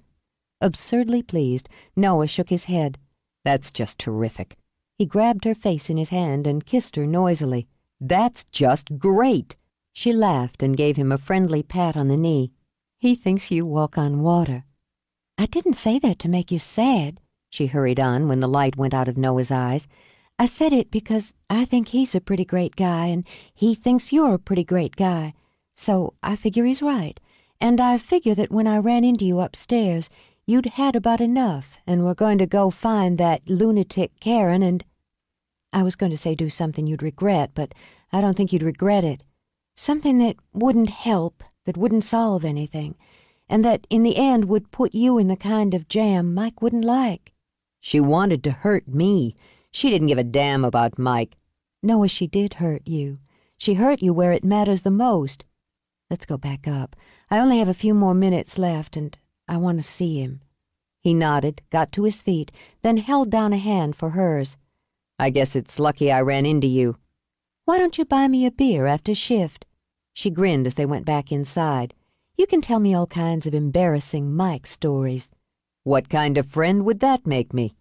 He told me you got piss-faced the spring of your senior year in high school, and he dared you to run around the track bare-ass naked. And when you did, he took videos and showed them at your graduation party. He, still has a copy, by the way. Her smile brightened as they moved onto the elevator. You had very nice form at 18. Oh, yeah? Well, that's nothing. I've got much better stories on Mike. What time do you get off shift? 7, please God. It's a date. His mood almost light, he stepped off the elevator. Then his heart crashed to his feet as he saw Maggie sobbing in his mother's arms. No! The roar inside his head was so loud he couldn't hear his own voice as he repeated the denial over and over as he raced down the corridor, yanking free of Dory's restraining hand. Noah, wait! Celia shifted quickly to block his path before he could shove through the doors into ICU. Wait! Maggie, tell him! Tell Noah! He opened his eyes! She rocked back and forth on her heels, back and forth, then held out both hands to Noah. He opened his eyes. He said, Mom. He looked at me and he said, Mom. Stay here, Dory ordered. Stay out here. Let me check. The nurse came in. She called for the doctor. Celia wiped at her own tears while Noah held Maggie. Frank and Jim are down in the cafeteria. Frank browbeat Jim into getting something to eat, then I was going to browbeat Maggie. He woke up, Noah. She laid her head on the side of his shoulder. He woke up. Dory came back through the doors. Noah took one look at the brilliant smile on her face and buried his face in Maggie's hair. 21. So, when were you going to tell me about Dr. Delicious? Mike grinned with most of his old twinkle. Is she a babe or what? A prime babe, a brainy babe. So what's she doing hanging around with you? She digs me. What can I say? He still tended to tire easily, and the headaches came with tedious regularity, but they jumped him up to good condition after his stint in ICU and into a regular room. His room was full of flowers, cards, balloons. He'd told Noah the nurses called it Party Central, a fact that pleased him enormously. The day before, Noah had brought in a brand-new laptop loaded with every computer game it would hold. He'd called it occupational therapy, but knew it was part guilt, part unspeakable gratitude. I think I'm in, with her, Mike said, scrupulously staring at his fingers. Noah gaped. You got a major bash on the head 10 days ago. Ruined a damn fine bottle of wine, by the way. I think your brains are still scrambled. I don't think this has a lot to do with brains. At a loss, Noah blew out a breath. Is a very big thing. You were only seeing her for a little while before you had your head broken. You've been stuck in a hospital bed ever since. I have a really fond feeling for this hospital bed. Mike gave the white sheets an affectionate pat. After last night. Last night? Here? You had sex with her here? It was fascinating. Shh! Tell the floor nurse, why don't you? But Mike was still grinning. She came in to see me after her shift. One thing led to another. The another was really amazing, by the way. Why the hell am I feeling sorry for you? Noah wondered. You're getting all the action. He grabbed the can of Coke he'd brought in with him, chugged deeply. I asked her to marry me. And choked. Huh? What? Jesus, Mike. She said yes. Mike's grin turned into his puppy dog smile and turned his eyes soft. Can you beat that? I think I'm having a stroke. Noah pressed his fingers to his twitching eye. Call the nurse. No, better call a doctor. Maybe I can get some action. We're going to get married next spring because she wants the works. The church, the flowers, the white dress. Wow. It was the best he could do. Noah figured he'd better sit down, then realized he already was. Wow. They're letting me out of here tomorrow. I want to buy her a ring right away. I need you to go with me. I don't know squat about buying engagement rings. What do I know about it? Noah dragged his free hand through his hair and took a good hard look. Mike's eyes were clear behind the thick lenses of his glasses. His smile was easy, almost lazily content. You really mean it, don't you? I want to be with her. And when I am, I keep thinking, this is right. This feels exactly right. Vaguely embarrassed, he moved his shoulders. I don't know how to explain it. I guess you just did. Nice going, Mike. So, you'll give me a hand with the ring, right? Sure. We'll get her a doozy. With a sudden laugh, he surged to his feet. God damn. Married, and to a doctor. Damn good thing. She'll be able to stitch you up every time you walk into something or trip over your feet. Does she know you're a complete klutz? Yeah, she loves that about me. Go figure. To show his affection, he punched Mike on the shoulder. I guess you won't be coming over and raiding my fridge every other night after... He trailed off, remembering. It wasn't your fault. Look, we know each other well enough for me to see what's in your head. To keep Noah from backing off, Mike grabbed his hand. You didn't know she was going to go postal. I knew enough. I knew as much as you did, and I didn't give a thought to going over there. For Christ's sake, Noah, Dory was coming. Shaken by just the thought of it, Mike rubbed his hands over his face, his fingers sliding under his glasses to press against his eyes. Something could have happened to her, too. I'm the one who told her to meet me over there. That's not. It's the same thing, Mike interrupted. I was there at the club that night. I heard what she said, saw how she was. He turned to brood out his window at his view of palm trees. I wish I could remember, but I keep coming up against the blank.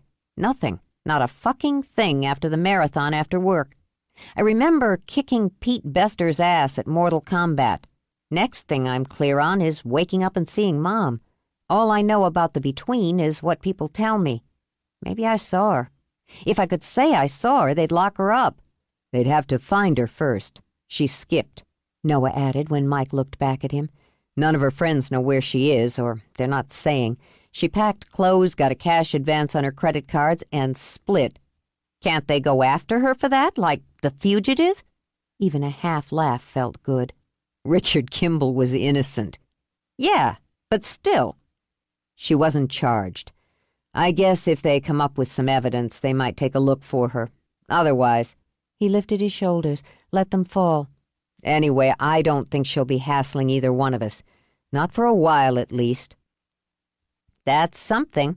So now that you know I'm going to live and that crazy bitch is off somewhere, I guess you better get back to work. Who says I haven't been working? Your mother. Man, what is it with you and my mother? I'd always planned to marry her, but I thought your father might shoot me. Dory knows she's my second choice, but she's so madly in love with me she doesn't care. But I digress, he said with a grin. She said you've been letting the book coast, really only playing at it for the last week or so. I'd say it's time to get your lazy ass in gear. I'll get to it. Muttering, Noah wandered to the window. You don't have to worry about me any more. I'm cool. Aside from the blank spot, I'm nearly back to normal. You were never normal. I've been thinking about talking to Jamie Melbourne again, getting her husband to talk to me, hassling that asshole admin of Smith's. So do it. I'm waiting for my car. He knew it was stalling. The lodge arranged to have someone drive it down for me. Should be here tomorrow or the next day. Then you can go home, make your calls, and set up your interviews. Noah glanced back over his shoulder. You kicking me out? What are friends for? What was she doing? What in God's name was she doing? Olivia sat in the car, her fingers clamped on the steering wheel, and struggled to breathe. If she took slow, even breaths, her heart would stop pounding. She could control it, control the frenzied jerk and throb of her pulse, and beat back the panic attack. She could do it. She could fight it off. She wouldn't let it take over. But her hands wanted to tremble on the wheel, and the sheen of sweat had already pearled on her face as waves of heat, then ice, surfed over her skin, through her belly, into her throat. She knew what she'd see if she looked in the rearview mirror, the wild, wide eyes, the glossy, translucent pallor. The nausea rolled up, one long, sick crest, from her feet to her stomach to her throat. She gritted her teeth and fought it back, shoved it down, even as the shudders shimmered over her in icy little bumps.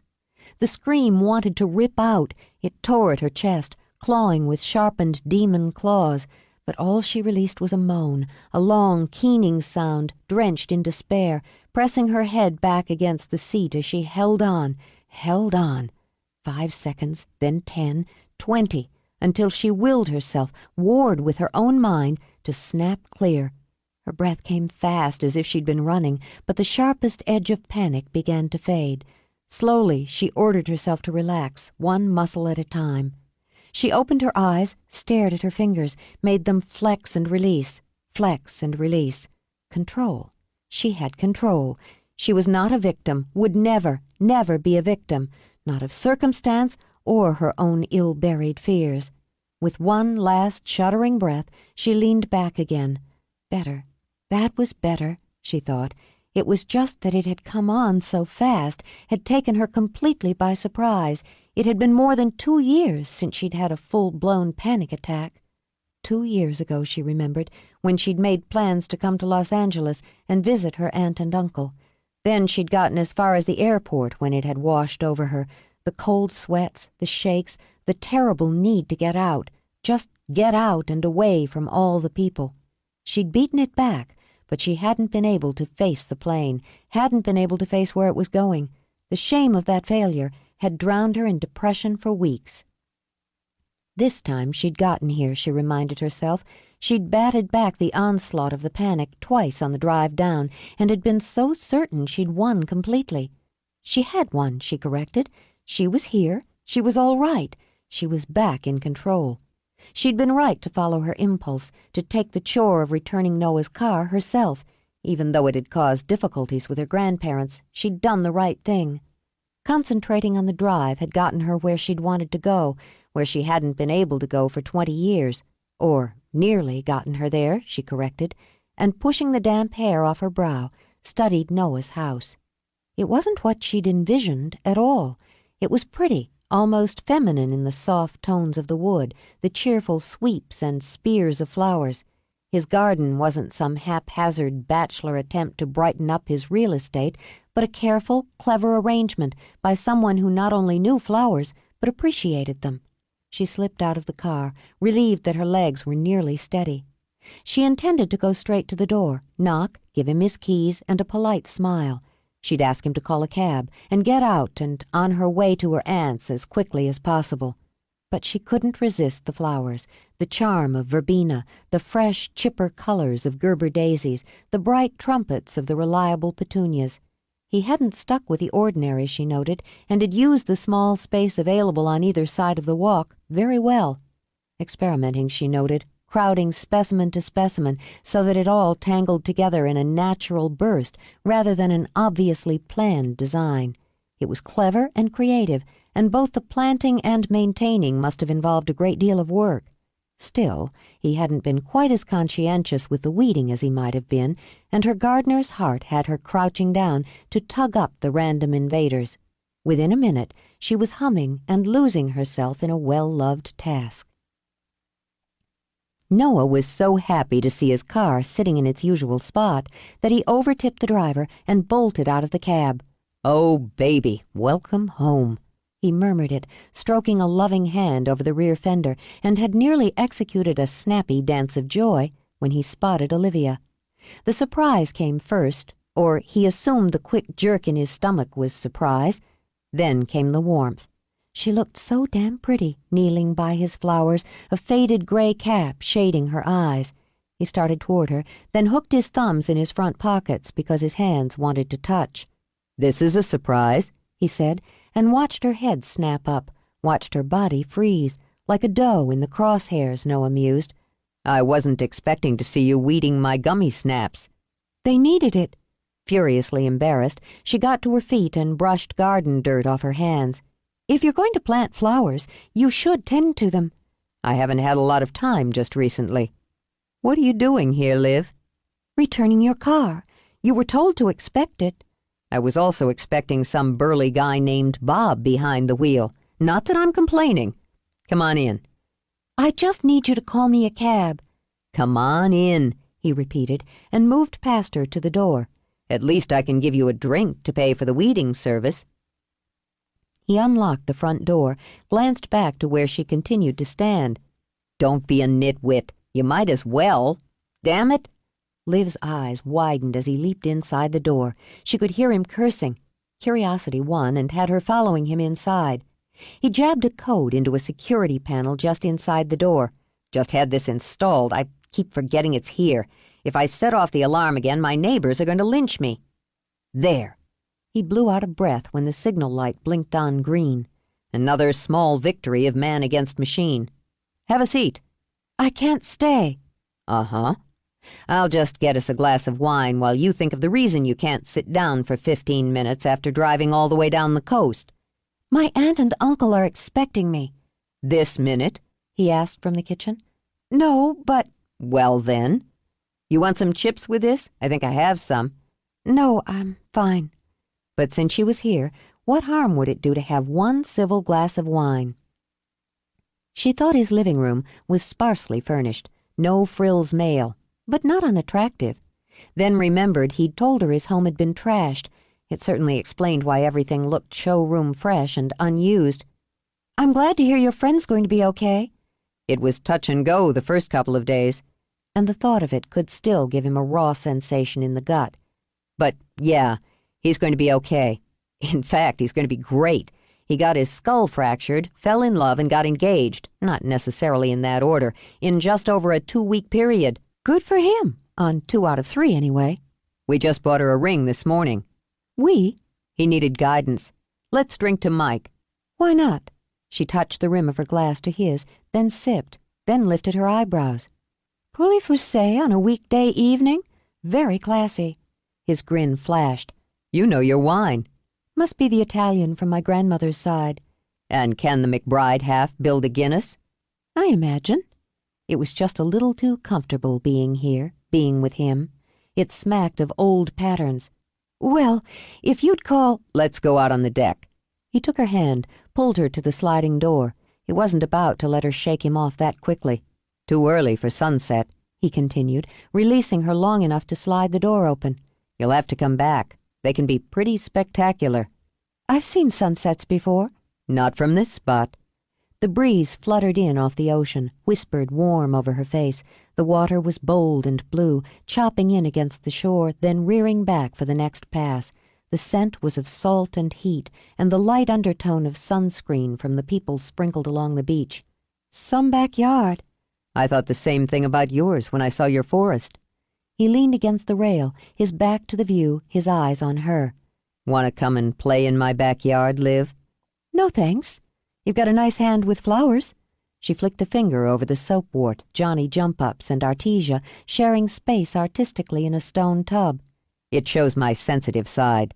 It shows you know what looks good and how to keep it that way. Actually, I learned out of compassion and annoyance. My mother was always planting something, then killing it. She'd go to the nursery and the plants would scream and tremble. Once, I swear, I heard this coreopsis shrieking, "No, no, not me, take the Shasta daisies."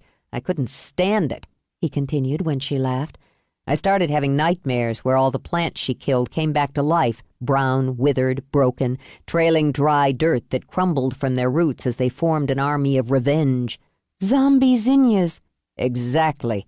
He beamed, delighted with her, fascinated by the way her face warmed when she was amused and relaxed. Vampire violas, monster marigolds, and gardenia ghouls. Let me tell you, it was pretty terrifying. In fact, I'm scaring myself just thinking about it. As a naturalist, I can certify you're safe, as long as you keep them alive. That's comforting. He trailed a finger down her arm, from elbow to wrist, in the absent-minded gesture of a man used to touching. She stepped back, the deliberate gesture of a woman who wasn't. I really have to go. I called Uncle David from Santa Barbara, so they're expecting me by now. How long are you staying? Just a few days. Have dinner with me before you go. I'm going to be busy. Have dinner with me before you go. As he repeated it, he touched her again, just an easy slide of fingertips along her jaw. I like seeing you. You wanted to start with a fresh slate. Give me a chance, Olivia. She could see it clearly, standing there with him while the sky exploded with sunset, music drifting out, something quiet with a throb to the base, and while the sun turned red, while it melted into the sea, he would touch her as he had before, cupping his hand on her face. He would kiss her as he had before, slow and skilled and sexy, and she'd forget why he was doing it. She'd forget to care why. You want a story? She shifted away from his hand. I haven't decided if I'm giving it to you. I want a story. Temper simmered in his eyes, but his voice was cool. That's one level. I said I like seeing you, and I meant it. That's another level entirely. I've thought about you, Olivia. He made a small move, a re-angling of his body, and caged her between him and the rail. I've thought about you for years. Maybe I wish I hadn't, and you've made it clear you'd rather I didn't think of you at all. It doesn't really matter what I'd rather. He was crowding her, and along with the irritation from that was a sly lick of excitement. We can agree on that. He set his wine-glass on the rail. Do you know what went through my mind when I got home and saw you out front? This. Just this. It wasn't slow this time. She could taste the bite of temper as his mouth crushed down on hers, the snaps of frustration as his hand fisted on the back of her shirt, just as she could feel the hot surge of need that pumped from his body to slam against hers. It was as primal as the world she lived in, as elemental as the sea that crashed behind them, as inevitable as the quest to mate. Want. Had she always wanted him, and had the wanting always been so savage? She had to take, she had to feed. She understood the feral and threw herself into the edgy demand of the kiss. Her hands gripped fistfuls of all that thick, sun-streaked hair, her tongue slashed against his. The vicious heat that burst in her blood told her she was alive and could seize whatever she wanted, as long as she wanted. Power plunged into him, feeding off her reckless response. The taste of her was a rage through his system, shearing away everything else. He wanted to gorge himself on her in fast, greedy gulps of her until the frantic, clawing hunger was sated. But the more he took, the more he craved. He pulled back far enough to see her face, the wild wash of color, the sharp edge in her eyes. If you want me to believe you're pissed off about that, you're going to have to stop cooperating. She thought anger was probably the only sensation she wasn't feeling. Back off, Brady. Look. Just... She blew out a breath, lifted a hand to his chest. Back off a minute. Okay. It was a surprise how much it cost him to step away, to break that contact of body to body. That far enough? Yeah, that's fine. I'm not going to pretend I didn't expect that, or wasn't looking for it, on one of those levels you were talking about. I have some basic kind of attraction to you. I didn't intend to act on it. Why? Because it's not smart. But, she picked up her glass again, or perhaps it was his, and sipped while she studied him. If I decide to be stupid, then we'll have sex. I'm not against sex, and I think you'd be pretty good at it. He opened his mouth, shut it again, cleared his throat. Excuse me while I restart my heart. Let me get this clear in my head. You're considering being stupid and having sex with me. That's right. Good, she decided, and sipped again. Damn good. Finally, she'd thrown his rhythm off. Isn't that where you were heading? In my own bumbling way. Yeah, I suppose so. There was nothing bumbling about that kiss. He rubbed a hand over the back of his neck. Had he actually thought he was getting to know her all over again? Why do I feel like I should thank you?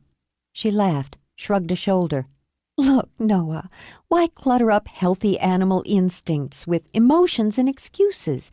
I don't indulge in sex very often because, well, I'm busy and I'm picky. But when I do, I consider it a natural, sometimes entertaining act that shouldn't be tied up with a bunch of sticky pretenses. In other words, I approach it like a man. Yeah, well, If you're not interested on that level, no hard feelings. She finished the wine, set it aside. And I do recall you mentioning a vow of chastity, so maybe this conversation is moot. I wouldn't call it a vow exactly, more like a concept. Then we both have something to think about. Now I really have to go. I'll drive you. A cab's fine. No, I'll take you. A drive might clear my head. You're fascinating, Olivia. No wonder you've been stuck in my mind for years. He took her hand again, a habit she was almost getting used to. Your stuff's still in the car, right? Yes. Let's go then. Keys? She dug them out of her pocket, handed them over as they walked through the house. Aren't you going to set the alarm? Shit. Right. Conversation, he thought, after he'd punched in the code and locked up. Fresh conversation, because he didn't think his system could handle any more on the subject they'd just discussed. So, did you have any trouble finding your way down here? I had a map. I'm good at reading maps. And this is a great ride, she added as she settled in the passenger seat. Handles like a dream. You open her up? She gave him a wisp of a smile. Maybe. Then she laughed, enjoying the rush of wind as the car picked up speed. It's a bullet. How many speeding tickets do you collect in the average year? He winced. I'm a cop's son. I have great respect for the law. Okay. How many does your father have fixed for you during the average year? Family doesn't keep track of small acts of love. You know he'd like to see you while you're here. My mother, too. I don't know what plans my aunt may have made, if there'll be time. I thought you didn't like pretenses. She picked up the sunglasses she'd left on his dash, slipped them on. All right. I don't know how I'll handle seeing him. I don't know how I'll handle being back here, even for a few days. I decided to come to find out. She balled her fists in her lap, then deliberately relaxed them. I don't remember Los Angeles. All I really remember is... Do you know where my mother's house was? Yeah. He was working on the current owners to let him take a tour. Go there. I want to go there. Liv, you can't get in. I don't need to. I just need to see it. Panic was a whisper inside her head, an icy caress along her skin, but she made herself stand at the gate. The walls surrounding the estate were tall and thick and brilliantly white. Trees and distance screened the house, but she could catch glimpses of it, brilliantly white as well, with the soft red tile of the roof. There are gardens. I'm not sure I knew how many. Elaborate, wonderful gardens. One was tucked away under big shady trees and had a little pool with goldfish and water lilies. It had a bridge over it, a white bridge that my mother said was for the ferries. She crossed her arms over her chest, hugging her biceps and hunching over as if to fight off sudden cold. There was another with just roses, dozens and dozens of rose bushes. He bought a white one when I was born and planted it himself. I remember him telling me that. He'd planted it himself because it was special, and when he had to go out of town or whenever he came back, he'd leave a white rose on my pillow. I wonder if they kept the gardens the way they were. Noah said nothing, simply rubbed a hand over her back and listened. The house was so big. It seemed like a palace to me, soaring ceilings and huge windows, room after room after room, every one of them special somehow. I slept in a canopy bed. She shuddered once, violently. I can't stand to have anything overhead while I sleep now. I hadn't realized why. Someone would tell me a story every night, my mother or him, or if they were going out, Rosa. But Rosa didn't tell the really good stories. Sometimes they'd have parties, and I could lie in bed and hear the music and people laughing. My mother loved having people around. They'd come all the time. Aunt Jamie, Uncle David, her agent, Uncle Lou. He'd always bring me a peppermint stick, one of those thick, old-fashioned ones. I can't imagine where he got them. Lucas Manning came over a lot. It must have been around the time He left. She couldn't use her father's name, simply couldn't bring herself to form the words. I just remember Lucas being there in the house, out by the pool. He made my mother laugh. He was nice to me in an absent sort of way. Kids know that it's just show. I wanted to like him because he made Mama laugh, but I just kept wishing Lucas would stop coming over because if he did, maybe he'd come home. She rested her head against the bars of the gate. Then, of course, he came home. He came home and he killed her. And I can't do this. I can't do this. I can't. It's all right. Noah gathered her to him, holding her tight even though she stood stiffly with her fisted hands pressed to his chest to separate them. You don't have to. You don't need to be here now, Olivia. She made herself open her eyes again, stare over his shoulder at those flashes of white. I've been running away from and running toward this all my life. It's time I decided on a direction and stuck with it. Part of him wanted to scoop her up, cuddle her as he carried her back to the car and took her away. But someone had taken her away for most of her life. When you run away, it comes after you, Liv, and it always catches up. Afraid he was right, feeling the monster nipping at her heels, she turned and walked back to the car. 22. She had her color back by the time Noah swung up the drive toward the Melbourne mansion. It seemed to him she'd all but willed it back, just as she'd willed away that lost and grieving look from her eyes. Wow! Her smile seemed natural, effortless as the house came into view. We have pictures of it, even videos, but they don't come up to the in-your-face. One of those nice fixer-uppers priced for the young marrieds. She laughed, then swiveled in her seat as the dogs raced over the yard. There they are! Oh, I wish I could have brought Shirley. Why didn't you? I thought you might object to dog hair and slobber all over your pretty boy car. And my grandfather would be lost without her. She pushed out as soon as he'd stopped and all but dived into the dogs. The vulnerable woman with haunted eyes who'd stood outside the gate of her childhood home might not have existed. It certainly wasn't the face she showed to her uncle as David Melbourne came out of the house. She let out a whoop of delight and bounded toward him, half leaping into his arms for a fierce hug. He'd aged well, Noah thought, comparing the man who held Olivia with the photos that dated back to the murder. He'd kept the weight off, and had either discovered the fountain of youth or had an excellent cosmetic surgeon. The lines on his face were dashing rather than aging, as were the streaks of silver in his hair. He was dressed casually in buff-colored trousers and a Henley shirt the color of kiwis. "Welcome, traveler," He laughed, cupped her face. "Let's look at you. Pretty as ever." "Missed you." "Goes double."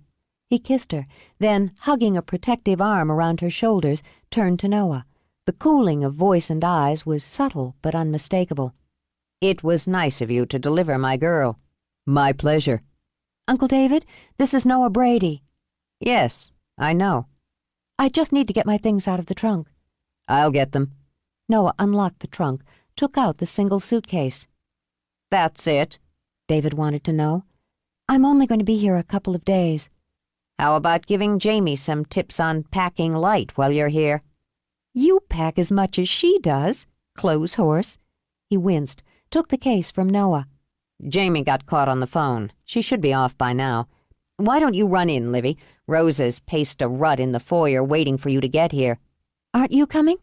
Be right there." "All right. Thanks for the lift, Brady." "No problem, McBride," he said in the same tone. "I'll be in touch." She said nothing to that, only jogged up the stairs and inside. "I hope you'll forgive me for not asking you in," David began. "This reunion's a family affair." Understood. You can say what you have to say to me out here. David inclined his head. "You're perceptive, Noah. I imagine that's why you're good at your work." He set Olivia's suitcase down, glanced toward the house. "You seem to have established some kind of rapport with Livy." We're beginning to understand each other. Again, he thought.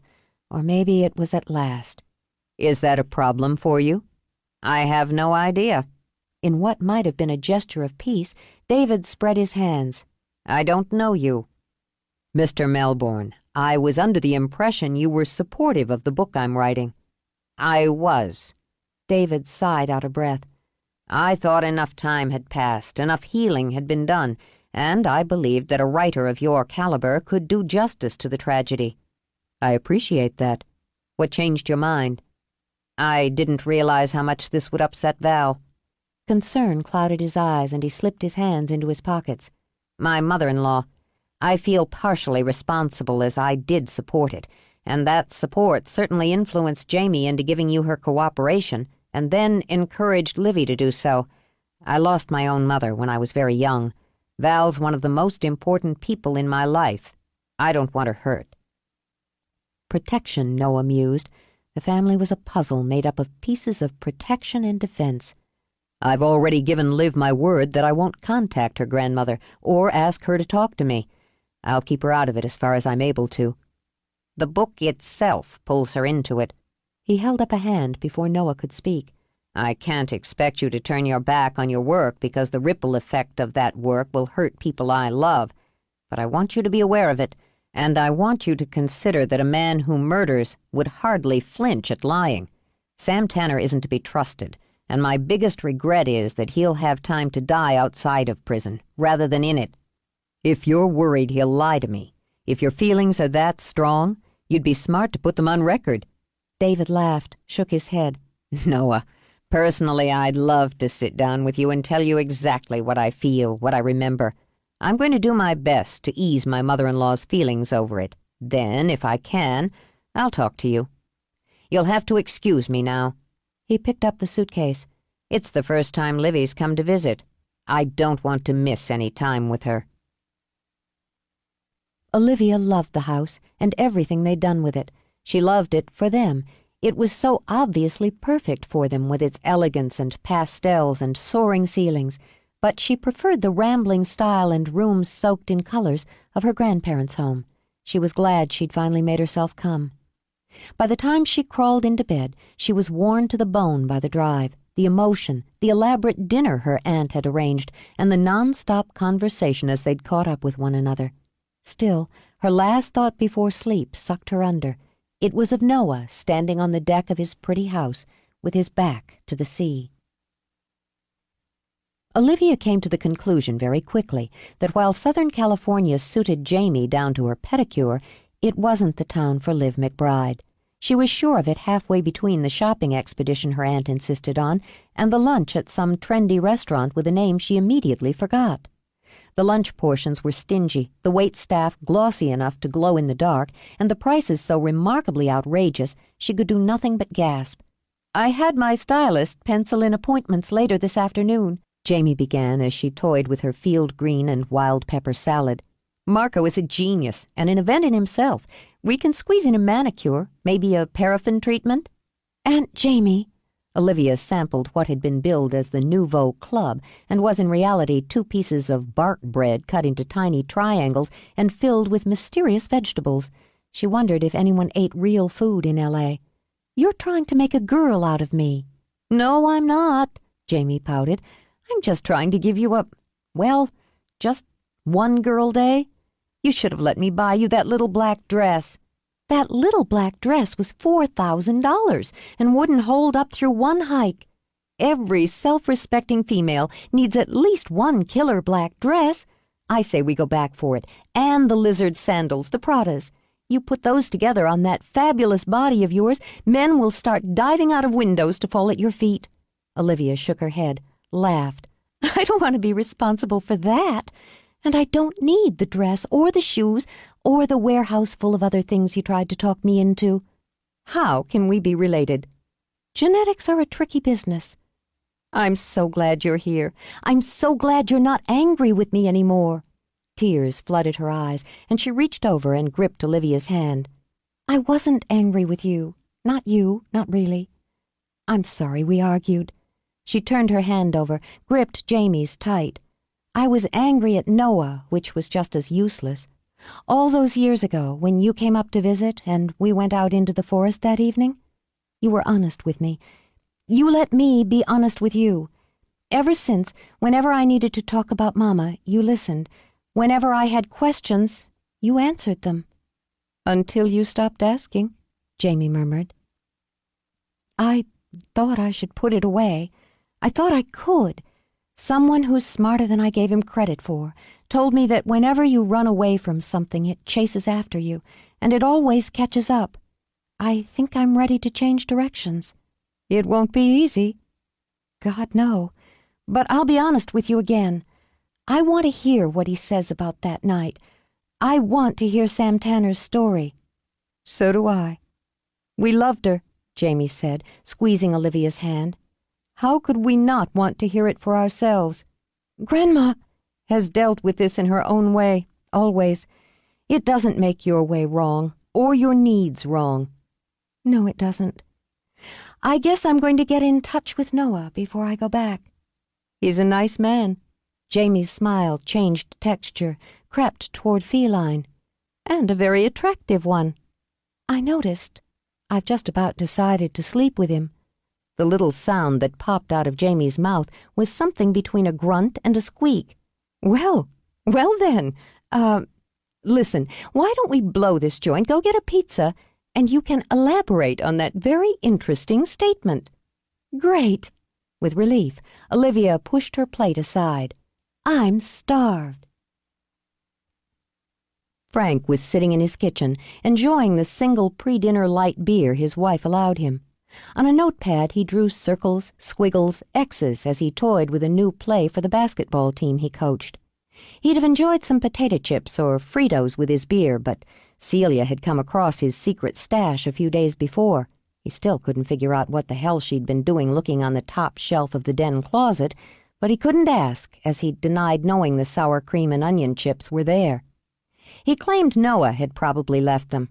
That was his story, Frank thought, as he made do with a handful of salt-free pretzels, and he was sticking to it. When the doorbell rang, he left his beer and his doodling on the table, thinking it might be one of his players. He didn't think it set the right tone for Coach to come to the door with a cold one in his hand. It was a young woman, with the tall, rangy build he could have used on the court, a little too old to fit into his 12 to 16-year-old league, he thought. Then images overlapped in his mind and had him grabbing for her hands. "Liv! Livy! My God! You're all grown up." I didn't think you'd recognize me." And the fact that he had, with such obvious delight, warmed her. "I'd have known you anywhere. You look just the same." Never lie to a cop, even a retired one. Come in, come in. He pulled her inside. I wish Celia were here. She had a late afternoon meeting. Sit down. He fussed around the living room, picking up the newspaper, scooping a magazine off a chair. Let me get you something to drink. "I'm all right, I'm fine." There was a pressure in her chest, heavy, tight. "I told myself to call first, then I didn't. I just came." He saw the battle for composure on her face. I'm glad you did. I knew you were grown up, but every time I pictured you, even when I'd read your letters, I'd see a little girl. "I'd always see a hero." She let herself go into his arms, let herself be held, and the jitters in her stomach quieted and eased. "I knew I'd feel better. I knew it would be all right if I could see you." What's wrong, Livy? "A lot of things. I'm figuring them out, but—" Is this about Noah's book? "Part of it. About that, about him." "He's your son." She said it with a sigh, and stepped back to stand on her own. "And as much as I didn't want to, as much as I told myself I wouldn't, I trust him to do it right. It's going to be painful for me to talk to him, but I can do it. I will do it in my own time, in my own way." You can trust him. I don't understand his work, but I understand Noah. Puzzled, she shook her head. "You don't understand his work? How can you not understand his work? It's brilliant." It was Frank's turn for confusion. He sat on the arm of the sofa, staring at her. I have to say, I'm surprised to hear you say that. How could you feel that, as a survivor of a murder victim? "And the daughter of a murderer," she finished. "That's exactly why. I read his first book as soon as it came out. How could I resist it with his name on the cover? And she'd hidden it in her room like a sin. I didn't expect to like it. Hadn't wanted to, she thought. Had wanted to read it and condemn him. I still don't know if I can say I liked it, but I understood what he was doing. He takes the most wicked of crimes, the most horrid, the most unforgivable, and he keeps them that way." She waved a hand in annoyance at her own fumbling attempt to explain. "When you hear about a murder on the news or read about it in the paper, you say, 'Oh, how awful.' Then you move on. He humanizes it, makes it real, so vividly real that you can't say, 'Oh, how awful,' and then slide down the pillows and go to sleep. Everyone who was involved, he strips them down to their most desperate and agonized emotions." That, she realized, was what she feared about him the most, that he would strip her to her soul. "He makes them matter," she continued, "so that what was done matters." She smiled a little, but her eyes were horribly sad. "So that what his father did every day, year in and year out, matters. You're his standard for everything that's right and strong." Just, she thought, as her father was her standard for everything evil and weak. Livy. Words clogged in Frank's throat. You make me ashamed that I never looked close enough. "You just see Noah. I'm nervous about talking to him." She pressed her hand to her stomach. "I don't want him to know that. I want us to try to do this on equal ground. Well, not quite equal," she corrected, and her smile steadied. "I'm going back home tomorrow, so he'll have to deal with me on my turf. I wondered, one of the things I wanted to ask was if you and Mrs. Brady would like to come up sometime this summer, have a couple of free weeks at the lodge on the McBrides. We've made a number of improvements, and I'd love you to see my center and— Oh, God, I'm sorry. God." She pressed both hands to her mouth, stunned that the words had tripped out, stumbling over one another in her rush to conceal the truth. Livy. "No, I'm all right. Just give me a minute." She walked to the front window, stared out through the pretty sheer curtains. "I know he gets out in a few weeks. Somehow I thought, if you were there, just for the first couple of days after, it would be all right. I haven't let myself really think about it, but the time's coming. Just a few weeks." She turned back, started to speak, to apologize again, but something in his face, the grim line of his mouth, the shadow in his eyes, stopped her. What is it? It's about him getting out, Liv. I was contacted this morning. I have some connections, and whenever there's something new about Tanner, I get a call. Due to his health, the hardship, the overcrowded system, time served, his record in prison. Frank lifted a hand, let it fall. They're letting him out sooner, aren't they? When? Her eyes were huge, locked on his. He thought of the child who'd stared at him from her hiding place. This time he could do nothing to soften the blow. 2 weeks ago, he told her. The phone shattered Noah's concentration into 1,000 irretrievable shards. He swore at it, viciously, ignoring the second ring as he stared at the last line he'd written and tried to find the rhythm again. On the third ring, he snatched up the portable he'd brought in by mistake, squeezed it with both hands as if to strangle the caller, then flipped it on. What the hell do you want? Just to say goodbye. Bye. Wait, Liv, wait, don't hang up, damn it. You don't return my calls for 2 days and then you catch me at a bad moment. I've been busy, which you obviously are too, so... Okay, I'm sorry. That was rude. I'm a jerk. I've got the sackcloth right here. You got my messages? All 10,000 of them, he thought. Yes, I haven't had time to return them until now, and I only have a minute as it is. They're already boarding. Boarding? What? You're at the airport? You're leaving already? Yes, my plans changed. Her father was out of prison. Was he already in L.A.? Is this where he would come first? She rubbed a hand over her mouth and schooled her voice to sound casual. I have to get back, and I thought I'd let you know. If you still want to talk to me regarding your book, you can reach me at the lodge, the center most likely. Go back in the morning. One night can't make any difference. Olivia, I want to see you. You know where to find me. We'll work out some sort of schedule that's convenient for the interviews. I want... You, he realized. How the hell had it gotten so mixed up a second time? The book isn't everything that's going on here between us. Change your flight. He hit keys rapidly to save data and close. I'll come pick you up. I don't want to be here, she said flatly. I'm going home. To where it was safe, to where she could breathe. If you want interviews with me, you'll have to come to the lodge. It's final boarding. I'm leaving. It's not just the damn interviews, he began, but she'd already broken the connection. Noah swung the phone over his shoulder, then halfway back to the desk before he managed to resist the urge to just beat it to bits of plastic. The woman was making him nuts. She ran hot, cold, jumped up, down, and sideways. How the hell was he supposed to keep up with her? Now she was gone, leaping out of his reach before he had a real chance to grab hold. Now he was supposed to go chasing after her? Was that the game? Disgusted, he kicked back in the chair, stared at the ceiling. No, she didn't work that way. It wasn't games with Olivia so much as it was a match. There was a big difference between the two.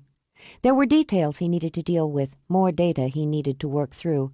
And then, he thought, tossing the phone on the cluttered desk, then they'd just see about that match.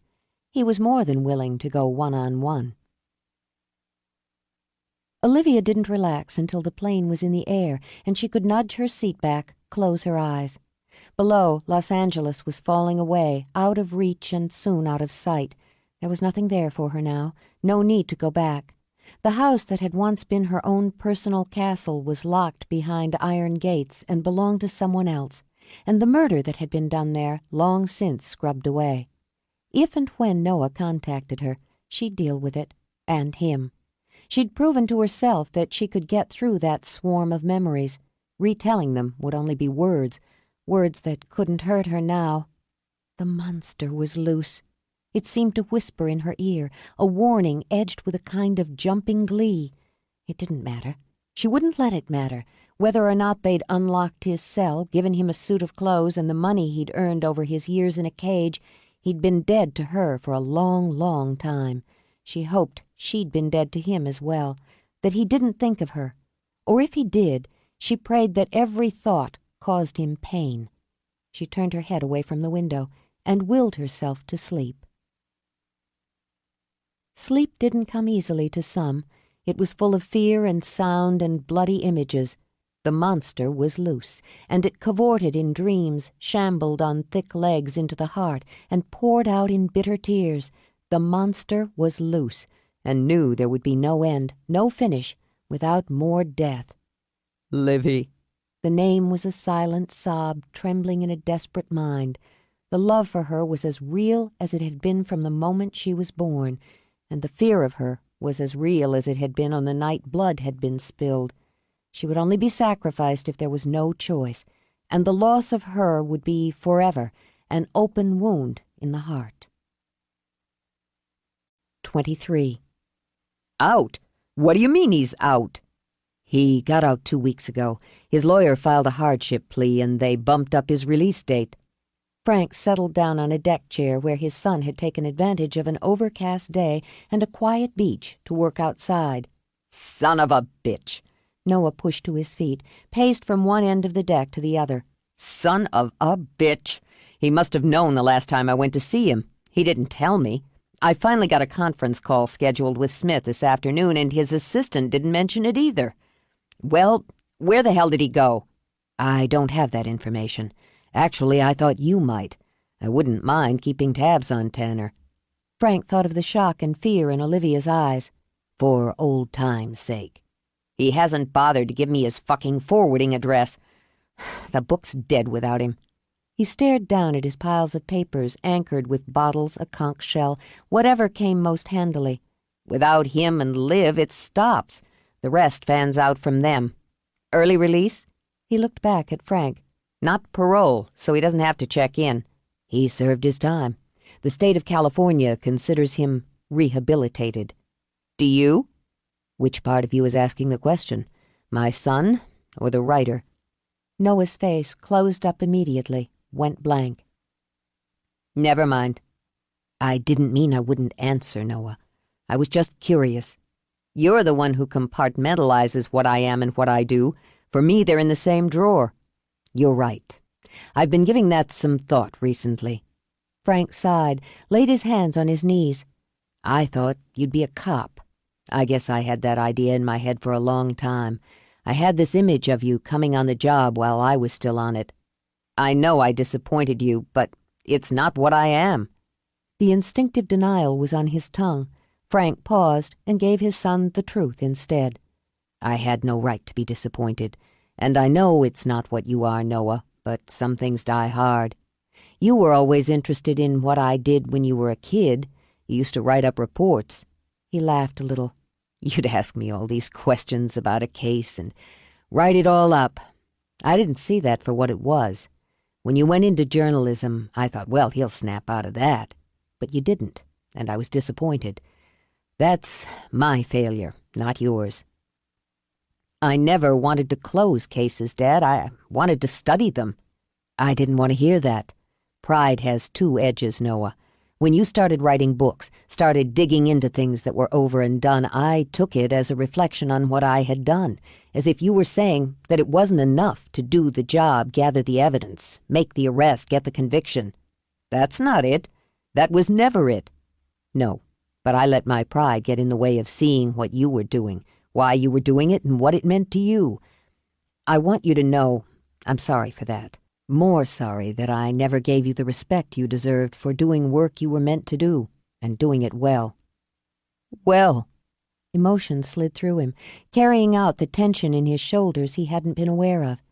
It's a day for surprises. I've always been proud of who you are, Noah. You've never been anything but a joy to me as a son and as a man. Frank had to pause a moment before his tongue tangled. I wouldn't be what I am if you hadn't been there. Noah.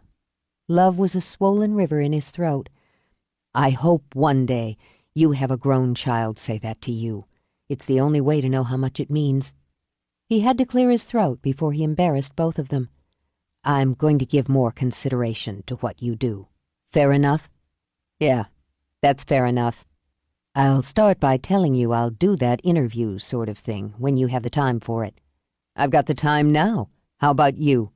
Now? Well, He hadn't been prepared for it, and found himself limping for an excuse. Just let me get a fresh tape. Noah knew when he had a fish on the line and made it fast. He came back out with a tape and 2 cans of Coke. "It's not as hard as you think," he said while he labeled the tape and snapped it into the recorder. "You just talk to me. Tell me about the case, just the way you used to. You told me some about this one. I made notes on it even back then. Tanner made the 911 call himself. I've got a transcript of it." Wanting accuracy rather than memory, Noah dug out the right file. "He called it in at 12:48. She's dead. My God, Julie, she's dead. The blood, it's everywhere. I can't stop the blood. Somebody help me." Noah set the paper aside. "There's more, but that's the core of it. The 911 operator asked him questions, kept getting the same response, but managed to get the address out of him." "The uniforms went in first," Frank said. "Standard procedure. They responded to the 911. The gate was open, so was the front door. They entered the premises and found the body and Tanner in the front parlor area. They secured the scene, reported a homicide, and requested detectives. Tracy Harmon and I took the call."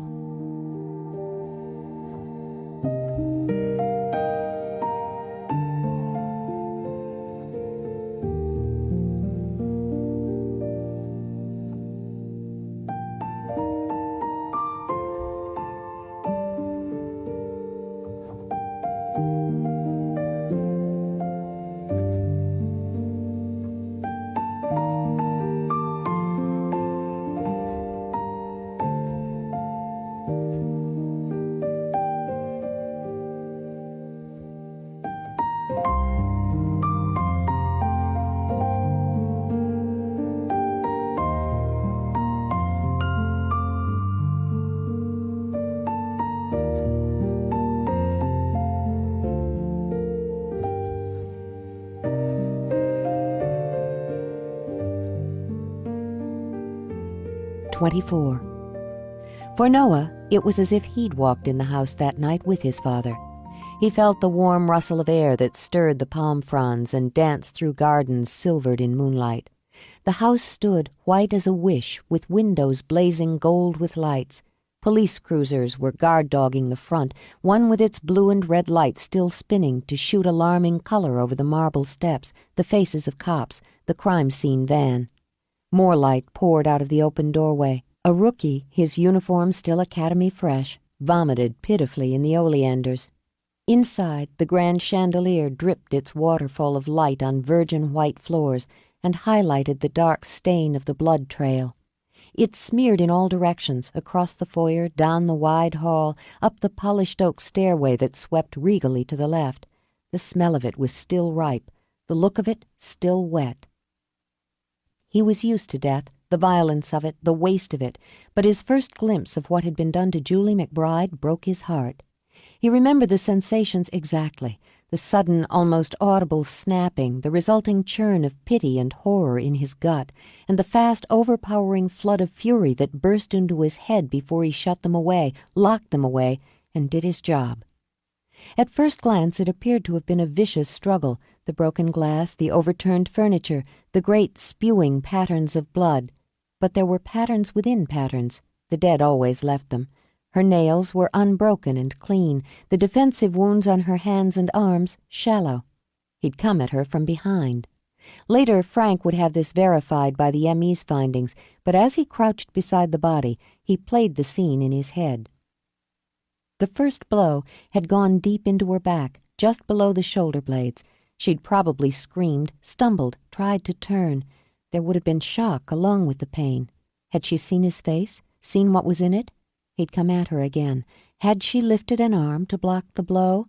"Please don't! God, don't!" She'd tried to get away, knocking over the lamp, shattering glass, slicing her bare feet on it even as he sliced at her. She'd fallen, crawled, weeping. He'd driven the blades into her again and again, plunging with them, slashing with them, even after she was still, even after she was dead.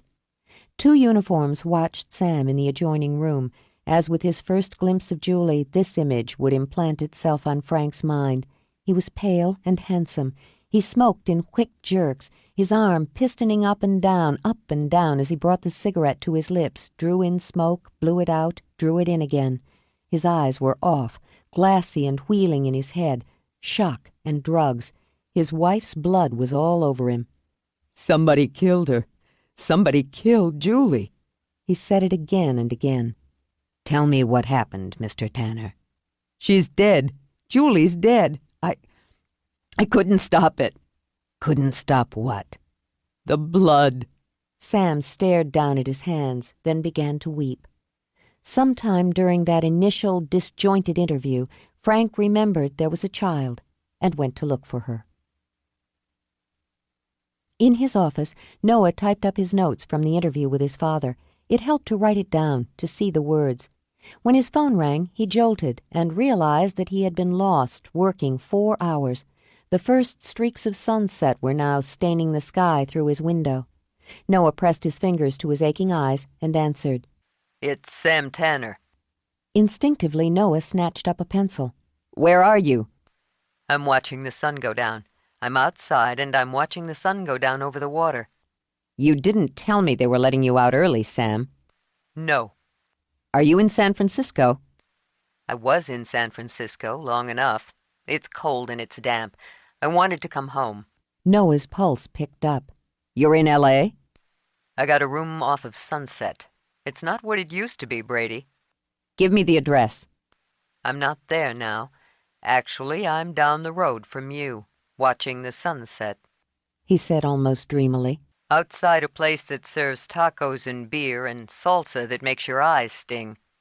Tell me where you are. I'll meet you. Sam wore khakis and a short-sleeved chambray shirt, both so painfully new they'd yet to shake out the folding pleats. He sat at one of the little iron tables on the patio of the Mexican place and stared out over the water. Though business wasn't brisk, there was a sprinkling of people at other tables, kids with fresh faces who scooped up nachos and sipped at the beers they were barely old enough to order. In contrast, Sam looked old, pale, and inexplicably more naive. Noah ordered more tacos, another beer for each of them.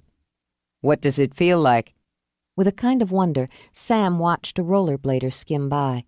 I spent a few days in San Francisco to get my bearings. Then I took a bus down. Part of me kept expecting someone to stop me, take me back, say it had all been a mistake.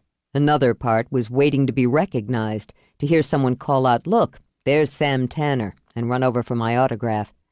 There are 2 lives crossed over in the middle, and my mind keeps jumping back and forth between them. Do you want to be recognized? I was a star, an important actor. You need the attention, not just to feed the ego, but to stroke the child. If you weren't a child, how good an actor could you be? After a while, inside, I had to put that away. When I knew the appeals weren't going to work, the cage wasn't going to open, I had to put it away to survive. Then I got out and it all came flooding back, and as badly as I wanted someone to look at me, to see me and remember, it scared the shit out of me that someone would. Stage fright. Sam gave a small, sick smile. There's something I haven't had to deal with in a long time. Noah said nothing, while the waitress clunked their food and drinks down. Once she'd walked away, he leaned forward. Coming to L.A. was a risk, because someone's bound to recognize you sooner or later. Where else would I go? It's changed. I got lost twice walking around. New faces everywhere, on the street, on the billboards, people driving around in big chunky jeeps, and you can't smoke any fucking where. Noah had to laugh at the absolute bafflement in the statement. I imagine the food's some better than San Quentin's. I forgot places like this existed. Sam picked up a taco, studied it. I'd forgotten that before I went inside, if it wasn't the best, I wasn't interested. If I wasn't going to be seen, admired, envied, what was the point? He bit in, crunching the shell, ignoring the little bits of tomato and lettuce and sauce that plopped onto his plate. For a few moments he ate in concentrated silence, a kind of grim focus Noah imagined came from prison meals. I was an asshole. Noah lifted a brow. Can I quote you? That's what this is about, isn't it? I had everything. Success, adulation, power, wealth. I had the most beautiful woman in the world who loved me. I thought I deserved it, all of it, so I didn't value what I had. I didn't value any of it, or see it as any more than my due. So I lost it, all of it. Keeping his eyes on Sam's face, Noah sipped his beer. Did you kill your wife?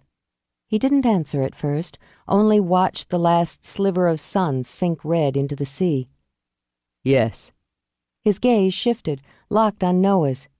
Did you expect me to deny it? What's the point? I served 20 years for what I did. Some will say it's not enough. Maybe they're right. Why did you kill her? Because I couldn't be what she asked me to be. Now ask me if I picked up the scissors that night and stabbed them into her back, her body, sliced them across her throat. All right. Did you? I don't know. His eyes shifted to the water again, went dreamy again. I just don't know. I remember it 2 ways, and both seem absolutely real. I stopped thinking it mattered. Then they told me I was going to die. I need to know. And you're going to figure out which of the 2 ways is real. Which one are you going to tell me? Neither, not yet. I need the money. I opened an account at this bank. He brought out a scrap of paper. That's my account number. They do this electronic transfer. That'd be the best way. All right. Noah pocketed the paper. It'll be there tomorrow. Then we'll talk tomorrow. Noah called Olivia the next morning, caught her at her desk at the center. He was still damp from the shower after his run on the beach, just starting to pump up his system with coffee.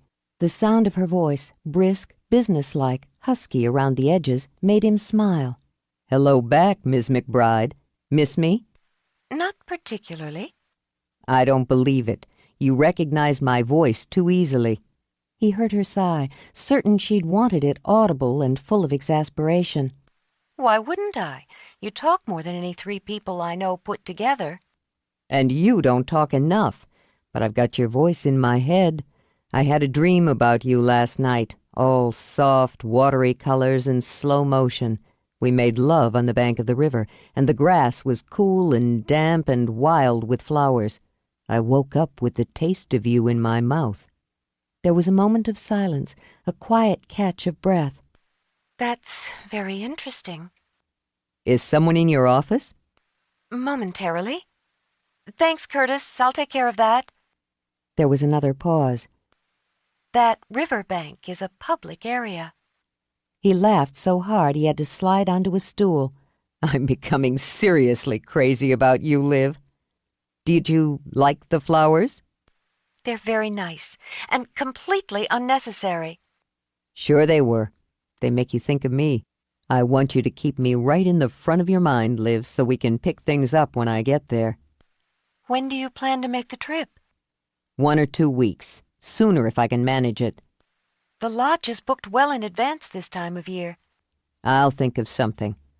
Liv, I need to tell you I've seen Tanner, spoken with him. He's here in Los Angeles. I see. I thought you'd feel better knowing where he is. Yes, I suppose I do. I have to go. Liv, you can tell me how you feel. Aside from the book, just as someone who cares about you. You can talk to me. I don't know how I feel. I only know I can't let where he is or what he's doing change my life. I'm not going to let anything or anyone do that. You may find out some changes don't have to hurt. I'll let you know when I plan to come in. Keep thinking about me, Olivia. She hung up, let out a long breath. Keep dreaming, she murmured, and skimmed a finger over the petals of a sunny daisy. She hadn't been able to resist keeping them in her office where she could see them when she was stuck at her desk and itching to get outside. She'd recognized what he'd done as well and found it incredibly sweet and very clever. The flowers he ordered were all from the varieties he had in his own garden, the garden she hadn't been able to resist. He had to know that looking at them would make her think of him. She'd have thought of him anyway. And she'd lied when she'd told him she didn't miss him. It surprised her how much she did, and worried her just a little to realize she wished they were different people in a different situation. Then they could be lovers, maybe even friends, without the shadows clinging to the corner of their relationship. She'd never been friends with a lover, she thought, had never really had a lover as that term added dimension and intimacy to simple sex. But she thought Noah would insist on being both. If she wanted him, she would have to give more than she'd been willing or able to give to anyone before. One more thing to think about, she decided, and rubbing the tension from her neck, swiveled back to her keyboard and began to input her ideas for the fall programs with an eye to the elementary school field trips she hoped to implement. She answered the knock on her door with a grunt. Was that a come in or go to hell? Rob wanted to know as he gently shook the package he carried. It's come in to you and go to hell for anyone else. I'm just working out some fall programs. She angled her head as she swiveled her chair around. What's in the box? Don't know. It came to the lodge. Looks like an overnight from Los Angeles to you. Me? I'd guess it's from the same young man who sent you the flowers. He set the package on the desk. And I say he has fine taste in women. Which you say with complete objectivity. Of course. Rob sat on the corner of the desk, reached for her hands. How's my girl? I'm fine. She gave his hand a reassuring squeeze. Don't worry about me, Grandpop. I'm allowed to worry. It's part of the job description. And she'd been so tense, so pale when she'd come back from California. It doesn't matter that he's out, Livy. I've made my peace with that. I hope you will. I'm working on it. She rose, moved away to tidy files that didn't need tidying. Noah just called. He wanted to let me know he'd seen him, spoken to him. It's best you know. Yes, it is. I appreciate that he understands that, respects that he doesn't treat me as if I were so fragile I'd break, that I needed to be protected from... She trailed off, felt a wave of heat wash into her face. I didn't mean... It's all right. I don't know if we did the right thing, Livy, bringing you here, closing everything else out. We meant it for the best. Bringing me here was exactly the right thing. She dropped the files and stepped over to hug him tight. No one could have given me more love or a better home than you and Grandma. We won't let thoughts of him come in here and make us question it. Her eyes stormed with emotion when she drew back. We won't. I still want what's best for you. I'm just not as sure as I once was what it is. This young man, he nodded toward the flowers. He's bringing you an awful lot to face at one time, but he's got a straight look in his eye. Makes me want to trust you with him. Grandpop, she bent, kissed his cheek. I'm old enough and smart enough to decide that for myself. You're still my baby. Aren't you going to open the package?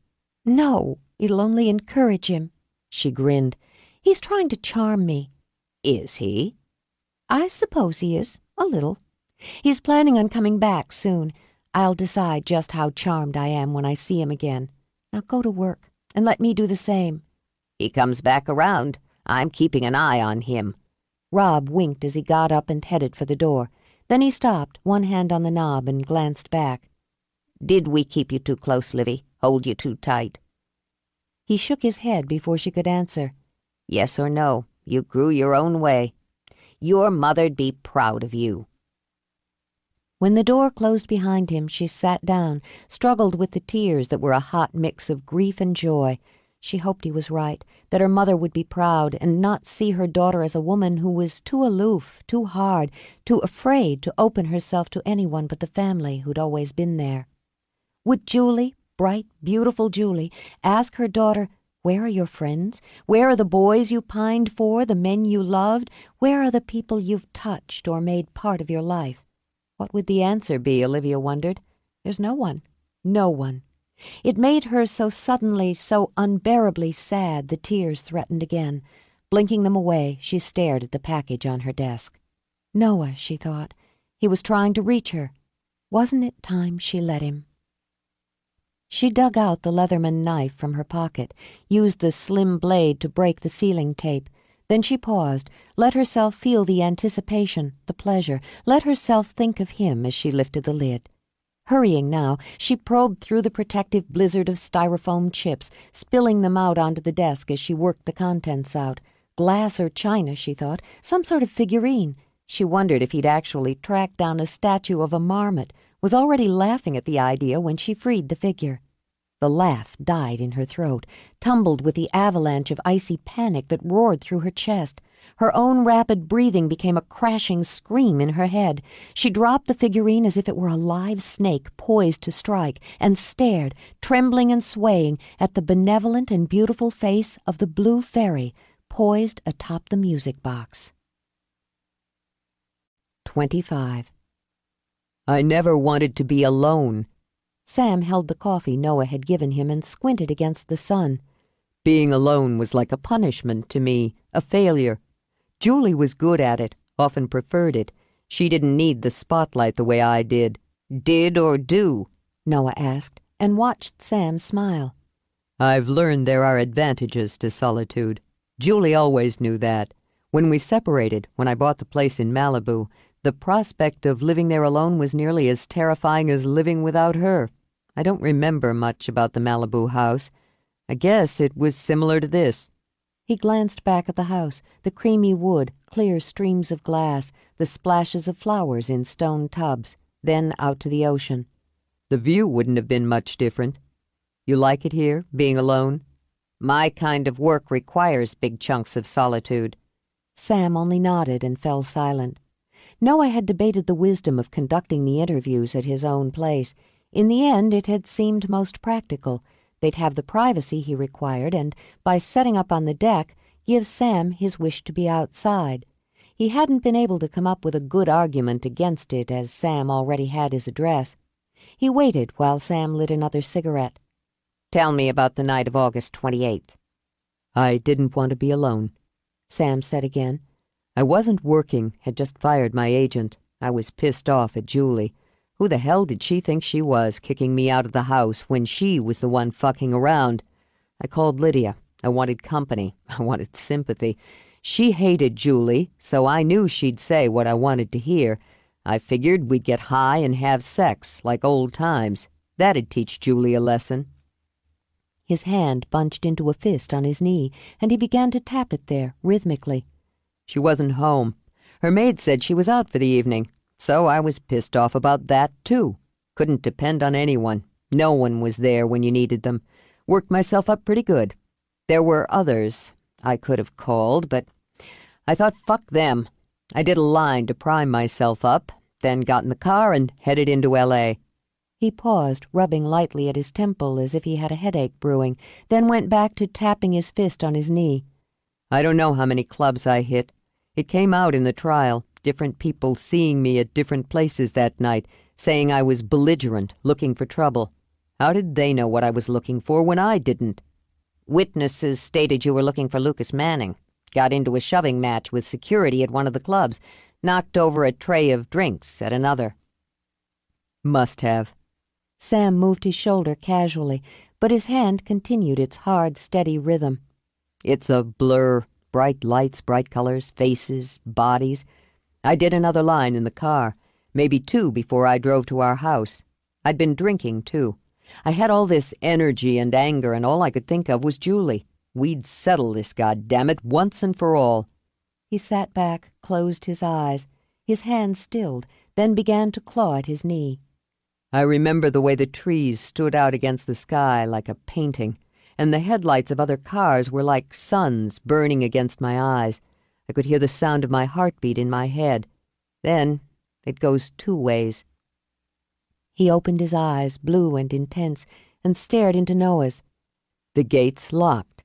I know he's in there with her, the son of a bitch. When she comes on the intercom, I tell her to open the gate. I need to talk to her. I'm careful, really careful, to keep my tone calm.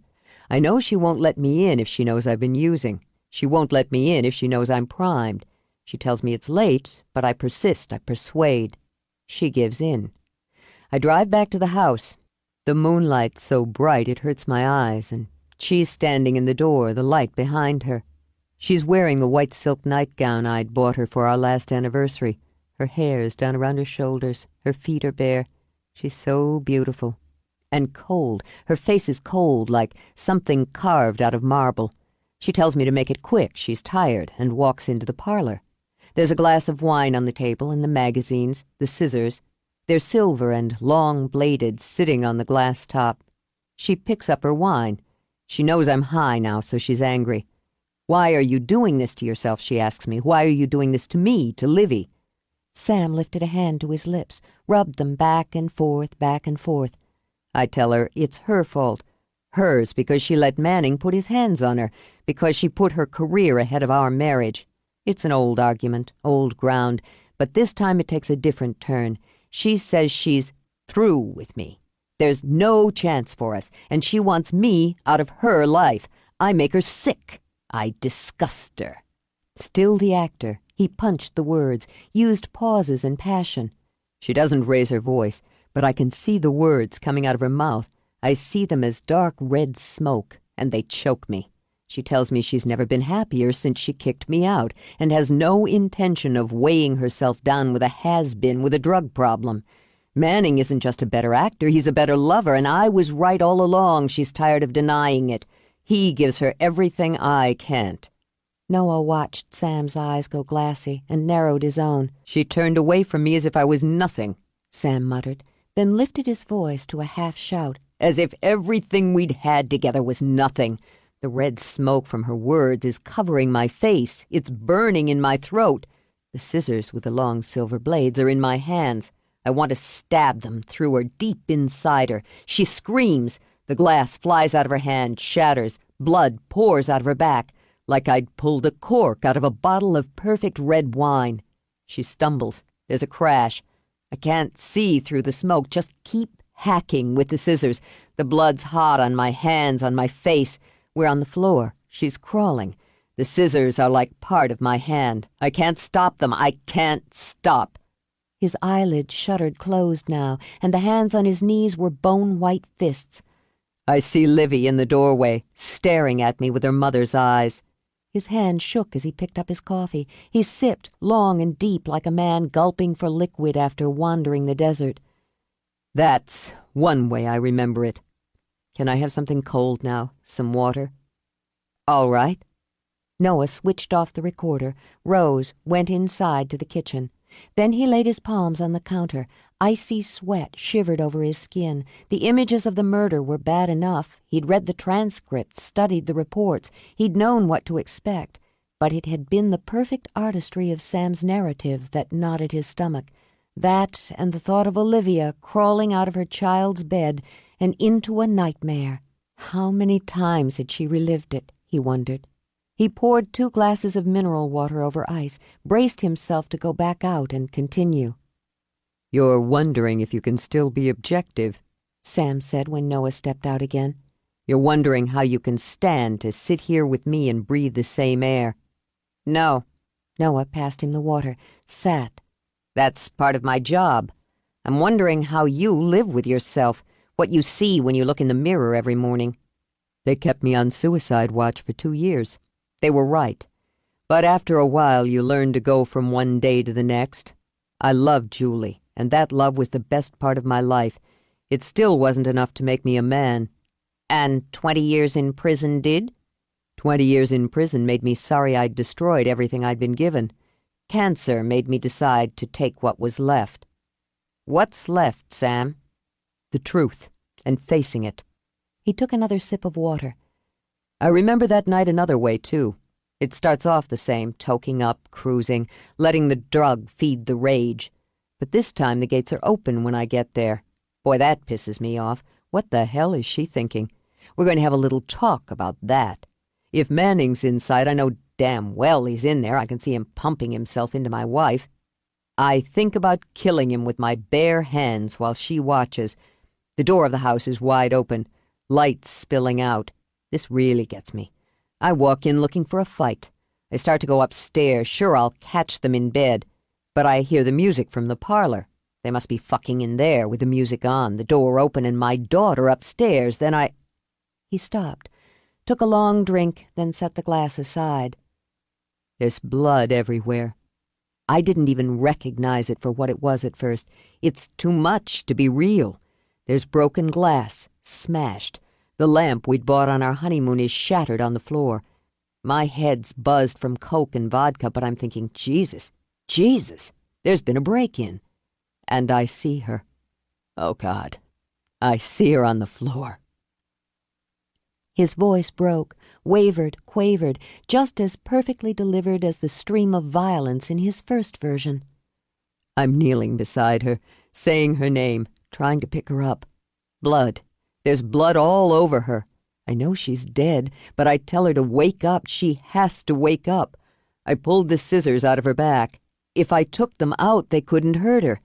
And there was Livy, staring at me. He took a cigarette from the pack on the table, struck a match, and the flame shivered as if in a brisk wind. The police didn't buy that one. He blew out smoke. Neither did the jury.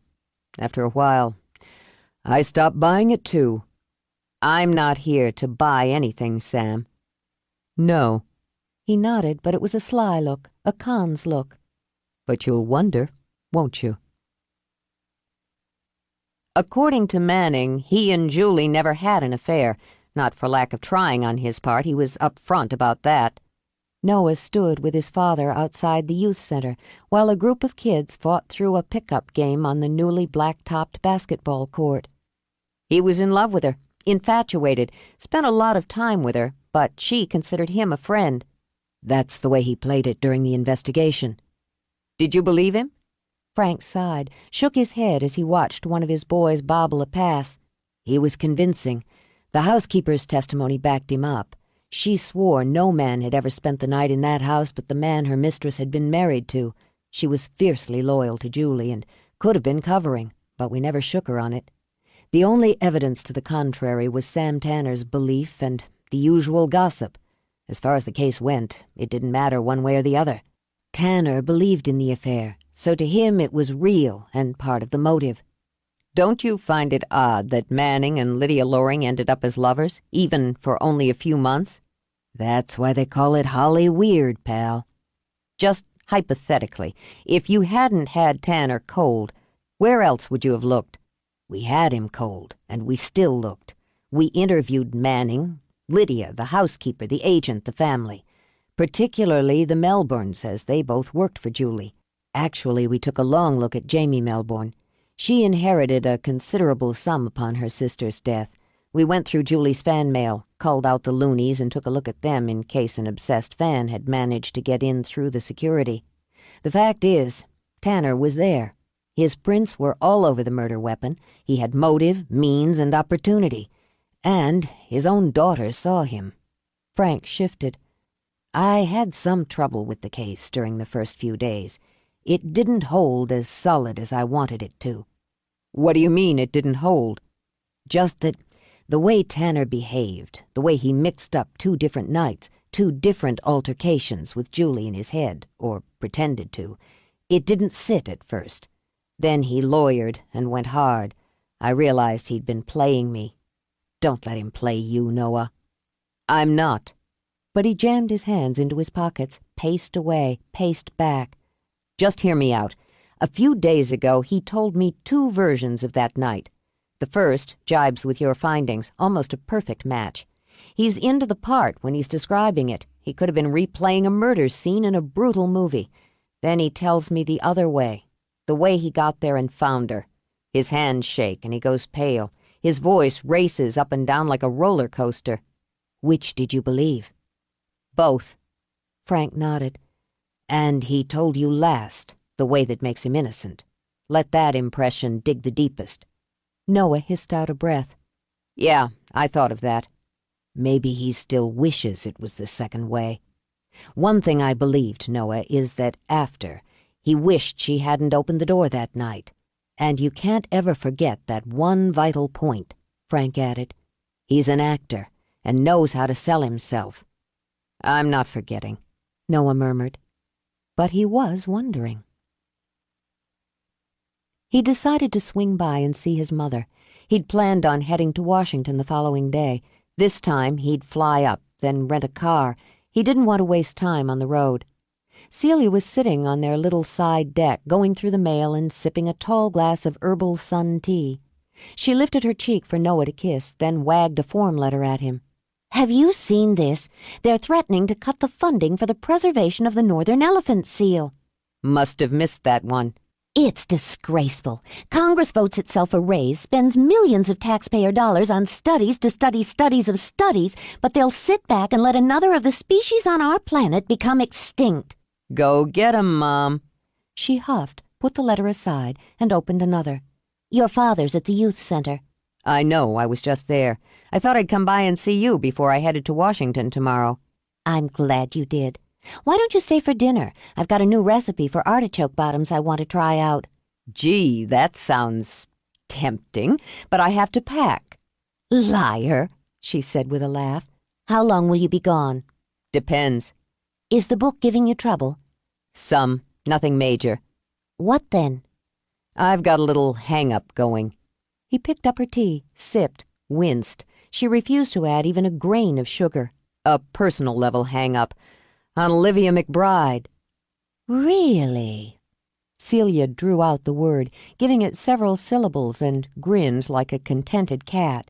Isn't that nice? I don't know how nice it is, or why you'd be so pleased about it. You haven't seen her since she was a kid. I've read her letters to your father. She appears to me a smart, sensible young woman, which is a far cry from your usual choice, particularly that creature Karen. She still hasn't turned up, by the way. Fine. Let her stay in whatever hole she dug for herself. I suppose I have to agree. And to backtrack, I like hearing you say you're interested in someone. You never tell me you're interested in a woman, just that you're seeing one. I've been interested in Liv for years. Really? How? She was, 12 when you last saw her? 19. I went up to see her 6 years ago when she was in college. Surprised, Celia stopped opening mail. You went to see her? You never mentioned it. No, mostly because I wasn't too happy with the way it worked out. He blew out a breath. Okay, condensed version. I wanted to write the book. Even then, I went to see her to talk her into cooperating.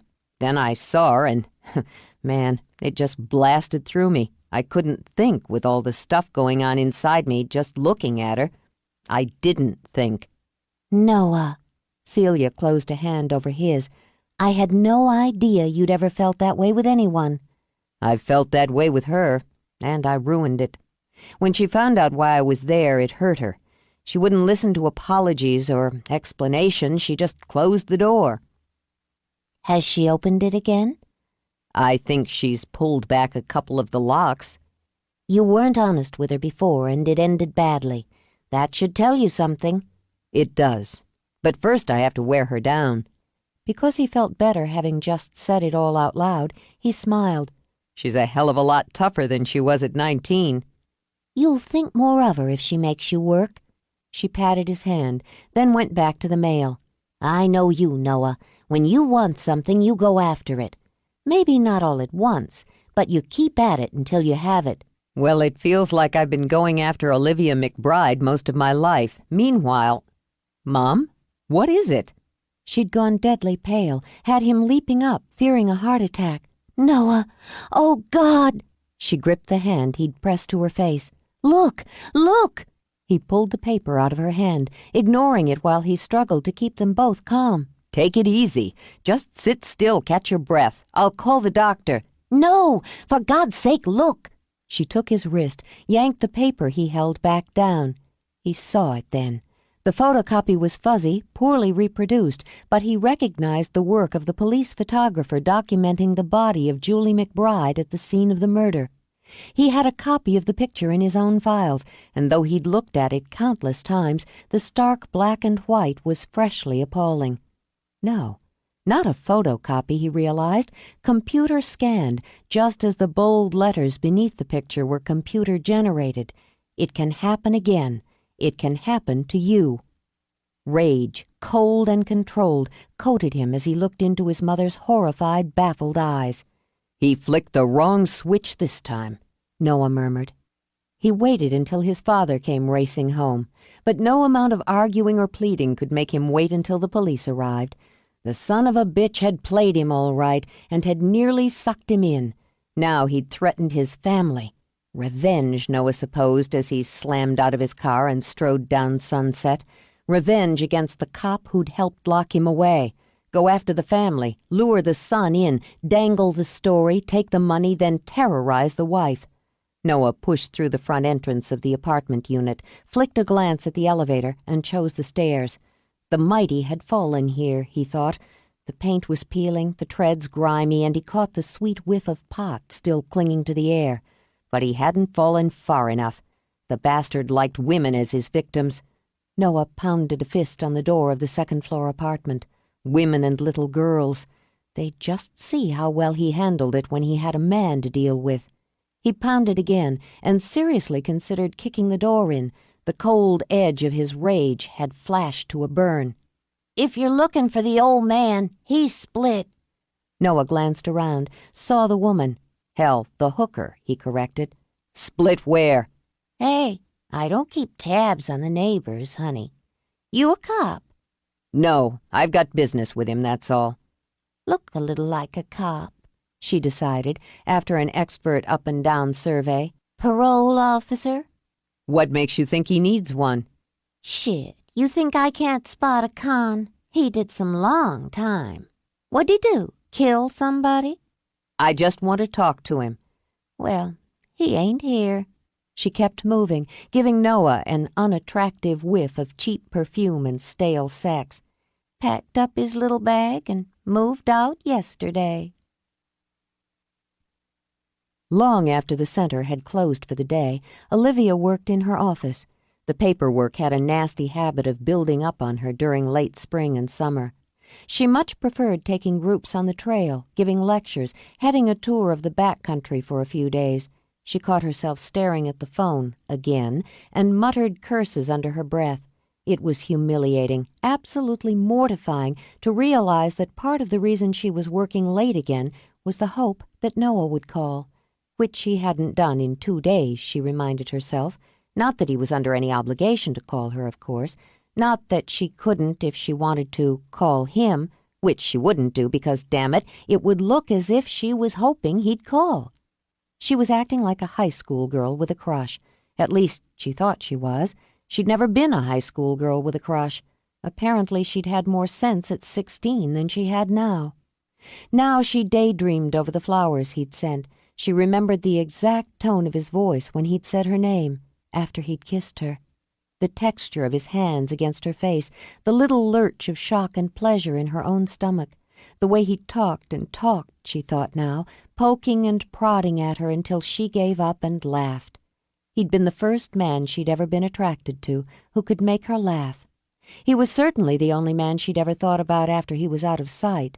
No, maybe she should say the second man, as the younger version of Noah had attracted her, charmed her, confused her. They were both just different enough now for this, whatever it was between them, to be somehow new and very compelling, which she supposed said as much about her as it did about him. She hadn't wanted anything but surface involvements, and she hadn't wanted many of those. Why in the world was she sitting here analyzing her feelings when she didn't want to have any feelings in the first place? She had enough to worry about without adding Noah Brady to the mix. She glanced toward her little storage closet. She'd buried the music box under the packing, stuffed it in the closet. Why had he sent it? Was it a peace offering or a threat? She didn't want the first and refused to be intimidated by the second, but she hadn't been able to throw it away. When the phone rang, she jumped foolishly, then rolled her eyes in annoyance. It had to be Noah, she thought. Who else would call so late? She caught herself before she could snatch eagerly at the receiver, deliberately let it ring 3 full times while she took careful breaths. When she picked it up, her voice was cool and brisk. "McBride Naturalism Center." She heard the music, just the faint drift of it, and imagined Noah setting a scene for a romantic phone call. She started to laugh, to open her mouth to make some pithy comment, then found herself unable to speak at all. She recognized it now, Tchaikovsky's Sleeping Beauty, the soaring, liquid, heartbreaking notes of it that took her back to a warm summer night, and the metallic scent of blood. Her hand tightened on the receiver while the panic trip of her heart filled her head. "What do you want?" Her free hand pressed and rubbed between her breasts, as if to shove back the rising pressure. "I know who you are. I know what you are." The monster was free. "I'm not afraid of you." It was a lie. Terror, hot, greasy flows of it swam into her belly and slicked over her skin. She wanted to crawl under her desk, roll up into a ball, Hide, just hide. Stay away from me! Fear broke through, spiking her voice. Just stay away! She slammed the receiver down, and with panic bubbling madly in her throat, ran. The doorknob slipped out of her hand, making her whimper with frustration until she could cement her grip. The center was dark, silent. She nearly cowered back, but the phone rang again. Her own scream shocked her, sent her skidding wildly across the floor. Her breath tore out of her lungs, sobbed through the silence. She had to get out, to run, to be safe.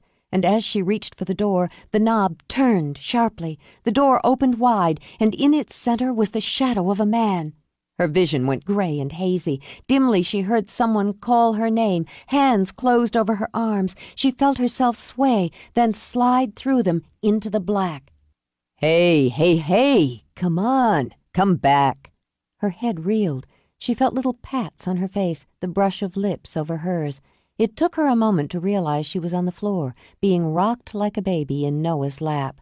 "Stop slapping me, you moron!" She lay still, weak from embarrassment and the dregs of panic. Oh, yeah, that's better. Good. He covered her mouth with his, poured an ocean of relief into the kiss. That's the first time I ever had a woman faint at my feet. Can't say I like it one damn bit. "I didn't faint." You did a mighty fine imitation, then. She'd only been out for seconds, he realized, though it had seemed to take a lifetime for her to melt in his grip. I'm sorry I scared you coming in that way. I saw your office light. "Let me up." Let's just sit here a minute. I don't think my legs are ready to try standing yet. He rested his cheek on hers. So, how've you been otherwise? She wanted to laugh and to weep. "Oh, just fine, thanks. You?" He shifted her so he could grin into her face. Then just the look of her clear amber eyes, pale skin, had something moving inside him. I really missed you. His hand roamed through her hair now, stroking. It's so weird. Do you know how much time we've actually spent together? "No." Not enough, he murmured, and lowered his mouth to hers again. This time her lips were soft and welcomed him. Her arms lifted and enfolded him. He felt himself sink, then settle so that even the wonder of it seemed as natural as breathing. She had no defenses now. He drew her in, soft, slow, sure, until there was nothing but that stirring mating of lips. Liv. He traced kisses along her jaw, up to her temple. Let me close the door. Her sleepy answer had sparks of heat simmering inside the warmth. The door. His hand brushed over her breast, his fingers spreading as she arched toward him. I don't want to make love with you in an open doorway.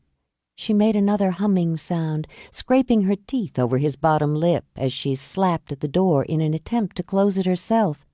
Then the phone rang, and she was clawing to get free. It's just the phone. Christ! To defend himself, he clamped his arms over hers. "It's him! Let me go! It's him!" He didn't ask whom she meant. She only used that tone when she spoke of her father. How do you know? Her eyes wheeled white with panic. "He called before. Just before." What did he say to you? "Nothing." Overwhelmed, she curled up, clamped her hands over her ears. "Nothing, nothing." It's okay. It's all right. Stay right here. He nudged her aside, and with blood in his eyes strode into the office. Even as he reached for the receiver, the ringing stopped. "It was him." She'd managed to get up, managed to walk to the door, but she was shaking. "He didn't say anything. He just played the music my mother had on the stereo the night he killed her. He wants me to know he hasn't forgotten." 26. He'd managed to book a room, but had been warned it was only available for one night. For the remainder of the month, the lodge was fully booked. There were a couple of campsites still available, but he couldn't work up any enthusiasm in that area. Still, he was going to have to snag one and buy himself some camping equipment if he meant to stay. And he meant to stay. His original plan had been to rent a snazzy suite in some hotel within a reasonable driving distance where he could work in comfort and seduce Olivia in style. After what he'd learned the night before, he wasn't willing to stay that far away. He intended to keep an eye on her. The only way to accomplish that was to stay put and to be more stubborn than she was. There'd been a test of that the night before as well. She'd told him about the phone call, the music box, and her fear had been alive in the room with them.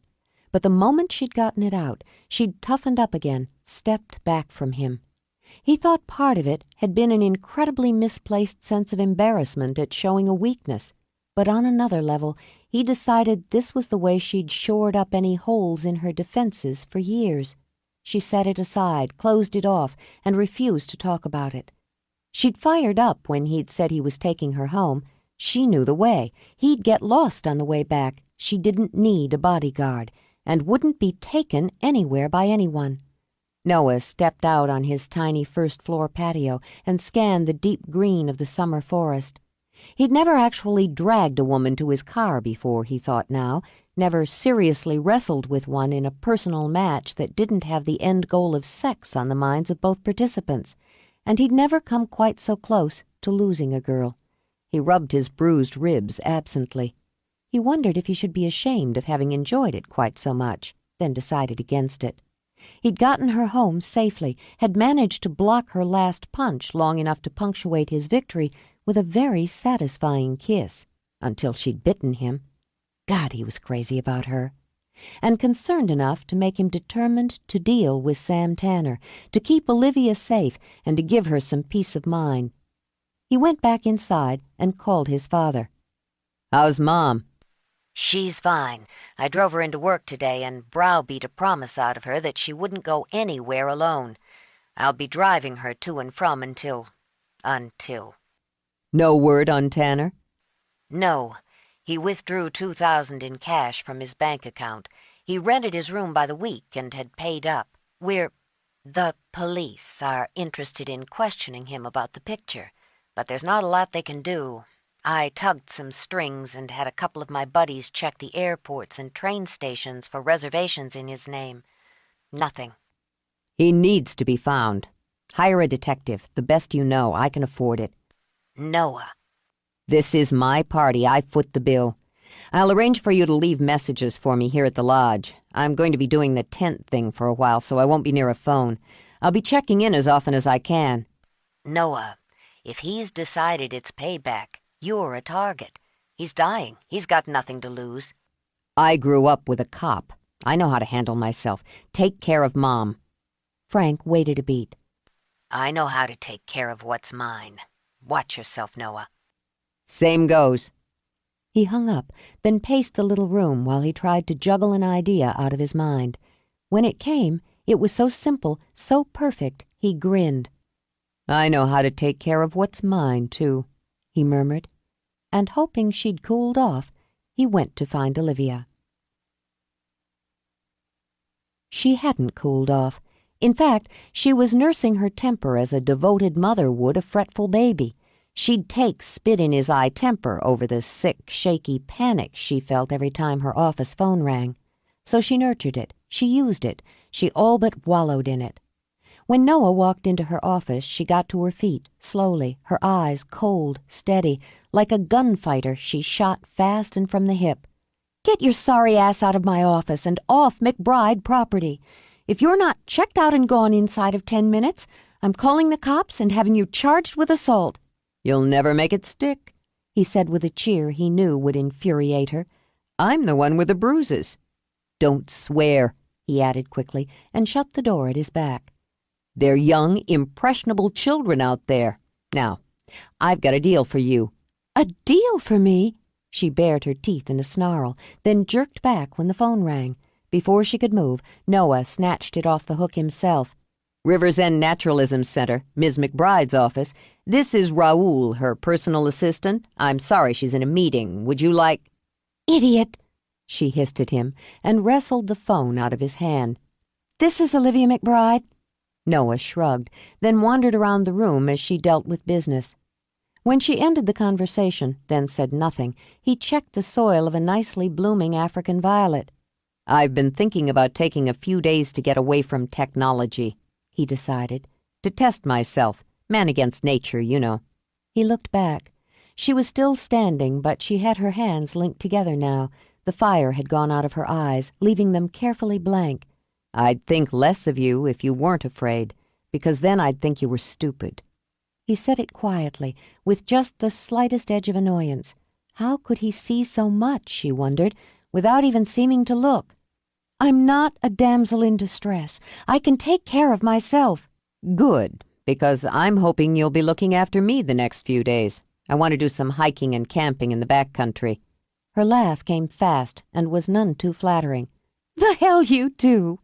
3 days, you and me." He held up a finger before she could laugh again.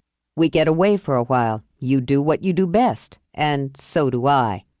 You'd agreed to interviews, so we'll talk. This place is something you love, and I want you to show it to me. I want to see what you see when you look at it." "For the book?" "No, for me. And so is touching you again. I want to be alone with you." She could feel her resolve and her temper melting. "I've rethought that situation, and I'm not interested." "Yes, you are." Unoffended, he took her hand, skimming his thumb over her knuckles. "You're just mad at me because I outmuscled you last night. Actually, it wasn't." He broke off as he glanced down at her hand and saw the faint trail of bruises just above her wrist. "I guess I'm not the only one with bruises." He lifted her wrist, kissed it. "Sorry." "Cut it out!" She slapped his hand away. "All right. I'm mad because you saw me at my worst, my weakest, and I let you see it. I'm mad because you wouldn't leave me alone, and I'm mad because I like being with you, even when you irritate me." "You can count on staying mad for a while, then. I'm not going anywhere until we figure everything out. Let's go play in the forest, Livy." "I have work." "I'm a paying client, and as part of the deal, you can give me a list of what I need, and I'll buy what's available at the lodge. Between the guide fee and the equipment, you're going to take in a couple of grand easy. Delegate, Livy. You know you can." "You also need backcountry permits." "What'll they think of next?" 24 hours. You'll be crying for your laptop." "Bet." $100. "Deal." He gave her hand a squeeze. He hadn't expected her to send over a list that included wardrobe, detailing down to how many pairs of socks and underwear she recommended he take for the trip. It was like being 12 again and getting a to-do list from his mother. He bought the gear, including a new backpack, as she'd pointed out on her list that his was too small and had a number of holes in it. And though they were going to weigh him down, he bought 2 bottles of wine and nested them inside spare socks. Camping was one thing, going primitive was another. By the time he was done, he figured he'd be carrying 35 pounds on his back, and imagined after 5 miles or so it would weigh like 100. With some regret, he locked his cell phone and laptop in the trunk of the rental car. "I'll be back, boys," he murmured. "Looks like I'm going to win that $100 before we leave." "That wasn't whining. It was a fond farewell." He turned and studied her. She wore jeans, roomy and faded, a River's End t-shirt, and a light jacket tied around her waist. Sturdy boots, he noted, with a number of impressive nicks and scars on the leather. She carried her pack as though it were weightless. The smirk suited her. "You sure you're up for this?" "I'm raring." She adjusted the cap that shaded her eyes, then jerked her thumb. "Let's get started." He found the forest more appealing, if no less primitive, without the rain they'd hiked through the last time. Little slivers of sunlight fought their way through gaps in the overstory, shimmering unexpectedly on the now lush green leaves of the maples and the fragile blades of ferns. The air cooled, ripened. He remembered and recognized much of the life around him now, the varied patterns of bark of the giant trees, the shape of leaves of the shrub layer. The vast nubby carpets of moss didn't seem quite so foreign, nor did the knobs and scallops of lichen. He gave her silence as his muscles warmed to the pace and tuned his ears to the rustles and calls that brought music to the forest. She waited for him to speak, to ask questions or fall into one of those casual monologues he was so skilled at, but he said nothing, and the vague tension she'd strapped on with her pack slid away. They crossed a narrow stream that bubbled placidly, skirted a leafy bed of ferns, then began to climb the long switchbacking trail that would take them into backcountry. Vine maple grew thick, an elastic tangle of inconvenience along the trail. Olivia avoided it when she could, worked through it when she couldn't, and once grabbed at it quickly before it would swing back and thwack Noah in the face. Thanks. I thought you'd lost your voice. You wanted quiet. He reached over to rub his hand over the back of her neck. Had enough? I just tune you out when you talk too much. Noah chuckled, then went on. I really like being with you, Liv. He took her hand, sliding his fingers through hers. I always did. You'll throw off your pace. What's the hurry? He brought her hand to his lips in an absent gesture. I thought you'd bring Shirley. She sticks with Grandpop most days, and dogs aren't allowed in the back country. Here, look. She stopped abruptly and crouched, tapping a finger beside faint imprints on the trail. Are those bear tracks? She said. Pretty fresh, too. How do you know that? They always say that in the movies. The tracks are fresh, he said in a grunting voice. He passed through here no more than an hour ago wearing a black hat, eating a banana, and whistling Sweet Rosie from Pike. He made her laugh. All the bears I know whistle show tunes. You made a joke, Liv. He ducked his head and gave her a loud kiss. Congratulations. She scowled at him and rose. No kissing on the trail. I didn't read that in my camper's guide. He got to his feet and started after her. How about eating? Is there eating on the trail? She'd anticipated his stomach. Digging into her pocket, she pulled out a bag of trail mix, passed it to him. Yum, yum. Bark and twigs, my favorite. But he opened the bag and offered her a share. He would have taken her hand again, but the trail narrowed and she bumped him back. Still, he thought she'd smiled more in the last 10 minutes than she usually did in a full day. Some time alone together in the world she loved best was working for both of them. You have a great butt, Liv. This time she didn't bother to hold on to the vine maple and smiled again when she heard the slap and his muffled curse. Olivia took a swig from her canteen as they climbed. The light sweat she'd worked up felt good. It felt healthy. Her muscles were limber, her mind clear, and, she admitted, she was enjoying the company. She'd chosen this trail, one that skirted up the canyon, because other hikers rarely chose to negotiate it. Long switchbacks leading to steep terrain discouraged many. But she considered it one of the most beautiful and appreciated the solitude. They moved through the lush forest, thick with green, climbing up and down ridges along a bluff that afforded views of the river that ran silver and smooth. Wildlife was plentiful here, where the majestic elk wandered and raccoon waddled to wash. I have dreams about this. Noah spoke half to himself as he stopped, just to look. About hiking? No, about being here. He tried to catch hold of them, the fragments and slippery pieces of subconscious. Green and thick, with the sound of water running by, and I'm looking for you. His gaze snapped to hers, held with that sudden intensity that always rocked her. Olivia, I've been looking for you for a long time. When he stepped forward, she felt her heart flutter wildly. We have a long way to go. I don't think so. Gently he laid his hands on her shoulders, slid them down to cuff her wrists. Come here a minute. I don't want kissing on the trail, he finished. Too bad. He dipped his head, brushed his lips over hers once, then again. You're shaking. I am not. Her bones had gone too soft to tremble. Maybe it's me. Either way, it looks like this time I've finally found you. She was afraid he was right. She drew away and, too unsteady to speak, continued up the trail. The first wet crossing was over a wide stream where the water ran clear and fast. A log bridge spanned it, and dotting the banks were clumps of wild foxglove with deep pink bells and a scatter of columbine with its bi-colored trumpets. The scenery took a dramatic turn from the deep, dank green of the river basin to the stunning old-growth forest where light speared down in shafts and pools. And the ancient trees grew straight as soldiers, tall as giants, their tops whispering sea-like in the wind that couldn't reach the forest floor. Through their branches he could see the dark wings of an eagle picked out against the vivid blue of the summer sky. Here among the ferns and mosses were bits and splashes of white, the frilly tips of fringe cups, the blood-red veins of wood sorrel against its snowy petals, the tiny cups of tiarella. Fairy flowers, Noah thought, hiding in the shade or dancing near the fitful stream. Saying nothing, he dragged off his pack. "I take that to mean you want a break."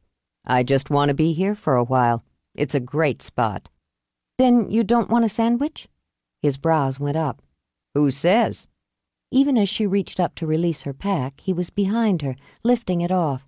She figured it was 50% courtesy, 50% greed for the food she had packed inside. Since she could appreciate both, she unzipped the compartment that held sandwiches and vegetable sticks. He was right about the spot. It was a great one in which to sit and relax, to let the body rest and recharge. Water in the thin stream chugged over rocks and sparkled in the narrow beams of sunlight filtering through the canopy. The scent of pine sharpened the air, ferns fanned over the bank, lushly green. A duet of wood thrush darted by with barely a sound, and deeper in the woods came the cackling call of a raven. How often do you get out here? Noah asked her when only crumbs remained. "I take groups out 4 or 5 times a year, anyway." I didn't mean a working deal. How often do you get out here like this, to sit and do nothing for a while? "Not in a while." She breathed deep, leaning back on her elbows and closing her eyes. "Not in too long a while." She looked relaxed, he noted, as if at last her thoughts were quiet. He had only to shift, to lay his hand over hers, to lay his lips over hers. Gently, so sweetly her heart sighed, even as she opened her eyes to study him. "You're starting to worry me a little, Noah. Tell me, what are you after?" I think I've been pretty upfront about that, and I wonder why it surprises both of us that through all this, maybe right from the beginning of all this, I've had feelings for you. I want some time to figure out what those feelings are. Most of all, Liv, right now, I want you. How healthy is it, Noah, that this connection you believe in has its roots in murder? Don't you ever ask yourself that? No, but I guess you do. I didn't before 6 years ago, but yes, I do now. It's an intricate part of my life and who I am, an intimate part of it. Monster and victim, they're both inside of me. She drew her knees up, wrapped her arms around them. It disturbed her to realize she'd never spoken like that to anyone before, not even family. You need to think about that before any of this goes anywhere. Liv. He waited until she turned her head toward him, then his hands caught her face firmly, his mouth crushed down hard and hot and heady on hers. You need to think about that, he told her, because this is already going everywhere, and for me at least, it's going there pretty damn fast. More disturbed than she wanted to admit, she got to her feet. Sex is easy. It's just a basic human function. He kept his eyes on hers as he rose, the deep green diving in and absorbing her. I'm going to enjoy, really enjoy, proving you wrong. Then, in an abrupt change of mood she couldn't keep up with, he hauled up his pack and shot her a blatantly arrogant grin. When I'm inside you, Olivia, the one thing I promise you won't feel is easy. She decided it was wiser not to discuss it. He couldn't understand her, the limitations of her emotions, the boundaries she'd had to erect for self-preservation. And he, she admitted as they headed up the trail again, was the first man who had made her feel even a twinge of regret for the necessity. She liked being with him. That alone was worrying. He made her forget he'd once broken her heart, made her forget she didn't want to risk it again. Other men she'd dealt with had bored or irritated her within weeks. Olivia had never considered that a problem, but more a benefit. If she didn't care enough to get involved, there was no danger of losing her way, losing her head or her heart, and ending up a victim. The sunlight grew stronger as they climbed, the light richer. White beams of it shot down in streams and bands and teased the first real spots of color out of the ground. There were the deep scarlet bells of wild penstemon, the crisp yellow of paintbrush. New vistas flashed as they hiked along a ridge with the long, long V's of valleys below, the sharp rise of forested hills rising around them.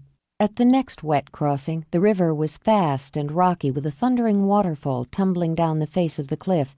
There, over there, Olivia gestured, then dug for her binoculars. He's fishing. Who? Noah narrowed his eyes and followed the direction of her hand. He saw a dark shape hunched on an island of rock in the churning river. Is that... Christ, it's a bear!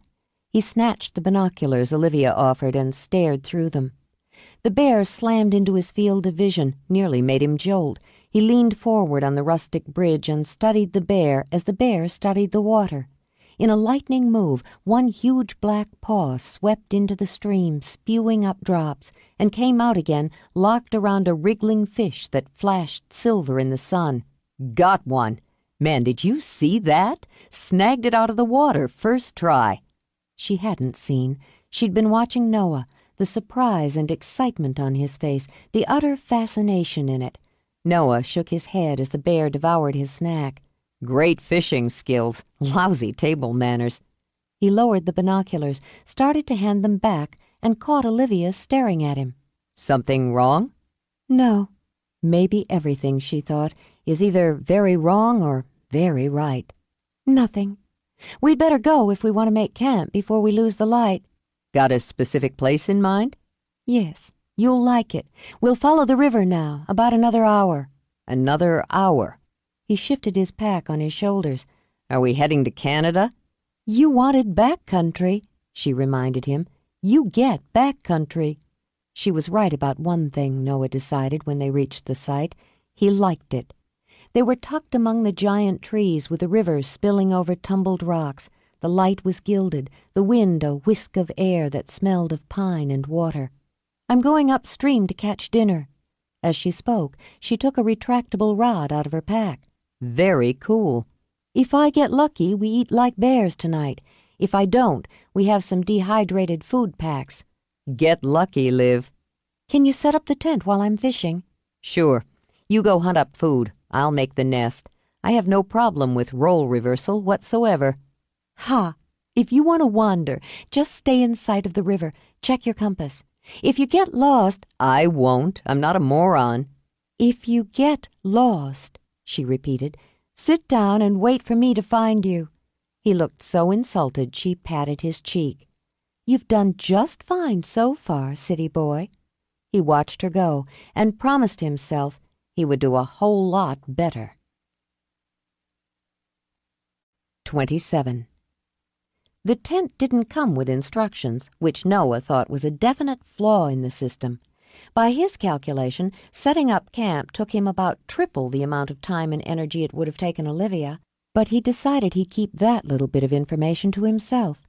She'd been gone more than an hour by the time he was reasonably sure the tent would stay in an upright position. Assuming she wasn't having the same luck the bear had had with fishing, he explored their other menu choices.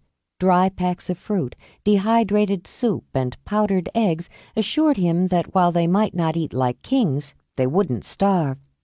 With nothing left on his chore list and no desire to explore after a full day of hiking, he settled down to write in longhand. It was Olivia he concentrated on, what she had done with her life, the goals she'd focused on, what, in his mind, she'd accomplished, and the ways he calculated she'd limited herself. The roots of her childhood had caused her to grow in certain directions, even while stunting her in others. Would she have been more open, more sociably inclined if her mother had lived?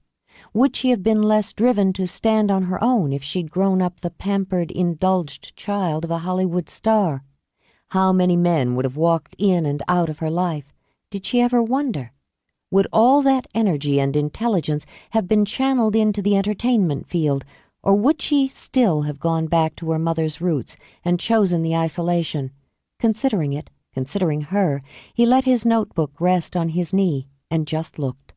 The stream gurgled by, the trees towered, their topmost branches spearing through sky and dancing to the wind.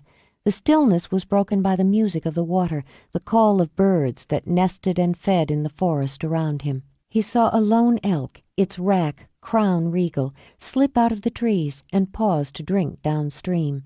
He wished he had the skill to draw, but contented himself with etching the memory on his mind as the elk strode without hurry into the deepening shadows of the great firs. She would have come back, Noah decided. Perhaps her life wouldn't have been centered here, but she would have been pulled back to this time and again, as her mother had been. Sense memory, he thought, or the roots that dig themselves into the heart before we're old enough to know it. She would have needed this place, the smells and the sounds of it. She needed it now, not only for her work and her peace of mind. It was here she could find her mother. The cry of an eagle had him looking up, watching the flight. She spread her wings here, too, Noah decided. But did she realize that for every time she soared, she offset it by running back to the closet and closing herself into the dark? He wrote down his thoughts, his impressions, listened to the life ebb and swell around him. When his mind drifted, he stretched out on the bank and slipped into dreams. She had 3 fine trout. She'd caught the first 2 within an hour, but knowing his appetite, she'd taken the time to wait for the third to take the hook. She'd found a nice bramble of huckleberries. Her hat was full of them, and their sweet taste sat nicely on her tongue as she wandered back to the camp. The time alone had quieted her mind and soothed away the edge of nerves being too close and too long in Noah's company seemed to produce. Her problem, she reminded herself. She just wasn't used to being with a man on the level Noah Brady insisted on. She was no more ready for him now than she'd been at 19. Sexually, it should have been simple enough, but he kept tangling in intimacy, friendship, so casually she found herself responding in kind before she'd thought it through. Thinking it through was vital. She liked him well enough, she thought now. He was a likable man, so much so she tended to forget how close he could get, how much he could see, until his eyes went dark and quiet and simply stripped her down to her deepest secrets. She didn't want a man who could see inside her that way. She preferred the type that skimmed the surface, accepted it, and moved on. If admitting that caused an ache around her heart, she'd live with it. Better an ache than pain. Better alone than consumed. She thought they'd deal with each other well enough now. This was her turf, after all, and she had the home advantage. She'd made the decision to talk to him about her childhood, what she remembered, what she'd experienced. It wouldn't be without difficulty, but she'd made the choice. One, she understood, she couldn't have made when he'd come to her at college. She'd been too soft yet, too unsteady. He might have talked her into it, because she'd been so in love with him, but it would have been a disaster for her. In some part of her heart, she'd always wanted to say it all, to get it out, and remember her mother in some tangible way. Now she was ready for it. This was her opportunity, and she was grateful she could speak of it to someone she respected, to someone, she realized, who understood well enough to make it all matter. She saw him sleeping by the stream and smiled. She'd pushed him hard, she thought, and he'd held together. A glance around camp showed her he'd done well enough there, too. She secured her line and placed the fish into the running water to keep them fresh, then settled down beside him to watch the water. He sensed her, and she became part of the dream where he walked through the forest in the soft green light. He shifted toward her, reached out to touch, reached out to take. She pulled away, an automatic denial, but the half-formed protest she'd begun to make slipped back down her throat as his eyes opened, green and intense. Her breath caught at what she saw in them, in the way they stayed locked on hers as he sat up and took her face in his hands, held it as if he had the right, as if he'd always had the right. "Look, I don't—" He only shook his head to stop the words, and his eyes never left hers as he drew her closer, as his mouth covered hers, and the taste was ripe and hot and ready. She trembled, maybe in protest, maybe in fear. He wouldn't accept either. This time she would take what he had to give her, what he'd just come to realize he'd held inside for years, to give her only. His hands moved from her face, through her hair, over her shoulders as the kiss roughened, and he pushed her back on the ground and covered her. Panic scrambled inside her to race with desire that had sprung up fast and feral. She pushed at his shoulders as if to hold him off, even as she arched up to grind, need against need. I can't give you what you want. I don't have it in me." How could she not see what he saw, not feel what he felt? He took his mouth on a journey of her face while she quivered under him. "Then take what you want." His lips brushed hers, teasing, testing. "Let me touch you." He skimmed his hand up her ribs, felt the ripple of reaction as his fingers closed lightly over her breast. "Let me have you, here in the sunlight." He lowered his mouth to within a whisper of hers, then shifted it to her jaw and heard her moan. The taste of her there, just there, along that soft, vulnerable spot where her pulse beat thick and fast, flooded into him. He said her name, only her name, and she was lost. Her fingers dug into his shoulders, then dragged through his hair to fist hard, to bring his mouth back to hers so she could pull him under with her. A savage rush of delight, a raw edge of desire. She felt them both as his mouth warred with hers, knew the reckless greed as he yanked her shirt up, tore it away, and filled his hands with her. Strong and possessive, flesh molding flesh with the rocky ground under her back and the primitive beat of blood in her veins.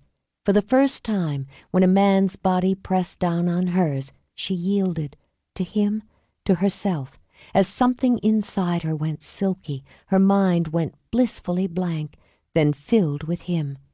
He felt the change, not just in the giving of her body, the deepening of her breath. Surrender came sweet and unexpected. She was still the woman he'd fallen headlong in love with. His hands slowed, gentled, soothing trembles, inciting more. With a kind of lazy deliberation that sent her head reeling, he began a long, savoring journey. Pleasure shimmered over her skin, warmed it, sensitized it. She rose fluidly when he lifted her, cradled her. With a murmur of approval, she stripped his shirt away and reveled in the slick slide of flesh against flesh, of the surprising bunch of muscles under her hands, the comforting beat of his heart against hers. "More." In that dreamy, altered state, she heard her own breathless demand and arched back to offer. "Take more." She was willow slim and water soft. The lovely line of her throat drew his lips over and down, the curve of her breast a fascination, the taste of it fresh and his. Her breath hitched and released as he closed his mouth over her. Need leaped in his belly. There was more to taste, more to take. As her skin and muscles quivered, his mouth grew more urgent. Every demand was answered, a moan, a movement, a murmur. He unhooked her jeans, and when he skimmed his tongue under denim, her shocked jerk of response had dark and dangerous images swirling in his mind. He dragged them over her hips, and even as she reared up, took what he wanted. It was a hot, smothering swell of sensation, air too thick to breathe, blood roaring to a scream in her ears. With mouth and teeth and tongue, he drove her toward a peak she wasn't prepared to face. She choked out his name, fighting against a panicked excitement that threatened to swallow her whole. Then her hands were gripped in his, held fast. Heat pumped through her, dewing her skin, scorching through her system until pain and pleasure fused into one vicious fist. The pressure of it had her strangling for air, straining for freedom, even as her hips arched. Then everything inside her broke apart, shattered into pieces that left her limp and defenseless. Her cry of release shuddered through him. Her hands went lax in his. Everything he wanted whittled down to her, this place, this moment. So he watched her face as he drove her up again. Her eyes flew open, wide with shock, blind with pleasure. Her lips trembled as her breath tore through them. Sunlight scattered over her skin as she poured into his hand. Blood screaming, muscles quivering, he held himself over her. "Olivia!" Her name was raw in his throat and full of need. "Look at me when I take you." His eyes were as green and deep as the shadows behind them. "Look at me when we take each other, because it matters." He drove himself deep, buried himself inside her. Even as his vision dimmed at the edges, he held on. The woman, the moment, and his certainty of each. Clinging to that clarity for another instant, he lowered his brow to hers. "It's you," he managed. "It's always been you." Then his mouth took hers in a kiss as fierce as the sudden plunging of his body. She couldn't move, not only because he pinned her to the ground with the good solid weight of a satisfied man, but because her own body was weak and her system still rocking from the sensory onslaught, and because her mind, no matter how she fought to clear it, remained dazzled and dim. She told herself it was just sex. It was important to believe it, but it had been beyond anything she'd ever experienced, and beneath the drugged pleasure was a growing unease. She'd always considered sex a handy release valve, a necessary human function that was often an enjoyable exercise. Orgasms ranged from a surprising burst of pleasure to a slight ping of sensation, and she'd always considered herself responsible either way.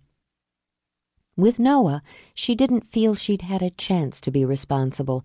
He'd simply swept her up and along. She'd lost control, not only of her body, but also of her will, and because of it she'd given him a part of herself she hadn't known existed, a part she hadn't wanted to exist. She needed to get it back and lock it away again. But when she started to shift, to push him aside, he simply tucked her up, rolled over, and trapped her in a sprawl over him. She wanted to lay her head over his heart, close her eyes, and stay just as they were forever. It scared her to death. "It'll be dark soon. I have to get the cook camp set up. A fire started." He stroked a hand over her hair, enjoying the way it flowed to a stop at the nape of her neck. "There's time." She pushed off. He pulled her back. It infuriated her that she was continually underestimating his strength and his stubbornness. "Look, pal, unless you want to go cold and hungry, we need wood." "I'll get it in a minute." To make sure she stayed where he wanted her to, he reversed positions again, studied her face. "You want to pull away, Liv? I won't let you. Not again." He tried to disguise his hurt. "You want to pretend that this was just a nice hot bout of sex in the woods, no connection to what we started before, years ago." He fisted a hand in her hair. "But you can't, can you?" "Let me up, Noah." "And you're telling yourself it won't happen that way again," Noah said angrily, "that you won't feel what you felt with me again. But you're wrong." "Don't tell me what I think, what I feel." "I'm telling you what I see. It's right there in your eyes. You have a hard time lying with them, so look at me." He lifted her hips and slipped inside her again. "Look at me, and tell me what you think now, what you feel." "I don't—" He thrust hard and deep, hammering the orgasm through her. "Oh, God!" She sobbed it out, arms and legs wrapping around him. Driven as much by triumph as frustration, he took her in a wild fury until he emptied. When she was still shuddering, he rolled aside, and saying nothing, rose, dressed, then went to gather firewood. She wondered why she'd ever believed she could handle him or herself around him. No one else had ever managed to befuddle her quite so much or so often. He'd convinced her to be with him alone when she knew it was best if she conducted business with him in more traditional surroundings. He made her laugh when she didn't want to find him amusing. He made her think about things, about pain she'd so carefully tucked away. Now he'd lured her into sex on the bank of a stream in daylight, along a route that, while not well-traveled, was public land. If it had gone according to her own plans, they would have had their evening meal, perhaps some conversation, then some civilized, uncomplicated sex in the dark privacy of the tent. Once that was out of the way, it would have been back to business. Instead, everything was tangled up again. He was angry with her for something she couldn't and wouldn't change, and yes, something she hadn't quite forgiven him for. She was left feeling unsteady, inadequate, and uneasy. To compensate, she ignored him and went about the business of setting up the cook camp several safe feet from the sleeping area. She hung the food high, then gathered her tools, and got down to the business of cleaning the fish for their dinner. He was just like every other man, she told herself, insulted because a woman wasn't tongue-tied with delight at his sexual prowess, miffed because she wasn't moony-eyed in infatuation, which he'd use up, then discard anyway the minute it started to cramp his style. It was a hell of a lot smarter to think like a man yourself, she decided, and avoid the pitfalls. Let him sulk, she thought, as she carefully buried the fish waste. When she heard him approach, she sniffed in derision and had no clue just how sulky her own face was when she lifted it to look up at him. "What do you want?" He decided wisely that she'd kick him in the ass if she had any idea just how easily he could read her, so he just held out the wine he'd poured. I brought some along. It's been cooling in the stream. Figured you'd be up for a glass about now. "I need to cook this fish." She ignored the wine and strode back toward the fire. Tell you what, Tongue tucked in his cheek, he strolled after her. since you caught it and cleaned it, neither of which I have any experience in, I'll cook it. "This isn't your pretty kitchen. I don't want my catch going to waste." Ah, a direct challenge. He pushed the wine at her and snatched the skillet. Sit down, drink your wine, and watch the master. She shrugged her shoulders and plucked a berry out of her hat. "You screw it up. I'm not catching more." Trust me. His eyes met hers, held. I won't disappoint you, Liv. "You don't risk disappointment if you handle things yourself." True enough, but you miss some interesting adventures. I had to learn to cook, he continued, and changed the tone to light as he dribbled oil in the skillet, out of self-defense. My mother believes tofu is all 4 of the major food groups. You have no idea what it's like to be a growing boy and be faced with a meal of tofu surprise after a hard day of school. Despite herself, her interest was caught. He'd unearthed the bag of herbed flour she'd packed and was expertly coating the fish. Without thinking, she sipped the wine and found the light Italian white perfect. She barely managed to muffle a sigh. "I don't understand you." Good. That's progress. You've spent most of our time together this round being sure you did and getting it dead wrong. Satisfied, he slipped the fish into the hot oil to sizzle. "An hour ago, you were furious with me." You got that right. "And now you're pouring wine, frying fish, and sitting there as if nothing happened." Not as if nothing happened. For him, everything had happened. He just had to wait for her to catch up. But I figure you're pissed off enough for both of us, so why waste the energy? "I don't like to be handled." His gaze flashed back to her. Neither do I. "We both know you wanted to come up here so I'd talk to you about your book without distractions or interruptions. But you haven't said anything about it." I wanted to give you a day, to give us both a day. I wanted you. He ran a finger down her arm. I still want you. I'd like it better if you were more comfortable with that. "I'd like it better if you'd keep it simple." Well, he poked at the fish. One of us isn't going to get what he or she wants. Better get the plates, partner. These boys are nearly ready. "Noah." He glanced up, a tender look on his face, and her heart wanted to melt, so she shook her head. "Nothing," she said, and reached for the plates. Later, when the meal was finished and the forest dark and full of sound, it was she who turned to him. She who needed arms around her to chase away the dreams that haunted her and the fear that stalked with them. And he was there, to hold her in the night, to move with her in a sweet and easy rhythm. So when she slept curled against him, her hand fisted over his heart, her head in the curve of his shoulder. Noah lay awake, watching the play of moonlight over the tent, listening to the call of a coyote, the hoot of an owl, and the short scream of its prey. He wondered how it was possible that he'd never stopped loving her, and what either of them, both of them, were going to do about it. The monster.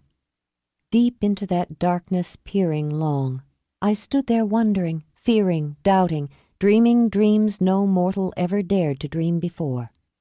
Edgar Allan Poe. 28. Groggy, achy, Noah woke to birdsong. He sat up, tugged on his jeans, and thought vaguely of breakfast. Through the sharp scent of pine and earth, he caught the wonderfully civilized aroma of coffee, and could have wept with gratitude for Olivia's consistent efficiency. She'd built the morning campfire and had the coffee pot heating nicely. He burned his fingers on the handle, hissed a mild curse, then snatched up the cloth she'd left folded nearby to protect his hand. One long sip had his eyes clearing and his system revving up. God bless a woman who appreciated strong black coffee, he thought, then stepped closer to the river to look for her. Mists climbed up from the water to twine with sunbeams into silver and gold ribbons. A herd of deer drank lazily at the point where the stream curved like a bent finger and vanished into the trees. And he saw her, hair wet and gleaming, as she floated through the gilt-edged mists upstream, watching him with eyes as tawny as a cat's and just as wary. She looked as though she belonged there, in the wild, in that unearthly, shimmering light. The water rippled as she moved her arms, her shoulders rising over the surface. The mists seemed to open for her, then close again. "I didn't expect you up so soon." Her voice was quiet, but her eyes seemed full of storms. "I'm an early riser. How's the water?" "Wet." And freezing, he imagined. Still, he drank down the last of his coffee, then set the cup aside to pull off his jeans. He saw her eyes waver, then steady. "What worries you, Olivia?" he wondered. "That it won't be the way it was between us last night? Or the possibility it will be?" The water was dazzlingly cold on his bare skin, and he saw her lips twitch when he winced. For no other reason than that, he bit back a yelp as he let himself slide in. He imagined his body going blue from the neck down. "You're right," he said when he was reasonably sure his teeth wouldn't chatter. "It's wet, all right." It surprised her that he kept 2 arm spans distance between them. She'd expected him to move toward her, move in. He never seemed to do exactly what she expected. That, she could have told him, was what worried her most. He was never precisely what she anticipated, and her feelings for him were anything but what she'd planned. When he closed the distance between them, she was almost relieved. This followed logic. Morning sex, basic human need. Then they would get along with the business of the day on equal footing. But he only curled his fingertips around hers and watched her face. "You make great coffee, Liv." "If you can't dance on it, it isn't coffee." "Where are we going today?" She frowned at him. "I assumed you'd want to get started on the interview." "We'll get to it. Which trail do you like from here?" It was his party, she reminded herself, and shrugged. "There's a nice route up into the mountains from here. Wonderful views, some good alpine meadows." "Sounds like a plan. Do you want me to touch you?" Her gaze jerked back to his. "What?" "Do you want me to touch you? Or would you rather I didn't?" "We've had sex," she said carefully. "I liked it well enough." He let out a short laugh. "No need to pump up my ego," he said, and brushed a wet strand of hair from her cheek. "Besides, that's not what I asked you. I asked you if you wanted me to touch you. Now."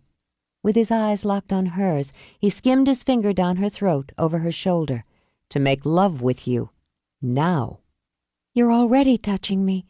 Her skin shivered as he traced his finger down the center of her body, slicked it into her. "Yes or no," he murmured when her breath snagged. The liquid weight settled low in her stomach, urging her hips to move, setting a pace for her own pleasure. Heat ran up her body in one long, shuddering roll. Giving into it, to him, she gripped his hair, dragged him to her. "Yes," she said against his mouth. She opened to him, clamping her legs around his waist, prepared for that fast, hard race to climax, craving it. But he used his hands on her, drove her up and over, until she was gasping out his name. He wondered that the water didn't simply churn red and burst into flame from his need for her. He wondered how he could have lived all his life not having her wrapped around him just like this. Long limbs, slim and strong, soft, slippery skin that sparkled with wet in the sun. He drew her head back so that the kiss could go deep and deep, spin out endlessly, while the sun broke through the mist with a burst of light, turned the water to a clear, moving mirror around them. He found purchase on the rough riverbed, braced, then slid into her in one long, slow stroke. "Hold on to me, Liv." His breathing was ragged, and he buried his face in the curve of her throat, nipped there to hear her moan. "Come around me." he murmured, and felt her muscles clamp him like a hot vice as the climax shot through her. Through the drumbeat of her heart, in her head, she heard him murmur to her, but could no longer separate promises from demand. His voice was only one more velvet layer, one more source of fogged pleasure. But when she felt his body tighten, she curled herself around him, holding fast so they could tumble off the last edge together. He didn't let her go. She waited for him to release her, to drift back, aim a quick triumphant grin, and climb out of the water for a second shot of coffee. But he held her fast, held her close, his lips rubbing lightly from her temple to her jaw in a sweet and soothing motion that left her more shaken than sex. She had to get away, she thought, ease back before she let herself slip into intimacy. "The water's cold." Cold? Hell, it's freezing. He nibbled his way to her ear, enjoying the way her heart continued to riot against his. You know, the minute your mind clears, your body tenses up. Why do you do that? I don't know what you mean. We have to get out. We need to get started if... He turned his head, crushed his mouth against hers. We've already started, Liv. We started a long time ago. He cupped her chin in his hand, then released her to turn to the bank. We have to figure out where we want to finish. She fixed powdered eggs, and they polished off the pot of coffee. He agreed with her plan to keep camp where they were and consider the hike she outlined a day trip that could be managed round trip in an easy 5 hours. Carrying light packs, they started the climb on a rough track that led to rougher ridges. The valley fell away to their right. The forest marched toward the sky to the left. With the river winding below, they moved up into cool, crisp air where eagles soared and no sign of man could be seen. He thought she maneuvered the dizzying switchbacks as other women would a ballroom floor, with a kind of casual feminine grace that spoke of supreme confidence. She was patient when he stopped to take pictures, and he stopped often. She answered his questions, and he had more than she'd expected, in clear and simple terms, and she stood by, silently amused, when he drew to a halt and stared as the trail curved and the sky was swept by mountains. If you planted a house here, you'd never get anything done. How could you stop looking? Why couldn't he be shallow and simple as she'd wanted him to be? It's public land. He only shook his head, taking her hand to link fingers. Just think of it for a minute. We're the only 2 people in the world, and we've landed here. We could spend our whole life right here with our brains dazzled.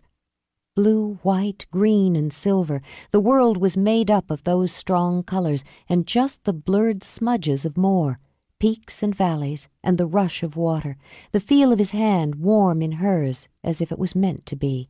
And nothing else, no one else existed. No fear, no pain, no memories, no tomorrows. Because she discovered she could yearn for that, she drew away. You wouldn't be so happy with it in the dead of winter, when you'd freeze your ass off and couldn't get a pizza delivery.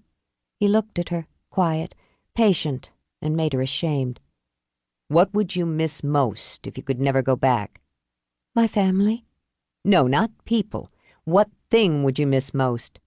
The green, she said instantly and without thought. The green light and the green smell of the forest. It's different up here, she continued as they began to walk again. Open, cool, with the forest well past peak. Not as many places to hide. I'm not hiding. This is Iceland moss, she told him, gesturing to a curly clump of yellow-green. It's the best-known lichen in human consumption. In Sweden, it's sold as an herbal medicine. She caught his look and lifted her eyebrows. What? I just like that snippy tone you get when you're annoyed and start a nature lecture. If you don't want to know what you're looking at, fine. No, I do. Besides, when you start talking about lichens and fungi, I get this urge to make wild animal love with you. Then I'll have to switch to wildflowers. It won't help. I'll still want to jump you. A flash of pink caught his eye. Hey, are those bleeding hearts growing wild? That's right. Her annoyance didn't have a chance against his honest enthusiasm as he scrambled over some rocks to get a closer look. Very much like your garden variety in appearance. Don't touch, she warned. We maintain low impact here. I don't have the right shade or soil to grow these at home. Tried 'em at Mom's, but that was the next thing to murder. I've always liked the look of them. We have some nice specimens in the garden at my grandparents'. We'll go this way. She climbed over the rocks and chose a new heading. I think I know a spot you'll like. The track moved inside the edge of the forest, a steep incline with tumbles of rocks to one side where flowers forced their way through cracks and rooted ruthlessly in thin soil. He heard the sound of drumming and grinned like a boy when they passed a cliff face sheared with a roaring fall of water. A dozen times he had to resist the urge to stop and pluck up handsful of the heady wildflowers. His muscles began to burn, his feet to beg for rest. He was about to give in to both when she clattered over a hunched fist of rocks and turned to give him a hand up. That 5 hours was round trip, right, Juana? Puffing a little, he gripped her hand and hauled himself up. Because otherwise I'm just going to... Oh, Jesus. He forgot his aches and pains and fatigue and filled himself on the view. It was an ocean of flowers, rivers of color flowing through green and washing up toward a slope of forested peak that shot into the blue like the turret of a castle. At the highest points, curving pools of snow shimmered through the rock and trees and made the flowers only more of a miracle to him. Butterflies danced, white, yellow, blue, flirting with the blooms, or settled delicately onto them with a quiet swish of wings. Amazing. Incredible. This is where we put the house. This time she laughed. What are those, lupines? You have a good eye. Broadleaf lupines. The common western blue butterfly prefers them. Those are mountain daisies mixed with them. Those there, the white with the yellow center, are avalanche lilies. And yarrow. He studied the fern-like leaves and flat white blossoms. You know your flowers. You don't need me up here. Yes. He took her hand again. I do. It was worth every step. He turned and caught her unprepared with a soft and stirring kiss. Thanks. At River's End, you get what you pay for. She started to turn away, but he had her arms, eased her back around. Don't. She closed her eyes before his mouth could capture hers again. Why? She opened her eyes again and could do nothing about the emotions that swirled in the wine he'd poured. I brought some along. It's been cooling in the stream. Figured you'd be up for a glass about now. I need to cook this fish. She ignored the wine and strode back toward the fire. Tell you what. Tongue tucked in his cheek, he strolled after her. Since you caught it and cleaned it, neither of which I have any experience in, I'll cook it. This isn't your pretty kitchen. I don't want my catch going to waste. Ah, a direct challenge. He pushed the wine at her and snatched the skillet. Sit down, drink your wine, and watch the master. She shrugged her shoulders and plucked a berry out of her hat. You screw it up. I'm not catching more. Trust me. His eyes met hers, held. I won't disappoint you, Liv. You don't risk disappointment if you handle things yourself. True enough. But you missed some interesting adventures. I had to learn to cook, he continued, and changed the tone to light as he dribbled oil in the skillet, out of self-defense. My mother believes tofu is all 4 of the major food groups. You have no idea what it's like to be a growing boy and be faced with a meal of tofu surprise after a hard day of school. Despite herself, her interest was caught. He'd unearthed the bag of herbed flour she'd packed and was expertly coating the fish. Without thinking, she sipped the wine and found the light Italian white perfect. She barely managed to muffle a sigh. I don't understand you. Good. That's progress. You've spent most of our time together this round being sure you did and getting it dead wrong. Satisfied, he slipped the fish into the hot oil to sizzle. An hour ago, you were furious with me. You got that right. And now you're pouring wine, frying fish, and sitting there as if nothing happened. Not as if nothing happened.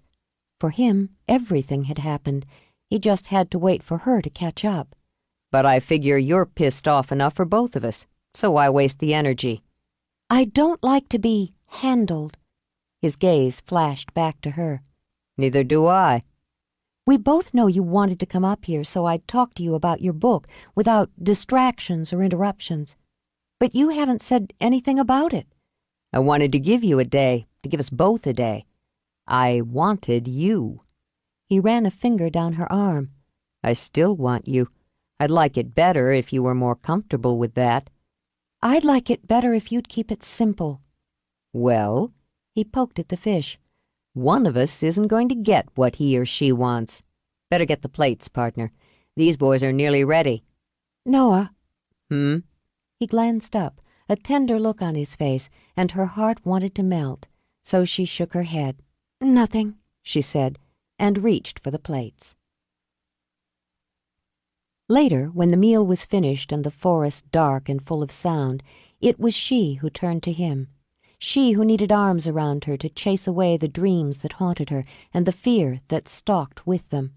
And he was there, to hold her in the night, to move with her in a sweet and easy rhythm. So when she slept curled against him, her hand fisted over his heart, her head in the curve of his shoulder. Noah lay awake, watching the play of moonlight over the tent, listening to the call of a coyote, the hoot of an owl, and the short scream of its prey. He wondered how it was possible that he'd never stopped loving her, and what either of them, both of them, were going to do about it. The monster. Deep into that darkness peering long, I stood there wondering, fearing, doubting, dreaming dreams no mortal ever dared to dream before. Edgar Allan Poe. 28. Groggy, achy, Noah woke to birdsong. He sat up, tugged on his jeans, and thought vaguely of breakfast.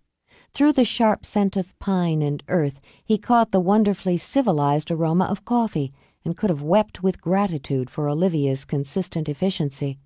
She'd built the morning campfire and had the coffee pot heating nicely. He burned his fingers on the handle, hissed a mild curse, then snatched up the cloth she'd left folded nearby to protect his hand. One long sip had his eyes clearing and his system revving up. God bless a woman who appreciated strong black coffee, he thought, then stepped closer to the river to look for her. Mists climbed up from the water to twine with sunbeams into silver and gold ribbons. A herd of deer drank lazily at the point where the stream curved like a bent finger and vanished into the trees. And he saw her, hair wet and gleaming, as she floated through the gilt-edged mists upstream, watching him with eyes as tawny as a cat's and just as wary. She looked as though she belonged there, in the wild, in that unearthly, shimmering light. The water rippled as she moved her arms, her shoulders rising over the surface.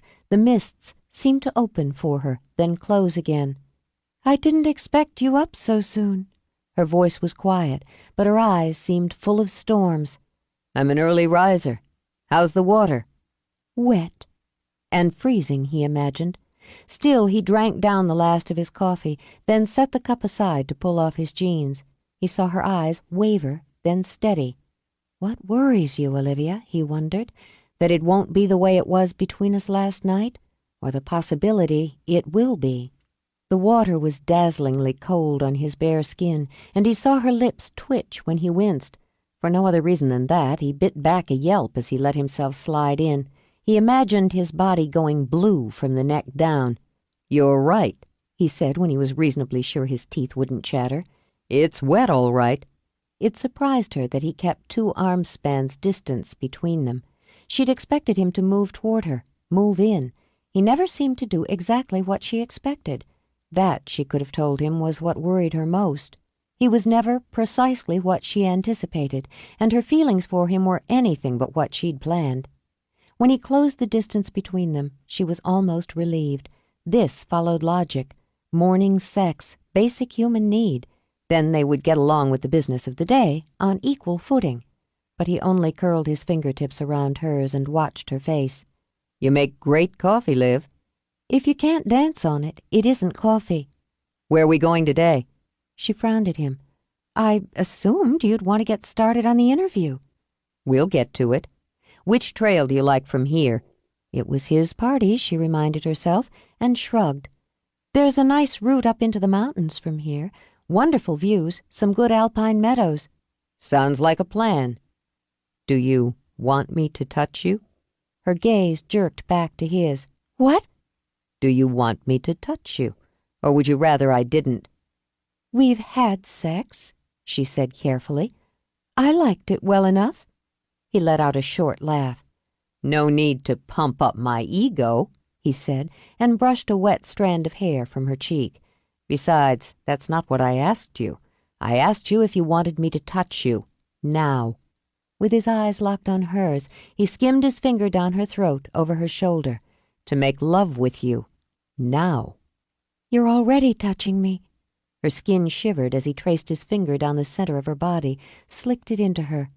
Yes or no, he murmured when her breath snagged. The liquid weight settled low in her stomach, urging her hips to move, setting a pace for her own pleasure. Heat ran up her body in one long, shuddering roll. Giving into it, to him, she gripped his hair, dragged him to her.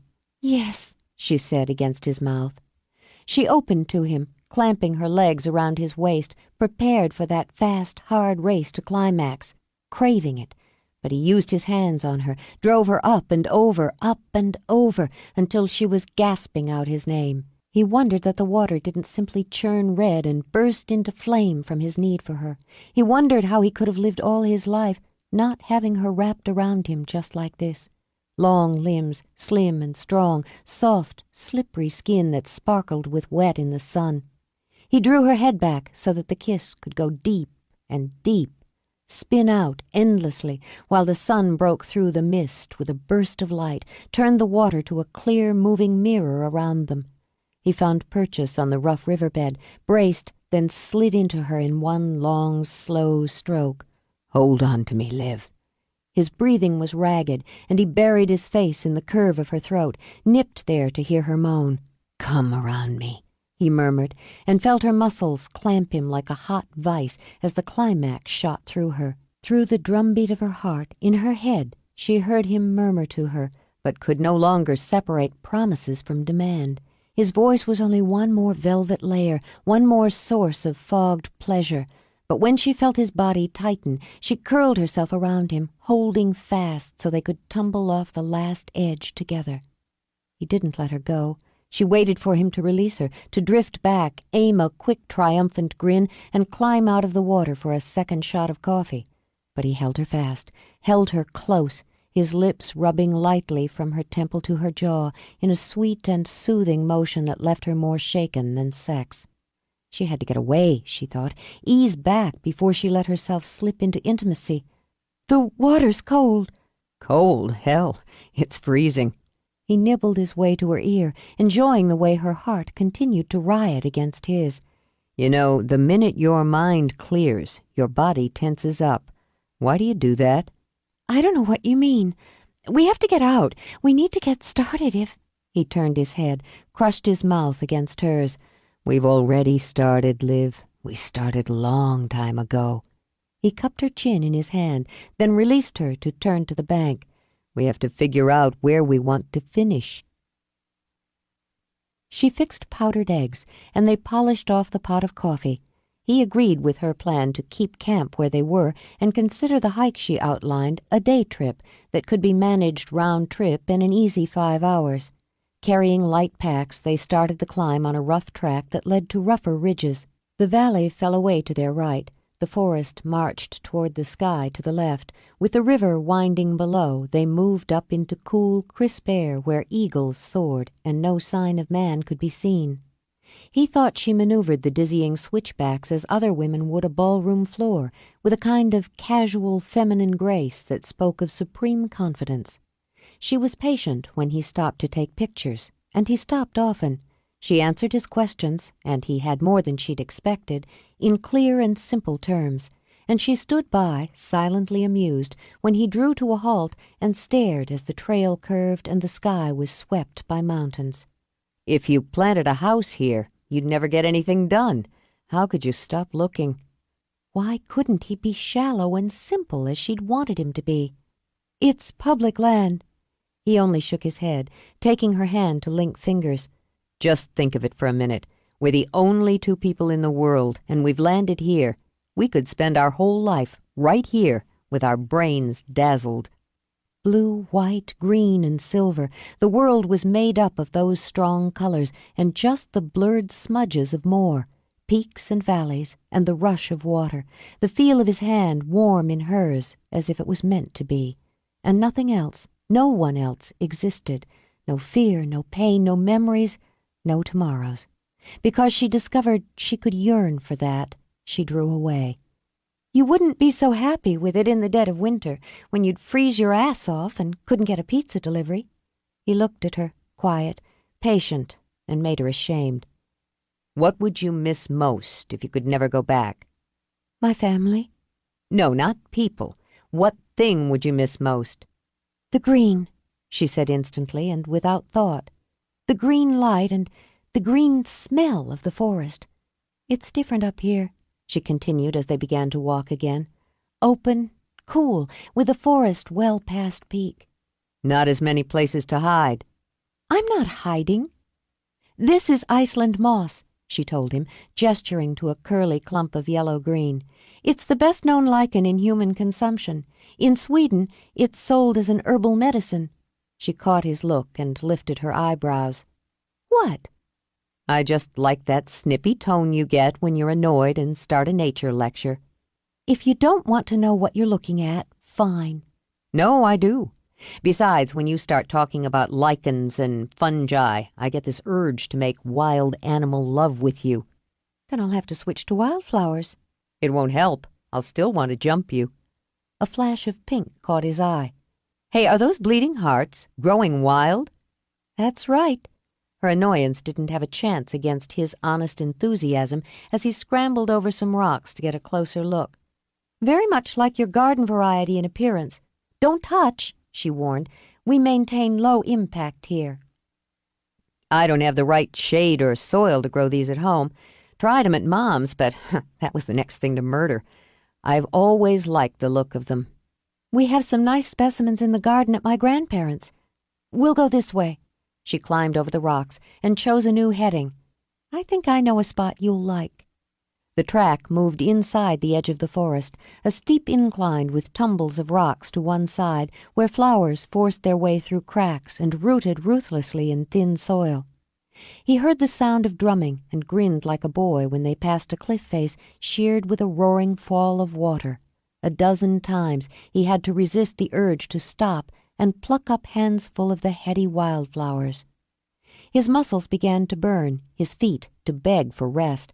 He was about to give in to both when she clattered over a hunched fist of rocks and turned to give him a hand up.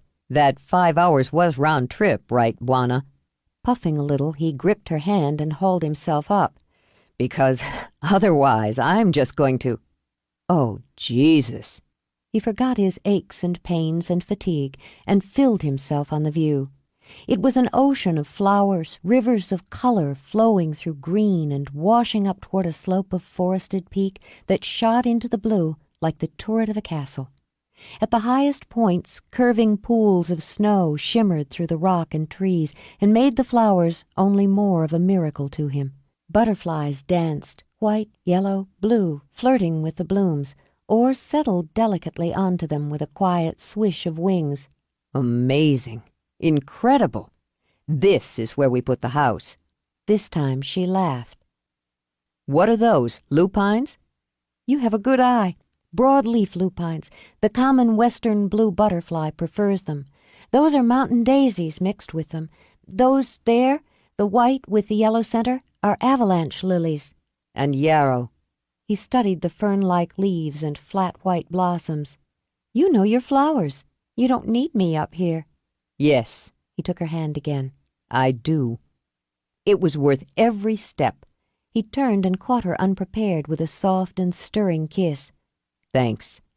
At River's End, you get what you pay for. She started to turn away, but he had her arms, eased her back around. Don't. She closed her eyes before his mouth could capture hers again. Why? She opened her eyes again and could do nothing about the emotions that swirled in